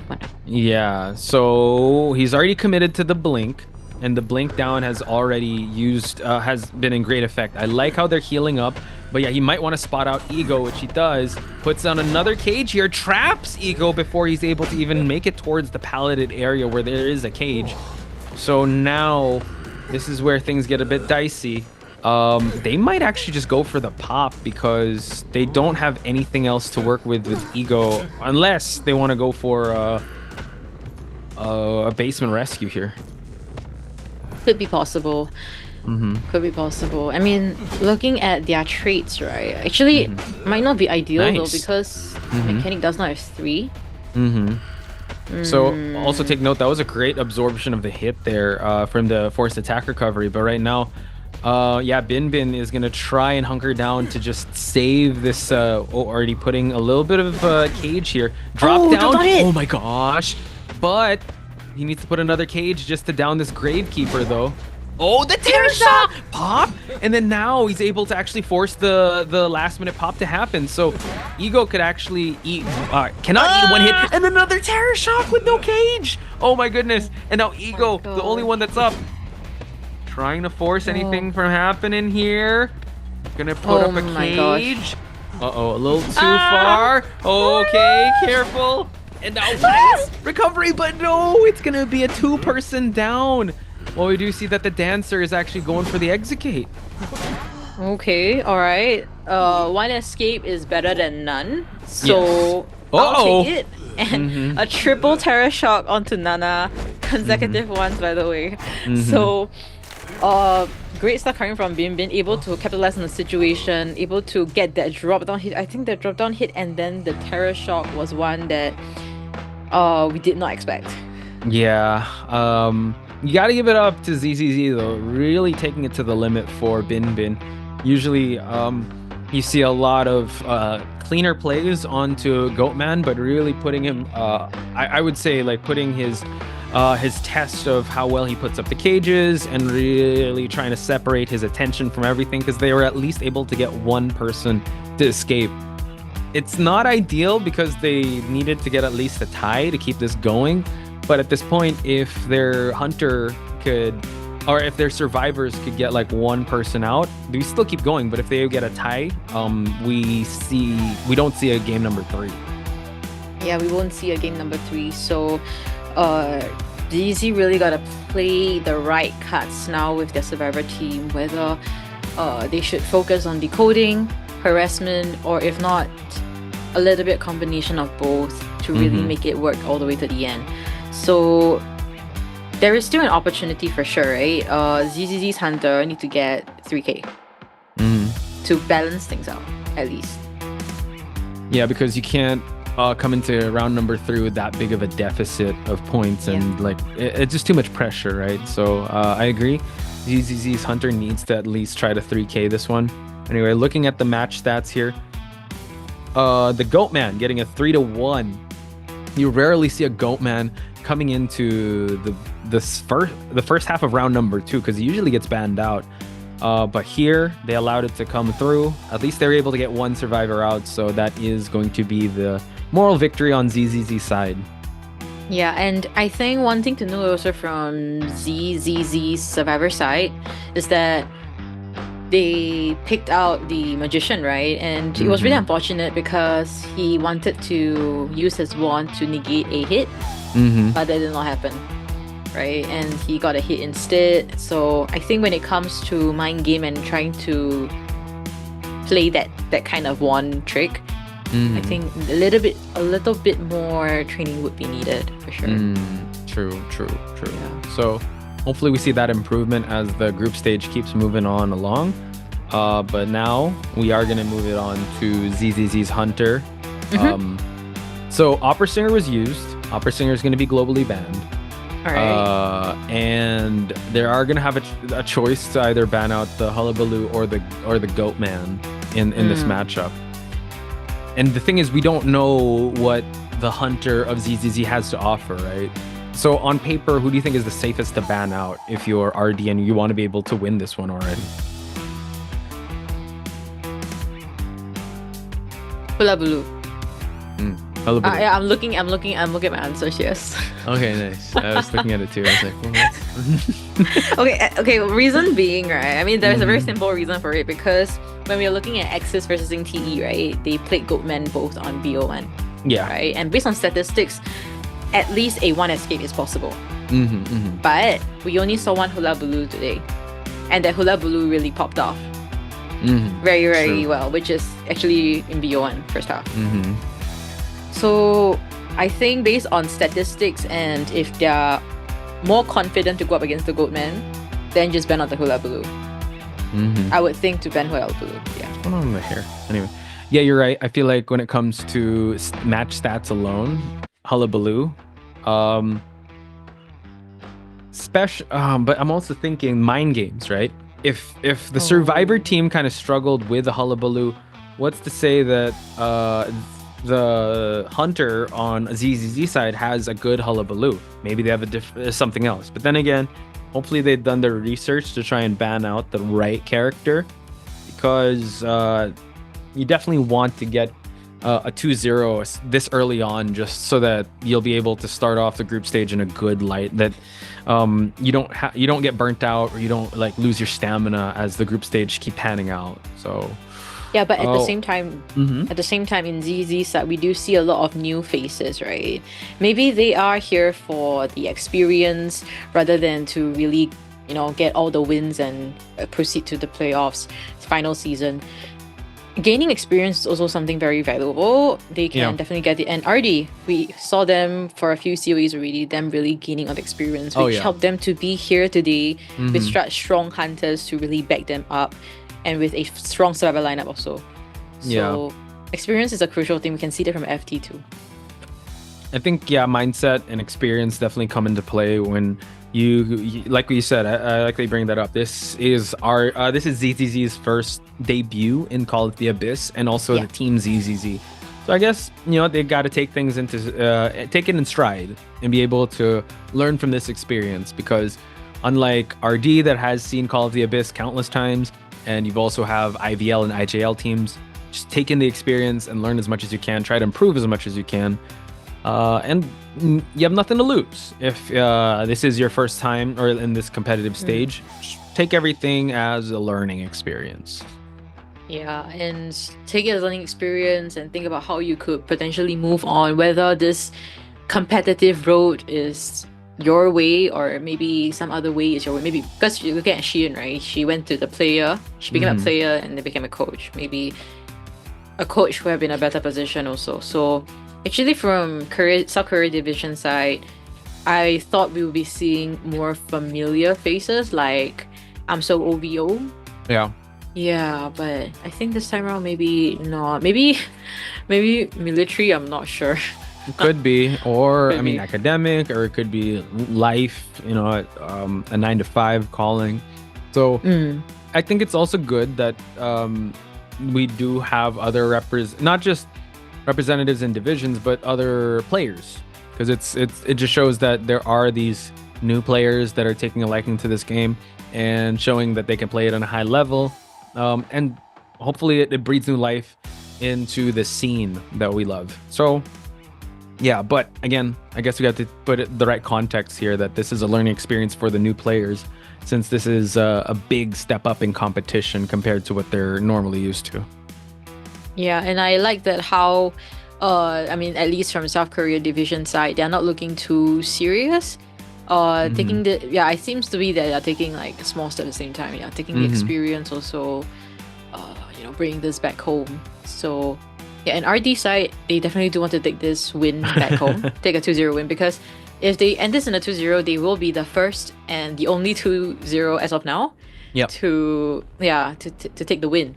So let's see what's gonna be now. RD versus ZZZ, the band pick phase will start now. We'll be seeing Mei also. Oh yeah, you're right. Mei has already subbed in here for Team RD. Again, win condition for RD to stop the BO3 from happening is if they get 2 survivors out, so they need to tie this one. If they can duplicate the same type of performance like the previous round, that would be great on their side. While MZ, a tie will prolong the game, but you kind of want to just get the 3-1 here just to solidify, or a 4K would be amazing actually, but we'll see what we could do with that as the picks and bans continue here. No coordinator and no fire investigator. Yeah, and it's predicted the Hula Blue being banned out here, so they rather face the Goatman of MZ rather than the hula blue. So RD making great choices here, I believe, and they do have quite a number of options. Puppeteer, first off, I mean that's there already. Puppeteer, is that aeroplane? Aeroplane is gone. Psychologist, acrobat, magician if they want to toy merchant. Sorry, I have a little bit of cough. Toy merchant. Toy merchant. I don't know if they're gonna bring that out. Wouldn't that be great? But yeah, they have a lot of options to go. They have since the antiquarian was banned out, like you pointed out, psychologist and first officer picked up. If they don't ban out properly, they can still have their choice of a mechanic. They can go puppeteer. They can go with what else can they go with? Prisoner if they want to, just Cypher Rush, and just get a tie comp here in this matchup. Exactly, and tie comp is actually everything that they need, in fact, to bring this win back home. So MZ really 3 or 4 is the best. For MZ side, 3 or 4 would be best. And now we have the Seer. This year would probably 100% be on Pinpin. We've seen him on this year for the longest time. And what they're left with here is potentially a decoder or a harasser. Yeah. So actually a mechanic got banned. Dang it. We should stop giving the answers to these teams. They're listening. What? Acrobat? Puppeteer? I would like a puppeteer though. We've been asking for puppeteer, and no, we're gonna get a professor. Okay, that's fine. We haven't seen a professor in a while. Yeah, that's new. Seems like he has a different shading of light in his oh yeah, there you go. Okay, cool. Wow, they have light shading. That's crazy on stage. But yeah, first professor we're gonna be seeing on stage, folks. While MZ, I wonder what kind of hunters that he has left in the table here. Does he have a Goatman? Because I would strongly suggest if he has one, he has to bring it out right now, because this could even out the playing field. Even though they drafted really good, and this lineup could actually potentially counter the Goatman. Could potentially, yeah. I actually do feel that maybe a wax artist. Yeah. I'm trying to remember also in the previous tournaments, or in the previous Call of the Abysses, what South Korea division, what their hunter brought to the table. I know Wax Artist was one. Hell Ember, they brought out a Hell Ember one time. What else is that? It was a Mad Eyes, was it? Oh, Keegan? A clerk. Wow. What? Wow, in this meta, you want to play clerk, right? It's like getting bullied. Like if they team fight, right, you're just gonna get bullied all the way. That's the reality for clerk right now. But luckily, they don't really have like harassers. But if they get caught lacking here and they they don't pay attention to like how he's gonna go, or like they don't have any heals going on, he could definitely snowball. The first kite is gonna be a little tough. Not gonna lie, yeah, Keegan in this meta is it's kind of rough, especially if you have like a first officer, a seer, you have a psychologist, and a professor. It's a little tough. But talk to me about the spawn locations here. Very tough. All of them are super tough chase, by the way. We have Seer at the shack area, Professor at the small boat. 2 options. If you really want to try your luck, Professor will be the way to go. But I don't think you want to try your luck with the Seer, because I believe Pinpin is very veteran when it comes to the Seer. So if you want to go for him, it's super tough. Now MZ is going to bring the Trump card detention with Blink, very standard build. From the side of survivors, we have only 2 of them with 3. Tech Turner on Mei and CY, and Pinpin have a full Kiter build. All of them have self-heal. So this will be at Lakeside Village. We have RD, Survivors vs. ZZ's Hunter. My name is Shoujo, and Joe will be Posh Spice, and we bring you the live commentary for this potential final half of the match.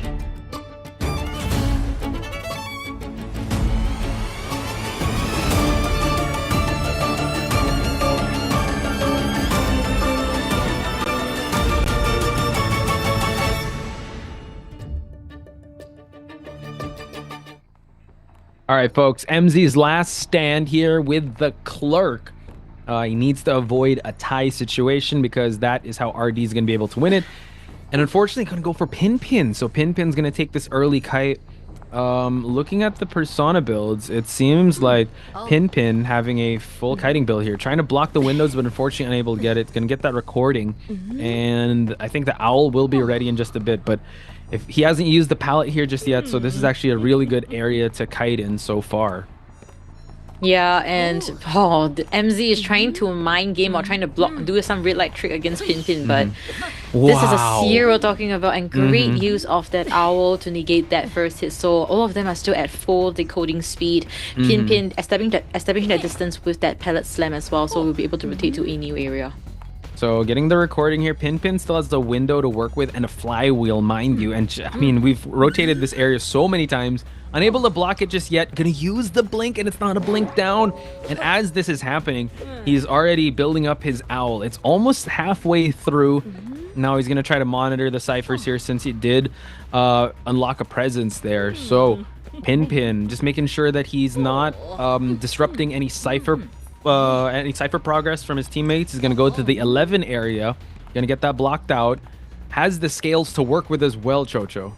Yeah, and I think the good thing here is that Bling has already been used. Wow. And the flywheel, my goodness, Pin fast reaction time. Let's see if the hit registers or not. It seems like it will not, and Pin will be seeing the ground now. I'm not too sure how much he has absorbed for the owl, but we'll see in a quick bit. Now 3 full ciphers, and this is the ideal kite for a clock match. True, and look at that. They're just popped the ciphers. So now he can't harass any of the ciphers that are being worked on. Now they can go for that rescue. And I would have to say a great job on Pin's side, really putting the pressure on MZ. CY is already here for that rescue, so he just has to wait for the opportune moment for him to do it. He does use the pocket watch, but what a swing and a hit by MZ for him to get the rescue. Yeah, great stuff. And now and trying to body block or 8 in his series, but it will be a double down situation. I think they are okay to have that now, but the cipher is actually not quite enough. I'm not sure what's happening here. If the seer has a bird, I can understand why he decides to go for the double down situation, the body block situation, but Pin is not near to having a second bird, I believe, and MZ is still wanting to gun down that seer. Yeah, so kind of overspar on CY's side, but a bit of MZ's still looking for the possible target and allows Pin to cover a lot of ground here, allowing the self-heal to possibly happen. We're not close to popping just yet. I want to see how much owl he's probably farmed off of, but good job dropping these pallets down. I don't think it's anywhere close done. Though. It is. He's at 80% right now. Yeah, he's at 80%. So that barrier that is causing a barrier for him to absorb that owl, so it's a little bit unfortunate. Now Pin 90% now. Ooh, drops it. I think he is now. Yo, able to get the bird, and now continuing on the chase here. MZ really needs to put on the brakes here, but now a blink down. CY has already used up the psychologist whistle for him to get rescued, so psychologist can go for the rescue for the tide turner, but it seems like CY is already here while the ciphers are moving along accordingly. End game kite for Pin is going to be still a little tough here, so he has no more bird to work with. Yeah, and maybe he's just gonna wait for the page to be gone, and now cipher is locked, so she's unable to decode 85% cipher. Last cipher is at 99%. I would hope for them to pop to come for potential body block. Now CY full health. Let's see how the body block is gonna happen. A flywheel, so that is a very safe play from Pin. Yeah. Oh, look at that. Pin actually halfway through another owl here. It seems like MZ might go for CY. Not quite. Still a lot of pallets to work with, and the ciphers looking like it's almost prime. Nice down onto the pallet here. Gonna force a pallet stun. Oh my goodness. The teamwork on RD's side. Yeah, and the cipher is almost there, almost 97%. But luckily enough, it's the first officer that is down, so MZ will be forced to chair another survivor, and believe cipher is still locked at the big boat, 97% still. Yeah, so they're gonna do a bit of a switch here. It seems like it might be Juanse, the professor, to make his way for this rescue, while the seer is gonna be be on cipher popping duties. Nice use of the scales. And now this is gonna allow him to actually get the advantage here to get the rescue. Teleport is about to be online. Oh, they pop it. One more will go. CY. And they just go for that pop immediately. And the down, interesting because he does have borrowed time. So not sure if that was a mistime, but win condition for RD still remains the same. They need to get a tie for them to win this one out. First officer is going to see a chair once again, and he could block out the gates here. My goodness, what a crazy sequence of events. Now MZ will be teleporting over with the Seer over there. He does have a skill to work with, but it doesn't matter. We have the first officer getting rescued also, so Seer will be seeing the last of him. We'll see the last of him here, and all of them is making a mad dash towards the front gate. But the front gate is still not open, and the clerk can potentially record the front gate. This is not looking good. The survivors need to split up here. Hwansea might actually be running towards the clerk here while Mei continues to open the gate. He's just being very careful now. He's going to get recorded. They need to, double decode the gate. But it seems like if you have two survivors there, it's going to be a little tough. CY now. I don't know if they're going to make it in time. They can still walk in closely. They got to run. Oh, wait, can they make it though? Why? My goodness. They're forcing the gate. It's okay, one so escape. Close. One escape. Are they going for one escape? Watch. The ring of the watch. So a tight turner effect is happening here now. Two escape. So this secures the win for at least RD to get this now. Hwansea, is he able to make it towards the dungeon at the lakeside? If it's able to, then they will secure a definite win here. A 6-2 potentially. Still making a mad dash. Detention 30 seconds.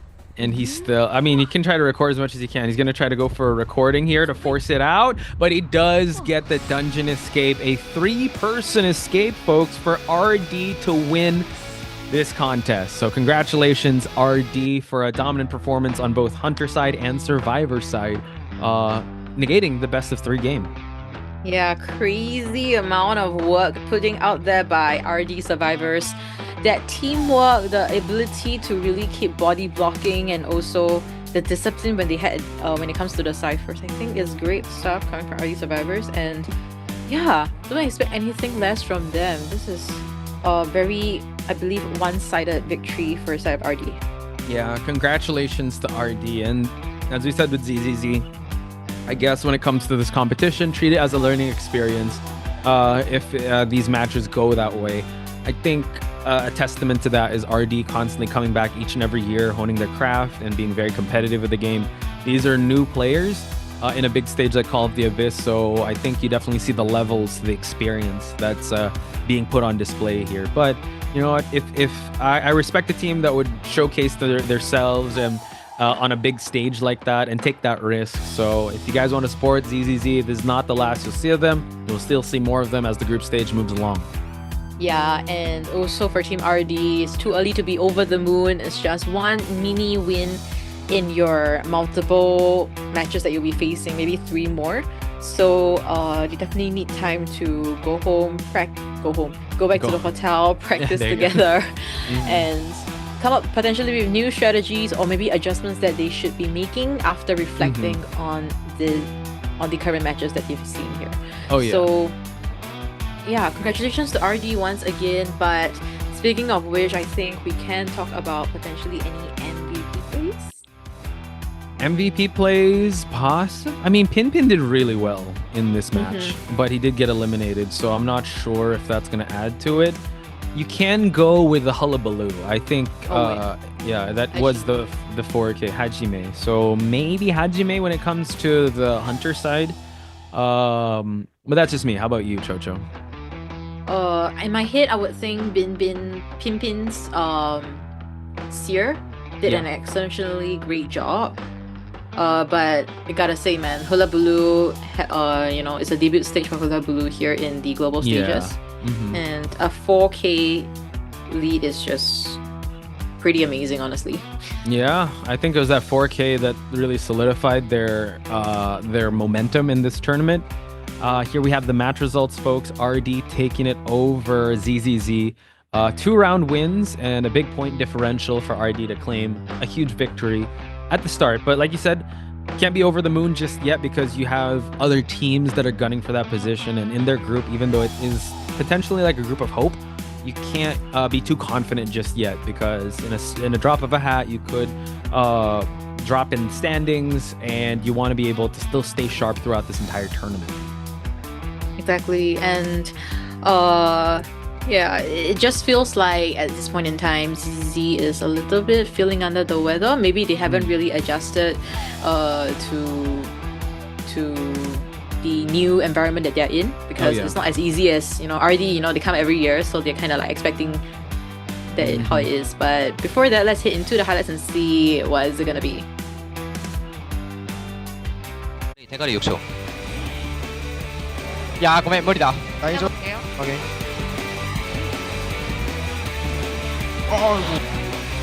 나이스 기회죠.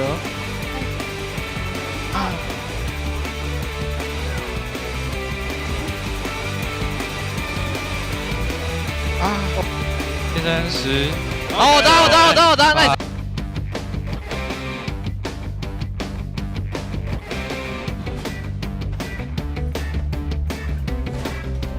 있어요. 제가 빠질게요. 오케이. 야, 안 아이고.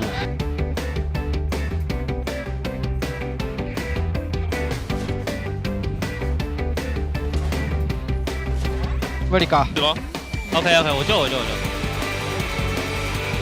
还没。有鸟吗？有。可以来找我，中场。Done with match number 3 between DUZ versus RD. We have RD ultimately taking the win, so congratulations once again, and we'll be seeing the interview in a short bit. But guys, this is not the end of day number 1 of our Call of the Abyss Global Stages, because next we do have Group B's GG versus RC, Chinese Mainland versus Japan Division. So it's something that you don't want to miss, and go check out Xiang Wumong. You know, let's take a look and see how is he gonna be today, how his condition is gonna be today. And also we'll be having Nello Mello and Eli O gracing the stage with their commentary. Yeah, so do show them some love. And for you guys just joining us now, thank you so much. It's day number 1. Mark your calendars for this entire 11th to 20th, because we will be playing we'll be spectating a lot of high tier matches in all of the various groups. And we just saw an amazing performance by RD, so big congratulations to them, and big congratulations to the MVP and Pin. Let's go, the first Survivor MVP. Exactly, very well deserved. That Seer definitely did pay off all that work. We did see, I think, 190 plus seconds, almost 200 seconds. So yeah, we gotta give it to him. He's like as mentioned, he's a very seasoned Seer player. You don't really want to mind game or kite or chase him actually. So great stuff coming from Pin, and congratulations once again to Team RD. Yep, we will be going to the interview portion, so hopefully we'll be seeing him. And that's going to be it for us, Chocho. Thank you so much for the mic, and thank you to you. Hello， 大家好，欢迎来到赛后采访，我是主持人潇潇。首先恭喜RD战队拿下今天比赛的胜利，我们是请到了郑恺和小明来到赛后采访，先打个招呼吧。大家好，大家好。欢迎小明。大家好，我是RD的郑恺。欢迎2位，郑恺是老朋友了。今天大家很多观众还在期待 out 那个梗会不会再次出现来。那第一局的时候确实 out 了，但是我能看到你们的赛前喊话，真的是感觉像回家一样，因为太熟悉了这个舞台。深渊对于你们来说，那个梗到底是谁想出来的？离神已经很近，但是离人已经很远了。那个梗是怎么想到要整这样的一个？因为我们监管者的名字就是这个嘛，然后我们想要让大家在开赛前，因为他是第一次线下赛，就先认识到这位强力的监管者。对，让世界记住他的名字，不灵不灵。但是他是 I 人，能看到他在我们2个艺人的中间有一点手足无措，马上要沦为玩具的样子。就当时这个他们赛前想的这个活儿，有跟你商讨吗？你有没有试图就是说啊，真的会不会有一点点？我跟我商量过。我就比较随和啊，水灵灵的就同意了是吧？根本就没有反抗。其实赛前喊话就看到大家今天状态还是蛮轻松的，2-0也是非常漂亮、干净利落拿下比赛的胜利。首先第一局的时候，我们的小迷就完成了一个非常漂亮的4抓，因为确实整个节奏太好了，所以大概会有一个什么样子的思路？包括第一次上场会不会还是这个有一点紧张的，因为这是第一次深渊嘛。主要那把有路点师。我觉得路演师换棺材会搓那个电机量，我就先杀这个路演师，来体快这个，就替着他们来救人嘛，打双导。然后后面就是他们也过来救人了，我也这样打双导，后面就拿下了4-2。现在复盘起来太牛了！哎，郑恺的情绪价值给的好足，在场上一会儿拖一下话筒，然后一会儿给到鼓励，太棒了！我们艾薇要招解说主持，后面深渊9看到你过来应聘这个职位，那接下来还是想问一下郑恺，因为确实是。第一局的时候看到求生者的状态也很棒，然后包括监管者状态也很棒。今天也讲到很多选手是新人嘛，你在后台有没有就是这样鼓励他们了？你看你在台上都做的这么的细心，后台肯定有无微不至的关照吧？因为我们这次有3位新人，然后他们也真的都很厉害，然后都是第一次打比赛嘛，然后老选手会带他们，然后跟他们讲一些比赛的过程什么的，然后给他们鼓励，让他们不要紧张，然后他们真的发挥的都非常好，真的很厉害。对，今天每一个人都值得一个5星好评，今天特别棒。然后包括求生者也是2局完成了一个3跑嘛，然后第一局就 call back 郑恺 out， 因为这个梗还是出现了。当时面对那样的一个节奏，大家会不会在场上处理起来也会比较自信呢？会有一个什么样子的运营思路？因为上半场我们监管者已经拿到好的开始了嘛，所以求生者在对局中就是会沟通比较清晰，然后该做的做好，然后就可以带着这个节奏争取一个3跑。是的，因为毕竟优势在我嘛。那包括到了第2局的时候，还是能看到我们监管者这边是有一个轮换体系的。那针对今天的 ZZZ 战队这个轮换体系，我们是如何布置的呢？我们本来有想好一个战术，可是没想到对方波会放羊出来哦，然后他就顺势有羊放出来就要打嘛，然后就没有用到那个战术。所以2位监管就在后台有没有也是大吃一惊的样子？有也是2个人，后来完全没想到，出其不意。你看郑恺还在鼓励他放轻松，这确实是还蛮好奇的。那作为，就像我刚才讲到的，关注每一个新人的一个场上场下赛后采访的一个状态。第2局的时候，郑恺是没有上嘛，但是看到新人在台上闪闪发光、拼搏、挥洒汗水，有没有就是那种特别有意义的那种感触？我只想到这一把郑恺不会 out 了。只要我不上，我就不会 out。那最后就是还是蛮好奇的，大家对于接下来的比赛有没有什么自己想要特别挑战的对手呢？因为刚才后台小迷对于这个话题还是非常有想要发言的这个欲望。我比较想跟 ACT 的真9进行对决。是好朋友，对不对？想要一较高下，但进行对决的话，好像是郑恺老师要面对真9哎。郑恺老师接一下这个挑战。我们平常都是跟梦幻小迷训练嘛，然后他既然想打真9，我们就会证明说梦幻小迷是更强的监管者。没错，我们监管都说了，你们放马过来，对不对？好的，也是感谢2位来到赛后采访，再次恭喜RD战队拿下今天比赛的胜利。接下来即将进行的是我们今天的最后一场比赛，让我们稍事休息，马上回来。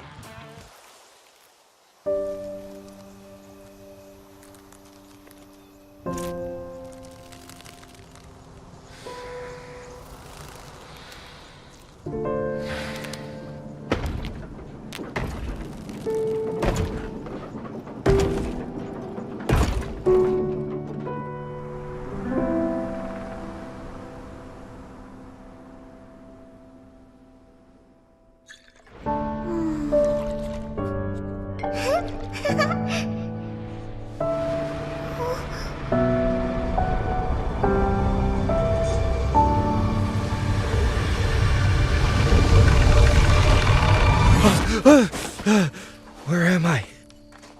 He's awake! He looks so complete. Hey, it's about time.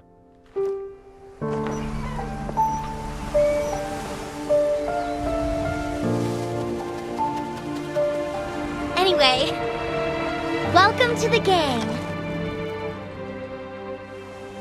I've been wandering this wasteland with the team for a while. Most are out scouting while I document the mutated entities. It is relatively easy work. Seeing her fills me with both joy and fear. I must find a new path for her, because I know this wasteland is no paradise.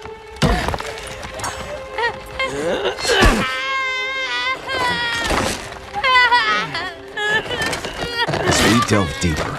The relentless force of erosion is like a slow, steady hammer, driving life down like a nail, reshaping it into something else. Guided by my companion, we reach a new area with far more strange entities than the outskirts. Our ailing frames can barely endure, yet none of us are willing to stop. I can't leave yet. The key to finding the way out might lie deeper within.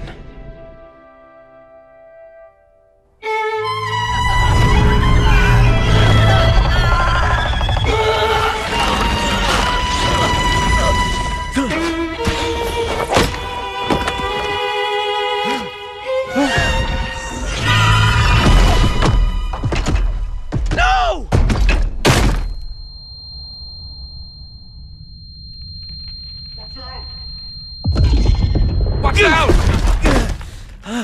Huh?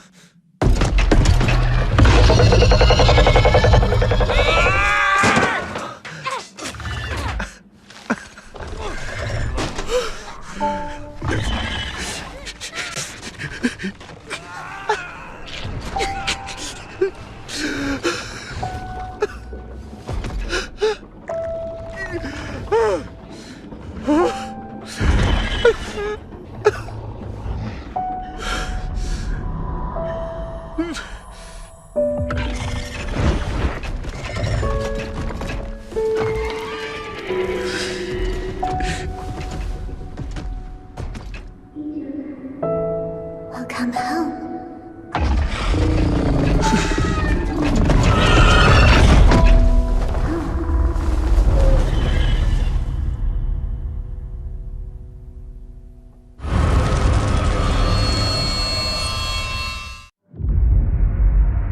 I am away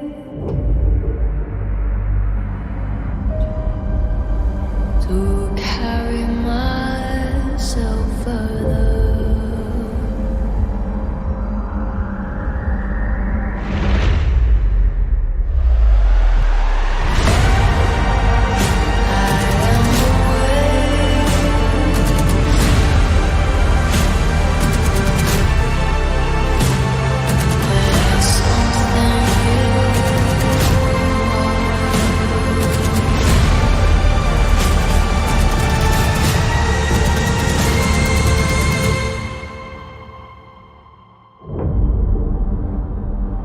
There's something in the water.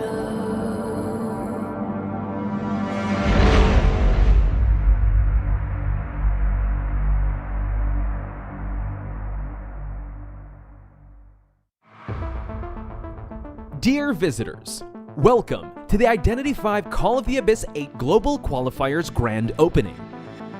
Let's take a look at the details of this Global Qualifiers. Call of the Abyss 8 Global Qualifiers consists of 6 divisions: Chinese Mainland Division, Japan Division, Southeast Asia Division, Chinese Hong Kong Macau Taiwan Division, NAEU Division, and the South Korea Division. A total of 15 qualification places will be decided from the 6 divisions. They will join the 5 teams that have earned direct invitations to the Global Finals travel offline in April and assemble on the COAⅧ Global Finals stage to compete for the honorary title of the Identity V Global Champion. The Global Qualifiers will kick off with the Japan Division on February 21 and officially conclude on March 23 after the final qualifying places are determined in the Chinese Mainland Division. Except for 2 directly invited teams in the Chinese Mainland Division, the top 8 teams from the Ancient Passage will compete against 8 non-invited IVL teams to claim the remaining 7 global finals.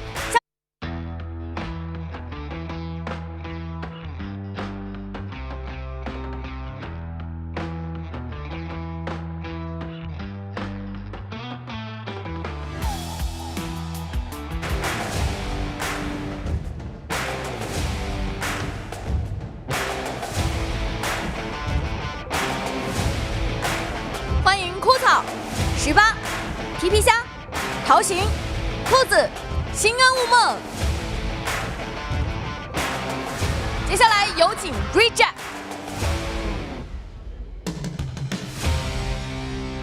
赤甲道，统统闪开！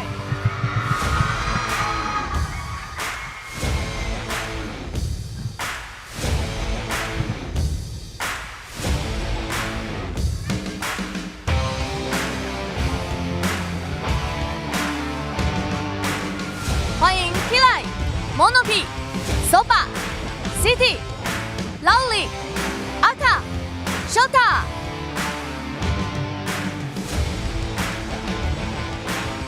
接下来进行的是今天的最后一场对决，由成都 GG 对阵 RC。All right, Hello. welcome back, and this is Call of the Abyss 8 Global Finals Group Stage Day 1.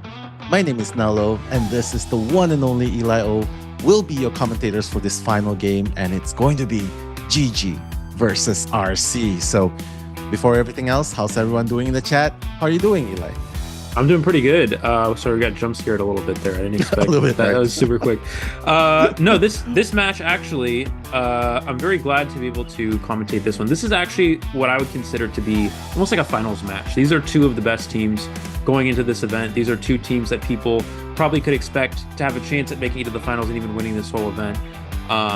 And so having this match in day one right away, already a great way to start this tournament. Yeah, no, I'm feeling great about this match for sure. Yeah, I mean, with great reason as well, right? Because, you know, GG is the defending champion. They won in COAAT 7, and now it's RC that's showing super strength. Great showing and coming up with this unconventional picks such as Nightmare, for instance, right? So there's just this adaptability and strategic depth that we can see from both teams, and not to mention having some star players in both teams that's definitely going to play a lot of impact into what we're going to be watching today. And just seeing a few people in the chat as well. I can see Hanako, as usual, predicting that RC will be the stronger team. I guess we'll have to find out a little bit later. And some people asking whether we put on socks. I'm not sure if that's a common question you ask people, but I don't put on socks. Do you put on socks, Eli? Only outside, not in the house, no. Not in the house. Well, my floor's a little slippery, so I don't think that would go over well. All right. But hey, I mean, anything to warm your feet in, especially during cold season. But hey, it's always very hot here. I can imagine it's hot in Thailand as well. But glad to see all of you in chat as well, and a lot of people saying hi. We'll get to you bit by bit, and of course super happy that you guys have been making it since the very beginning of stream. And how crazy was that? It's like 6-7 hours ago and we're still going on here. So thank you for having us. And Eli, since we're talking about these two teams, GG and RC, you mentioned that you're super excited for this game. So some of the viewers have already shared their opinions. What about you? Who do you think has the slight advantage coming into this matchup? Yeah, I think probably GG would have the slight advantage just because this team's been so successful throughout every global event, at least as of recently. Now, something I really love about RC is you know, we actually see them play some non-traditional strategies. A lot of their team comps, a lot of their strategies come from characters that we don't see every day, especially on the survivor side. You know, we see a lot of them, a lot of their teammates play very interesting characters. We'll see characters like Weeping Clown. We've seen some triple decoding strategies with them in the past. We've seen some very fun ideas that could definitely shift momentum in matches and throw off the other team. We're going to see our team rosters here, but I mean, seriously, no, this match right here, this is already going to be one of the best matches we're going to have in this whole tournament, and we're having it right away here. I'm very happy for this. Yeah. Do you anticipate going the full BO3 here because of how close, how skilled they are?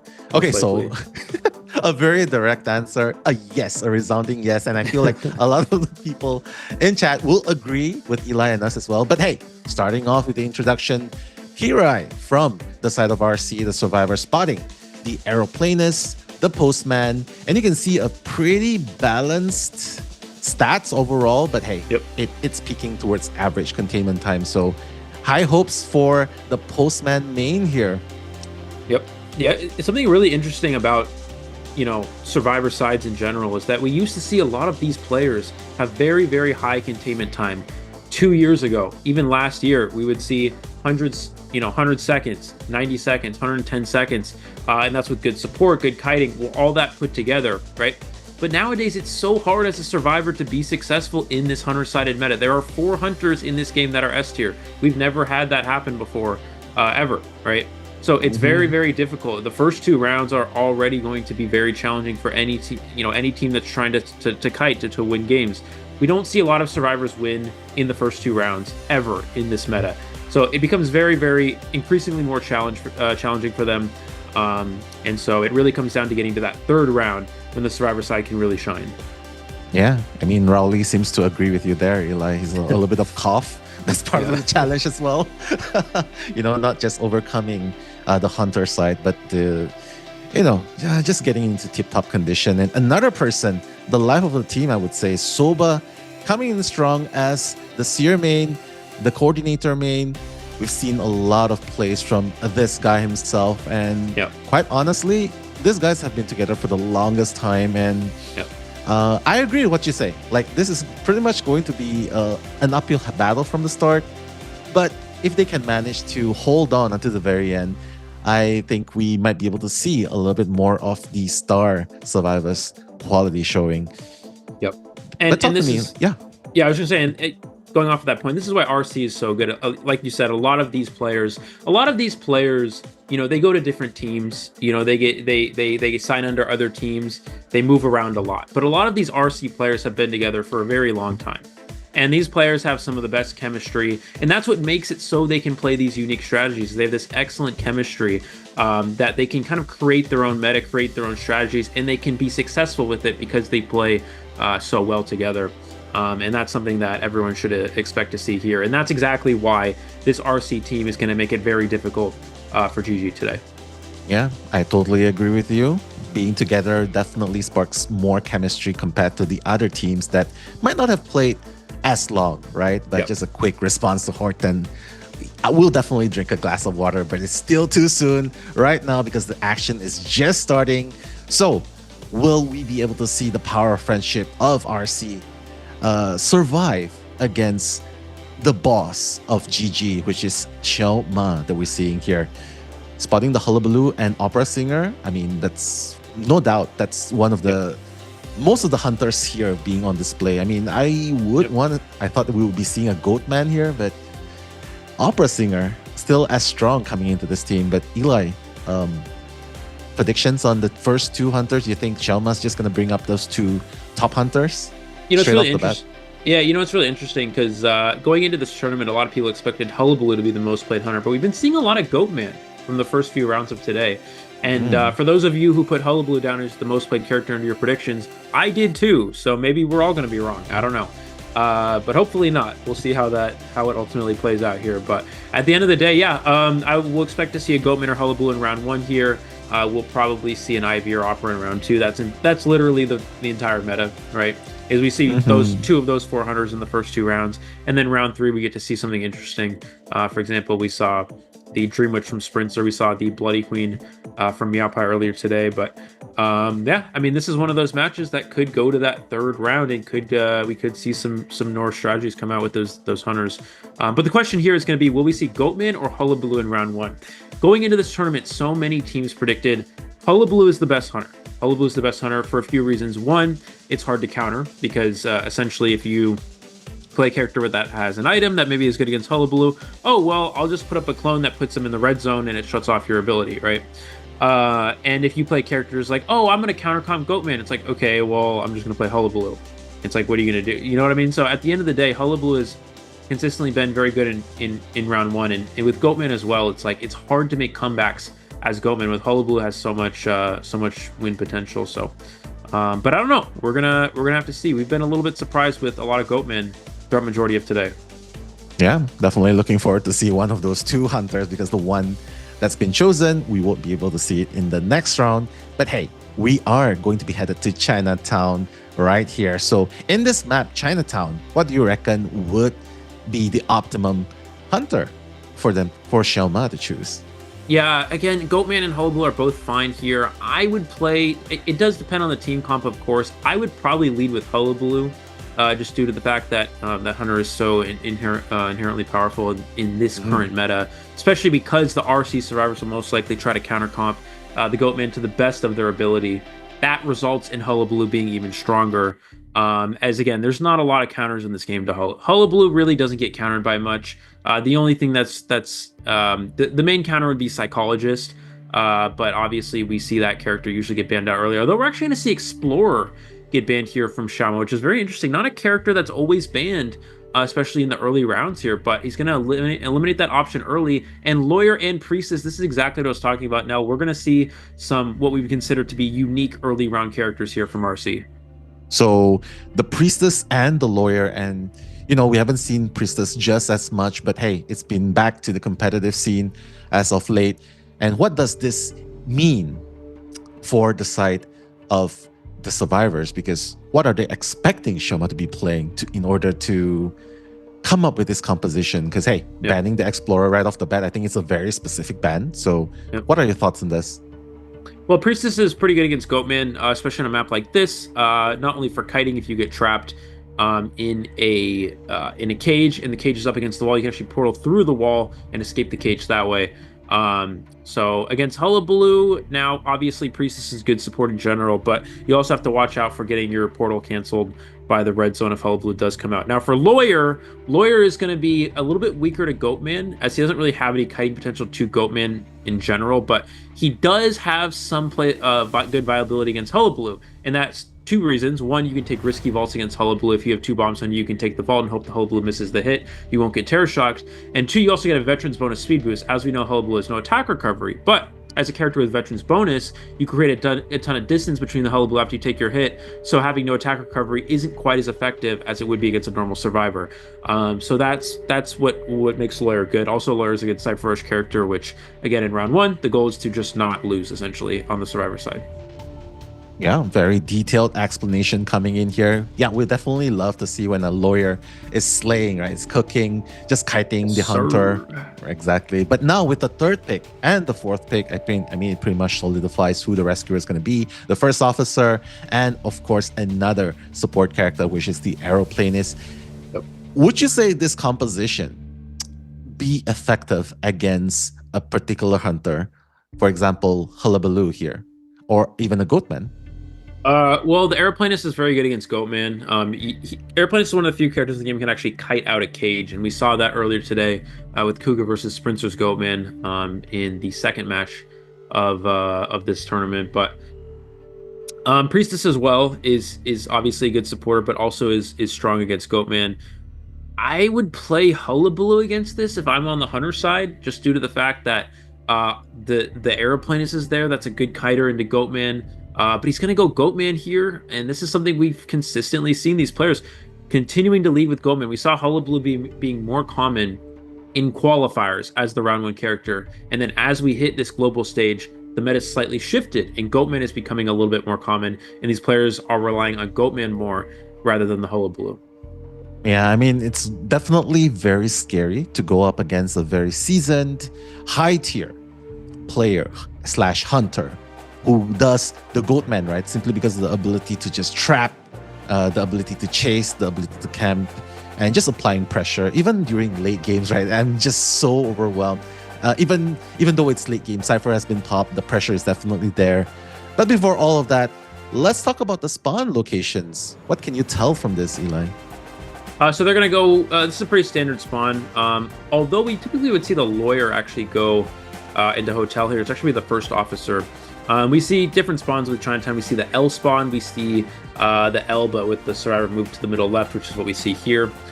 We see the half of a plus sign spawn. So there's definitely different options. They're going to go with the, I don't really know how to describe it other than, I guess, the Tetris piece. The Tetris piece. That's one way to put it, I guess. Okay. But he does spawn next to the Lawyer, so that's pretty good for the Hunter. Yeah, I mean, that's a really juicy target there, right? Coming into this game. I would chase the Lawyer, even though I'm not as high tiered. But hey, talk to me about this trade. So Goatman going with an abnormal right here. So I'm pretty interested in the logic behind it. Yeah, we've seen a lot of these Goatman players do this today. They really prioritize that abnormal to go for a 4-kill. But we're going to get into our first match here. This is the first half of the first round. Nileo joins with Milo, bringing the live commentary for the call of this matchup.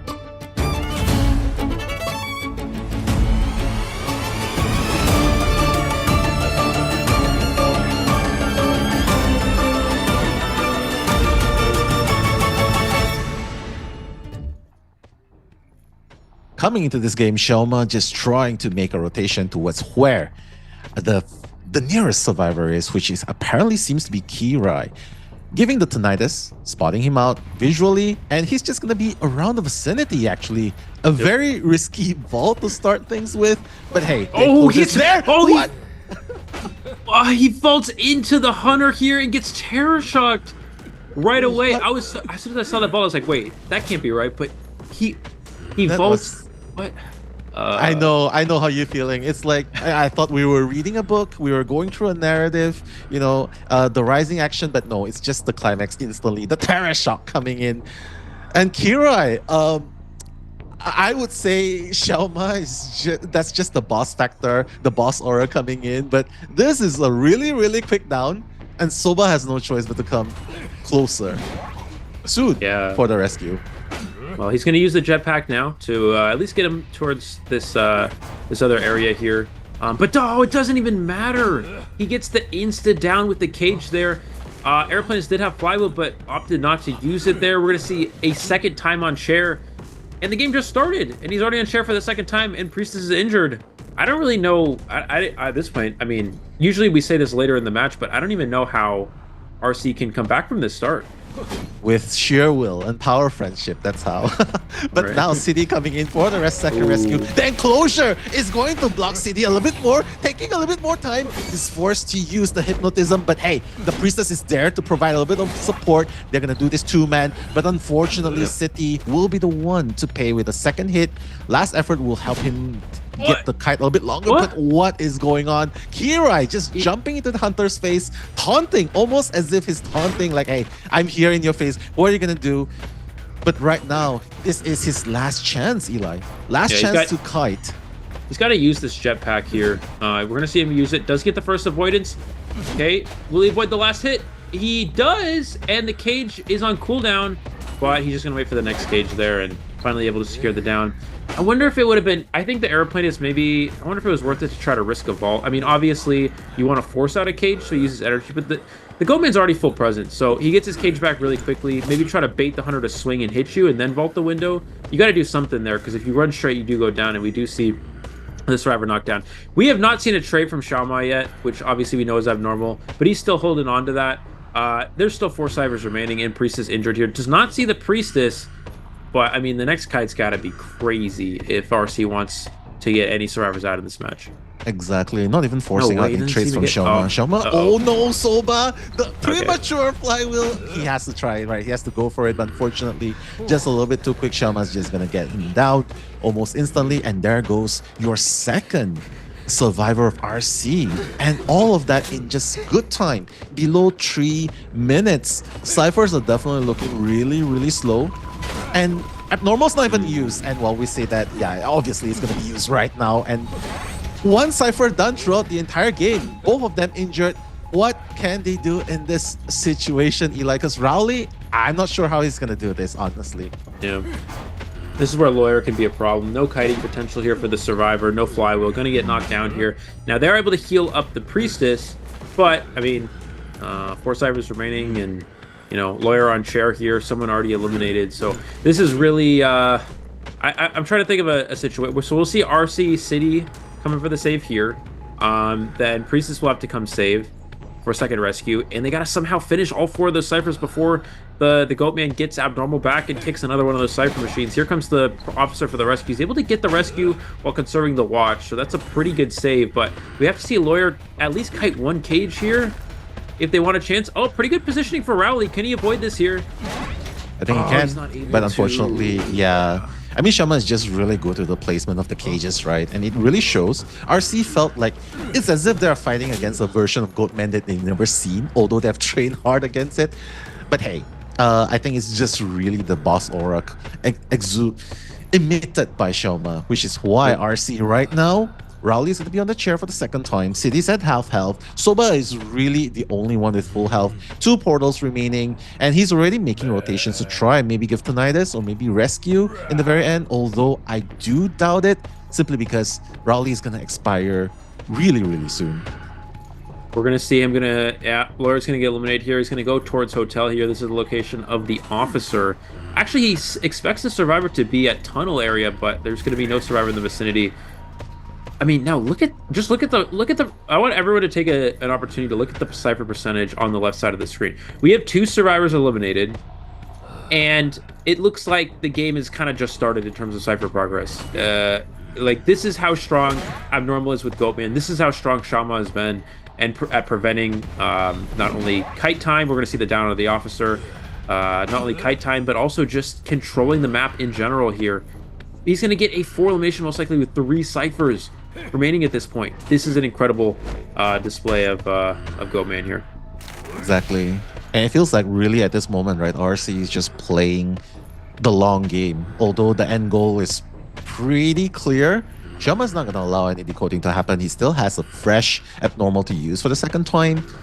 And although Dungeon will be around, yeah, Xiaoma needs to pay a little bit more attention because, you know, RC with Soba on the Priestess, right, can easily use the Global Portal to provide support. But this is the second attempt Soba's trying to hide from the Hunter. Will this be successful? Xiaoma's kind of lost. Like, Tinnitus is here. I know that the Priestess is probably somewhere around here, but hey, where is this hiding spot that we're looking at? And tiptoeing away, no, Soba's gonna expose himself with the flywheel, trying to negate that 1 damage. Unfortunately, gonna be caught by Xiaoma the second time. So City, you pretty much have to anticipate if Soba goes down, City's probably just gonna go up pretty instantly. But what a mirror, what a cage by Xiaoma, getting that down onto Soba almost instantly. Eli, this is great. This is really scary. Like, the moment you're visually visible to Xiaoma, you're almost guaranteed to go down the next few seconds. Yep. One of the cool things about Goatman is that against most hunters, you have the opportunity usually to use your item, right, before the hunter is able to hit you, right? But against Goatman, you can't do that. You saw the Priestess has 3 portals. Against most hunters, she can just portal downstairs and avoid getting hit. But the Goatman puts up the cage so fast, you don't have enough time to react. And that's what makes this hunter so strong. Not only does he have very good chasing abilities, it's that his ability can be utilized so quickly that survivors are unable to use, a lot of the time, use their items in time to even avoid that. Now we're going to see the hiding game yet again here. Round 3. But not this time, yeah. Oh no, Soba's going to go down. And 7 minutes, 41 seconds. Not exactly the fastest game. RC tried to fight back with the remaining members that they have. But unfortunately, Xiaoma, once he gets started, the snowball effect is just, it's just going to keep him going and going. And Eli, that's a 4-man elimination right off the start. Yep. We know that it's going to be a really strong Hunter-sided game, especially during the first BOs.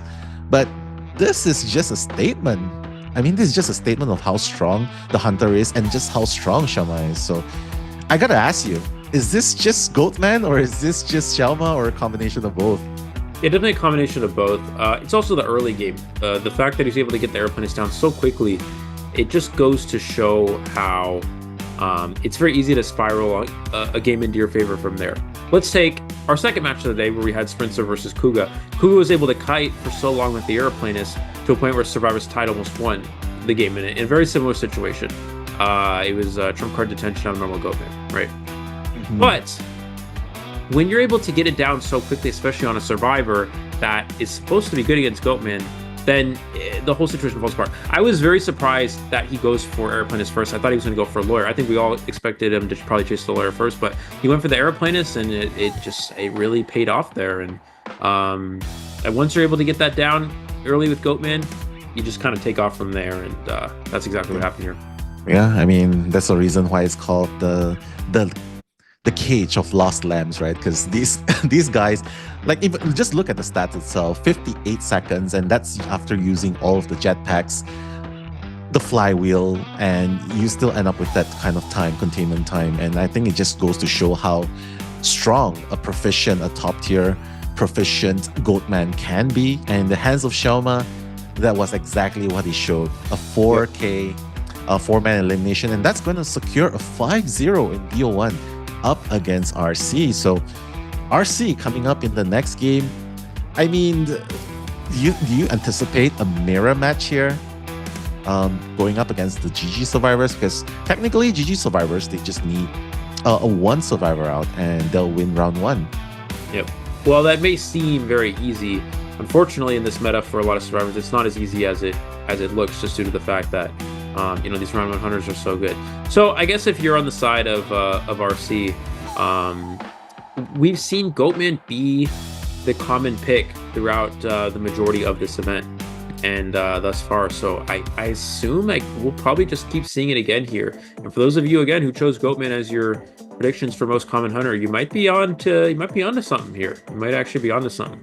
I did not expect that. I would say 90% of people chose Hullabaloo. I'm going to be honest with you, but the meta appears to have slightly shifted, and that's going to be something very interesting that we'll be talking about throughout the majority of this event. But getting into the survivor side for GG here, they really just need to get one survivor out the gate. That's it. And so definitely prepared to do that here. Yeah, you can see TX agreeing with you, the slight nod. Yeah, we definitely need just to get one survivor out. Yeah. And I guess that's the game plan. Pretty much just push their agenda, like get that one round win. Preferably, of course, the more survivors they get out, the points advantage is going to apply pressure to the side of RC, right? So really, it's just what composition they really want to play. And are they anticipating a Goatman right here? Because if they are, well, how effective is a Priestess on this map? Because Sobas played it previously, did not go to a good avail. So I guess it's readapting at this point. Huchao, deep in thought. Of course, he is the rescuer main, probably trying to strategize and think about what they can do in order to further solidify their standings. And if there's one thing you can learn from these professional players, they, despite the circumstances, they never get complacent. They never underestimate their opponents, and they are prepared to go all out. So, feel like, what are the chances? What are the chances right here for RC up against this very determined GG in BO1? Well, yeah, I mean, I think going into this match, as we talked about, we expected GG to, I would say it's like 55-45, maybe 60-40 in GG's favor going into this game. But with that starting performance from Xiaoma, it looks to be a lot better. So we have to wait and see here. And according to my Golden Apple predictions, it was GG first, RC second. So this would actually go according to plan if the match continues at this rate. But again, nobody cares about my apples. What we do care about is a good match here, and we'll see what RC can do. I think the viewers can care for both, right? But hey, for those of you who are sharing the same predictions as Eli, your apples are safe so far. You might look up to double them apples, but hey, what the hell? What do I know? Right here, Abyss:�. Of course, for those of you who are new to the Identity 5 competitive scene, Abyss:� was the hunter turned survivor, and has been doing really good job so far. You've seen Kuga done the same thing from Team FT, just migrating from being a hunter main to a survivor main. So with great results, hopefully we'll be able to see what Abyss:� will bring to the table for his team. But up next, a very tall hurdle for Aka to overcome. And I don't know, Aka, do you think he's a more proficient Hullabaloo or a more proficient Goatman? Because I think it will determine what he'll be playing in this match. It is hard to say. Now, I will say this. The amount of sponsors that RC has is insane. Sony, and what was the other one? I saw another one that was I missed it. We got a lot. We'll replay it later. There was another one that stood out that I can't remember. But anyways, impressive from RC. But we will say, it's really hard to say. Whichever country he's going to be more comfortable with. Also probably depends on the comp. Now out of the predictions, again, we're gonna go back to that. I did have RC Aka as the highest deduction, I believe, for hunters in this event. So I think that if there's any hunter that can do it according to the Elio Golden Apple prediction video, there Aka would have a pretty good chance here. Yeah, Rina Visa. agreeing. There it is. Visa. That's another one. Visa. All right, let's go. But hey, just quoting Rina, her apples are safe for now, thanks to Eli's golden apple predictions. Just a girl as well, and a quick shout out to Tuberos Kisser with a pretty funny statement. Nello, Eli, my pretty princesses. I mean, why? Why? What the hell? Right? But interesting choice of words. Interesting choice of words. I think there's more S's than intended. I think it's Prince. Oh my god, it sounds like princesses as well. My dog agrees. So let's move on to the game, because right now Aka did not ban the Explorer, and GG is going to be taking what they banned, their Hunter ban in the first half. So indications of using an Explorer here, Eli, because I don't think there's really any hiding spots for Explorer here. Yeah, it's not too great on Chinatown, but it is a pretty large map, and it is possible. Obviously, we saw the Priestess being able to hide early on. It's a darker map, so it makes it a little bit harder for the Hunter to see the Explorer, but it's mostly just about the Cypher Rush. These teams, they want to make sure they're getting the bare minimum, which is one survivor out the gate here. So Explorer is going to help with that decoding progress. We're going to see Antiquarian is the last ban here from Aka, which obviously pretty standard character to be in. Now we do see Mechanic and the Embalmer ban. These are two characters that are, we've talked about this before, very good for getting ties. And, Aka cannot afford to tie here. So because of that, because he has to get a 4-kill, he is forced to use up bans on Mechanic, on, Embalmer, and now that does open up the Psychologist, which right now is probably the best round 1 survivor in the game, just due to the fact that she's good against both Goatman and Hullabaloo, which most characters are not. Yeah, I think they have everything that they need in the composition. I agree with you. And maybe, who knows, maybe Kurt will have a better time hiding compared to the Fiona from last game. So, hey, who knows, maybe the miniature Kurt will be the savior, buying a lot of time from Aka, because they do need a minimum of 1 survivor to come out. So based off this bans, obviously, the decoder, the supporter, the rebirth factor, and of course the Obeer Antiquarian has been eliminated. So the question remains, what would Aka be super confident in picking into this composition? My bet's on a mirror match, Goatman. What about you? Yeah. I think both Hullabaloo or Goatman would be fine. There's no Aeroplanist. There's no heavy counters to go. I mean, obviously, Seer Psychologist is really difficult for Goatman. I think that's the biggest thing. In that Psychologist plus Seer Owl, that could be 4 cages if Psych gets first chase.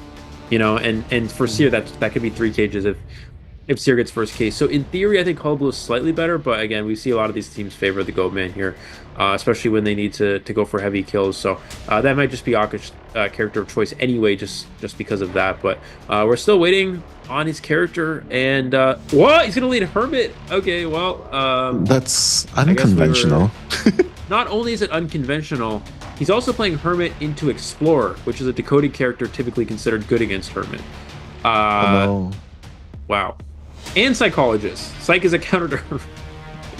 What is going on? Yeah, exactly. I'm not really sure what's going on. Maybe the gods of IDV has spoken to Aka, saying that, you know what, surprise them. That's the art of war. Surprise them with the unexpected. And I don't know if a surprise is what he needs to be doing right here, because I don't know what Alva can do in this situation. Because I agree with you. Like, Explorer is just, he doesn't really care, right? He can just look for puzzles. Explorer can do the remote healing. But who knows? Maybe Aka can see further into the future than any of the survivors of GG can do. So maybe the long game is what he's really aiming to do. But hey, you know what? Let's give him the benefit of the doubt, and let's talk about the spawn locations for now and who's the best first chase here. Who do you think he would be best spawn next to? Yeah, definitely he's going to want to chase the Seer. Well, obviously the Explorer, but Explorer can be difficult to find. So putting that aside, it would be Seer. You don't want to chase Psychologist, ideally. That can take a very long time to kill, plus the Seer. Now, I just want to clarify one thing. We're not surprised that Aka's playing Hermit necessarily. We're surprised that he's playing it here in round 1, especially against this team composition in this situation. That's what we're surprised by.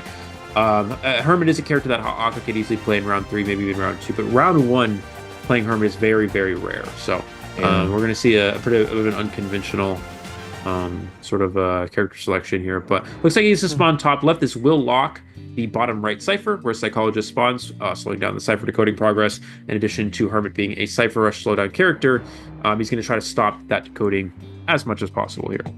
Yeah. Who knows? Maybe, right? Because Kyrie has already given us a pretty pleasant surprise, so unwanted surprise. But hey, Aka maybe is going to pull this surprise off.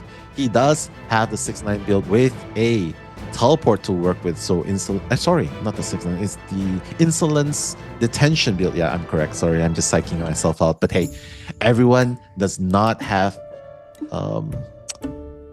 I mean, I don't know how this is going to play out, but hey, this is Nello and Eli bringing the commentaries for the second half.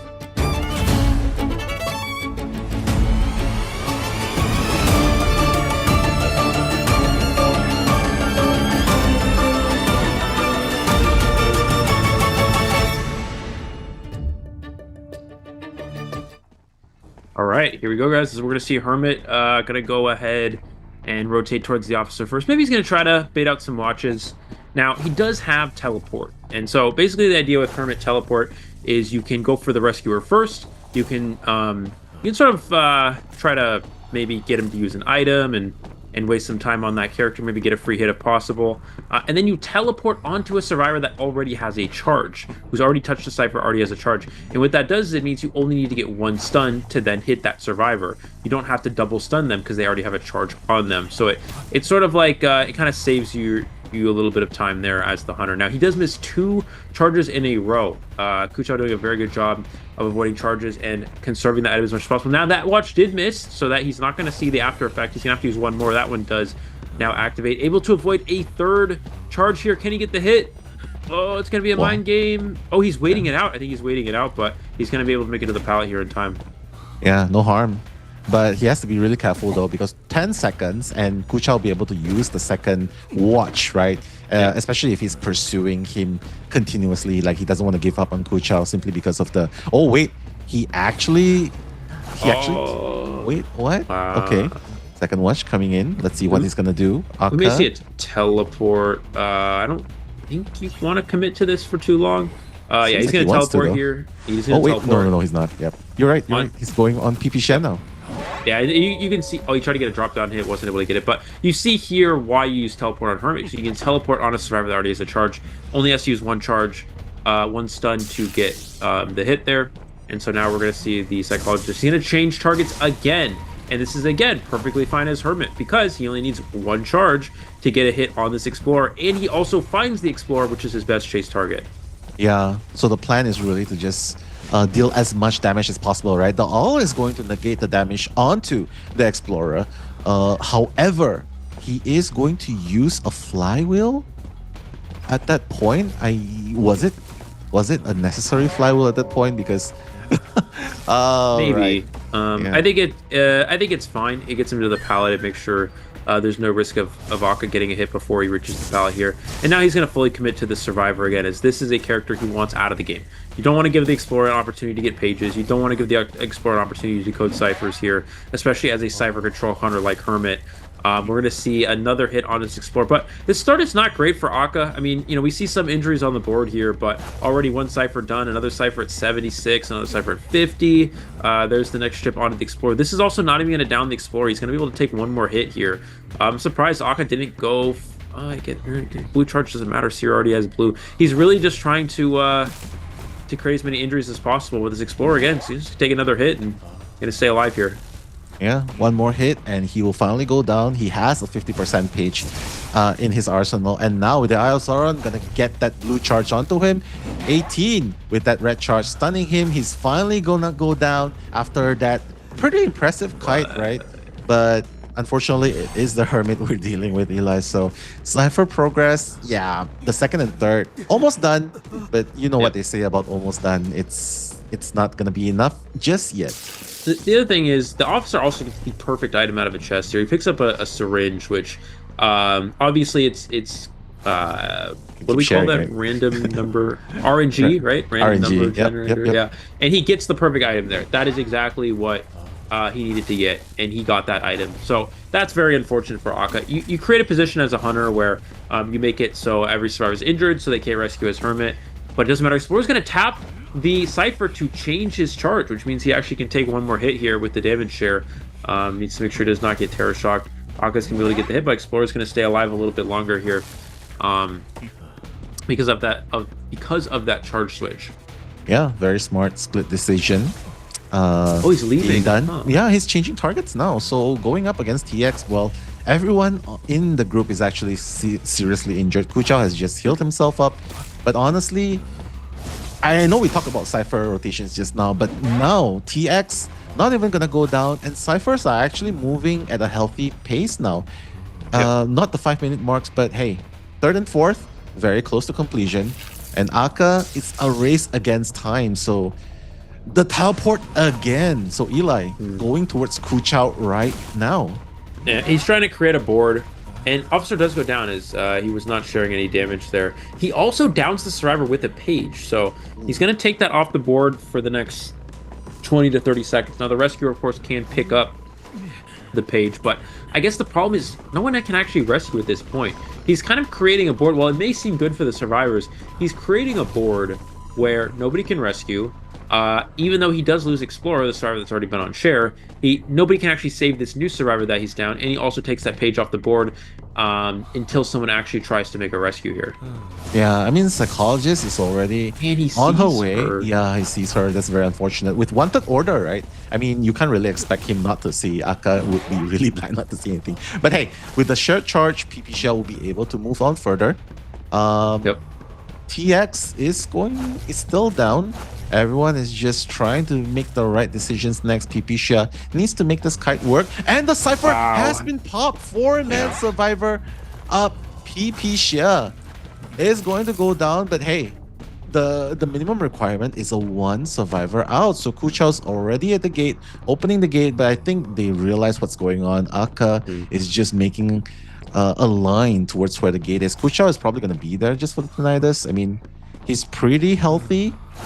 Maybe a charge would work, but detention, Hermit is not something to be underestimated. So GG survivors are still scrambling across the map here, Eli. Yeah. They're doing their best to kind of spread out the gates here. We see 1 survivor on the opposite gate, and this is exactly what they need to do. They just need to make sure they don't lose the game at this point, and I really don't. Obviously, there's not much opportunity for Aki. We're gonna see him get a charge here onto 18. Does get the down there, but no other survivor is gonna go down. It's just gonna be the Explorer.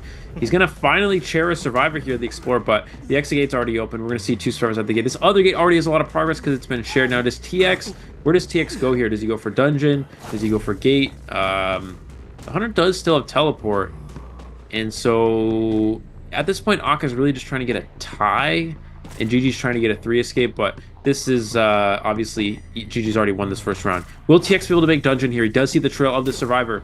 He's going to vault that and go for the dungeon. It's not going to be open just yet, though, and he's forced to transition away, maybe try to make gate, but I don't think he has much opportunity to make it here, as he will go down to the next charge. Yeah, probably a well-timed flywheel will be able to help, but unfortunately that's not going to happen. And the moment he failed the flywheel, you can see PP Shia and Kuchao just went out the gate happily ever after, because that's what is needed to win round number 1. BO1 goes to Team GG. So 7-2 against RC. What a game between GG and RC, Eli. Yeah, definitely a very fun start here to this match, but not exactly what we expected. We didn't expect to see Hermit here. Aka really trying to pull out a round 1 trump card. Fortunately, did not work out for him. Now, I love to see Hermit get utilized. I love to see Clown get utilized. Those are the 2 hunters that I've been playing a lot recently because I figured out that they're actually fun. And I decided that Identity 5 is actually supposed to be fun and not overly competitive, which we sometimes may get. But I have been playing Hermit a lot recently, and Hermit is it's a very fun hunter, and Hermit is a high risk, high reward hunter, right? You have a lot of win potential as Hermit, but you also are not exactly the most consistent hunter, and you're also countered by certain survivors, which we did see that team composition. So unfortunately for Aka, he did not really get the best team comp that he wanted to go against. And the surprise, I don't know if it was a surprise necessarily, because we did know that Aka does have Hermit. It's an unlikely pick, but it is a possibility. We did see it here, but GG, already ready. Yeah, I mean, you gotta wonder if a Goatman would have wielded better results, right? But ultimately, Aka went for the surprise pick. Probably caught a lot of us off guard with that. But unfortunately, the results right there, you can see that even though a lot of the survivors were injured at one point, right? But with the help of a little bit of RNG and Syringe, they did manage to rotate the damages, get the ciphers done, and there's no cage, unfortunately, to stop them from leaving. Even though, because you were talking about the board, right? Making the board, but unfortunately, it's not a physical board that keeps them out. So that's going to be it, 7-2, BO1. RC has a lot to catch up with in game number 2, especially if they want to be the leader of the group, especially if they want to be the leader, because this is potentially a giant, Goliath versus giant game. Both teams are super good. You can see that the containment time by Explorer is really impressive. And I mean, what do you think is the key factor, like one of the most significant factor that allowed a GG to get that run? Because for a moment, Aka got everyone injured. I think he was doing everything right, teleporting. He did exactly what you said, just with the teleport, getting that single charge stun. So what went wrong right there? Well, I think it did take him a long time to get the first down. So that was already kind of a problem. But obviously, once he gets the Explorer down, we'll just go through the whole match. So at the start of the game, Officer did a very good job early game. He did not give any free hits. He did not have to use too many. He was able to kind of hold off with the watch as long as possible. He avoided 2 stuns before using the watch, something like that. So Officer did a very good job in the early game. Okay, and so that's what wasted a lot of time. That's what made it so the survivors had a very good position. And then on top of that, while the Explorer didn't necessarily kite that well, Aka was already behind at that point. He was forced to change targets because the survivors were already winding down. And from there on, the survivors, even though he created a pretty good position where everybody was injured and they couldn't rescue, those Explorer pages just sitting around being picked up by survivors were really game-changing. But we're going to go ahead and look at our highlights here for the first round. これは今ジャッキー。いやバレなきゃいいけどバレたかいや無理だいや C3 入ってもある1個ある1個ある C390 個これがマスターよしバレたな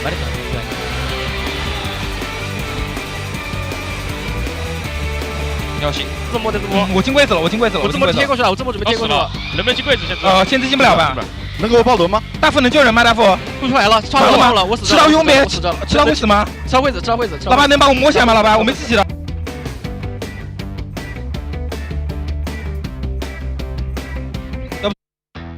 And there you have it. You can see the communications going well in the team comms, and it's really important, especially if you're playing in a team. Doesn't matter if it's in a tournament or rank, because communication, you have a better chance to win with good communication right there. There's even the moment where you see the priestess hiding, right? And he's like, yeah, Muri, which actually translates to just saying, yeah, it's impossible to hide because he tried for 3 times and it still failed. So, hey, at least you gotta give it up to Soba for continually trying to hide from the sights of the hunter. But game number 2, I mean, I agree with a lot of what the viewers are saying in the chat right now. It's still starting, although it's 7-2 in favor of Team GG. There's always the round wins for RC. They can always rely on the round wins to come back in BO2 and, of course, BO3. Unless, of course, if GG really does it in game number 2, just going with the meta picks again, and obviously it's going to create a lot of problem. So right here, I mean, I think it's very obvious. We identified the reason for the first half. I think it was just the aeroplanist with a little bit of sussy movement, right, on Kirai. And game number 2 is just it's a different thing. The survivors are doing really well. So Would you, how do you put this? Would you expect a difference in the strategy of RC going in? Do you think that they should continue relying on a surprising pick going into BO2? Because it was kind of surprising, right, from Aka to go with the Hermit. I mean, we know he plays Hermit, but do you think that would surprise us maybe with a different pick here, or you expect a meta pick in the game number 2? I think that I don't know. Nightmare or meta? Well, I don't know about that. Well, no, I don't know about that much, but I guess anything's possible. I don't know. I guess if we were going to see anything interesting from Aka, it could be Clown. We know that's an option, and that is a character that's very good for comebacks. We know Clown is one of the bigger comeback characters currently, kind of hidden in a lot of hunters, character pools. So that's definitely an option, but Clown's also extremely map dependent. If there was any map to play Clown, it was probably going to be on Chinatown. He'd have to be very lucky with getting a map like Ever Sleeping or Moonlight here for that to even be a possibility. I don't recall who picked round 1 map. Do you know? It's RC, I think. I believe it's RC. So, yeah. Oh, well, it is Moonlit, so... Oh, okay. So there's a chance for Clown then, I guess. A chance for Clown, a chance for a lot of characters, because it's a really big map. So this time, we will see the Hunter of GG going first again, similar to BO1. So Xiaoma, I mean, perfect record so far, getting a 4K in the first game, so probably looking to solidify it with a back-to-back 4 eliminations here. The fan signs are all up and about supporting RC and GG. And you know what? We should show our support in the in the English broadcast chat as well. So guys, if you are supporting GG, you know the mascot. I believe it's the panda, right? So if you are all for GG, I think it should be the panda emojis. Please do spam the panda emojis. And if it's for RC, what's a good suggestion, Eli? If it's for RC, isn't there like their symbol like the pitchfork or the devil or something? The pitchfork. Oh, okay. I don't know if there's like an emoji for. Let me see. Check the emojis. There is. You can see the pitchfork there, right? I think you can see the pitchfork there in the middle of their jersey as well. So I guess we could go with that first. Yeah, pitchfork for RC, panda for GG, and for new Nello your dog. I mean, I know they were pretty unhappy just now, but hey, they're good and quiet now. And I guess this is the calm before the storm, right? Because RC round 2. You could put the mad devil emoji. Devil. There's a smiling one and there's the mad one. Do the mad one. Ooh, the mad one. Let's go. Panda. You can already see the first few viewers. Danny, Jade, Pierre. Of course, LO. Why am I reading your name like that? So a lot of pandas coming in. Calypso as well. Manar, Xiaoma's loyal wife. Manar actually going with the skeleton, so I'm not really sure. Oh wait, there's a trident emoji. Oh, Trident, I didn't even know that existed. Let's go. There actually is. So I never even seen that before. It's crazy. It's okay. We know the existence of the trident right now. So Agnia, Tuberosa Kisser. Shout out to you guys. You guys have always been there and always keeping the chat positive as well, everyone. So super happy. And Noha, what's up with the panda emoji? Well, it's a sign of support to GG because it's their mascot. And if you're a fan of RC, the support is the mad devil's emoji or the pitchfork. Both can work. So right now, Erica, the egg seller from with a little bit of encouragement in the Japanese language. Let's see, a lot of support coming in, and you can tell RC really cannot afford to mess this up right now, right, Eli? Because round 1 has been terrible to them. They have to make this up in round number 2. Yeah, definitely. There's a lot of pressure, right? Oh, a lot of I was gonna try to make some sort of like, what is it? A steep hill to climb, something like that. I don't even know. What do people say? I don't know what people say around here anyway. But yeah, I mean, do or die. This is potentially the last chance. It might even be the last chance for RC survivors to come and equalize the score or come back in this round. But it's Moonlit River Park. It's a fun map, particularly because of the roller coaster. I mean, if you're a fan of taking grab, I guess this map should be pretty fun for you guys.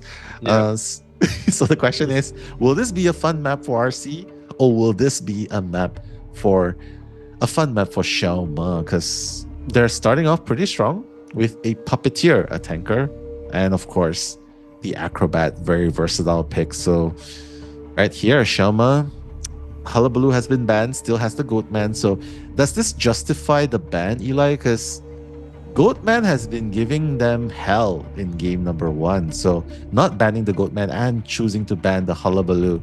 Does this make sense to you? Well, I mean, it's fine because Goatman's global ban and Hullabaloo is... oh, sorry, my bad. Yeah, that's the global ban. I missed that. That. Oh my god. So what can Xiaoma play here? Like, there's no Hullabaloo, there's no Goatman, globally banned. What other options does he have here? Well, obviously we have Ivy or Opera Singer. Probably gonna be one of the two choices here for Xiaoma. That's basically how this meta goes. It's like, okay, we're gonna see Goatman or Hullabaloo in round 1, then you ban the other in round 2, and it's global ban. The other's global ban. So then both of them are gone in round 2. Then you play Ivy or Opera in the next round, and then global ban, and then you have all 4 of those gone in the 3rd round. But we actually see Lucky Guy from RC here. And that's exactly what I was talking about now, is RC, they really like to play unique characters. And we saw it in the first round with with a round 1 Hermit. Hermit is not really, not considered a round 1 hunter. And then we see the Lucky Guy here for Soba. Oh, you know what? I think a few months ago, I was watching a scrimmage match that was being live streamed between RC and I think it was maybe FL. I'm not sure if I can't remember. Maybe it was... I don't remember off the top of my head, but it was against RC versus somebody else, and they chose Lucky Guy as the round 1 or round 2 character. So they're gonna stick with that play, I guess. Maybe they're feeling lucky, right? Because they definitely need a little bit of luck on their side. Okay, there's the smile from RC. Without the smiles, they don't seem like RC, if you get what I mean. So. Maybe a little bit of smile just to calm the nerves a little bit, just encourage the teammates, because it's pretty high pressure playing at this point. I know you don't have the Goatman, you don't have the Hullabaloo to work with, but Xiaoma is still pretty deadly on the alternatives, which you have mentioned earlier on, which is the Opera Singer and Ivy, and it seems like it's going to be Sangria here, the Opera Singer. And against this lineup, I don't know, man. You got to get pretty lucky with the Lucky Guy's wish. You do have to get lucky. Yeah, you gotta get lucky. Maybe not Syringe in the first pick. Yeah, you gotta roll the dice and hopefully you get the gun, the mechanic doll, perfume. If you roll dice and you get Snake Eyes, then you get, what's the best item? Probably Flare Gun, right? You get Flare Gun, yeah. If you get odds, if it adds up to an odd number, you get a Syringe. If it adds up to an even number, you get, I don't know, what's another not useful item? That's you get Terror Shocked. You get Terror Shocked with an illusion. Ooh. Okay, the magic one probably not going to be useful, but hey, the picks have been locked in. So GG is looking to end this with a 2-0.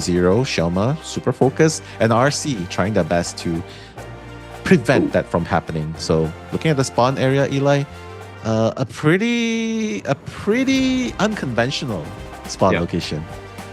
It is. It's a little bit unconventional, but I kind of see the logic. Typically, you would just see Puppeteer spawn first stop instead of Godkai, but because Xiaoma's going to spawn towards the bottom left, first stop will be locked. So this way, you actually spawn your survivor into an unlocked Cypher machine, and the Lucky Guy will just rotate to first stop instead of running into the Puppeteers. So it ends up being okay. You don't really rotate on top of each other as long as you do the rotation properly. So in reality, I think this is probably fine. I don't mind the spawn at all from RC. Now we will see one survivor with no borrowed time. That's the... Oh, wait, no. Sorry. All 4 survivors have borrowed time this time around. And we're going to see... they want to live. We're going to see Xiaoma here. This is the first half of the second round of the RC Survivors versus the GG Hunter. I'm Yuleo, joined here with Mello, bringing the live commentary for this match.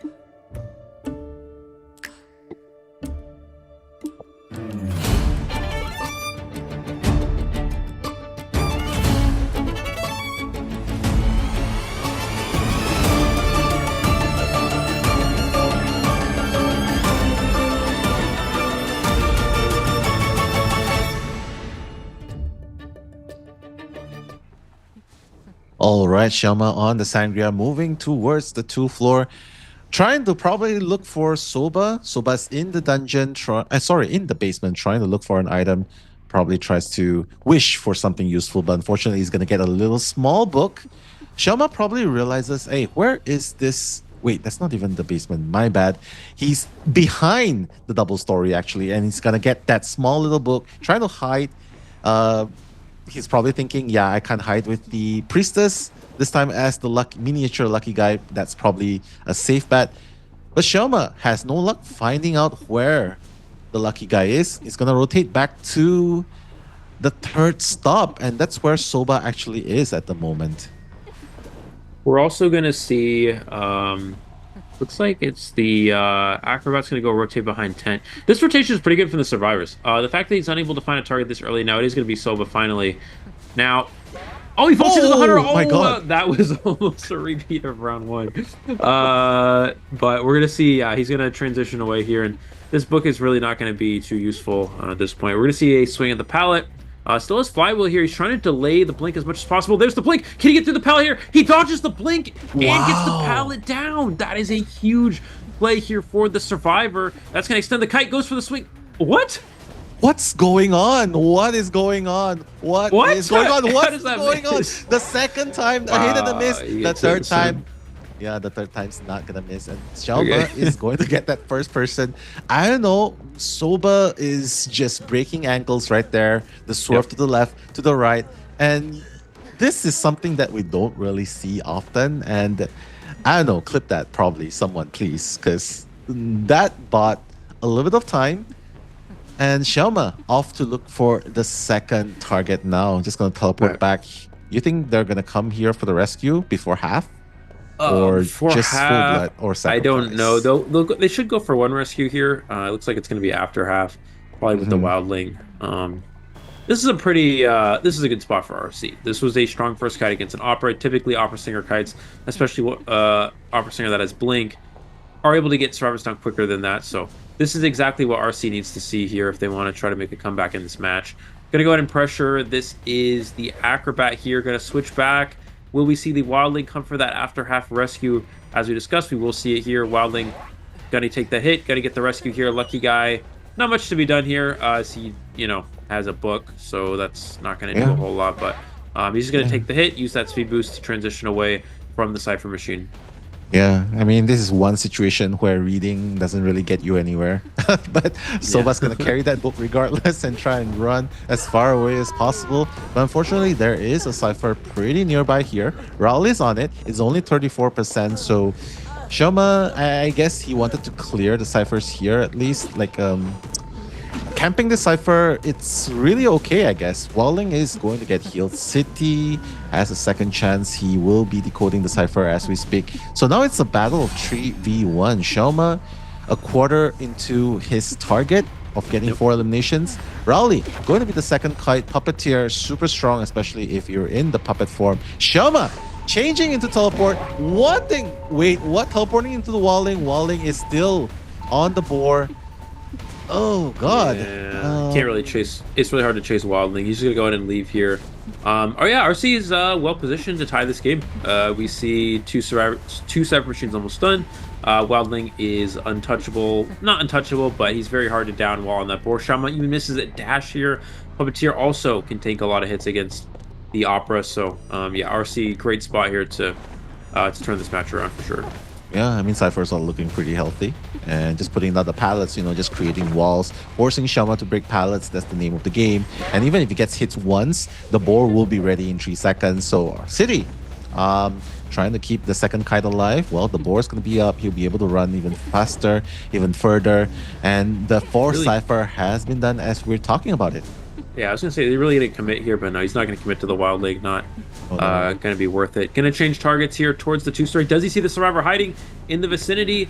He does not see the Survivor hiding. Now, Opera is one of the hunters in the fewer hunters in this game that's very easy to hide against. And the reason why is Opera dashes so fast. You have to have your camera angle essentially facing where you want to dash, in a way. So it's very easy to actually hide from the hunter in that way, because it's harder for the Opera to kind of change around their camera to look for survivors that are hiding.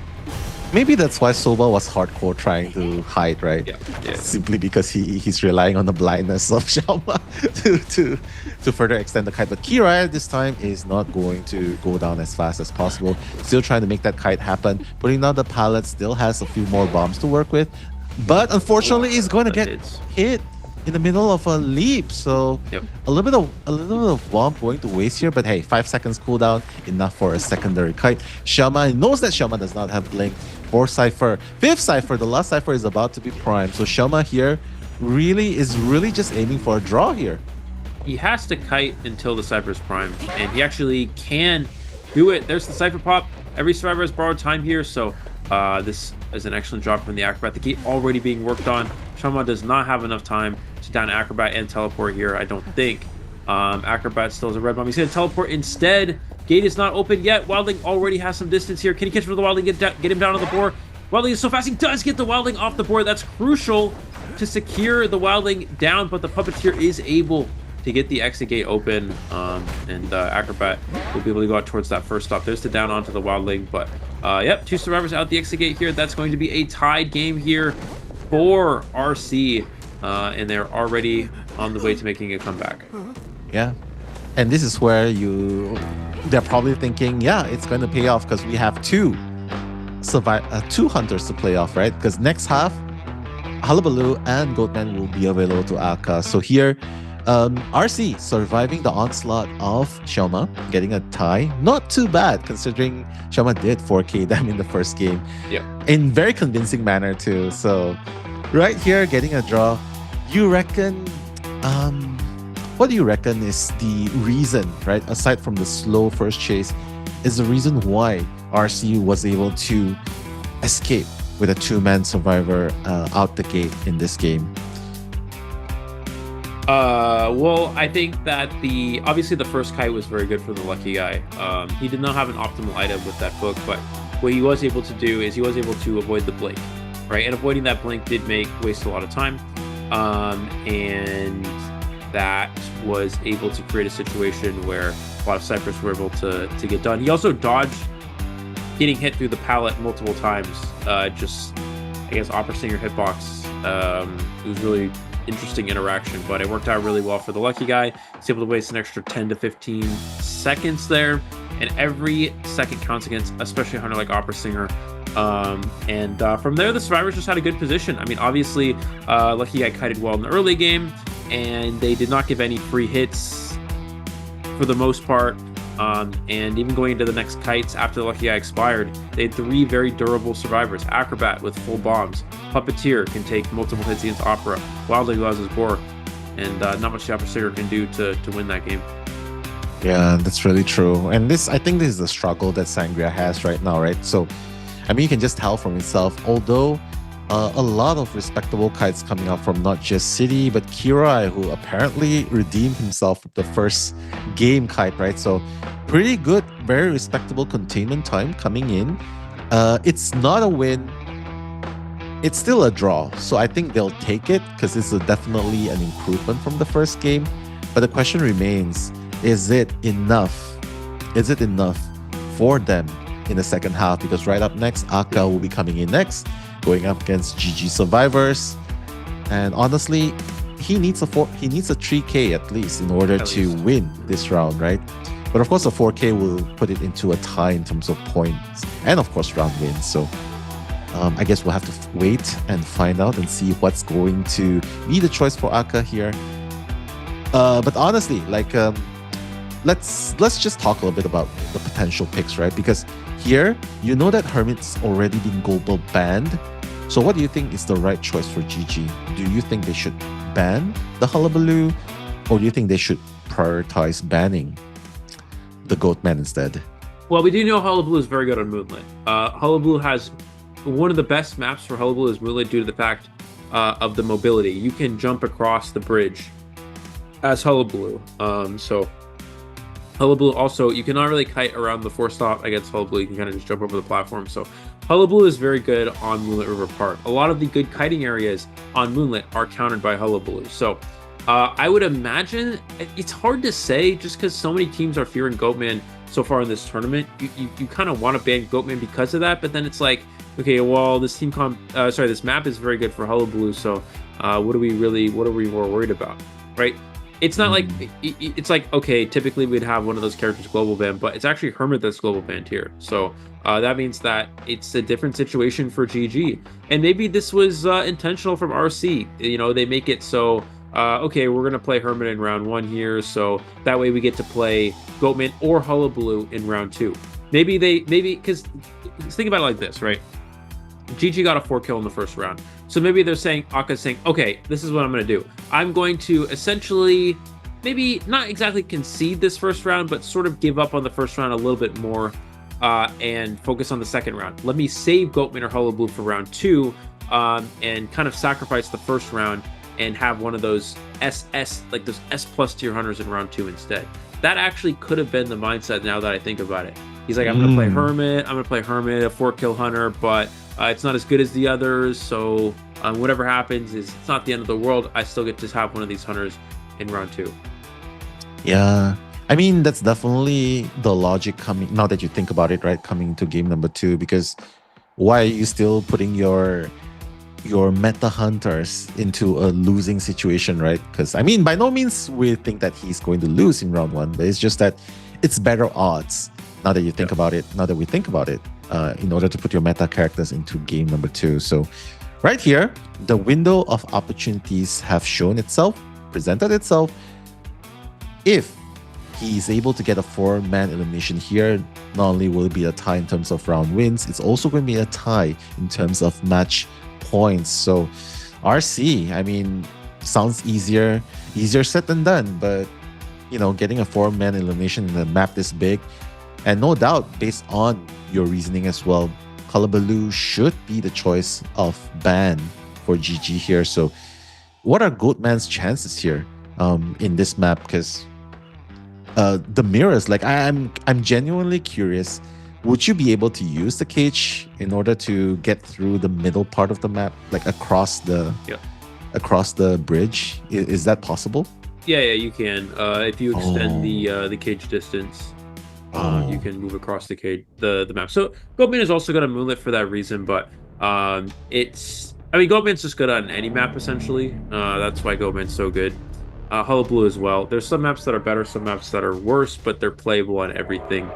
But yeah, Goatman also is fine here, but it looks like we're going to see Goatman banned, so they prefer to play against Hullabaloo. And who knows, maybe Aka just won't even play Hullabaloo and we just completely are wrong. I don't know. We just plays the clown. Who knows? Maybe we'll see the clown. Yeah, no. And actually, that wouldn't even be a bad pick. Clown is a very good hunter for this map, and it's also a very good comeback hunter. It's a hunter that has, similar to Hermit, high win potential, and it is slightly higher risk, but not as high risk as Hermit. Clown is a bit more consistent, and Clown is also just very good.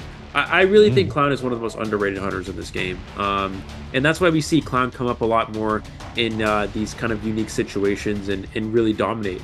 Because while Clown may be weak to Flywheel and may be weak on certain maps, Clown is just so good. It's just, you have the ability to essentially infinite dash around the map. You have incredible mobility. You can just infinitely dash around the map until you hit somebody. You have very good mind game potential because you're dashing around in a rocket and survivors can't take risky vaults, so they get terror shocked. And you have the ability to slow down the survivors so much by double downing the rescuer with a slow drill that they're on the ground for so long that the cipher progress gets slowed down to a point where there's just not enough ciphers to win the game. Clown just has so many tools to work with, especially on a map like Moonlit. So I would love to see Clown here. There's a good chance that GG is prepared for this. They probably all have Flywheel. And also Coordinator is a good character against Clown as well, just because you could shoot the Clown out of his infinite dash. Psychologist, very good against Clown because you're forcing it triple dashes to down her, which is not really good for Clown. He's really built it down survivors with 2 dashes and go from there. So this comp's not exactly good for Clown necessarily, but still a possibility. Maybe he'll just go Hullabaloo though, which might make the most sense. That's true. I mean, Hullabaloo would be the safer choice here, right? Simply because of the mobility as well. Yep. And Clown, I mean, if all of them brings Flywheel, if they all bring Flywheel, I think it'll be really hard as well.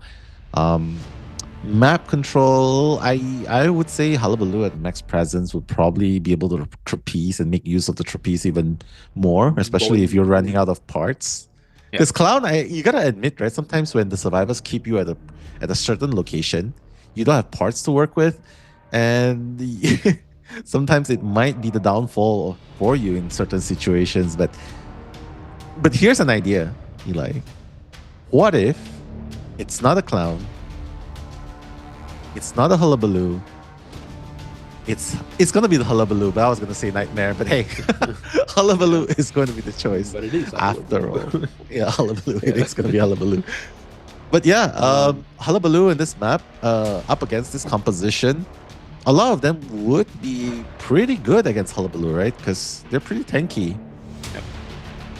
I think this was Aka's strategy, is that he's basically saying, okay, round 1, there's a good chance we probably aren't going to win round 1 after that start.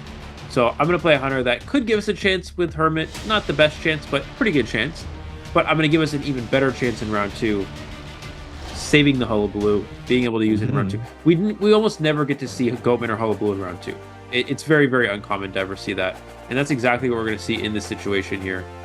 So I expect that this was the strategy from Aka. He's saying, okay, we're going to sack round 1. We're gonna run it back rounds 2 and 3. And already the survivors with a tie there, and the Hullabaloo being available here. This is optimal for RC for sure. Yeah.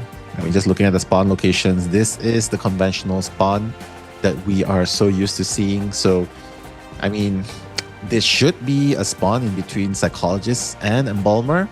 So, I guess the question remains, go to this 4-stop and deal with the Psychologists, or go straight for the Embalmer and just get rid of the Coffin. What's your choice? Well, Psychologist is not the best target for Hullabaloo because having to hit her 3 times is just really not optimal. So, but Hullabaloo is one of the hunters that actually has a pretty good chase at 4-stop, because once you have your first presence, Hullabaloo's you typically bring Insolence. You can jump over the platform and catch up very quickly. And we are going to see the 4-kill build. This is the left-right build. So this is where you go trump card Insolence, you do not bring Detention, and this is common for Hullabaloo to not bring Detention. You basically try to get a 4-kill before the survivors get to the end game. Yeah, before they can get to the end game. Yeah. All right. I'm just looking at it itself. Yeah, it's definitely all in the early games. And who knows, this might work in favor of Aka. But hey, bringing the commentaries is me, Mello, and Eli O. This is round 2, second half, GG versus RC.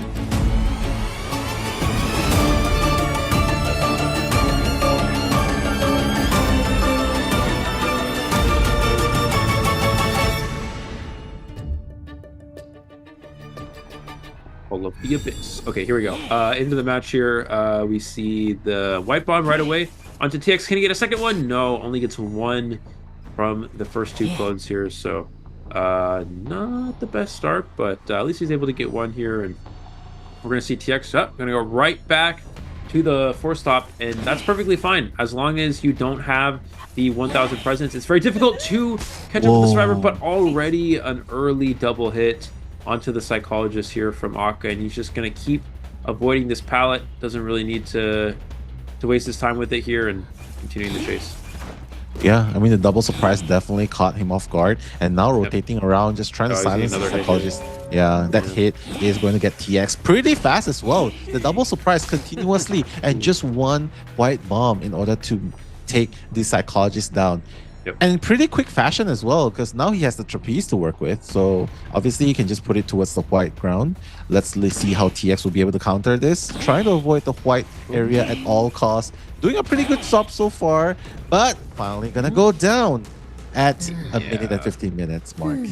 And the bad part about this is that he died on a Cypher, and the Hunter has abnormal. So we're gonna see Akka go kick this Cypher machine here, and that's going to, yeah, that abnormal is so good here for this Hullabaloo. Again, the abnormal pairs so well with this build, because this build is, as we were talking about, essentially win before you the survivors reach the end game. And that abnormal basically prevents them from breaching that end game quickly. Will he be able to get the double hit onto the mercenary? One more with the red bomb. Can he get it? Does get it, and he's going to catch up right away with the flip over. Wow. Right over the bridge, and that's why Hullabaloo is so good on Moonlit. That's why we got to ban the Hullabaloo. This is why I'm surprised we see Goatman being picked so much in round 1. Hullabaloo is just so strong at this point in the meta. Even with the comp that seems to be pretty good against Hullabaloo, it doesn't matter. Like, Akka's just piling on hits, piling on Cypher control with the abnormal. This is, I don't see how the survivors, like, get a single survivor out. This is, I'm just calling it right now, this is a 4 kill. I don't see how survivors make it to the end game here. Akka has abnormal, Mercenaries double down, Cypher progress is limited, he's already at full presence. There's no opening for a comeback. Hullabaloo is just that good. It is. But the rescue is going to happen thanks to the flare gun. Abyss:Y going to be able to escape TX. Unfortunately, it is the full presence and now the double surprise, and just one mark away, the white mark we're talking about. TX is trying to avoid the white mark at all costs, but unfortunately is going to go down. And Akka looking very strong now, and I think I might agree with you, Eli, because this looks like a very strong 4K. Unless if the survivors can miraculously work with what they have. But considering the character selection as well, none of them really have any tool to fight against the Hullabaloo besides the gun in the beginning. So it's really hard for them right now. Yeah, he's going to see Embalmer's going to take that fault. One more black bomb hit. There's the spin, gets the hit onto the Embalmer. Already the full presence getting a second black bomb. Does the switch back? Does he have another jump? Not yet. He's going to have a clone though here in a second. And I mean, that's just, yeah. What can you do there? I mean, not much, really. I mean, GG, they're just trying to decode ciphers as much as possible. But Akka already has the abnormal ready. So Kuchao, it just makes Kuchao... This is the situation that makes you feel so disheartened, right? Because it's like, guys, I swear I decoded, but this abnormal just messes up with the rescuers decoding so much, because Kuchao decoded a lot, but now it's so down behind because they are not built to deal against a Hullabaloo at this point. So Mercenary using that second pad, trying to run away, but it opens up the possibility, and then that chop, that axe onto the Cypher. 3 ciphers remaining, Eli. I'm not really sure how they're gonna deal with this over and over again. It's like when you're in a ranked match and the Cypher progress feels really slow. We're gonna see the down here on the coordinator. The Cypher progress feels really slow, and you're like, you know, which random didn't decode? Because sometimes randoms just don't decode. They just do random stuff and they don't actually play the game properly. But then you realize it's, oh wait, the Hunter had abnormal. Okay, never mind. That actually makes sense.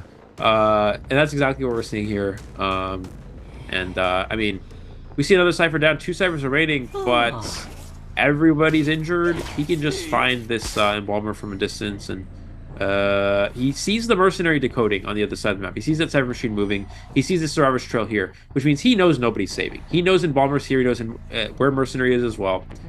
And oh, what a game. Oh no, he's trying to hide.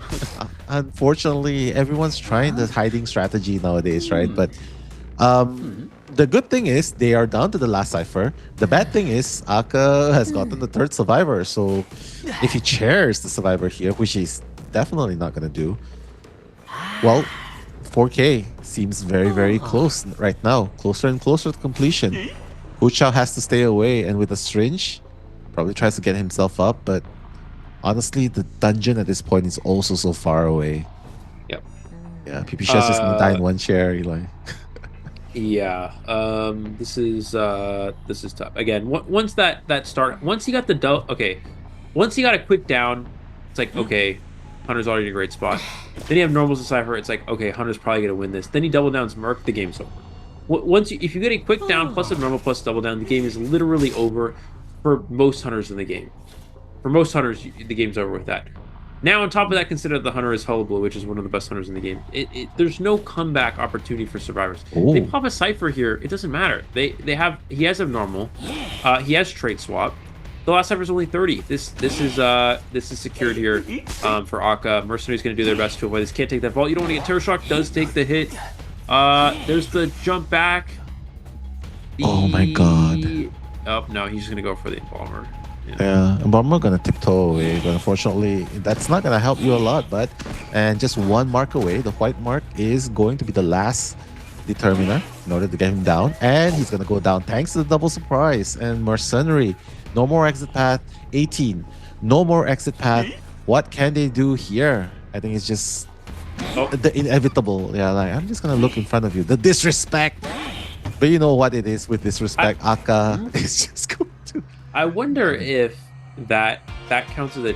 So, does that count as a chest search or no? I think it does. In the predictions, you can predict which team searches the most chests. And I did put GG. I put GG as the most chest search. So that could be important. I don't know if that counts. Opening a chest? I wonder if it... I wonder if it's opening Maybe a chest. Maybe upon completion.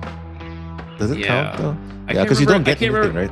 Well, I can't remember if the wording was which team opens the most chests or which team searches the most chests. I don't know, but anyways, yeah. Searches, opening, yeah, I think there's a really fine line there. But hey, one thing's for sure, with this result, RC has managed to come back in game number 2, and all of a sudden, it's 1 round win each for both of these teams, and equal points. So it's almost like we're going into a reset, with the exception of the banned survivors and hunters. And game number 3, just looking at, I don't know, off meta characters. I feel like Xiaoma has a deep hunter pool, but so does RC Akka. So if you're gonna put these deep hunter pools, hunters side by side, would you say Xiaoma has the advantage with his round 3 hunter selection available to him, or you think Akka would have an upper hand going further into the later games? I would say that well, I think Akka has one of the most unique and diverse character pools out of any hunter. So definitely I think later rounds favors Akka against any team for that matter. But yeah, I think the Akka did a unique strat, which was save the S plus tier hunter for round 2. It worked. The game is tied, and just like that, I think that going into round 3, RC just has a slight edge due to the fact that Akka has those very strong hunters. You know, we know Akka has Goban, Hullabaloo, I believe Opera and Ivy, Mad Eyes, Clown. Hermit's obviously no longer available, but something I've always said about Akka is that Akka plays the hardest hunters in the game to play. Okay, so Akka plays, I believe it's Clerk, Dream Witch, Clown, Mad Eyes. Those are like the 4 of the hardest hunters in the game to play, and Akka can play all of them. So that is they could be anything. We could see anything from Akka here. I don't know. Anything's possible. Yeah, I mean BO3, right? That's the part where you get to play your choice of characters, right? And with the S tier hunters, so to speak, gone, I guess it really is up to how you execute this hardest. But would you say, let's talk about it more after this highlight. So guys, please do stay put. Nice! Yoけないよけないナイスナイスナイスナイスナイスいやうまいうまいうまい伸びてるよナイスオッケーいいよ今日オッケーオッケーオッケーオッケーオッケーオッケーめっちゃいいよシーさんでもテンションないから引き分けようオッケーオッケーオッケーオッケー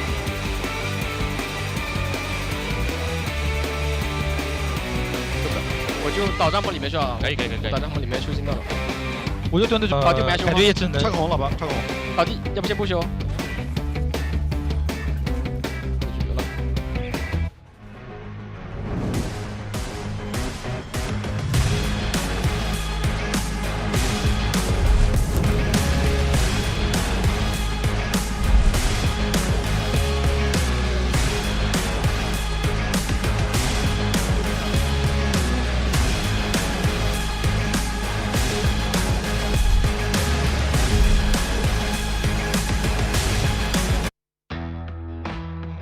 right. The Pride of Japan team versus the Pride of Chinese mainland team. You can see awesome videos of them. Definitely trying to set a precedent here, like trying to show who's the leader of the pack. So far, it's neck and neck. Equalized in game number 2 if you just joined in, if you just tuned in. I'm Mello, and this is Eli-O. Welcome to Call of the Abyss 8 Global Finals. We are at the final stage of day 1. And so far, GGRC, super interesting games. I'm still looking for that Mad Eyes and the clown. Eli's rooting for the clown. I'm sort of rooting for the Mad Eyes simply because it's really technical. But just to make things a little bit interesting here, like, which do you think is most efficient? Do you think that... Okay, here's a question that I think I'm genuinely curious. Do you think technical hunters that are harder to play would wield greater success compared to more straightforward hunters played by equal proficiency? That is, Do you think, that's so hard to answer just because it really depends, right? It kind of depends on what the situation is, what characters they're playing against. I would say, but typically, yes. I would say typically characters with a higher skill level would be more successful in the long run, just due to the fact that they're less. There's a few reasons. They're less common, one, because a lot of hunters don't want to take the time to learn a lot of very high skill characters, because then it sort of makes it so they have less time to work with the other characters that are important, like the S tier hunters and such. And so because of that, teams practice less against those hunters because they expect it to be less utilized since less hunters play it. So that's why high skill hunters typically are very good as surprise picks in tournaments, such as Clown, such as Mad Eyes, and they ultimately end up having good results because teams don't necessarily expect it. So typically, yes, to answer your question, yes. In tournaments, especially, yes, they typically would see more success. And that's another reason why Akka has been very good, is that we've seen Akka do that time and time again. I don't remember exactly when it was, but he played at Mad Eyes on Eversleeping. I don't remember which team it was against, but it was against a very good team. And he got a 4-kill. And so that's, and with Clown as well, we've seen Akka play Clown and get 4 kills with Clown in high level situations. So that's why Akka's very good, and that's why these later rounds favor Akka. Do you think personalities of the players affect the complications, the level of complicated hunters that they play? Because, I mean, some technical hunters, basically, if you are sort of like a hot-blooded, easily panic. Like, for example, you look at Miao Pai, his heart rate is like 168 throughout the game, 150, 168. Do you think these kind of players that are really hot-blooded and full of action, like it's hard for them to keep calm, are suitable to play? Does personality play a huge part in the kind of hunters they play? Like, this might be like a video title, guys. Like, what this character says about you as a hunter. Well, I think that players who typically, obviously, if your heart rate is higher, it usually means you're slightly more stressed, right, during the match. So typically, if you're someone who experiences a higher heart rate or higher levels of stress in a tournament, you wouldn't want to play too technical, right? Well, it's more that you wouldn't. The way I see it is, it's more that you wouldn't want to play high level hunters in terms that require a lot of mechanical skills. So, for example, like when you play in a high stress situation, sometimes people kind of panic and I guess it can go both ways. It's really hard to say. It depends on the person. Yeah, it does depend on the person. I'm gonna give an example. I'll give 2 examples. So, for someone, I know a lot of people who are newer to the game, and they often say things like, when I get in rank, I make mistakes a lot because I panic and I don't take a good route, or I run in the open, or I do something stupid because I'm panicking during my match. Sounds like me. No, you're good. But and then there's also people who say, like, oh, sometimes when I play, like, I can, I I have the game sense to play. I'm not worried about that. But sometimes I stress out and maybe my hands are shaking a little bit because I'm stressing out and it's hard for me to control the character. So there's two types of players who struggle in high stress situations. There's players who have a hard time kind of controlling their emotions, like physically, I guess, when they're playing the game and controlling a character. And high mechanically skilled hunters would not be as good. So characters like Clown is a high skill hunter in terms of mechanics, or a character like Breaking Wheel or something that requires good control. Control, right? Yeah. Yeah. Now, when you're playing, when you're a player who experiences a lot of stress and that causes you to have an effect on your your mental when you play, right? That's different. You wouldn't necessarily want to play a character like Dreamwish. You wouldn't necessarily want to play a character like Mad Eyes because that can really get to you quickly. Someone like Akka evidently doesn't experience either of those things because he can play ice in his veins.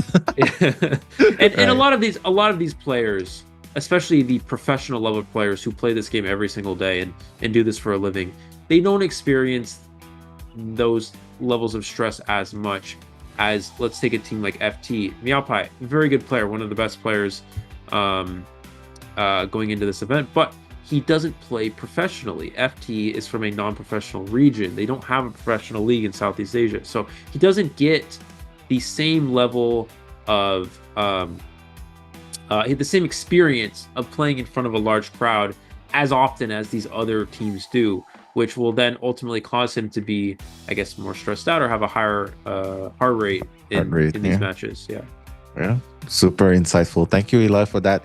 And just to help out a fellow viewer as well, Principe Simeon. So just to answer Principe's, not to necessarily answer, but just to quote what Simeon said, one's personality definitely influences your playstyle. I, for one, struggle until now with opera singer, for instance, because I tend to be super passive. So if you're a coach for Simeon, what would you suggest? What kind of hunters would you suggest to someone who's super passive but wants to play hunter? What kind of characters would you say? A quick like one. Super passive in terms of super like, passive. Maybe does not leave the chair, doesn't pursue, like, oh, Cypher's pop, I'm not gonna chase you mean away. like in their play style. In their play style, yep. So someone who, well, typically if you're a more passive player, you would be considered someone who would be like a later round hunter. You wouldn't play round one because in round one you need to play aggressive, you need to be able to win games. So if you're a passive player on the hunter side, you're going to be typically, sometimes we see this happen, right, where we see some hunter play round one and then they sub in a hunter for rounds 2 and 3, or they see a hunter play round 1 and 2 and then sub in a hunter for round 3. In that case, they would be a later round hunter. They would be around 2-3 hunter. Now, in terms of specific characters, you would play camping hunters who are good at camping and rely on camping to win games. For example, the Anne that we just saw get banned here, or a character like Bon Bon, or a character like trying to think of a character. Goatman. Goatman. Nah, you got to be aggressive with Goatman. Oh, okay. I'm trying to think. Mad Eyes. That's good. Mad Eyes. Well, yeah, Mad Eyes. You can just sit on the chair and wall people. But I mean, it would be characters like Anne, Bon Bon. I guess Naiad, but Naiad you got to be a little aggressive. You got to pressure ciphers. Bloody Queen, you don't have to. You can mirror ciphers while camping the chair. So typically the tie hunters would be good for passive players. Bon Bon and Bloody Queen, something like that. Oh, thank you so much. And Simeon, hope you get the answer. Although you're not asking for one, but hey, hopefully it helps other viewers who shares the same worries or personality, right, with being a super passive, with the super passive playstyle, right? But just quickly hopping back into the game, we see the Seer, the Prospector, and the Coordinator banned with Hullabaloo and Disciple, like what has been mentioned.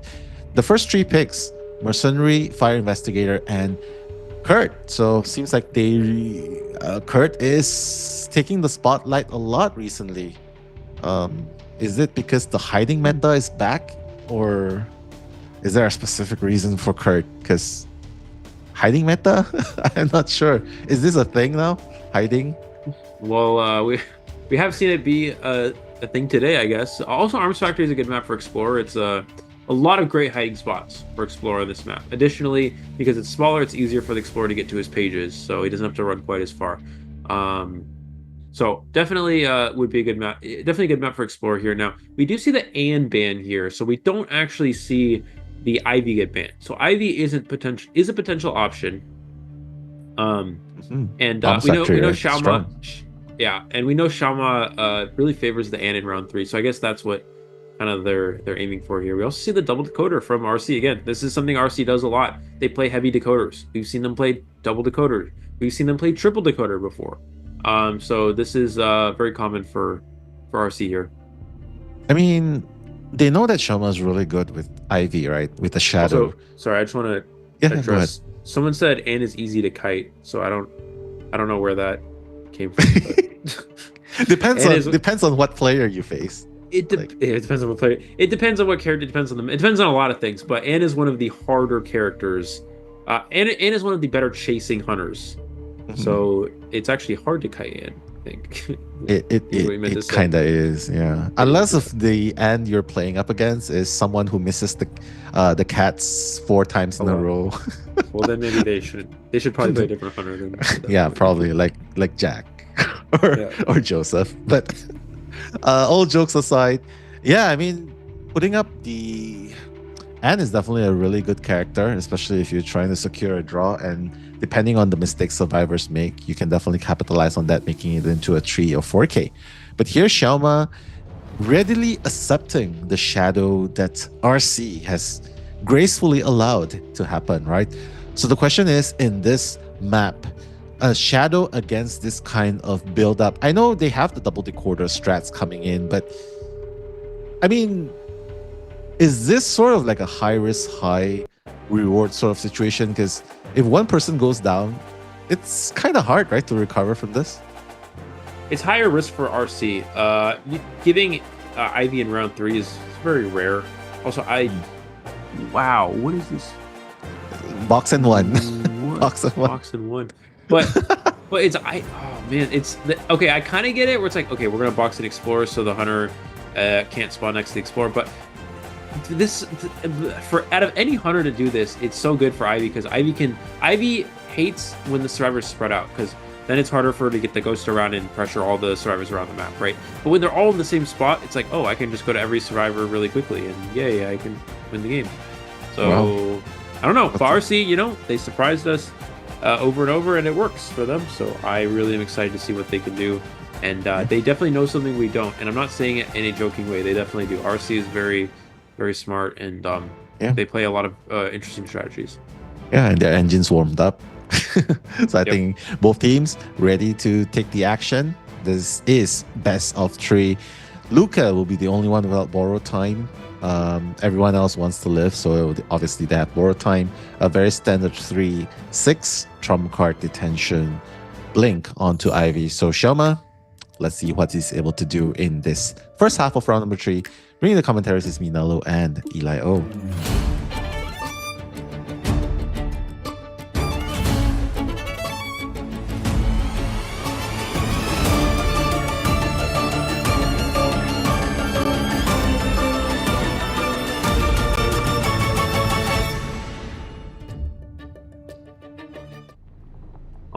Right, here we go. Getting into the match here, we're going to see the Ghost heading towards the Mercenary first. Immediately going to pressure that Mercenary, slowing down the decoding progress. He's going to scare the air and retry. No, he's going to keep the Ghost moving around here. Maybe he thought the Explorer was nearby and he was trying to scare the Explorer. I don't really know. But anyways, we're going to see him bring the Ghost here to the Fire Investigator. Again, just controlling the ciphers, really trying to find that Explorer. Sees the prisoner. I think he'll finally commit here. I think he's going to give up on looking for the Explorer and commit to this other decoder here. Yeah, and the backlight traffic red light baiting trick, just trying to catch Rowley off guard. You can see that it's really difficult to kite against a shadow for a very good reason, because if you look at the Hunter, well, you will get feared. And look, that just happened while we were talking about it. Rowley first hit, and in very good time as well, because the Cypher is barely moving, and with the blink available by Xiaoma, I think Rowley might be a pretty fast down at this point. Shelma just trying to catch up at this point. Yeah, we're going to see he's going to bring the Ghost towards middle here. Will he put this onto the environment here? He's going to go ahead and do that just to slow down decoding even more. Has his blink available, so he's just going to keep slowing down the decoding, keep putting the Ghost around the map here, and he's going to use the blink to ultimately down the Prisoner here. I think he has to be careful he doesn't use it too early. Prisoner still has a shock to work with, so he needs to get an insta blink, or else he's gonna get shocked here. And there's the Ghost. Roller's still doing pretty good. The Can he spray. flywheel the... Oh, nice, but yeah, you know, like you flywheel the fear, but you cannot. You don't have anything else left after that, and the blink's gonna secure that kill. Pretty good start though. I mean, considering how fast he got that first hit. I mean, 3 ciphers are almost done. Kira will be the one that gets infected at this point.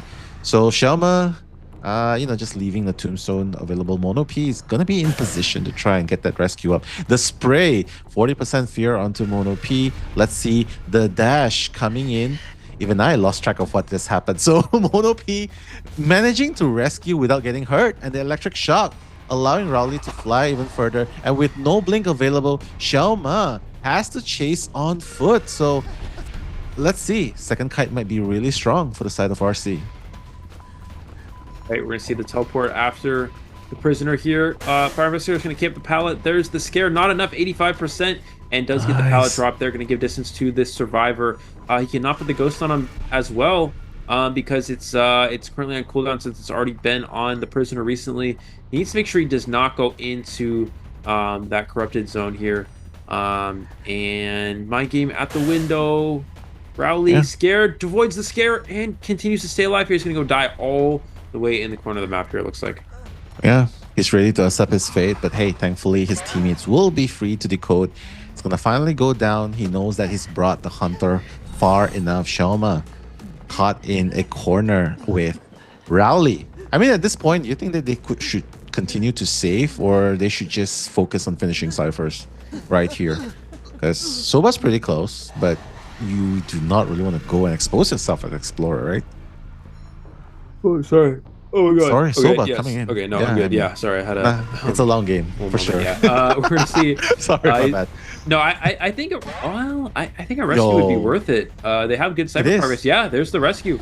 And actually, the Explorer has a 30% page, so Explorer can pop this cypher machine, or 35%, almost pop it. It'll be 4% short, but he can almost pop that 71% cypher. They were going to have the other cypher machine almost done. Maybe force Survivor endgame here if Explorer can get back to that cypher machine. He needs to get there quickly. Looks like it's 99%. Wow. It's already primed. The last cypher's in factory. It's already primed. Wow, look at that. And there they go, endgame. Yeah, they're just gonna pop. I mean, no reason not to pop, right? Rowley, obviously the one without Tide Turner, has a flying wheel to work with. So trying to buy enough time. Well, that's a blink to work with. He shocked the blink. Oh wait, he did. No. The electric shock still went through. Yeah, he shocked the blink. He did. Oh my god, I thought he was gonna miss, but yeah, it's not gonna miss this time. But fortunately for the side of RC, the gate has already been opened. So this is not an often occurrence that you see survivors get a 3-man escape against Ivy, but leave it to RC to actually pull this off. Oh, wait, Soba? Wait, is he going? No, he'll make it. Yeah, he's fine. Yeah, no, this is incredible from RC. That start was so good for GG. We thought GG was gonna have a quick victory after how incredibly good not only the Hunter side was, also a pretty good round one from the Survivor side from them. It already looked like a great game for GG, and RC just has completely turned this around. They've gone from being down 7-2 in the first round to a convincing victory in round number 2. Survivors beating the Ivy here in the third round. A lot of people are asking, oh, why did they ban A? And that doesn't make sense. They're just going to give Ivy here. Well, Xiaoma is known to have one of the strongest hands out of any player in this tournament, and they'd rather go against the Ivy, and for good reason. They got a 3 escape here. They tied it up in round 2, and RC looks like they're gonna potentially win this series here. Yeah, from a 0-man escape to a tie to a 3-man escape, you can definitely see the progression of the survivors of RC, right? So congratulations so far to the RC survivors. And of course, Shoma has definitely done his best. Unfortunately, he is being hard countered by RC survivors that has obviously done a lot of research into his playstyle and whatnot. So well, I guess it really paid off getting the Disciple band and going up against the Shadow. Definitely paid off right there. Rowley, what an amazing kite. 132 seconds of containment time. And obviously for me, that's the MVP right there, simply because of how long he's able to buy time for his teammates to decode. Yep. So I guess it really shows that Ivy's Bane is decoding Cypher Rush. And it paid off for them ultimately. Yeah, definitely. It was also the prisoner did a great job. Not only the first kite ended up being pretty average first kite, but he's able to rebound for a while, die in the corner, die away from all the Cypher machines. On top of that, you see why Explorer is a good character. That Cypher Rush from the Explorer is so crucial. They had great Cypher progress. Prisoner did a pretty good rebound kite. Not crazy good, but it was good. Died in the corner.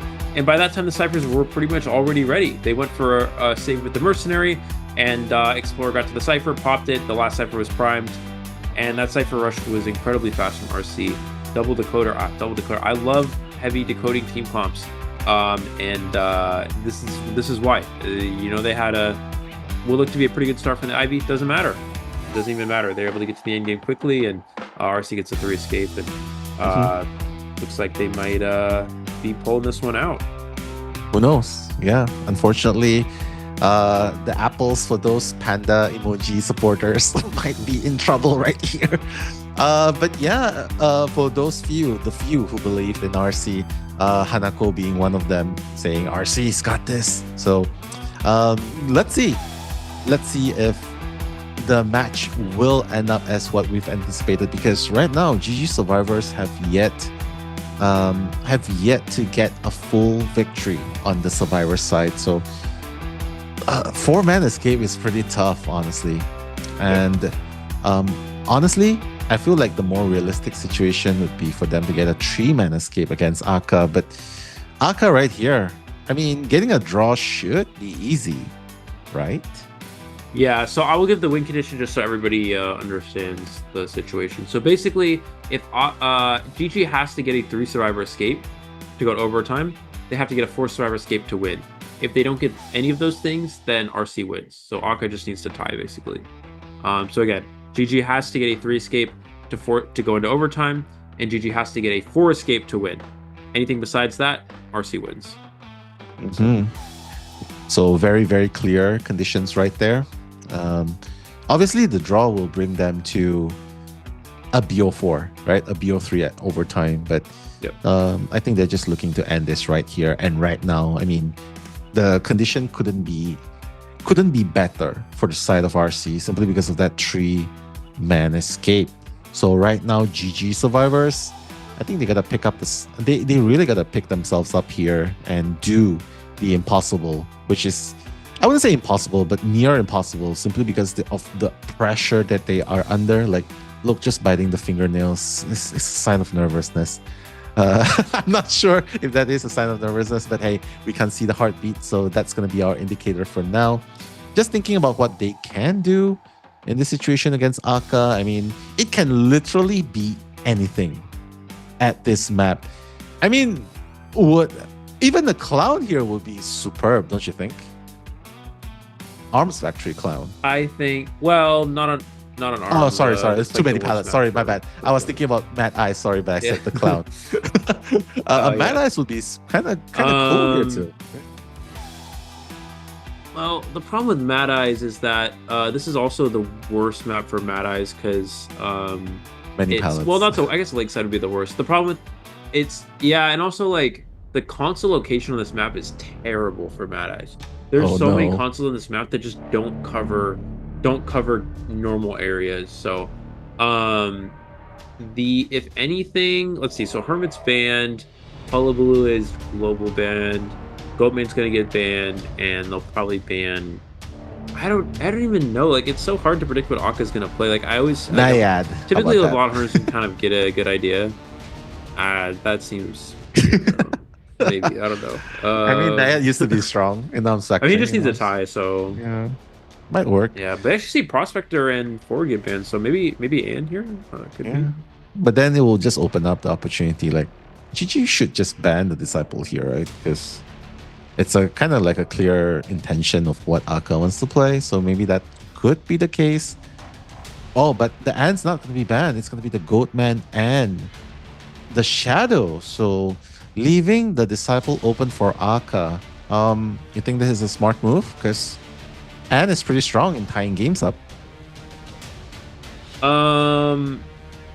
Yeah, I mean, well, Ann would be very like I would play Ann here if I was the hunter. Like if you just need to get a tie, Ann is very good. It definitely would make sense here. And I think that what was the Psychologist as well? So the Antiquarian's a little interesting. Antiquarian's not considered as good against Ann, but they do need to play some sort of OB, some sort of harassing character to try to shift the game into a win here because they have to win on the survivor side. So Anti makes sense.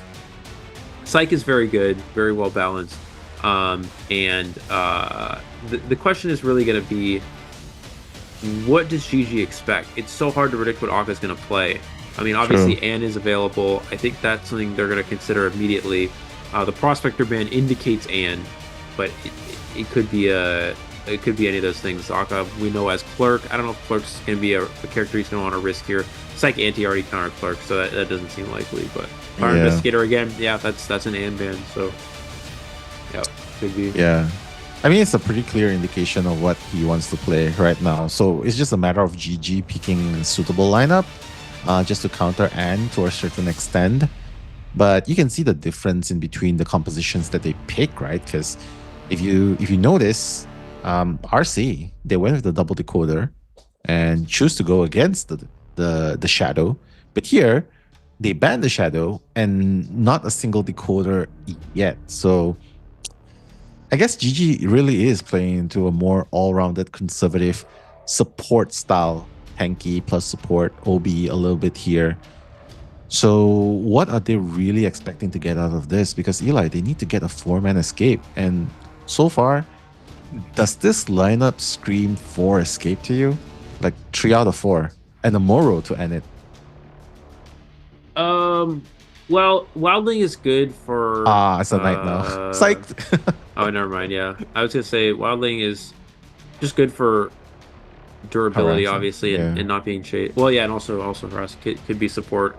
But yeah, we're going to see Knight here, so good Cypher Rush team comp, so they're really just going for faster decoding here. If they kind of acknowledge that Ann is likely, so you're going to want to try to get through the Cyphers as quickly as possible. Having Psych, Airplane is Anti, all regular speed decoders. Knight is not that slow as well compared to other rescuers. So, Knight is, Ann is still good here. I don't think there's any reason to go anything else. But again, Aka has so many options that it's just really hard to tell. Yeah, and that's the good thing about having a lot of hunters in your arsenal, right? Because you can play, and when you can play so many hunters, it just gives the coach a hard time in deciding the ban picks, and ultimately they will just go with a more balanced sort of counters a little bit of everything sort of lineup, right? So Knight is generally just super good as a supporter. So first appearance in this matchup today, the Knight, at least in game number 4. So looking forward to seeing how they can implement this lineup into getting a 4 elimination, because they gotta get 3, at the very least a tie to go to a BO3 overtime, or get a 4-man escape. Because other than that, if Aka gets even a 2-man elimination, that's gonna be it, and it's gonna be the Disciple as the choice of weapon for Aka. So here, chances of getting a draw seems pretty high. You think he should just go straight for the Antiquarian or the Psychologist just to get rid of them straight away? Or you think that he should just go for the Aeroplanist and get rid of all the dashes?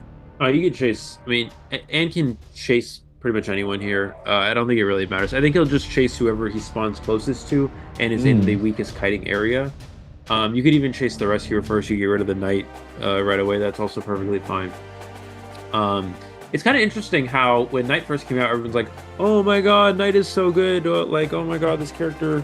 Like, I'm gonna play this character in rank and get first Knight because Knight is so good." And then Knight's actually just, not even played that much. So unless if you are good with rock, papers, and scissors. Yeah. Anyone here in the chat good with rock, papers, and scissors? Chances are you might be really good with Knight. That's your best bet. That's your best bet. Like, hey, I predict you're not gonna do anything. You're gonna let me walk out the gate. Is there such a prediction? That's pretty much how Knight goes. You're gonna let me open the gate. You're basically just flipping a coin at that point. It's not exactly. I mean, obviously there's some mind game aspect to it, but it's also very luck based. So it's just that we typically don't see characters that are high luck being utilized in tournament. Usually more characters that are high skill, high consistency, not high luck. And that's why we don't see Knight utilized that much. But we're finally going to get an opportunity for Knight to come out here in this third round. Let's see, do or die. Everyone has borrowed time. Obviously, they all want to survive and leave the gate together. But Aka with the warp and the 3-6 lineup. Let's see if Aka will be able to pull this off, because all he needs is just a draw in order to help RC win this game against GG. So I'm Nello, this is Eli O. Potentially the last game.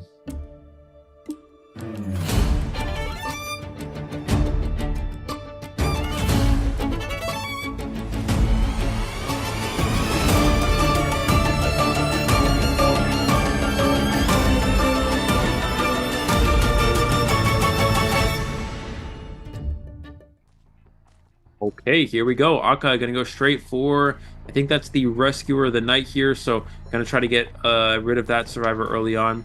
Again, he did bring Blink. It's a trump card. Oh, sorry, did bring Warp. It's a trump card Warp build here, so he's gonna Warp is very good with And for a couple of reasons. It's good for helping you chase to close distance on a survivor. Does yeah, he's just gonna cancel. He's gonna double ability cancel. He's gonna swing once. He's gonna cancel. Gets one right there. So wins one of the two rock paper scissors games and gets a good start for the night. Yeah, I mean, definitely love some game of rock paper scissors identity 5 style, right? So Kuchao still alive and healthy. The cat's gonna lash on for a second time.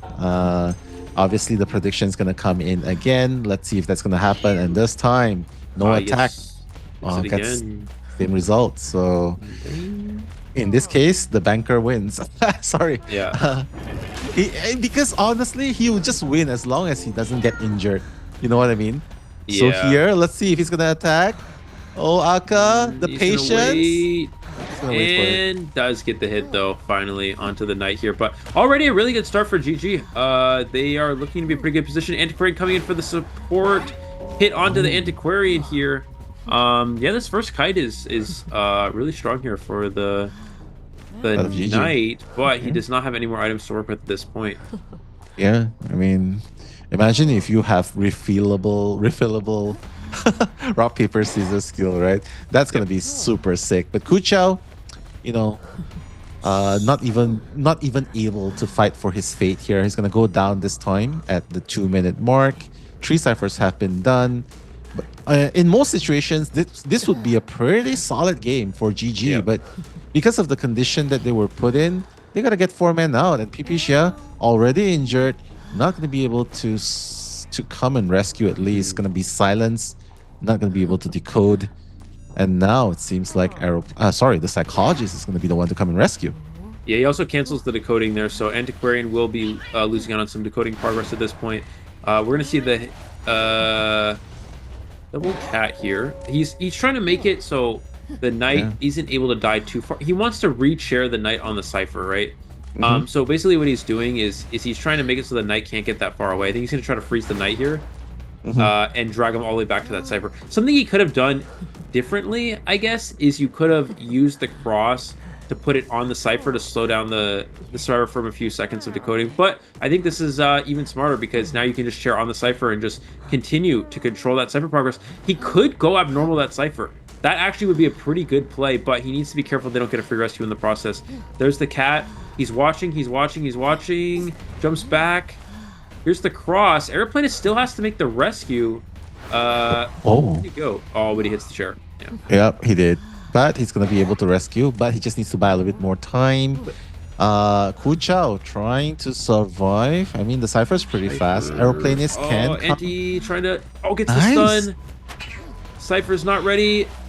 He missed a little bit. The cross going to be placed. Kuchao Cypher's only going to go down 90%. Oh, he get excitement. He get excitement, or he could have normal. Yo, and he's going to try to force it.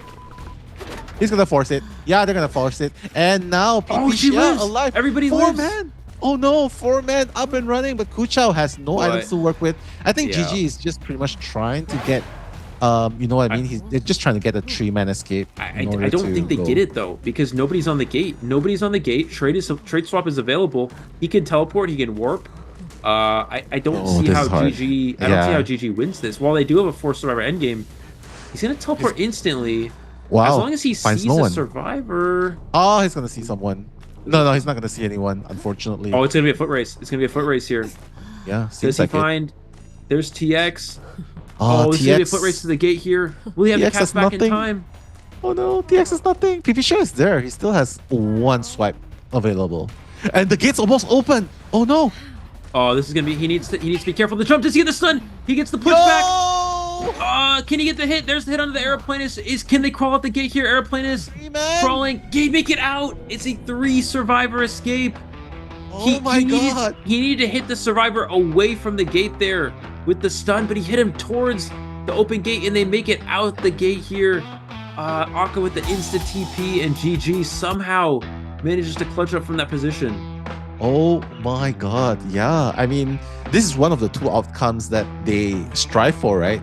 Either a 4-man escape to win it all together, or a 3-man in order to go to BO3 overtime. So, guys, looks like this is gonna get super sweaty because it's gonna be overtime. GG versus RC, and points are actually still neck and neck up to this point. Eli, wow, yeah, what a game. This is like we said, we expected this match to be a very very good match, right? We were talking about before. We're like, okay, this is a match that could even be a finals match, and we're already seeing that happen here in the first day of this tournament. Already, GG was like, okay, GG's off to a great start. They're gonna win this very easily. No, RC turns it around in round 2, ties it up. Oh, RC takes the lead in round 3. Looks like RC's gonna win. Nope, GG wins the last half of the 3rd round, tying it up. And just so everybody understands the situation, we do have a 4th round now because it's both rounds and points that are tied here.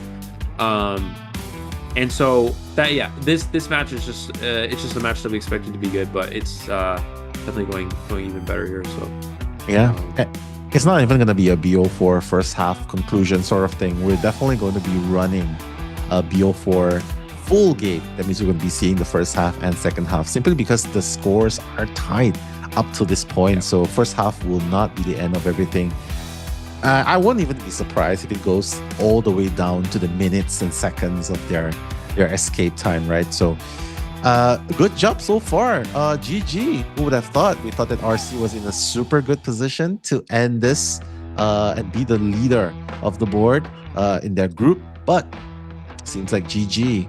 Kuchao especially, I have to tell you, man, this Kuchao is definitely the backbone of GG, because as the captain and as a kiter, this guy, he's doing everything, and thanks to his 114 seconds on containment time, plus PPShare support in the later games, it's just insane how they managed to pull this off. But honestly, I think they were very, very prepared for the Disciple, and they wielded the rewards. So yeah. Eli, going into BO4, what can we expect now that there's so many hunters banned? Well, again, I think the later rounds favor Akka, so I think even though it is going to BO4, I still think RC is the team that has a slight advantage here.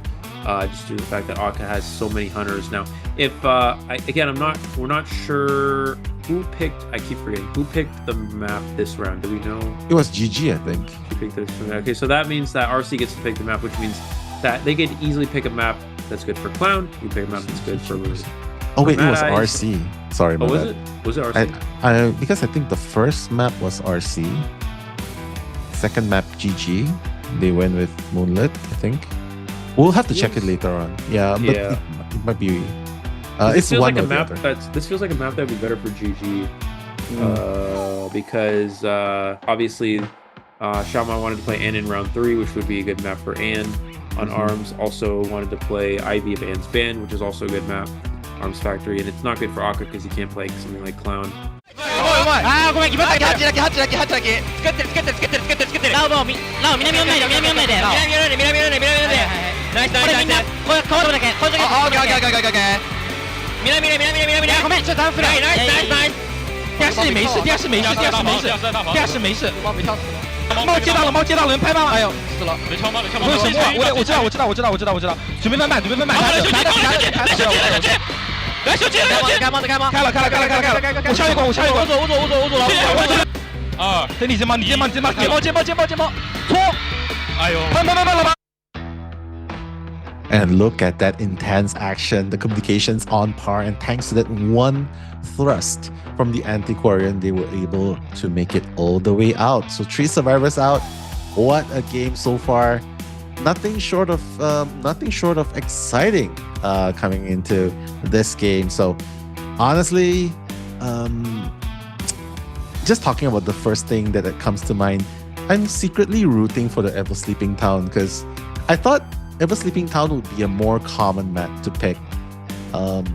And not seeing the hospital anymore seems like it's a kind of like a sad thing because it's kind of popular area to pick, right? So any guesses why we no longer see hospital as much, or even the Ever Sleeping Town not being chosen at this point? Hospital to begin. Yeah, well hospital is just like kind of bad because it's just really good for survivor. It's the best map in the game for survivors, so no hunter wants to play on hospital. So basically you're saying like, okay, let's play hospital, which is good for our survivors, but then we basically put our hunter in a really bad position. So a lot of teams don't like to take that risk. Hospital just has so many risks because it's like, okay, like what if your hunter's playing and this survivor just randomly runs into hospital and then you lose.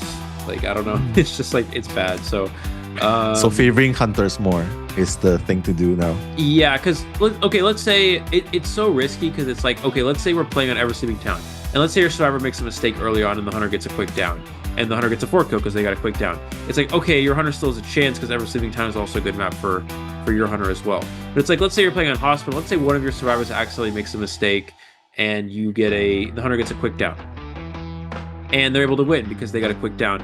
And it's like, okay, now my hunter needs to get a 4 kill on the hardest map for hunters in the game. Even though you could say, okay, that works both ways. It's just nobody wants to take that risk. It just feels so bad taking that risk. So that's typically why. But Sacred, it's played sometimes, but it's just so unbalanced to a point where nobody wants to play on it. Oh, that's so unfortunate. And maybe because it's taboo for them too. I mean, this is sort of a funny opinion because hospital just means like it's a really bad vibes area to be with. It's like implying that you're gonna be sick all the time and going there. Maybe that's why.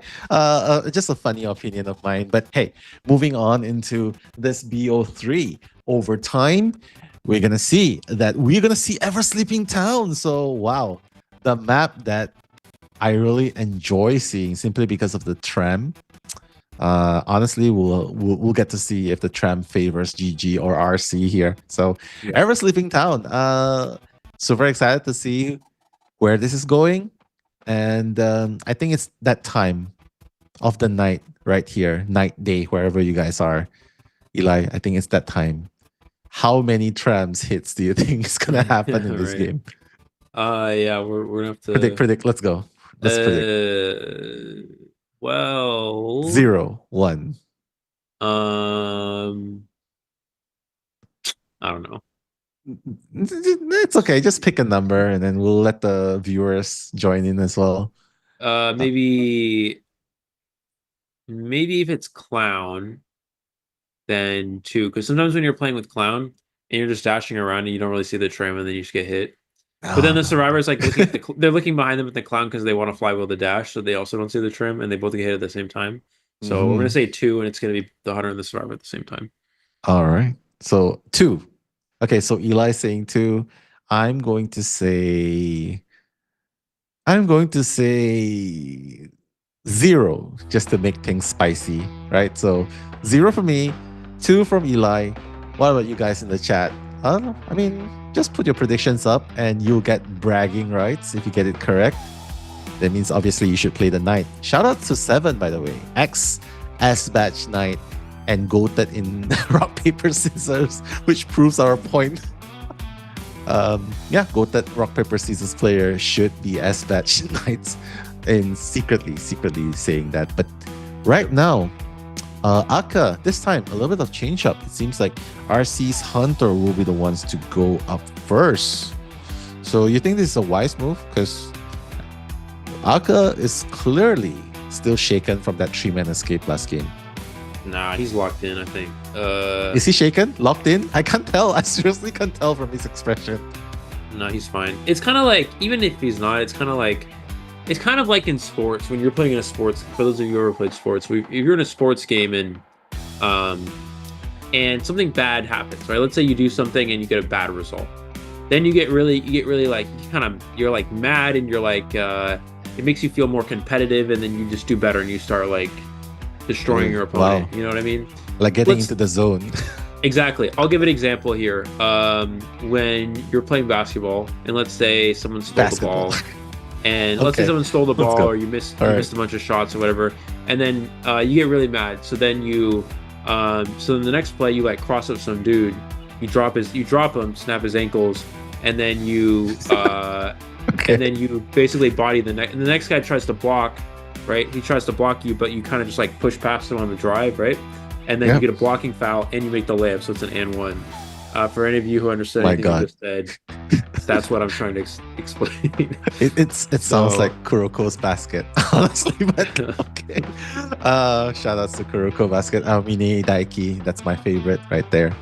Do you watch that though, Eli? Kuroko's I don't think basket? No, I haven't. You should. It's really good. There's one guy who literally just shoots from where he stands, like full court, 3 points. Oh, yeah. Oh god, yeah. But yeah, it's a pretty cool anime to watch. But hey, coming into this game, they definitely need a little bit more of that miracle. Just quoting the generation of miracles, they definitely need to lock in, so to speak, simply because this is their last chance, right? In order to solidify who will be the leader of the pack, the leader of the group. So Aka gonna start off. According to Eli, he's super locked in, and according to Eli, there's gonna be 2 tram hits as well. So, guys, let's see what's gonna happen in this game. Like an adrenaline rush. That's what. That's probably an easier way to explain it. Is that even adrenaline rush? He just looks so calm. I don't know. It's like a mental adrenaline rush. You can't really tell. You can tell? Oh my god. Where's the heartbeat sensor when you need it? I don't see it here. Is it here? Or is it not available in this game? They didn't have it this match. I don't know. Oh no. That would be a clear indication. Imagine 200. And you're not even going to the gym for a workout. It's just playing IDV. And 168. Is it normal though? Because I thought 168. That seems a little high. I don't know. Right? Meow Pie. I don't know. Maybe that's why he's fit. Even though he doesn't go to the gym. It's just his metabolism. Yeah, I think also I was watching RVL's game and Greens was stuck on 96. I think his was broken because his was 96 the whole time. It never changed. So at first I was thinking, I was like, Green's the kind of guy who doesn't really, he's very like carefree when he's very nonchalant. You know, he's kind of just like, it's like he dies quickly. He's just like, yeah, whatever. I don't care. Whatever. Or like, you know, like some random throws. He's like, oh, bro, what is he doing? Yeah, I don't care. Whatever. So like It's when he plays in a match, he's just like, yeah, I don't care, whatever happens. Like we're in Whatever. power. Like even if we lose or win, I don't really care, whatever. So like he Poker doesn't like, face. he doesn't get that much stressed out about it. So I was like, okay, maybe his heart rate's not going above 100 because he doesn't care that much. But then it was just at 96 for every single game. So I think it just was broken. I don't know. Yeah. Unless broken. he's not He's human. cold. The guy's I don't know. cold. Ice in his veins, right? So probably super Stuck at calm. 96. Yeah.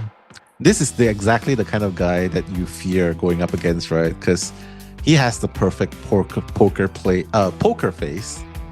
And you can imagine this is the guy who will shove all in with 7-2. So I don't know, man. Right. I don't 7-2 know. offsuit. 7-2 offsuit. And you know the four members on the at the table, probably with pairs and ace king, is probably gonna fold simply because of how hard it is to gauge what Aka's gonna be playing here. So I feel like Aka, I think I agree with you. He has a deeper hunter pool, which really translates well into the later games, and maybe getting into this part is really what they need. But they have to be really careful though. He has to be really careful because GG just got a 3-man escape here, and they might look to do it again. So I don't know. Pipisha seems pretty determined. This is one reaction I can't really tell to Eli, because is he agitated? Was he annoyed with getting 3 escape last game? Is he just locked in? I can't tell. Yeah. Yeah. I Or don't he's know. just super excited. Yeah. It's like, Yeah. you know what? Just put me on Antiquarian. I'll get us that 3-man escape. Maybe that's what he's saying. I'll push him into the trap. Maybe that's what he's thinking. Yeah, I could. Wait, is Even he baby from chat saying, "Is Pipisha mad?" Lol. Yeah, I does think he look mad. He was getting a little. Yeah, when he was talking to the other people, he looked kind of like agitated. Oh, I know Or why, Eli. I know something. why, Eli. Why? I know why he's so mad. It's Why is way past dinner time. Ah. And he's like, overtime. We're supposed to be at Burger King's at this time. No, I'm just. We're supposed to be eating at this time. Yeah. But Aka's like, yeah, we don't really eat at night, so maybe that's why he's looking like he doesn't really care. But yeah, he doesn't really care. Yeah, he doesn't. But hey, while we're at it, let's just look at the sponsor's name on GG side. Oh, sorry, there's none. So okay, RC has a lot. I think I counted 7 at that point. That's a lot of sponsors, honestly. Yep. Sony, Visa, Yojibo, Roto. It'll be sick if they have. It'll be sick if they have. If they have, what's that? Actually, no. It's already sick enough they have Sony, because, oh god. Sony and Visa. Yeah, and Visa. I think those two. That's got to be the top of the list. It's crazy. Yeah. We would love to get sponsored by Sony. Yeah, that's pretty good. Yeah. If you know what, it's like some of those. I think some of them are like Japanese companies that are just very common in Japan, but other people don't know. But like if you know, but like Sony and like Visa is like everybody knows what that is. You know, like the whole world, you know what I mean? So yeah. Yeah. That's the card, the bling bling card. Crazy. Yep. It is. Yeah, Visa. If you need someone to unbox your black cards, yeah, we can do that for you. So shout outs to Visa and shout outs to Identity 5 fans in the chat as well, because you guys are legends. If you've been here since the beginning, it's already 10 hours of this stream. So you guys are the real legends, and I think some of the NAEU viewers as well has already got up from bed. It's like, hey, we went to bed at 3 a.m. and we got back up. And they at came 7. back and like, is this still going? Like, is it still going? Why? What's going on? As you can see, we are at the final phase of today's matchup. It is Ever Sleeping Town. A lot of hunters has been banned, and GG has the right idea. Mad Eyes. Yeah, banning out the Mad Eyes. Yeah. And this time, GG Prisoner. Oh. Yeah, so this is So they're gonna have to counter comp Clown because Akka banned for Clown. Fire Investigator, Priestess are just Clown bans. I mean, those are just Clown bans. I mean, obviously they're good on this map as well, but those characters are both getting cut. Prospector getting banned here as well. Will they choose Entomologist is what I'm wondering, because Akka's likely to aim for Clown in this spot, but Entomologist is one of the hardest counters in the game to Clown, and he didn't ban it. He's actually prioritizing a Prospector ban instead here. Looks like they're going to go Acrobat, also fine, in that the Red Bomb can stop the Clown Dash, but will Akka... I mean... I know he wants to play Clown, but if the comp is too hard, he may have to play something different. True. I mean, Clown is super good, but when you have so many characters that counter the movement of Clown, right? A lot of things can counter Clown, honestly. Even just a misstep, a mishit, right? Sometimes you see the Clown mains just going left and right, back and forth, trying to Terror Shock, trying to catch survivors off guard, but it's so easy to bang into the wall, so to speak. And Survivor skills does not make it easier as well. So still looking for the fourth character. The Painter is going to be banned as the final ban. So maybe pick up another support. Maybe we'll see the Entomologist that you've talked about, Eli. But it seems like it's going to be... Yeah, Lucky Guy. We expected that one. Okay. Lucky Guy. That was not serious. We did not expect that one. Yeah. We expected it from RC probably, but not GG. But who knows? Maybe they're feeling lucky too. Trying to get items. You know, if he's not the first chase, a bot would be really good to wish for. If he's the first chase, a flare gun would be good. So Lucky Guy is really versatile like that. But the problem is, will he be able to wish it and get what he wishes for accurately, or will he be able to wish it before the hunter finds him? So that's something difficult to do. Yeah, we'll see. So think about this team comp if it would be a Clown. So Prisoner can use the Shock to stop the Infinite Dash. The Wildling can just get on the boar. The Acrobat has the Red Bomb, which can stop a Clown Dash as well. And the Lucky Guy... well, it depends on what item he gets. Obviously, if he gets a flare gun, that can stop a dash. You can use an illusion in a narrow area, but also you got to risk... That does run the risk of a illusion shock, Terror Shock with the illusion, so you got to be careful there. But yeah, overall, this comes pretty good against Clown. So I don't know if that's something Akka's going to risk. They probably also have heavy flywheel in preparation of that. So Akka... Yeah, I'm probably just going to go with something different. Hullabaloo. I mean, obviously, still Ivy and Opera Singer are both available, but... kind of hard, right? It's so interesting to see. It's going to be Opera Singer. It's so interesting to see how we're in a fourth round situation, and both Opera and Ivy are still available. That's like so... That never happens. You know what I mean? Like, it's very... I know. Yeah. And it's thanks to Akka's early first picks too, right? Because it's kind of unconventional to a certain extent that GG's like, yeah, we probably think he'll be going for this. And honestly, being able to play this character at the very late phase, which is BO3 over time, that's... Oh, I mean, it says something about the deep hunter pull and the unpredictability surprise pick. So, Akka, Sangria, against this lineup, you have everything. You want the Decoder, that's the Prisoner. You want the Kiter, there's the Acrobat. You want the utility character, that's Lucky Guy, and you want the Rescuer that can obviously kite as well. There's the Wildling. So, let's have a look at the spawn points and determine who would be the juicy first target, Eli. Yeah, we're gonna see. Looks like Lucky Eye Prisoner spawning at middle and middle 2-story. Acrobat over at Geisha, and the Opera's gonna go ahead and spawn in Graveyard here. So that means he's gonna lock the Wildling Cypher Machine from being decoded here. He's gonna have to rotate to a new Cypher, probably towards that S palette, which is that with the 2 pallets in the not very good kiting area. I mean, yeah, let's see where Akka goes first. Keep in mind, this is the 4th round here, so the time is also a factor. If this round ends in a tie, it comes down to time. So this is going to have to... Akka's going to want to try to get this game won as quickly as possible.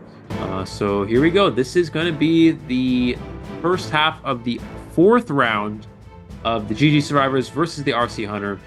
For Call of Biz 8, I'm Yeleo, joined here with Nella Mello, bringing live commentary for this matchup.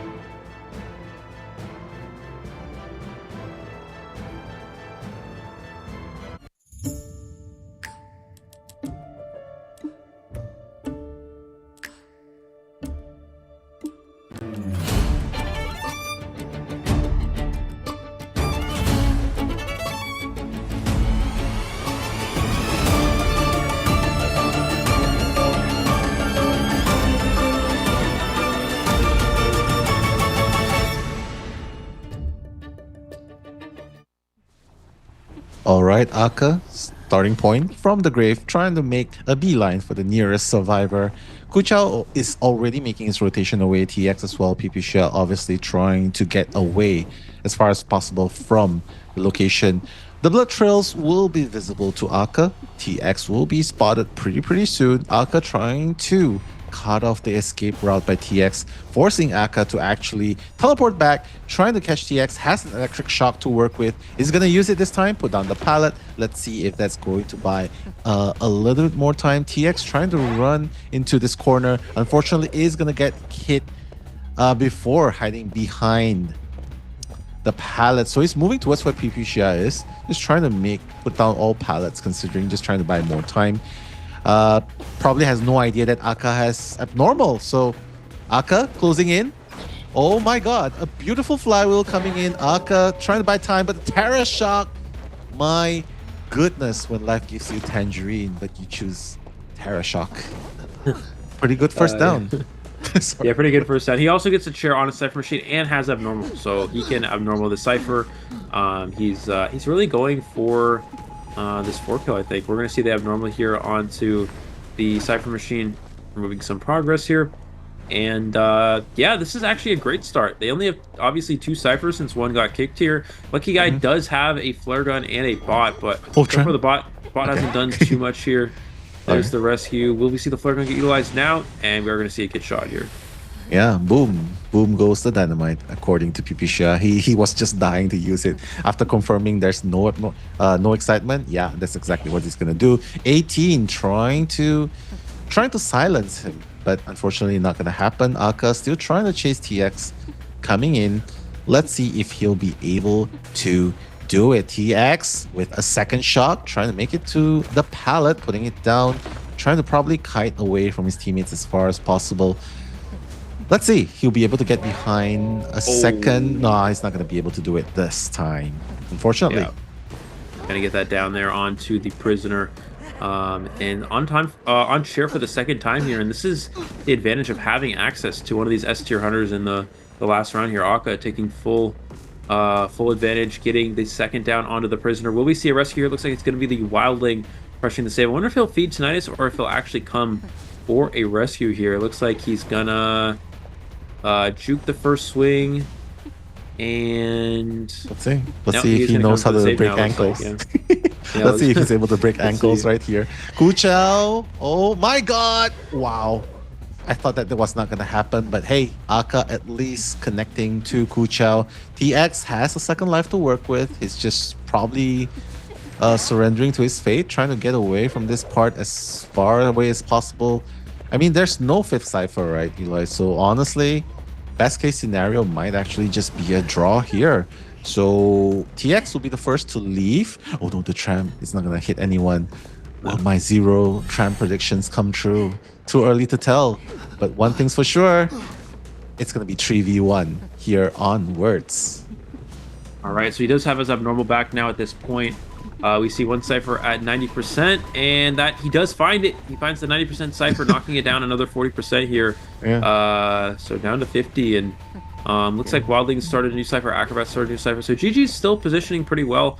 Aka trying to find a survivor here, but I don't even know who's here. I don't see anyone. Maybe it's the bot giving Tinnitus? I don't Probably know. the bot, yeah. I mean, Aka's trying to confirm that. Look how much time is being wasted here. I know. And where is that Tinnitus coming from? Oh, the bot's hiding on the Cypher. It's just sitting on the Cypher machine. Oh my god. Yeah. What an angle, right? And Aka, I believe he wasted a good 10 to 15 seconds there. Is going to help GG decode a little bit more and get that progress up. I mean, there's already the 6th Cypher happening. Aka trying to cut anyone off. I mean, GG is still in a very good position to prime this Cypher in order to get those 4th and 5th Cypher going. Abyss:̅ might be the next Kiter. Is the lucky guy though, has a pocket watch to work with, so let's see if he'll be the target. No, Aka is gonna go back, and 18 1v1 with 18. Let's see if 18 will be able to kite long enough for the Cyphers to be popped. Last Cypher available. We're going to see the hit onto the Acrobat here. Gonna continue on the chase here. We're gonna drop that pallet. See the pallet break here. The trip card is still available for Akka, so we can see him potentially switch to teleport if necessary. Not quite gonna get hit by the trib there. Oh, wow. Able to avoid the hit. Cypher Machine 70% of the way done. What's Akka gonna do? He's gonna teleport now. Can well. Oh, he almost canceled it, but just barely missed. My God, what a play! Yeah. Wow. What a play. He almost canceled it, right? That was so close. Now and now, it's a little late for that. pesky little bot. Sneaky. You're gonna go down. No, don't give me that look. You wasted my time enough. And that's the end of the story of the poor bot. He's gonna teleport back, gonna find Abyss:̅. Abyss:̅ probably went there a little bit prematurely. It's gonna get hit. Puts down the pallet. Mind you though, this is where the last Cypher is, and this is where the basement is, so gotta be really careful not to die here. Yeah. We're gonna see Akka still trying to down the Survivor. If he can get the Survivor down, Chairman base before the Cypher Machine's primed. Oh, good patience from the lucky guy here. Then he could win, but he's gonna try to go to Acrobat. Acrobat doesn't have the Cypher ready just yet, but they already have this other Cypher Machine with a lot of progress over at Corner House as well. So it's gonna be really hard for Akka to win. He's gonna go back, just trying to go between these two Cyphers. Acrobat's gonna turn around, go straight back to that Cypher Machine over at the Fake Gate area. Really just trying to prime it. It's at 80% over there, so it's got good progress. Yeah, Abyss:̅ might be going down here, right? He has no flywheel to work with. Okay, missed the first strike. Abyss:̅'s like, yeah, I'm just gonna bring it a bit further. Will they pop? Can they? Oh, they can, but he gets downed. They forced it. Oh, unfortunately. Yeah, unfortunately, maybe a little bit of a reasonable pop there, but the teleport's just to get to where Kuchao is opening the gate, trying to get Kuchao off the board at this point. But you know what they say about a wildling. Yeah, he's just gonna boink away. Yeah. Goodbye. Funny thing about wildling is you can actually jump over short walls too. He doesn't even have to be a pallet. You can just you saw that there. He jumped over the barrel. People are in chat are probably like, oh, how do you do that? Well, oh, he's able to avoid the hit. Hit Can once, he get to the tram? go on the tram. Imagine. Hit once. Oh, he makes it. God. Oh he my actually God. made it. Oh my God. The animation for getting off the board is 1 second. Sometimes the hunter has enough time to actually get that hit, but he didn't get it. He actually somehow made it. And GG, crazy. wow, playing this endgame really well. Kuchao will have the board in another 10 seconds. Not sure if he's gonna die pretty soon. Unless if the tram. No, it's not gonna happen. Kuchao, 2 seconds. Yeah, unfortunately not gonna go down. But while all of that is happening, Lucky Guy is gonna run to where the gate is open. He knows that Walling is probably gonna take a little bit of time to self-heal. Probably gonna teleport back anytime soon and just chair the Walling. I think he should be just happy with the draw at this point, right? Because gates open, 2 of them are gonna run out, and there you have it. Pretty solid defense, I would say, from GG against Akka. And yeah, 2-2 in this first half of BO3 overtime. Yeah, this is a pretty interesting situation because it was a longer match, right? It took a pretty good amount of time. So what that means essentially is if we have a 2-2 in the second half of this 4th round, we go based off of time, and in that case it would be the faster time the survivors win. The survivor side, whoever has the fastest time wins. Basically, whichever team escaped quicker, right? And so in this situation, Akka brought up normally, slowed the game down a lot. So if RC survivors can get a tie here, they probably can win on time because that was a long game. Akka intentionally played it slow. He brought up normal. He slowed down the game with the abnormals. He went between the Cypher Machines at the end to slow down the game. He wanted to make it as slow as possible to give RC survivors the best chance at securing the win by getting a tie here and getting a faster survivor escape.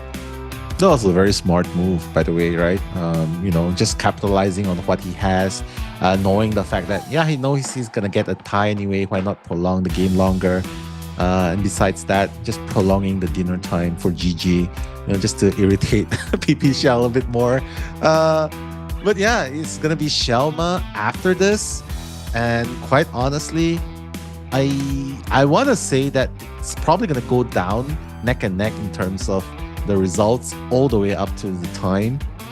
But I've got a gut feeling saying that Shelma probably doesn't want to end on this kind of note, simply because he only got one elimination last game. So maybe that fire might kick in and he will lock in, because he has to get a 3-man elimination in the second half in order to win, and of course a shorter time, and of course a faster time. Wait, what's going on? A shorter time, a longer time for survivors to escape. Yeah, so basically, if Shelma ties, he wants it to be a longer game. Yeah, and survivors want it to be survivors don't mind tying, but they want it to be quicker. It's basically if it's a tied, it's whoever's the quicker survivor escape.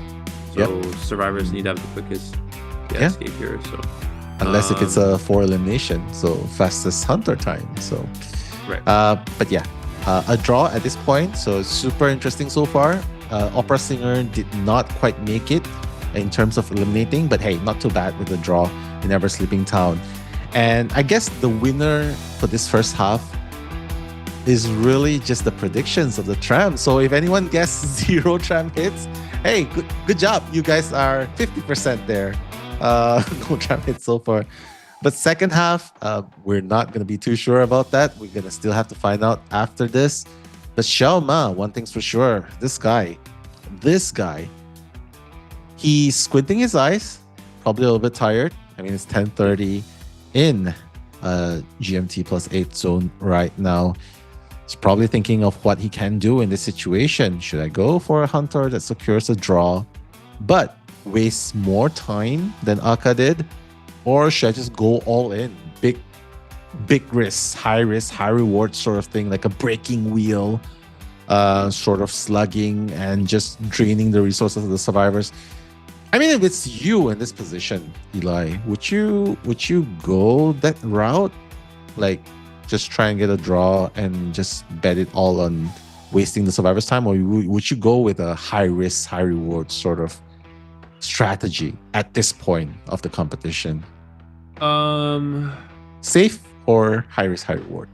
I would play, well, it's in later rounds like this, it's harder, it's better for survivors. Survivors have the advantage, which means it's harder for them to, it's harder for hunters to win in later rounds like this. So it's harder for him to get a 3 kill than it would be in earlier rounds, is what I'm trying to say. So basically the goal here, I think, if I'm playing hunter, I would probably play a hunter that's pretty good for ties, but aim to make the rounds longer, right? Or aim to make the round longer. So I would need to play some sort of hunter that can slow the game down, but still also secure a tie. Now, I'm trying to think of what characters would do. Obviously, some sort of abnormal build is typically good for that if I'm the hunter, right? So playing so you can play a hunter that has good map control that can slow down the game a lot, like a breaking wheel, or you could play a hunter that can carry abnormal, and you can have normal ciphers to slow down the game that way. So those are 2 options that Shelma has. I think he's going to go with one of those 2 options essentially. And then for RC, they could just play a lot of decoders and just try to make it a quick game here. That's very true. But the problem with playing so many quick fast decoders is Shelma might be able to capitalize, right? Because just looking at the picks itself, he will be thinking, oh, okay, so I probably should be playing characters that can sort of mess up with your plan. And we'll just have to see, I guess. RC still trying to figure out their game plan here. Honestly, 3 escape should be the goal for them here in order to win it decisively.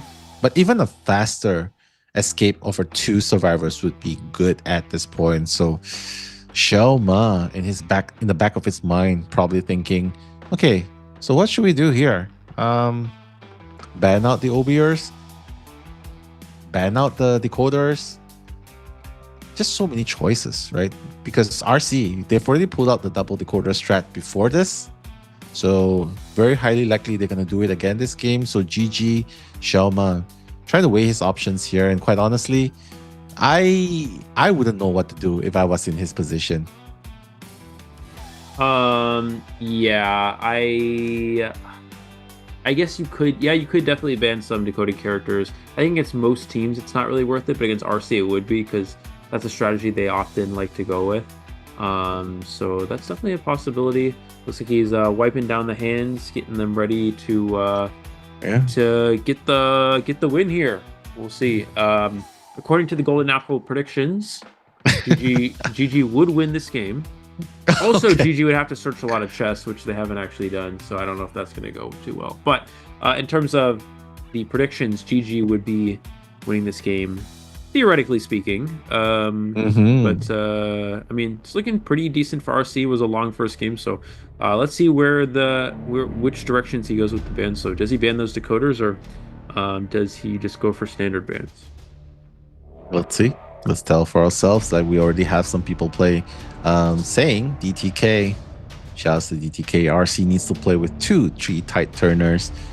I mean, technically they'll be good if they're gunning to get more survivors out. That will be the game plan, right? Like more tight turners, buying as much time as possible to get the ciphers primed. But if it backfires, well, Xiaoma will be able to capitalize. So first few bans, we're going to see the mechanic getting off, and the seer. The seer getting banned as well. And on the hunter's ban, Hullabaloo and Disciple. So pretty standard bans. And we're going to see the Embalmer in Ever Sleeping Town. So is Ever Sleeping Town... Oh wait, and a forward as well. So is Embalmer a good choice here in order to get that? I mean, is this like a clear giveaway saying that, oh yeah, we want to get a 2-man escape only? Or do you think Embalmer is sort of like an elaborate game plan to get more survivors out? They're not going for the draw. They're actually trying to go for numbers escape. I think they're probably just going for a draw, because I think the game plan again was that Akka is just going to try to at least tie and just make it a long game with the abnormal strategy and just play to extend the game by pressuring ciphers a lot. And so I think what RC is now saying, like, okay, we're gonna potentially just play for a tie here as well. Embalmer is good for getting ties, but we're gonna try to do it quicker. That's what they're going for. And as soon as Xiaoma sees this Embalmer here, I think he should acknowledge that, okay, I need to play a character that's gonna slow the game down. If I tie this game, I need to slow the game down. I gotta slow it. So that, yeah. I mean, yeah, it could, but I don't know if that's a character that he actually typically plays. Yeah. Hermit, Warp Gate. And then, just goes left and right, trying to get everyone down. I mean, that could work, right? And it can stop the forward from harassing as well. So who knows? Who knows what's going to happen here? I mean, the stage has been set for the survivors of RC. There's the forward, Embalmer, female dancer, and of course the patient. So Xiaoma here has a decision to make: high risk, high reward, or a pretty stable and safe hunter. Of course, if we're talking about high risk, high reward, there's always the breaking wheel. There's of course the clown. And if you're talking about safe, well, there's always Hermit, right? Yep. There's always Hermit. Play the long game. Clark, maybe not, right? I don't think Clark's really good here. The chase is really bad. Not to mention the harass Clark might be getting. I guess the one upside though is that Clark makes the game really slow, so you could do that. But Gamekeeper. Gamekeeper. Yeah, the trap. How can we forget about Gamekeeper? Yeah, it's just Gamekeeper didn't seem too likely, just because Gamekeeper is a tie hunter, so obviously it could be a tie, but the problem is that Gamekeeper doesn't really slow the game down. He's more of like a kind of a straightforward hunter. It's like, okay, I chase this guy, the game's over, it's a tie. Pretty quick game, pretty standard, nothing crazy, you know what I mean? You could, in theory, play abnormal, but that doesn't really make a lot of sense on Gamekeeper. Gamekeeper doesn't have much map pressure. You typically bring abnormal 400s that have good map pressure that can get around quickly, abnormal, and get back to the chair. Gamekeeper is not really one of those characters. Typically, you also would want to have peepers or blinked up your chase with Gamekeeper as well, so it just doesn't really seem likely. But Gamekeeper is still good. Who knows? You could just get a 3-kill here with Gamekeeper and win that way. But looking into this team comp, Gamekeeper has it could chase forward. You can chase any one of these targets for sure. Gamekeeper also plays around forward by dropping a trap where he's picking up the survivor. So if the forward stuns, the survivor gets freed, but they just fall straight into the trap and they can't go anywhere and they just get downed again. So it doesn't really matter. Yeah, but of course a flywheel will definitely help as well. So if they have a flywheel, things can definitely make things harder for Bane. Not to mention the mobility happening with the hooks, with the football. But if you fail to execute it before Bane releases the hook, well, it can be pretty devastating. So stage has been set. This is the last match of the night, ladies and gentlemen. We can see that there's actually only 3 borrowed time on the survivor side, no borrowed time on forward, and Xiaoma 3-6 with a warp gate. So let's see if this is going to be enough for GG to come back in this round. This is Nello and Elio. We're bringing you the commentaries for tonight's last game.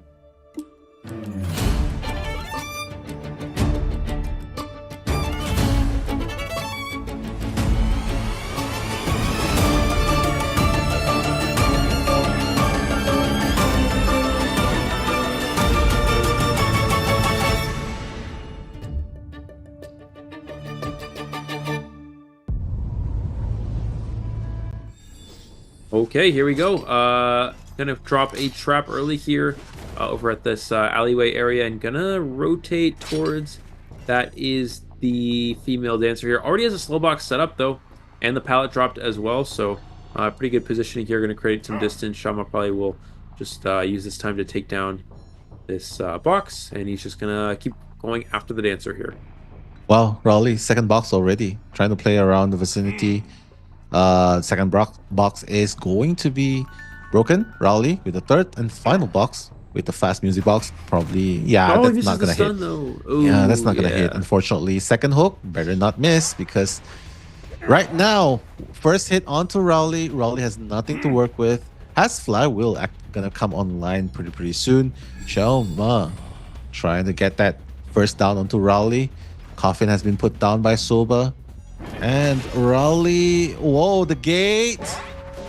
Wow, the Terror Shock hook. Yeah. What? that was pretty sick. That was pretty sick. But Mono P. Oh, does he get pulled back through the warp as well? I don't know. He does. Oh, he actually wants to. He wants to, and he misses the hit. The hook. Oh, he's gonna get the down here. But I guess the good thing is that he did put Coffin up, and there's no warp available, so he could use Coffin, but it's still pretty tough. The downs are just so fast here. I think forward's gonna try to harass. Maybe they're not gonna. No, they're just gonna Coffin right away. Looks like. Huh. Interesting. They know Xiaoma does not have warp gate to work with anymore, right? So I guess that's the better decision to make. But now Raleigh is actually pretty close. So trying to probably rotate into the graveyard. Mono P trying to make this a Tarot's game, probably trying to support the king Raleigh right throughout the game. Who knows? But one thing's for sure, if you do this, there's only going to be 2 people decoding ultimately, and I don't think this is the game plan you want, especially if you wanna escape at a faster time, right? Yep, forward's gonna take a hit here. Misses the flywheel though. No. That's unfortunate. He's not gonna go down, but does unfortunately give free damage here, which is not optimal at all. Forward's gonna keep harassing. They're really going all in on this play here. It's like he's gonna drop a trap here, trying to trap in. The survivor does get the stun. Nice. The power stun will not register, but he does give some distance to the dancer. Misses the first hook, but he does have infinite hooks though, now that he does have full presence. Forward misses the stun, and dancer's gonna go down here. Forward does not have any more football, and dancer's gonna be eliminated at this point. Yeah, very unfortunate. Mono P is gonna try and get away from that area as fast as possible. But hey, despite him going down, making a 3v1, at least they got a 3 Cypher stun. But 4th and 5th, generally new Ford has no football left to work with, and Embalmer has no coffin to work with. So they pretty much used up most of their resources. And Mono P, out in the open, Shelma not even gonna bother hooking. He's just like, yeah, I'm close enough. I'm just gonna swing. And Mono P, second person to go down. I don't know. Cypher's pretty healthy, I guess, but he's gonna chair right next to where Soba is decoding the Cypher. Has a trump card to work with. You think changing to abnormal here would be worth it, or nah? He's just keeping it still. Yet, yeah, not yet. He can force this survivor to save early if he really needs to be abnormal later. We're gonna see the tram here. Does he dodge the tram? Does dodge the tram here. There's the hook. He's gonna continue to pull himself closer. Finally getting the hook onto the Embalmer. He's gonna try to force the rescue after half though. Let's see. Wow, what a plan. And let's see if it pays off. No hook available. He knows that. Trying to rescue before half, and he's gonna get it before half. Yep. Yeah, that's a pretty good play. He's gonna try to go for a second hit here. Does he get the hook? Does get the hook onto the Embalmer. Embalmer's gonna get knocked down as well. He does not have flywheel. And now a double down here. Forward on share for the second time, and now he could have normal the Cypher. If he had normal the Cypher, he wins the game, I believe. True. So he could do that. He could wait, maybe try to force the patient to save early, preventing the Embalmer from self-healing going to the Cypher machine. But he's got a couple of avenues here. Force Soba to stand up first, I guess. Yeah. Yeah, I mean, if he gets a 3K, it doesn't really matter about time anymore, right? So, yeah. Kirai trying to go and decode, probably. But I'm not sure if that's gonna be wise. Probably go with... Oh, wait, what? Wow, he actually makes it half health. Cypher Machine 85. There's the hit. Cypher's not ready, though. Oh, Cypher's not gonna be ready. Can he down this patient as well here? Now, Forward does get away. Forward is the survivor that's dead on chair. He's gonna chase patient, it looks like. He needs to be really careful though that someone doesn't sneak to that Cypher machine. It's 85%. This is why I think an abnormal play would have been good a few seconds earlier here, but he's gonna continue after the patient. It looks like still has those infinite hooks to work with. Does he get the hook onto the patient? No, he's not able to get it there. Oh no, Monopi's trying to go and heal him up. Not sure if that's wise. He's just gonna chair Soba. He knows that as long as he keeps the action in this vicinity, right, he can still hold on to his trump card a little bit longer, I guess. He's not seeing a 6 Cypher shaking, so it's safe to assume that the only danger is in this area. 85% Cypher. Everyone is at half health, so I'm not really sure if Kirai can actually decode all the way up till Cypher Prime, because Soba expiring pretty quickly, so to speak. Yeah, I don't think he's going to be able to. He's going to also Ford doesn't have borrowed time as well. Shama's looking to be in a good spot to 3-kill this, but we're going to see Patient continue to code. It's 40%. He's not going to be able to get it in time. Yeah, and again, Ford doesn't have BT, so it's not like Ford can make a rescue and then they pop the Cypher anyway. So I think Shama probably has this secured here. He's also slowing the game down quite a bit as well. So even if somehow this does go into a tiebreaker, I think the time would be, I don't know, it's hard to say. Ford's actually going to try this. Why? He just gets downed. So that's it. Shama's going to be able to chair here. This should be the win. Yeah, I think they're done, because there's no reason to expose yourself like that, especially when you don't have a flywheel available. Maybe that's the plan, just waiting for the flywheel to be available. But Patroller? I thought that was going to be a teleport, but no, it's a Patroller. And there you have it. The condition has been fulfilled. GG. 3-man elimination. And after an intense battle, all the way up to BO3 overtime, they're finally going to be able to secure it with a 1-person elimination difference. How close is this game, Eli? Yeah, that was insanely close. Back and forth. We saw GG with an early lead. RC ties it up in the second round. RC takes the lead in the first half of the third round. GG manages to tie it up. RC has what appears to be a good start to the overtime round with a long drawn-out tie, but then GG turns it around and ends up winning with the 3-kill here. That was pretty dead even the whole time there. Well, you know, it going back and forth, of course, but GG just coming out on top here, Xiaoma getting the 3 kill, and just like that, the predictions stay in place. I had, I think it was GG first, RC second, so, you know, it's looking pretty good, I would say, so far. Yeah. So all those panda emoji supporters, they're definitely celebrating alongside with GG in this first game today. So, and for those of you who have followed Eli on his Golden Apple predictions, you guys are definitely benefiting from it this time. So, I don't know. The games there's still a lot of games in this group stage. To be exact, there's still 9 more days to go for this group stage. So definitely a lot of action. You can expect a lot of actions to be going on. But so far, I would say very interesting games. And out of the 4 games, which one do you think is actually the hardest to predict? Like who's gonna win? I think out of all the groups, I think Group D is the hardest. I believe that's the one with RBL, Weibo, FT, Future, yeah. That's hard because all those teams are good. I mean, obviously, RBL is the NAU representative, always been shown to be the strongest from NAU. FT, very good team from Southeast Asia. Everybody expected them to do very well. And you also got some other Chinese teams to watch out for. And FL, I believe, also is in that group. So it's a very difficult group to predict because all those teams are good. Any of those teams could do well. And FT, even again, FT beating RBL today.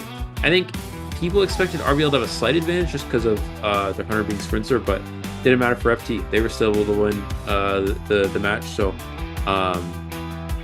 that's just I think that's the hardest group to predict. But in terms of this match, it's also pretty hard, but we got it right. So yeah, I'm not gonna hate it.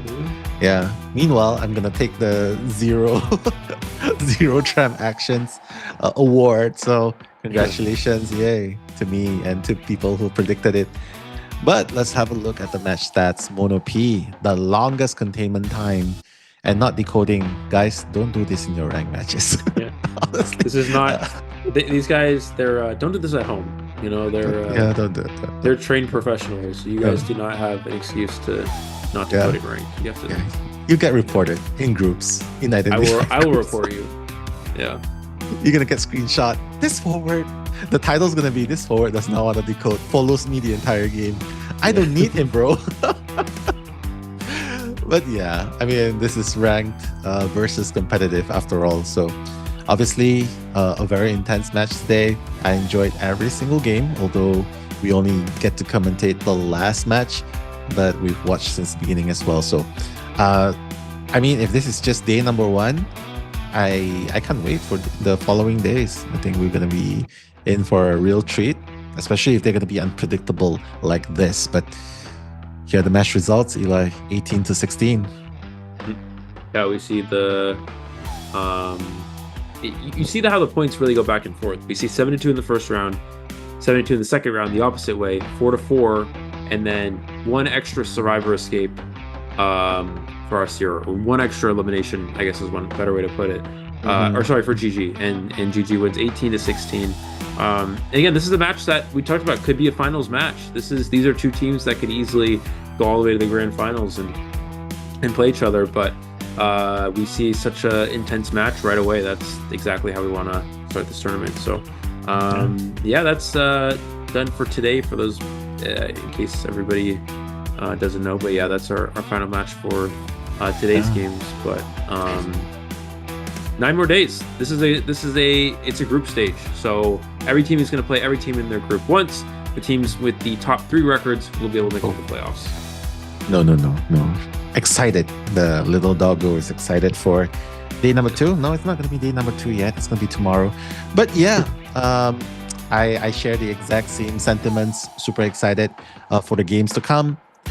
And yeah, let's just revisit some of those amazing moments through highlights.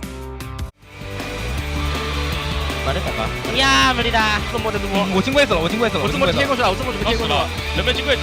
先知进不了吧？能给我爆轮吗？大副能救人吗？大副？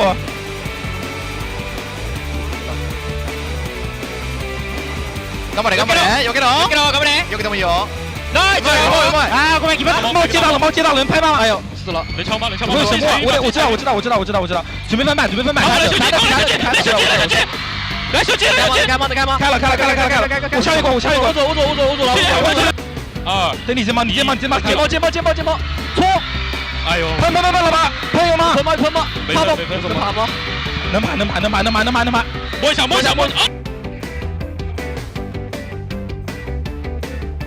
双板的板，你先过来窗台。我知道位置号。先窗台再板台，先窗台再板台。中了。OK， 赶紧把怎么说了吧？多久压好？给个数呗。 40秒。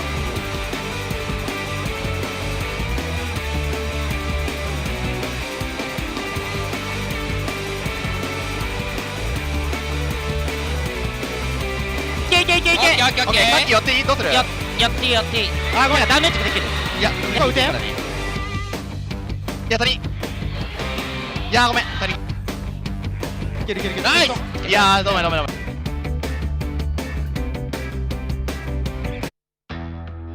And there you have it. Amazing clips so far. Just the highlights for today. So hopefully you guys enjoyed the day as much as we did today. And hopefully we'll be able to see you guys tomorrow as well. Super excited to see what's in store for tomorrow. But Eli, any favorite moments you want to recapture with the fans here tonight? Yeah, definitely. We saw the end game in the match we just commentated, getting the survivor to crawl out the exit gate to force an overtime round. Very crucial there.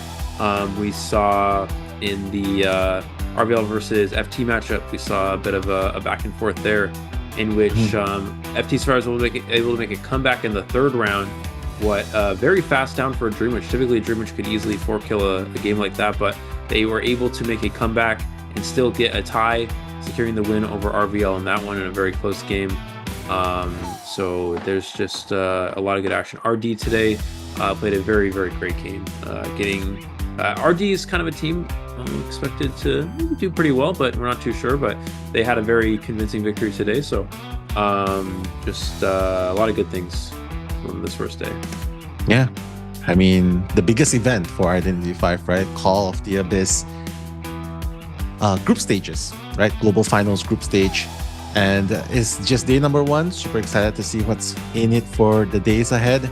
And quite honestly, it's nothing short of excitement, pure adrenaline rush. Of course, I'm not speaking on behalf of Aka, this guy.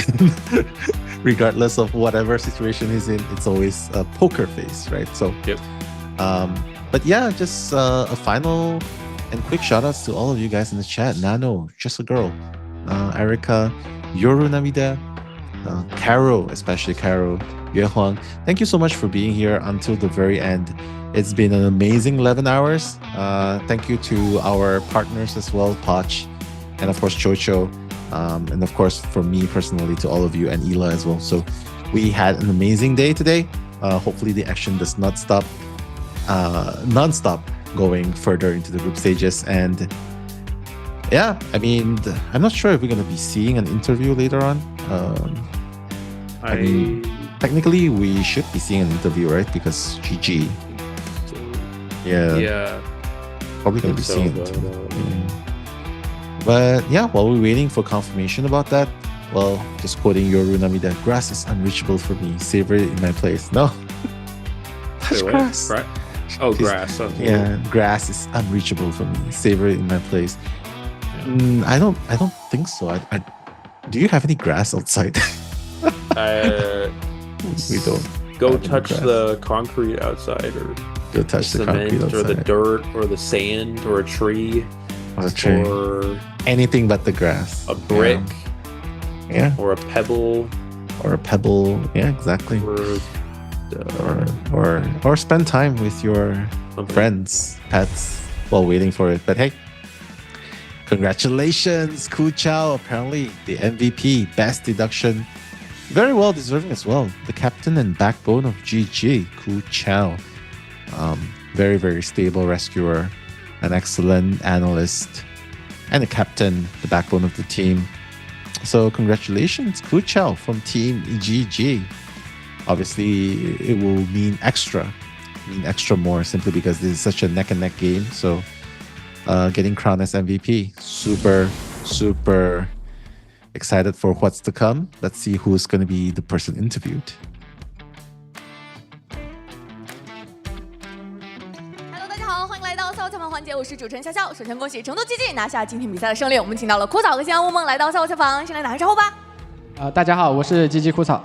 大家好，我是GG的仙乌梦。欢迎两位，开始吧！你们两个刚才在后台的时候就小嘴巴巴的啊，翻盘再翻盘，然后又是个加赛 ，buff 直接给我拉满了，这哪是小组赛呀？欢迎来到总决赛的决赛现场，各位，这给我干哪儿来了？说吧，你们两个对于今天的这个比赛有没有什么想要总结的？用一个词来总结，那就是跌宕起伏。啊，这么严谨？但是我觉得还好吧，因为你不是看GG比赛的吗？如果是GG比赛的话，那是这样的啊，对吧？是我们应得的。刚才他们两个还在后台说，粉丝不会带什么东西过来对我们进行一些投掷吧？但是我觉得赢了就还好，因为确实今天比赛太刺激了。再说，大部分粉丝现在也还在躺着，所以也没有心情过来对大家进行一些攻击。那接下来还是想问一下比赛的问题，因为确实今天整场比赛看起来，对面对于我们的这个战术安排也是摸得头头是道，有没有说是哪几波对方的战术确实是给我们带来了不小的压力呢？就比如说是突然选了一个4方形的这样的一个选点，就比如说是一直在选用这个冒险家和这个躲猫猫的这个战术，再比如说是把隐士第一局拿出来，导致加赛还有个卷源。你们两位觉得哪一波确实是有点意想不到的？我觉得吧，每波躲猫猫都很关键。我找了一天的冒险家了，太难找了。当事人表示压力很大。枯草呢，作为今天的 MVP， 我想说，其实，和 RRC 这场比赛我们准备了很多，然后包括我们之前，和 RRC 最开始的时候还没有抽签的时候，和 RRC 也打过友谊赛，其实知道对方阿卡角色池非常深。其实今天已经展现非常多的战术了，但是还有很多，比如说老头啊、女巫，甚至还有其他角色。暂时没有展现出来的，其实在防备之中，所以这场比赛真的就是双方的一个博弈，很精彩。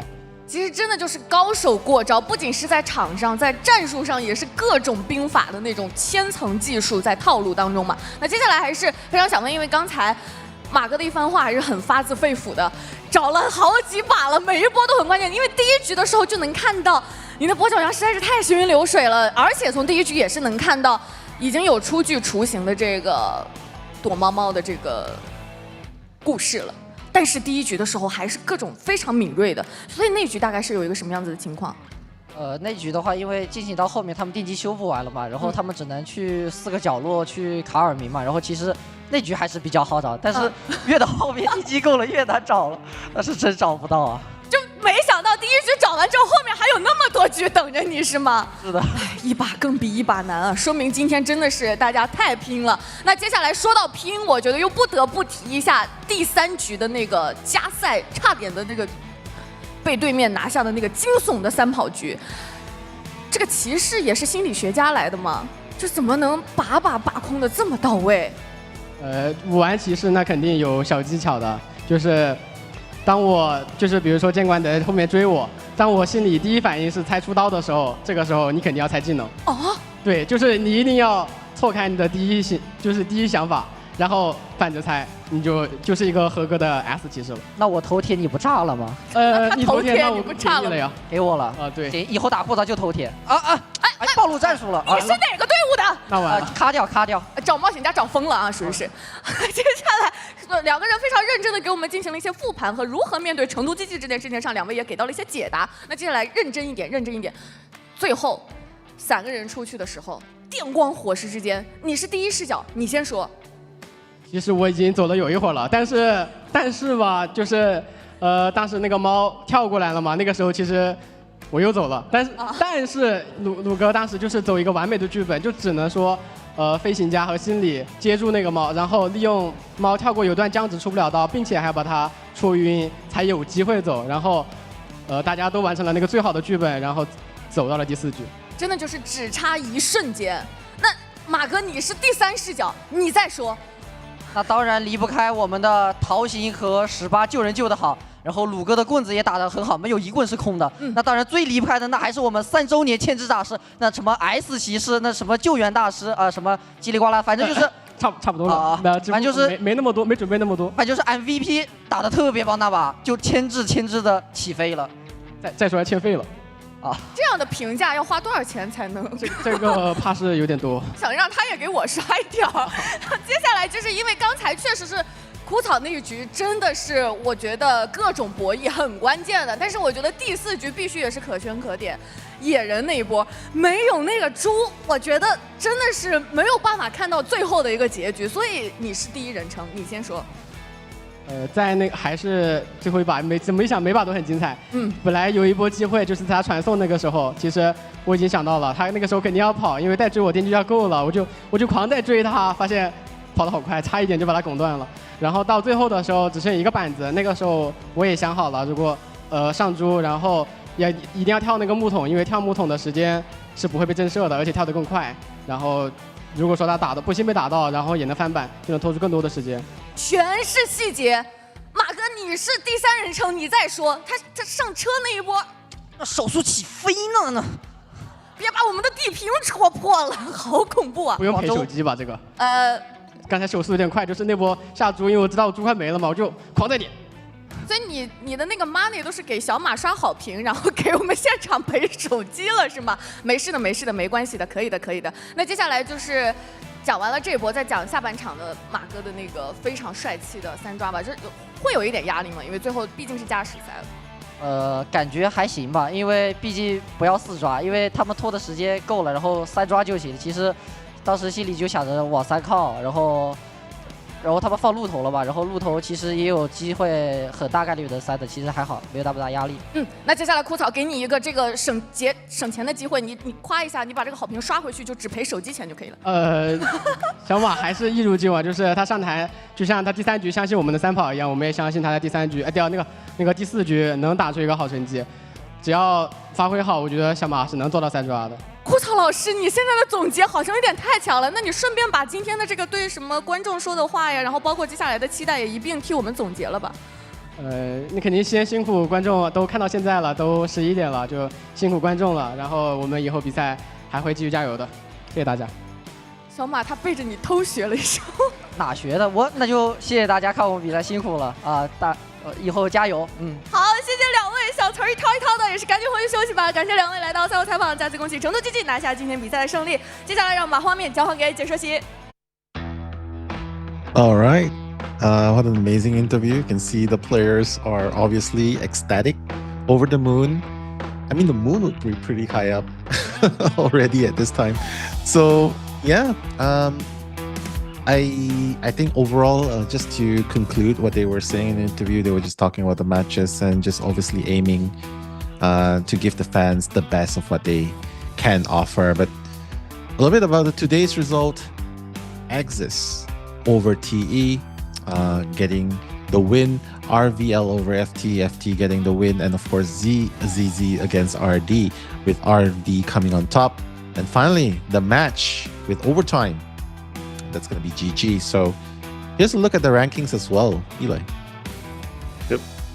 We see AXIZ and TE. Obviously, we played today. AXIZ will be at first for Group A, with the remaining teams yet to play. Group B, GG and RC currently play with GG in first place as of right now. RD taking an early lead here over ZZ in Group C. And FT taking down RVL today in pretty convincing fashion for themselves here. FT putting themselves in a good spot to start over in Group D. Looking into tomorrow's matches, we have Dowu versus AWG first, followed by Wolves and Omni. We have ACT versus Zeta Division. That'll be a very exciting and intense match. And FL versus Weibo, again, another one that a lot of people are going to be looking forward to. Yeah, a lot of superstar matches left and right? So, guys, make sure you set the alarm because let's see. It's going to be 14 hours from now. Yep, exactly. It's going to be 14 hours from now. So I'll hope to see you guys regardless of the time zones. Again, to the 400 viewers watching at this time from the very beginning, it's been a close to 12-hour stream. We really appreciate you guys being here. And obviously, we really enjoy the game a whole lot more. And just sharing insights, and of course listening to you guys banter in the chat. It's definitely very entertaining as well. So hopefully we'll see you guys tomorrow. And Eli, I think anything you want to say to the chat?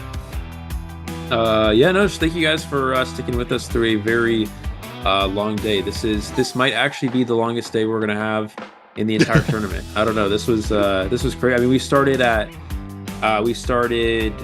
what, almost 12 hours ago, something like that, right? Yeah. 11 to 12 hours ago. Crazy long day here of Identity 5, long matches. We'll see the days. It's gonna go by quick, guys. We're already one day in here. It did seem like this first one was long, but these next 9 days are gonna go by quick. We're gonna be straight into our playoffs after that, starting at the beginning of May. So make sure you guys are sticking with us and continue to watch the rest of this tournament. We'll continue tomorrow with the second day group stage. Exactly. Just saying thank you to everyone in the chat as well, specifically Pollens as well. Haven't seen you for a long time, Krisha, Agnia as well, Jade, Pierre, we know it is you. So that's Eli O, I'm Nello. Thank you for being here today with us, and see you guys tomorrow. Stay safe, guys.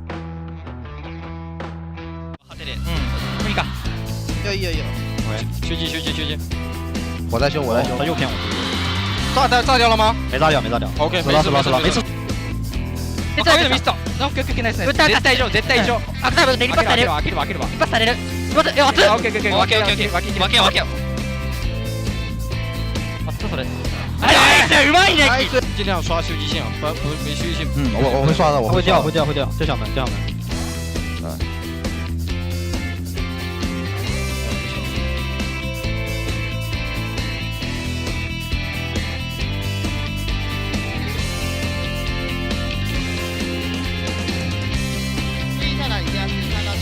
第二是在独洞。你去死独洞最里面，压到。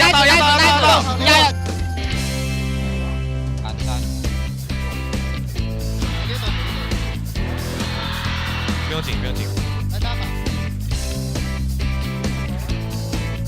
打得过去。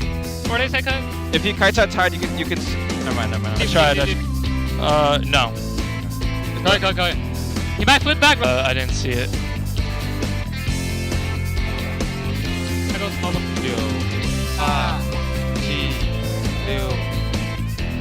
这应该好啊。原身分我去拿奖门。OK。45、50。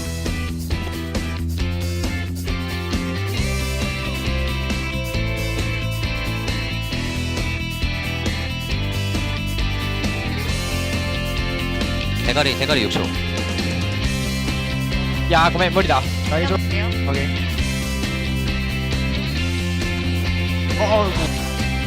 ナイス90。先生10。打，ナイス。됐어요.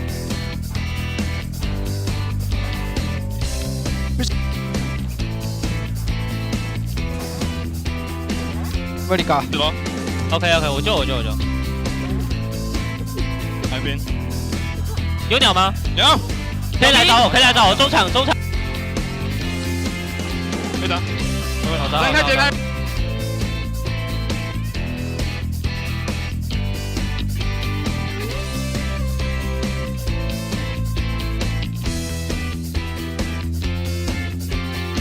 反対今ジャッキー。いやバレなきゃいいけど。バレたか？いや無理だ。我进柜子了，我这么贴过去了，我这么贴过去了。人没进柜子限制进不了吧？能给我爆轮吗？大副能救人吗？大副？猫接到了，能拍吗？哎呦，死了！人超吗？不用神破，我知道。准备分派。来修机！开吗？开了。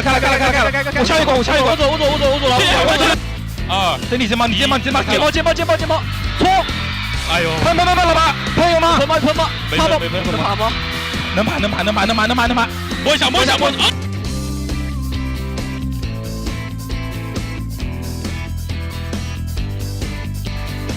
やっていい？どうする？やっていい。あ、ごめん、ダメージできる。いや、打て。やったり。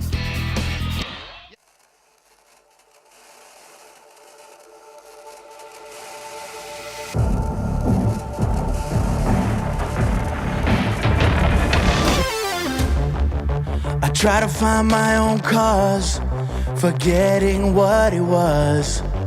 Then I hear all your voices calling my name. When you're all out by my side, I feel a sense of pride.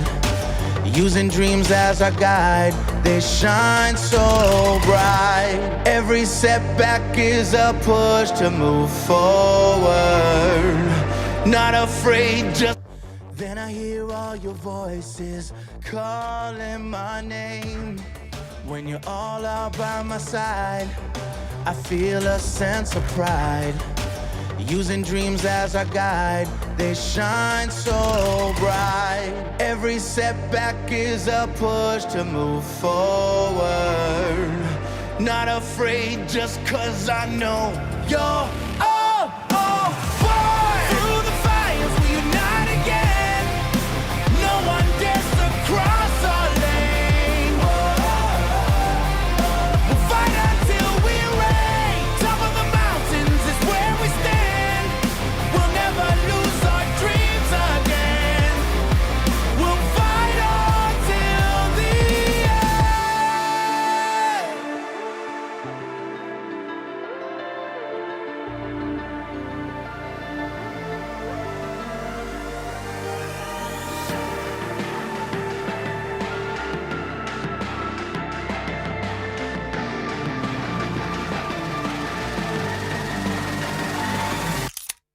Facing struggles, we fight, we won't retreat. A bond so strong, no one can compete. United we stand, we won't accept defeat. We'll fight together, making victory so sweet. In the journey of life, challenges repeat. Together we ride, the world's at our feet. Keep on fighting! Through the fires, we unite again. No one dares to cross our lane. We'll fight until we reign. Top of the mountains is where we stand. We'll never lose our dreams again. We'll fight until the end.